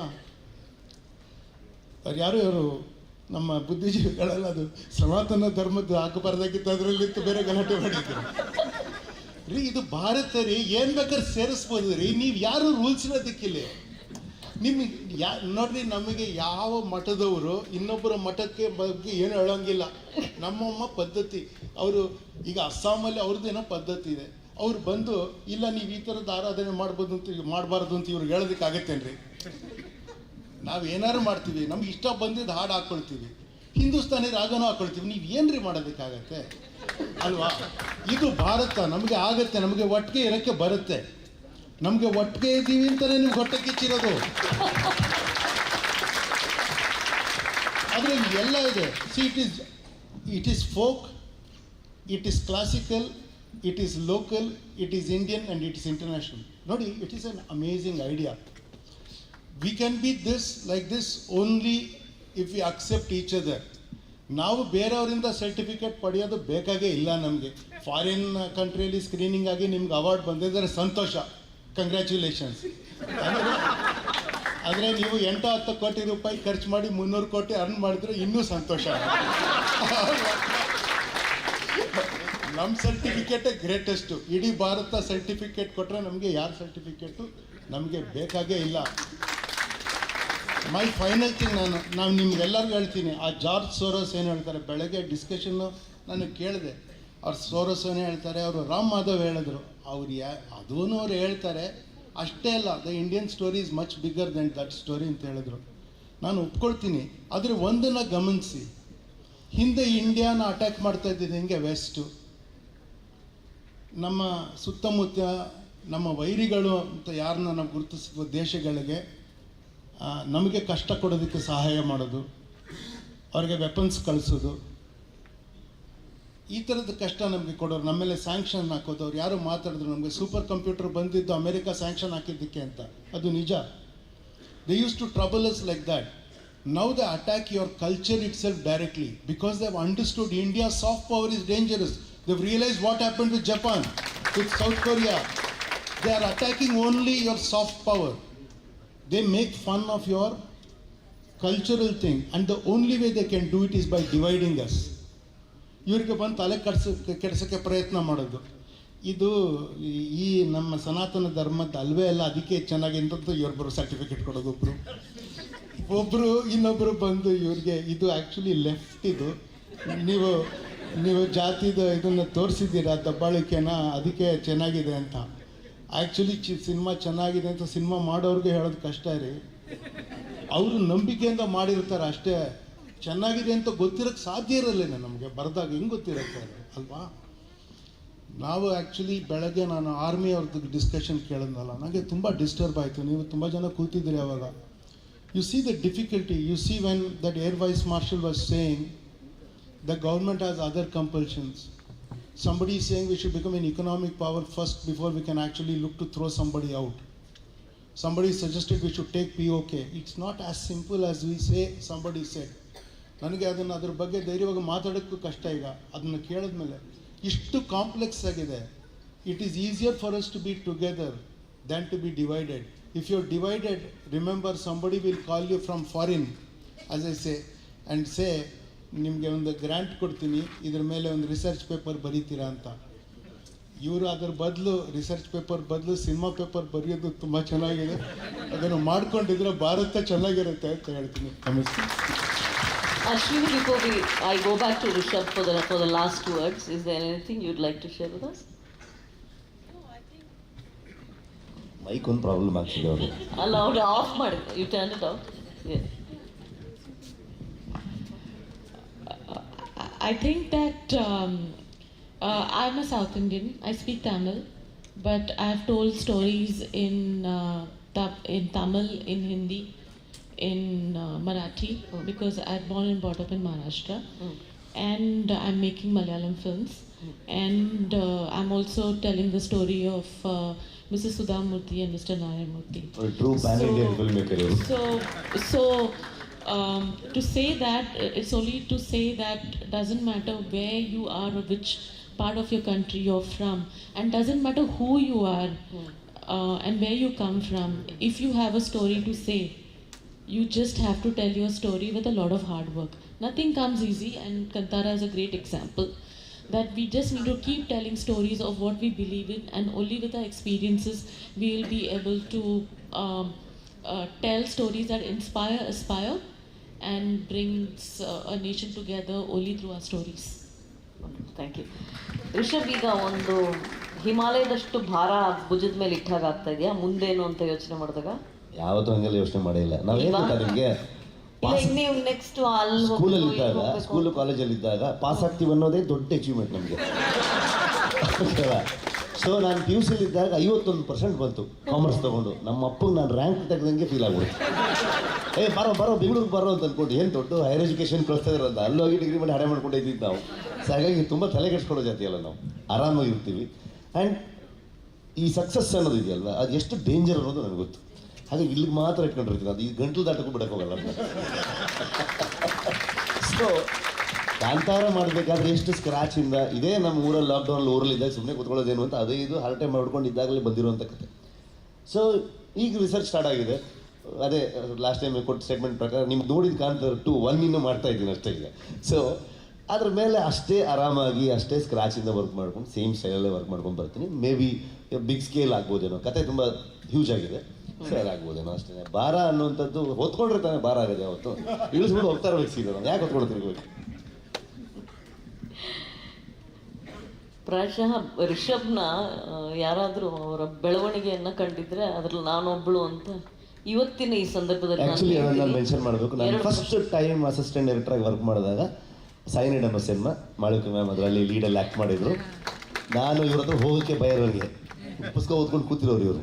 ಸೊ ಅದಕ್ಕೆ ಇನ್ನೊಬ್ಬ ಮನು ಅಂತಿದ್ದ, ಅವನ್ನ ಮ್ಯಾಮ್ನ ಕರಿ ಅಂತ, ಅವ್ನು ದೂರ ನಿಂತ್ಕೊಂಡೆಲ್ಲ ಕರೆದ್ಬಿಡೋರು, ಬಯಸ್ಕೊಳ್ಳೋರಲ್ಲಿ. ಸೊ ನನ್ನ ಫಿಲ್ಮ್ ಇಂಡಸ್ಟ್ರಿ ಫಸ್ಟ್ ಎಂಟ್ರಿ ನಾನು ವರ್ಕ್ ಮಾಡೋದಂತ ಒಬ್ಬರು ನಟಿ. ಸೊ ಇವತ್ತಿಲ್ಲಿ ಕೂತಿದ್ದು ತುಂಬ ಖುಷಿ ಆಗ್ತದೆ. ಅದು ಒಟ್ಟಿಗೆ ಕೂತಿರೋದು. ಜೊತೆಗೆ ಈ ನಿಮ್ಮ ಈ ವರ್ಷದ ಒಂದು ಪ್ರಯಾಣ ಏನಿದೆ ಕಾಂತಾರದ ಮೂಲಕ ದೇಶದಾದ್ಯಂತ ನೀವು ಚರ್ಚೆಗೆ ಗ್ರಾಸವಾಗಿದ್ದೀರಿ, ಕೆಲವರ ಹೊಟ್ಟೆವರಿಗೂ ಗ್ರಾಸವಾಗಿದ್ದೀರಿ, ಆದರೆ ಅನೇಕರ ಅಭಿಮಾನಕ್ಕೆ ನೀವು ಪಾತ್ರರಾಗಿದ್ದೀರಿ. 99.99 ಜನ ಆಶೀರ್ವಾದ ಮಾಡಿದಾಗ ಈ 0.001 ಯಾರೋ ತಲೆ ಕೆಡಿಸ್ಕೋತಾರ. ಪಾಸ್ ಮಾರ್ಕೆ 35 ಅಂತೆ ಹೋರಾಟ ಇದ್ದಿದ್ದು ಅಷ್ಟೇ. ಅವತ್ತು 35 ಮಾರ್ಕ್ ತೊಗೊಂಡ್ರೆ ಮುಗೀತು ಅಂತ. 2 ಪ್ರಶ್ನೆಗೆ ಅವಕಾಶ ಇದೆ. ಇಷ್ಟೊಂದು ಕೈಗಳ ಮೇಲೆ ಹೋದ್ರೆ ನೀವೇ ಡಿಸೈಡ್ ಮಾಡಿ, ನಾನಂತೂ ಹೇಳಲ್ಲ ಯಾರು ಪ್ರಶ್ನೆ ಕೇಳಬೇಕು. 2 ಪ್ರಶ್ನೆಗಳು. So talking about cinema culture, talking about sir,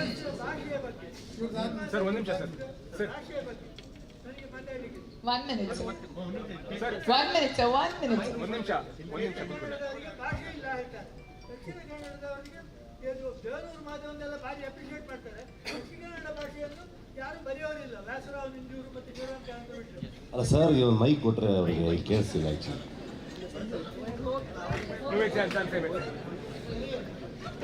ತುಂಬ ರಿಲೆವೆಂಟ್ ಅಂತ ಕಾಣ್ತದೆ ಈ ಪ್ರಶ್ನೆ.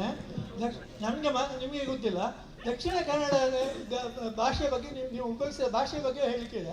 ದಕ್ಷಿಣ ಕನ್ನಡದವರಿಗೆ ಭಾಷೆ ಇಲ್ಲ ಹೇಳ್ತಾರೆ. ದಕ್ಷಿಣ ಕನ್ನಡ ಕೆಲವರಲ್ಲ, ದಕ್ಷಿಣ ಕನ್ನಡದಲ್ಲಿ ಭಾಷೆಯಲ್ಲಿ ಬರೆಯೋದೇ ಇಲ್ಲ. ವ್ಯಾಸರಾವ್ ನಿಂಜೂರು ಶಿವರಾಮ್ ಕಾಂತ ಬಿಟ್ಟರೆ ದಕ್ಷಿಣ ಕನ್ನಡದ ಭಾಷೆ ಅಂತ ಹೇಳಿದ್ರೆ ಸಿನಿಮಾದಲ್ಲಿ ಹಾಸ್ಯ ನಟರು ಮಾತಾಡುವ ಭಾಷೆ ಅಂತೇಳಿ ಈವರೆಗೆ ಇತ್ತು. ಅಂತಹ ಸಂದರ್ಭದಲ್ಲಿ ದಕ್ಷಿಣ ಕನ್ನಡ ಭಾಷೆಯನ್ನು ತಮಾಷೆ ಭಾಷೆ ಅಲ್ಲ, ಏನು ಸಾವ ಇದು ಕರ್ಮ ಮತ್ತು ಹಾಗೆಲ್ಲ ಉಪಯೋಗಿಸಿ ಕೂಡ ಅದನ್ನೊಂದು ಬಹಳ ಒಂದು ಮನಮುಟ್ಟುವ ರೀತಿಯಲ್ಲಿ ನೀವು ಮಾಡಿದ್ದು ಮ್ಯಾಜಿಕ್ ಹೇಗೆ. Thank you sir. ಏನಂದರೆ ನೀವು ಎದ್ದು ನಿಂತ ಫೋರ್ಸಿಗೆ ಸುಮಾರು ಜನ ಟೆನ್ಷನ್ ಮಾಡ್ಕೊಂಡ್ಬಿಟ್ರಿ, ಎಂಥದ್ದು ಗಲಾಟೆ ಆಗುತ್ತಿಲ್ಲ. ಅದಕ್ಕೆ ಇಲ್ಲ ಸರ್, ಈಗ ಮೈಕ್ ಕೊಡಿ. ನಮ್ಮವರಿಗೆ ಪೇಷನ್ಸ್ ಕಡಿಮೆ. ಯಾಕಂತಂದರೆ ನೀವು ಹೇಳಿದಂಥ ಮಾತು 100% ಸತ್ಯ ಸರ್. ಯಾಕಂದರೆ ನಮಗೆ ಬೇಜಾರಾಗ್ತಿತ್ತು. ನಮ್ಮಲ್ಲಿನ ಫಿಲ್ಮ್ ಮೇಕರ್ಸ್ಗಳೇ ಅಲ್ಲಿ ಹೋದಾಗಲೂ ಕೂಡ ಇದನ್ನು ನಮ್ಮಲ್ಲಿ ನಾನು ಕೇಳೇ ಇಲ್ಲಪ್ಪ. ನಮ್ಮ ಕುಂದಾಪುರದಿಂದ ಕಾಸರಗೋಡುವರೆಗೆ ಬೇರೆ ಬೇರೆ ಡೈಲೆಕ್ಟ್ ಬರ್ತಾ ಹೋಗ್ತಾರೆ. ನಮ್ಮ ಮಂಗಳೂರು ಕನ್ನಡ ಆಗ್ಬೋದು, ಕುಂದಾಪುರ ಕನ್ನಡ ಆಗ್ಬೋದು, ತುಳು ಆಗ್ಬೋದು. ಈ ಎಲ್ಲಾದರೂ ಒಂದು ಕಡೆ ಈ ಮಂಡೆ ಪಿರಿ ಪಿರಿ ಅಂದಿದ್ದು ಎಲ್ಲೂ ಕೇಳೇ ಇಲ್ಲ ನಾನು. ಅದೊಂದು ಭಾಳ ಕನ್ನಡ ಫಿಲ್ಮಲ್ಲಿ ಬರ್ತಿತ್ತು ಅದು ಯಾವತ್ತು, ಮಂಡೆ ಪಿರಿ ಪಿರಿ ಅಂತ ಏನೋ ಒಂದು. ಅದೇ ಥರ ಫೆರಿ ಫೆರಿ ಚಿಕನ್ ಏನೋ ಕೇಳಿದ್ದೀವಿ ಇತ್ತೀಚೆಗೆ. ಅದನ್ನು ಈ ಪಿರಿ ಪಿರಿ ಅನ್ನೋದೆಲ್ಲ ಕೇಳಿರಲಿಲ್ಲ. ಸೊ ಹಾಗಾಗಿ ಬರೀ ಹಾಸ್ಯಕ್ಕೆ ಉಪಯೋಗಿಸ್ತಾರೆ. ಮತ್ತು ನಮ್ಮ ಮಣ್ಣಿನ ಕಥೆಗಳನ್ನು ಅಂತಂದರೆ ಅಲ್ಲಿ ಭಾಷೆನೂ ಇದೆ. ಭಾಷೆ ನಮ್ಮ ಕುಂದಾಪುರದಲ್ಲಿ ಹೇಳ್ತೀವಿ, ನಮ್ಮದು ಭಾಷೆ ಅಲ್ಲ ಬದುಕು ಅಂತ. ಸೊ ಆ ಭಾಷೆಯ ಮುಖಾಂತರನೇ ನನ್ನ ಐಡೆಂಟಿಟಿ, ನನ್ನ ಕಥೆಗಳು ಆ ಭಾಷೆಯಲ್ಲಿ ಬಂದಾಗಲೇ ಅದು ಚಂದ, ಅದಕ್ಕೆ ವ್ಯಾಲ್ಯೂ ಎಡಿಷನ್ ಕೂಡ ಆಗುತ್ತೆ ಅಂತ. ಹಾಗಾಗಿ ಇದು ಇವತ್ತಲ್ಲ, ಅಂದರೆ ಉಳಿದವರು ಕಂಡಂತೇಳಿ ರಕ್ಷಿತ್ ಕೂಡ ಅದನ್ನೇ ಯೋಚನೆ ಮಾಡಿಕೊಂಡು ಕಂಪ್ಲೀಟ್ ಆಗಿ ಅದು ತುಳು ಆಗ್ಬೋದು, ಉಡುಪಿ ಕನ್ನಡ ಆಗ್ಬೋದು, ರಾಜ್ಬಿ ಶೆಟ್ಟಿ ಅವರು ಒಂದು ಮೊಟ್ಟೆ ಕತೆ ಮಾಡಿದಾಗಬಹುದು, ಗರುಡಗಮನ ಮಾಡಿದಾಗಬಹುದು. ಸೊ ಅದಾದಮೇಲೆ ಸರ್ಕಾರಿ ಕೂಡ, ಸರ್ಕಾರಿ ಮಂಗಳೂರು ಕನ್ನಡವಲ್ಲ, ಅದು ಕಾಸರಗೋಡು ಕನ್ನಡ. ಅಲ್ಲೊಂದು ಸಣ್ಣ ವ್ಯತ್ಯಾಸ ಅಷ್ಟೇ. ನಮ್ಮ ಇಡೀ ಭಾರತವೇ ಯಾಕೆ ಇಷ್ಟು ಚಂದ ಅಂತಂದರೆ ಇದಕ್ಕೆ ಒಂದು 20-30 ಕಿಲೋಮೀಟರ್ ದಾಟಿದ ತಕ್ಷಣ ಅದೇ ಭಾಷೆ ಒಂದು ಸಣ್ಣ ಡೈಲೆಕ್ಟ್ ಚೇಂಜ್ ಆಗ್ತಾ ಹೋಗ್ಬಿಡುತ್ತೆ. ಊಟನೇ ಚೇಂಜ್ ಆಗುತ್ತೆ. ಸೊ ಹಾಗಾಗಿ ರಿಷಬ್, ನೀವು ಮುಂದುವರಿಸಿ ಮುಗಿಸಿ, ಅದಕ್ಕೆ ಮುಂಚೆ ಸಣ್ಣದೊಂದು ನನಗೆ ಹೇಳೋಕಿದೆ. ಈ ಕಾಂತಾರ ಬಿಡುಗಡೆ ಆದ ಸಮಯದಲ್ಲಿ ಒಂದಷ್ಟು ವಿಮರ್ಶೆ ರಿಷಬ್ ಬಗ್ಗೆ. ಅವ್ರು ಮಂಗಳೂರಿನವರು, ಮಂಗಳೂರು ಭಾಷೆ ತಂದು ಹಾಕ್ತಾರೆ, ಅವ್ರು ಕನ್ನಡದವರಲ್ಲ, ಹೀಗೆಲ್ಲ.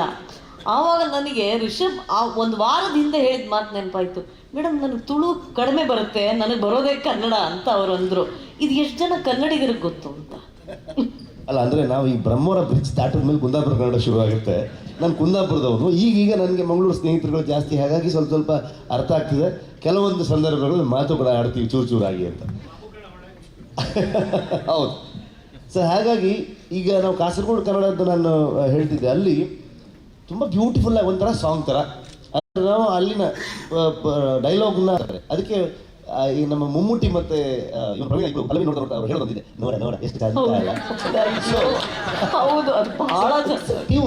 ರಿದಮ್ ಇದೆ. ಅದು ಸುಮ್ಮನೆ ಮಾತಲ್ಲ, ಅದು ನಮ್ಮಲ್ಲಿನ ಈಗ ಸಾವಂತ, ಈಗ ಸರ್ ಹೇಳಿದ್ರಲ್ಲ, ಈಗ ಸಾವಂತ ಹೇಳಿದೀವಿ ಅಂತಂದ್ರೆ ಈ ದೇವರಿಗೆ ಇದಕ್ಕೆಲ್ಲ ಬೈಗುಳನೇ ಅಲ್ಲ ನಮ್ಮಲ್ಲಿ, ಅದು ಇಮೋಷನ್ಸ್ ನಮ್ದು ಅಂತ ಅಲ್ವಾ. ನಾವೊಂದು ಬೈಗುಳನ್ನು ಕನ್ಸಿಡರ್ ಮಾಡಿಲ್ಲ ಯಾವತ್ತು, ಅದನ್ನು ಕೆಟ್ಟದಾಗಿ ಫ್ರೆಂಡ್ಸಿಗೆ ನಾ ಎಲ್ಲ ವ್ಯವಸ್ಥೆ ಅಂತಂದ್ರೆ ಅಂದರೆ ಫೀಲೇ ಮಾಡಿ ಮನಸ್ಸಿಗೆ ತೊಗೊಂಡಿರಲ್ಲ, ನಾವು ಸುಮ್ಮನೆ ಹೇಳಿರ್ತೀವಂತ. ಸೊ ಹಾಗಾಗಿ ಇದು ಪ್ರತಿ ಭಾಗದಲ್ಲೂ ಇರುತ್ತೆ. ಈಗ ನೀವು ನಾರ್ತ್ ಕರ್ನಾಟಕ ಹೋದರೆ ಟಕ್ಕಂತ ಒಂದು ಹೇಳ್ಬಿಡ್ತಾರೆ ಅವ್ರು, ನಮ್ಮವ್ರು ಎದೆ ಹೊಡ್ಕೊಂಡ್ಬಿಡ್ತಾರೆ, ಆ ಭಾಷೆ ಕೇಳ್ಬಿಡ್ತಾರೆ, ಅವಂತ ಮಾತಾಡಿದವು. ಸೊ ಹೀಗಾಗ್ಬಿಡುತ್ತೆ ಅದು ಅಂತ. ನಮ್ಮ ಭಾಷೆ ತುಂಬ ಮುಖ್ಯ ಆಗುತ್ತೆ. ಆಮೇಲೆ ಬರೀ ಈ ಕಡೆ ಮಾಡ್ತಾರೆ, ಹೌದು ನಾನು ಹುಟ್ಟಿ ಬೆಳೆದಿದ್ದೆ ಈ ಭಾಗದವ್ರು, ಮತ್ತು ಇದೇ ನೋಡಿರ್ತೀನಲ್ವ, ಇನ್ನೂ ಒಂದು 100 ಕತೆ ಹೇಳು ನನ್ನ ಹತ್ರ ಅಂತಂದ್ರೆ ಇನ್ನೂ 100 ಕತೆ ಇದೆ ನನ್ನ ಹತ್ರ, ನಮ್ಮೂರ ಕಡೆ ಕತೆಗಳನ್ನ ಹೇಳೋದಕ್ಕೆ. ಸೊ ಆಬ್ವಿಯಸ್ಲಿ ಅದನ್ನು ನಾನು ಸ್ಟ್ರಾಂಗ್ ಆಗಿ ಹೇಳೋಕ್ಕೆ ಸಾಧ್ಯ ಇದೆ. ನಾನು ಅದಕ್ಕೆ ಹೇಳೋದು, ರೈಟರ್ಗಳು ಬರಬೇಕಾದ್ರೆ ಎಲ್ಲ ಭಾಗದಿಂದನೂ ರೈಟರ್ಗಳು ಬರಬೇಕು. ಒಬ್ಬ ನಾರ್ತ್ ಕರ್ನಾಟಕದಿಂದ ಅಥವಾ ಯಾರೋ ಬೆಳಗಾವೋ ಹುಬ್ಳಿನೋ ಧಾರವಾಡದನೋ ಬಂದರೆ ಅವನು ಅಥೆಂಟಿಕ್ ಆಗಿ ಧಾರವಾಡನೋ ಹುಬ್ಳಿ ಬಗ್ಗೆ ಹೇಳುವಷ್ಟು ನಾವು ಹೇಳೋದಕ್ಕೆ ಸಾಧ್ಯ ಇಲ್ಲ. ನೀವು 100 ವರ್ಷ ಸ್ಟಡಿ ಮಾಡಿದ್ರು ಅವನಷ್ಟು ಅದ್ಭುತವಾಗಿ ಹೇಳೋಕ್ಕೆ ಸಾಧ್ಯ ಇಲ್ಲ. ಹಾಗಾಗಿ ನಮ್ಮಲ್ಲಿ ಕುವೆಂಪುರಾಗಲಿ, ಕಾರಂತರಾಗಲಿ, ಎಲ್ಲರೂ ಬೇಂದ್ರೆಯವರಾಗಲಿ, ಎಲ್ಲರೂ ಅವರ ಕಥೆಯಲ್ಲಿ ಅವರ ಊರಿನ ಆ ಸೊಗಡಿದ್ದೇ ಇರ್ತಾಯಿತ್ತು. ಅದಕ್ಕೆ ನಮ್ಗೆ ಆ ಊರಿನ ಚಿತ್ರಣ ಅಷ್ಟು ಚಂದ ಆ ಒಂದು ಬರಹದಲ್ಲಿ ಕಾಣಿಸ್ತಾ ಇತ್ತು ನಮಗೆ. ತುಂಬ ಮುಖ್ಯ ಅದನ್ನು ಅನ್ಕೊಳ್ತೀನಿ. ಒಳ್ಳೇದಾಗಲಿ ರಿಷಬ್, ಇನ್ನೂ ಒಳ್ಳೆ ಒಳ್ಳೆ ಚಿತ್ರಗಳನ್ನ ಮಾಡಿ ಮುಂದಿನ ಸರ್ತಿನೂ ಮಂಗಳೂರು ಸಾಹಿತ್ಯೋತ್ಸವಕ್ಕೆ ಬನ್ನಿ. ನಾನು ಮುಂಚೆನೆ ಹೇಳ್ತಾ ಇದ್ದೆ, ಸಾಕು ಅಂತ ಹೇಳಿದ್ದಾರಪ್ಪ, ಮುಗಿಸೋಕೆ ಹೇಳಿದ್ದಾರೆ ತಂದೆ, ಅಲ್ಲಿ ಮುಗಿಸೋಕೆ ಹೇಳಿದ್ದಾರೆ, ಮುಗಿಸೋಕೆ ಹೇಳಿದ್ದಾರಪ್ಪ. ಇದು ಮುಗಿದ್ಮೇಲೆ ನೀವು ಮಾತಾಡ್ಕೊಳ್ಳಿ ಅವ್ರ ಹತ್ರ. ಸರ್ ಕೇಳಿಸಿಲ್ಲ, ಬಂದ ತಕ್ಷಣ ಊಟಕ್ಕೆ ಹೋಗಿದ್ದಲ್ಲ ನಾನು, ಆ ಕೈ ತೊಳ್ಕೊಳ್ದೇ ಇರೋದು ಹೇಗೆ ಅಂತ ಅದು ಇಲ್ಲೇ ಇಟ್ಕೊಂಡಿರ್ತೀನಿ ನಾನು. ಸೊ ಹಾಗಾಗಿ ಇದು ಊಟ ಮಾಡಲೇಬೇಕಲ್ಲ. ಧನ್ಯವಾದ, ಒಳ್ಳೇದಾಗಲಿ. ಮುಂದಿನ ಸರ್ತಿನೂ ಸಾಹಿತ್ಯೋತ್ಸವಕ್ಕೆ ಬನ್ನಿ ಅಂತ ಕೇಳ್ಕೊತೀನಿ ನಾನು, ಅಲ್ವಾ, ಭಾರತ್ ಫೌಂಡೇಶನ್ ಪರವಾಗಿ. Thank you so much for joining us, Ashwini Iyer, Prakash Belawadi and Rishabh Shetty. Thank you all. On behalf of the entire audience, I would like to express our deepest appreciation and gratitude to our distinguished speakers. Truly a wonderful session, the crowd says it all. Now, I request Shri V. Nagaraj ji, Honorary Secretary of Mythic Society, to give token of gratitude to our esteemed guest, Prakash Belwadi sir and Malvika Avinash madam.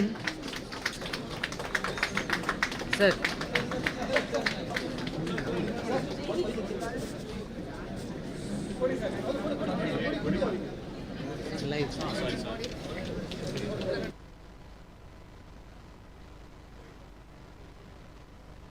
Now I request Shri Sunil Kulkarni ji, Trustee, Bharat Foundation, to give token of gratitude to Mrs. Ashwini Iyer Tiwari and Rishabh Shetty.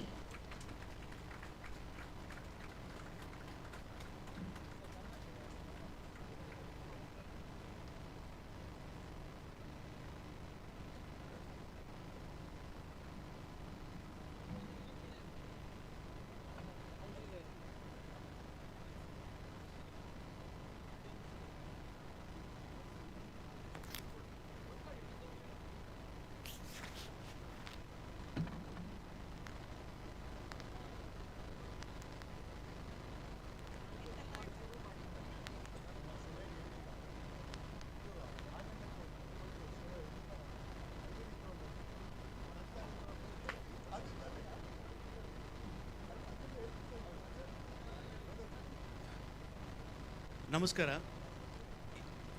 ಈಗ ನಿಮ್ಮ ಮುಂದೆ ಬಂದಂತಹ ಕಲಾವಿದರೇನಿದ್ದಾರೆ ಅವರು ದಕ್ಕಲಿಗರ ಮಕ್ಕಳು. ಯಾವ ದಕ್ಕಲಿಗರು ಜಗತ್ತಿಗೆ ಹೇಗೆ ಸೂರು ಹುಟ್ಟಿತು ಅಂತ ಹೇಳಿದಾರೋ ಅವ್ರಿಗೆ ಸೂರು ಇರಲಿಲ್ಲ. ಯಾರು ಹೇಗೆ ಜಾತಿ ಬಂತು ಅಂತ ಜಾತಿಯ ಬಗ್ಗೆ ಮಾತನಾಡಿದರೋ ಅವರನ್ನೇ ಜಾತಿಯಿಂದ ಹೊರಗಿಟ್ಟಿದ್ದಾರೆ. ಅಂಥ ವೇಳೆಯಲ್ಲಿ ಈ ಮುನಿಸ್ವಾಮಿಗಳಿಗೆ 70 ವರ್ಷ ಹಿಡಿತು ಇಂಥ ಒಂದು ವೇದಿಕೆ ಸಿಗಲಿಕ್ಕೆ. ಅದಕ್ಕಾಗಿ ನಾವು ಈ ಮಂಗಳೂರು ಲಿಟ್ ಫೆಸ್ಟ್ಗೆ ನಾವು ಕೃತಜ್ಞರಾಗಿರಬೇಕು. ಯಾವ 70 ವರ್ಷ ಅವ್ರಿಗಿಲ್ಲಿ ಬಂದು ಹಾಡು ನುಡಿಸಿ ತಮ್ಮ ಇರುವನ್ನು ಹೇಳಲಿಕ್ಕೆ ಸಾಧ್ಯವಾಗ್ತಾ ಇದೆಯೋ, ಅವ್ರ ಮೊಮ್ಮಗನಿಗೆ ಈಗ 2 ವರ್ಷ ಅವನು ಬಂದಿದ್ದಾನೆ ಇಲ್ಲಿ. ಅವನು ಇಲ್ಲಿ ಶತಮಾನಗಳಿಗೂ ಅವರ ಕುಲದ ಮಕ್ಕಳು ಇಲ್ಲಿ ಬರಬೇಕು. ಅದಕ್ಕೆ ನೀವೆಲ್ಲ ಸಹಾಯವಾಗಿರಬೇಕು. ಹಾಗಾಗಿ ಆ ಮನುಷ್ಯ ತಮ್ಮ ಆಶೀರ್ವಾದ ಮಂತ್ರವನ್ನು ಹೇಳೋ ಮೂಲಕ ಸಮಾರೋಪವಾಗ್ತಾ ಇದೆಯಲ್ಲ, ಇದು ಅವರಿಗೆ ಒಂದು ಮುನ್ನುಡಿಯನ್ನು ಬರೀಬೇಕು. ನಿಜವಾಗ್ಲೂ ನಿಮ್ಮೆಲ್ಲರಿಗೂ ಕೃತಜ್ಞನಾಗಿದ್ದೀನಿ. ಅದ್ರ ಜೊತೆಗೆ ಅದಕ್ಕಾಗಿ ಕೆಲಸ ಮಾಡ್ತಾ ಇರೋರು ಘನಶ್ಯಾಮ್ ಸರ್ ಆ್ಯಕ್ಚುಲಿ ಅಲ್ಲಿದ್ದಾರೆ, ನಾವು ಮುಖವಾಣಿ ಅಷ್ಟೇ ಇಲ್ಲಿ. ಆದರೆ ನಮ್ಮ ಕಡೆ ಒಂದು ಕಡೆ ಮಾತಿದೆ, ಕಡ್ಕೋಳ ಮಡಿವಾಳಜ್ಜಿಯವರು ಹೇಳ್ತಾರೆ, ಭೂಪತಿ ಮೆಚ್ಚಿ ಅರಸುಖ ತನಗಾಯಿತು, ಭೂಪತಿ ಮೆಚ್ಚಿ ಅರಸುಖ ತನಗಾಯಿತು, ಪರಬ್ರಹ್ಮ ವಿದ್ಯೆ ಒಲಿದರೇನಾಯಿತು, ಪರಬ್ರಹ್ಮ ವಿದ್ಯೆ ಒಲಿದರೇನಾಯಿತು, ಪರಿಭವವೆಲ್ಲ ಹರಿದೋಯ್ತು ಅಂತ. ಅಂದರೆ ಪರಬ್ರಹ್ಮ ವಿದ್ಯೆಯನ್ನು ಕಲ್ಕೊಳ್ಳೋದಾಯಿತು, ಆದರೆ ಜೀವನನೇ ಹರಿದು ಹೋಗ್ತಲ್ಲ ಸ್ವಾಮಿ. ಅಂಥ ಹರಿದ ಜೀವನವನ್ನು ಉಳ್ಳವರು ಇವರೆಲ್ಲ. ಇವರ ಬಾಳು ಬೆಳಕಾಗುವಂಗೆ ನಾವೆಲ್ಲರೂ ಪ್ರಯತ್ನ ಮಾಡಬೇಕಾಗಿದೆ. ಅವರಿಗೆ ಈ ವೇದಿಕೆ ಸಿಕ್ಕಿದೆ, ಇನ್ನು ಮುಂದೆ ನಿರಂತರವಾಗಿ ಅವರಿಗೆ ಸೂರು ಬಾಳು ಬದುಕು ಮಾಶಾಸನ ಎಲ್ಲವೂ ಸಿಗೋಂಗೆ ಆಗಬೇಕು. ಅದಕ್ಕಾಗಿ ನೀವೆಲ್ಲರೂ ಕೈ ಜೋಡಿಸ್ಬೇಕು. ಸ್ವಾಮಿ ಈಗ ಅವರು ತಮ್ಮ ಆಶೀರ್ವಾದ ಮಂತ್ರವನ್ನು ಹೇಳ್ತಾರೆ, ನೀವೆಲ್ಲ ಜೊತೆಗೂಡಿ ಅವರ ಬಾಳು ಹಸನಾಗಬೇಕು. ಹೊಟ್ಟೆ ಹಸದಿದ್ರೆ ಹಾಡಾಗಲ್ಲ. ಅದಕ್ಕಾಗಿ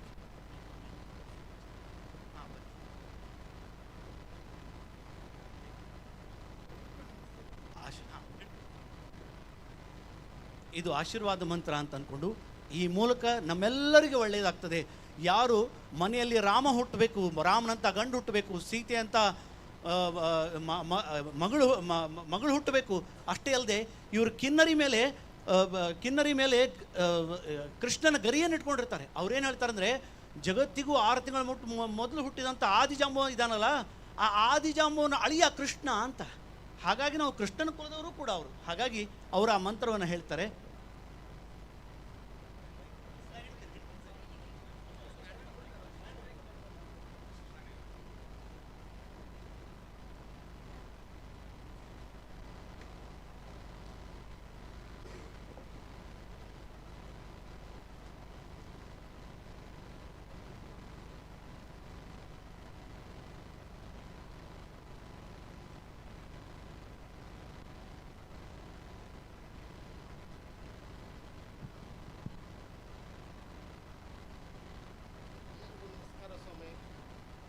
ಹಾದಿ ಜಾಮುಂದ್ರಿಗೆ ಮಕ್ಕಳು ಅಂತ ಹಳೆ ಮಕ್ಕಳು ಅಂತ ನಾವು ವರ್ಷಕ್ಕೊಂದು ಸಲ ಕಾಣಿಕೆಗೆ ಬರ್ತೀವಿ.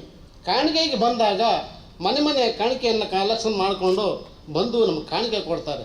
ಕಾಣಿಕೆ ಕೊಡುವಾಗ ಅವ್ರಿಗೆ ನಾವು ಆಶೀರ್ವಾದವನ್ನು ಕೊಡ್ತೀವಿ ಸ್ವಾಮಿ. ಯಾಕಂತಂದರೆ ಆವತ್ತು ನಾವು ದೊಡ್ಡ ಮಗ, ನಾನು ಕಂಠಮುನಿ, ಕದರಮುನಿ, ಹೇರಮುನಿ, ಅಪ್ಪಮುನಿ, ಪಾಲಮುನಿ, ಪಾಚ್ಯಮುನಿ, ಗುರುಮುನಿ ಎಂಬುದಾಗಿ 7 ಜನ ಗಂಡು ಮಕ್ಕಳು ಆದಿ ಜಾಮವಂತರಿಗೆ. ಅದರಲ್ಲಿ ಕಂಠಮುನಿ ದೊಡ್ಡ ಮಗ ಸ್ವಾಮಿ ನಾನು. ಅದರಿಂದ ಅವರು ಕಾಣಿಕೆ ಕೊಡುವಾಗ ಆಶೀರ್ವಾದ ಕೊಡ್ತೀವಿ. ಏನು ಅಂದರೆ ತೆಲುಗುದಲ್ಲಿ ಇದೆ, ಕನ್ನಡದಲ್ಲಿನೂ ಆಶೀರ್ವಾದ ಕೊಡ್ತೀವಿ.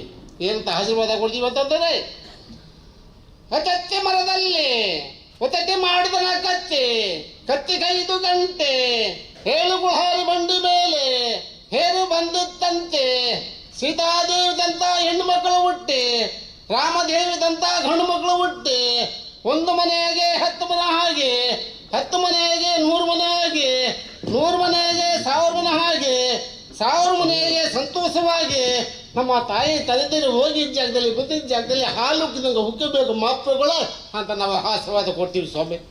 ಆಶೀರ್ವಾದ ಕೊಟ್ಟ ಮ್ಯಾಗ ನಮ್ಮ ಪಾಠ ತೆಲುಗಲ್ಲಿ ಬರ್ತದೆ ಸ್ವಾಮಿ. ಇವರು ಲಿಲ್ಲ ಪಾಠ ಅಂತ ಒಂದು ಇದೆ. ಏನಂತಂದ್ರೆ ಇದು ತೆಲುಗುದಲ್ಲಿದೆ. ಆ ಗೋಡೆ ಹೊಡೆದಯ್ಯ ಮಾದಿ, ಆ ಜಮೀನು ಹೊಡೆದಯ್ಯ ಮಾದಿ, ಆ ಆಸ್ತಿ ಹೊಡೆದಯ್ಯ ಮಾದಿ, ಆ ಎದ್ದು ಹೊಡೆದಯ್ಯ ಮಾದಿ, ಆ ಬಂಡಿ ಹೊಡೆದಯ್ಯ ಮಾದಿ. ಮಂತ ಮಾದಿನಯ್ಯ ಮಾದಿ ಕಾಕ ಮಿದಿ ಯಾವುದಯ್ಯ, ತಾಲಿಲ್ಲ ಎಲಿಲ್ಲ ಎಲ್ಲೋ ಹೃದಯಲಿಲ್ಲ ಎಲಿಲ್ಲ ಎಲ್ಲೋ, ಹರಲಿಂಗ ಮೇಡ ಪುಟ್ಟ ಜಂಗ ಮೇಡ ಪುಟ್ಟ ಲಿಂಗನಿಗೆ ಬುದ್ಧಿ ಅಡಯ್ಯ ಪುಟ್ಟ ಶಿವತ ಹಾಲಿಲ್ಲ ಎಲಿಲ್ಲ ಎಲ್ಲೋ ಹೃದಯಲಿಲ್ಲ ಎಲಿಲ್ಲ ಎಲ್ಲೋ, అరే కోమిటి హంతూరు గాని కోమిటి వరపటకుల పందుడు యశివతాయలో హరితయలిల్లయలిల్లయలో అరే మాదిగి హంతూరి గాని మాది కాక మిది యావిదయ్య శివతాయలిల్లయలిల్లయలో ಹೃದಯಲಿಲ್ಲಯಲಿಲ್ಲಯಲ ಅಂದರೆ ಮಾದಿಗೆ ಅಂತರೇಗಾಗ ಎಲ್ಲ ನಮ್ಮದೇ ಸ್ವಾಮಿ. ಇತ್ತು ನಮ್ಮದೇ ಜಗತ್ತಿಗೆ ಭೂಮಿ ಆಕಾಶಕ್ಕೆ 6 ತಿಂಗಳು ದೊಡ್ಡವರು ಹಾದಿ ಜಾಮವಂತರು ಬಿಜಗುಂಡ್ರನಹಳ್ಳಿ ಕೆಂಪಾಪುರ ಹತ್ರ ಹಾಮಿನ ಹತ್ರ ಹಾದಿ ಜಾಮವಂತ ಗುಡಿ ಈಗಲೂ ಕಟ್ಟಿಸ್ತಾವ್ರೆ. ವರ್ಷಕ್ಕೊಂದು ಸಲ ಜಾತ್ರೆ ಆಗುತ್ತೆ ಸ್ವಾಮಿ. ಎಲ್ಲ ನಮ್ಮ ಹಾದಿ ಜಾಮವಂತರದ ಫಸ್ಟ್ ಪೂಜೆಯಲ್ಲಿ ಮೊನ್ನೆ ಆಗೋಯ್ತು, ಜಾತ್ರೆ ಆಗೋಯ್ತು ಸ್ವಾಮಿ. ಅದಕ್ಕೆ ಪತ್ರಿಕೆಗಳು ಕೊಟ್ಟಿದ್ದ ತಗೊಂಡು ಬಂದಿದ್ದೆ, ಎಲ್ಲರಿಗೂ ಹಂಚಿದ್ದೆ. ಆದರೆ ಇಲ್ಲಿಗೆ ಬರೋದಕ್ಕೆ ನಾನು ಹೋಗೋಕ್ಕೆ ಸಾಧ್ಯವಾಗಲಿಲ್ಲ. ಹಂಗ ಅದೇ ಸ್ವಾಮಿ ನಮ್ಮ ಹಾದಿ ಜಾಮಂತರು ದೊಡ್ಡವರು ಸ್ವಾಮಿ. ಭೂಮಿಗೆ ಆಕಾಶಕ್ಕೆ 6 ತಿಂಗಳು ದೊಡ್ಡವರು. ಅವರು ಹುಟ್ಟಿದಿನಾಗನೇ ಕಲಿಯುಗ ಉತ್ಪತ್ತಿ ಆಗಿರೋದು, ಭೂಮಿ ಹುಟ್ಟಿರೋದು, ಆಕಾಶ ಹುಟ್ಟಿರೋದು, ನಕ್ಷತ್ರ ಹುಟ್ಟಿರೋದು. ಈ ನಾದಿ ವೇದಗಳೆಲ್ಲ ಆವತ್ತು ಕೊಟ್ಟಿರೋದು ಹಾದಿ ಜಾಮಂತರು 2 ಜೊತೆ ಸ್ವಾಮಿ. ಹೆಣ್ಣು ಗಂಡು, ಭೂಮಿ ಆಕಾಶ, ಸೂರ್ಯ ಚಂದ್ರ 2 ಬಂದಿರೋ ಸ್ವಾಮಿ. ನ್ಯಾಯ ಧರ್ಮ ಎಲ್ಲ 2. ಈ ಕಲಿಯುಗ ಹುಟ್ಟಿ 2 3 ಆಗೋಗ್ಬಿಟ್ಟೈತೆ. ಹೆಂಗಾಗತ್ತೆ ಅಂತಂದರೆ ಮೇಘಲೋಕದಲ್ಲಿ 84 ಕೋಟಿ ಜೀವರ ಅಕ್ಷರಕ್ಕೆ ಅನ್ನ ಹಾಕಾಕ ಪಾರ್ವತಿ ಪರಮೇಶ್ವರರು ಹೋಗ್ತಾ ಇದ್ದಂತೆ. ಇವಾಗ ನರ್ಮಣಿಸಿ ಹೋಗ್ತಾ ಇದೆ ಸ್ವಾಮಿ. ಹೆಲಿಕಾಪ್ಟರು ಜೆಟ್ಲೇನು ಹಾಕ್ಕೊಂಡು ದೇವರು ನಡೆಯೋ ಜಾಗದಲ್ಲಿ ನರ್ಮಣಿಸಿ ನಡೀತಾ ಇದ್ದಾರೆ. ಆದ್ದರಿಂದ 3 ಆಗಬೇಕದು ಸ್ವಾಮಿ. ಹಾಗಾಗಿ ಜಗತ್ತು ಹೇಗೆ ಹುಟ್ಟಿತು ಅಂತ ಹೇಳೋ ಇದರಲ್ಲಿ 6 ತಿಂಗಳ ಮೊದಲು ಹುಟ್ಟಿದವರು ಆದಿಜಾಂಬು ಅಂತ, ಅವನ ಕುಲದವರು ಅಂತ ಅವ್ರು ಹೇಳ್ತಾ ಇರೋದು. ಹೇಗೆ ಜಗತ್ತಿನ ಸೃಷ್ಟಿ ಇದು ಎಲ್ಲ ಇದೆ, ಹಾಗೆ ಆದಿಜಾಂಬುವನ ಕಥೆಯನ್ನು ಅವ್ರು ಹೇಳುವಂಥವ್ರು. ನಿಮ್ಮೆಲ್ಲರ ಸಹಕಾರ ಅವ್ರಿಗೆ ಇರಲಿ ಅಂತ ಹೇಳಿ ಮಾತು ಮುಗಿಸ್ತೀನಿ. Thank you. ಈ ಸಮಾರೋಪದೊಂದಿಗೆ 5ನೇ ಆವೃತ್ತಿಯ ಮಂಗಳೂರು ಲಿಟ್ ಫೆಸ್ಟ್ ಸಂಪನ್ನಗೊಂಡಿದೆ. ಮುಂದಿನ ಬಾರಿ ಇನ್ನಷ್ಟು ವಿಚಾರದೊಂದಿಗೆ ದ ಐಡಿಯಾ ಆಫ್ ಭಾರತ ಮುಖಾಂತರ ಇನ್ನಷ್ಟು ಸೇರೋಣ ಅಂತ ಹೇಳ್ತಾ ತಮ್ಮೆಲ್ಲರಿಗೂ ಧನ್ಯವಾದವನ್ನು ಸಮರ್ಪಿಸ್ತಾ ಕಾರ್ಯಕ್ರಮವನ್ನು ಮುಕ್ತಾಯ ಮಾಡ್ತಾ ಇದ್ದೇವೆ.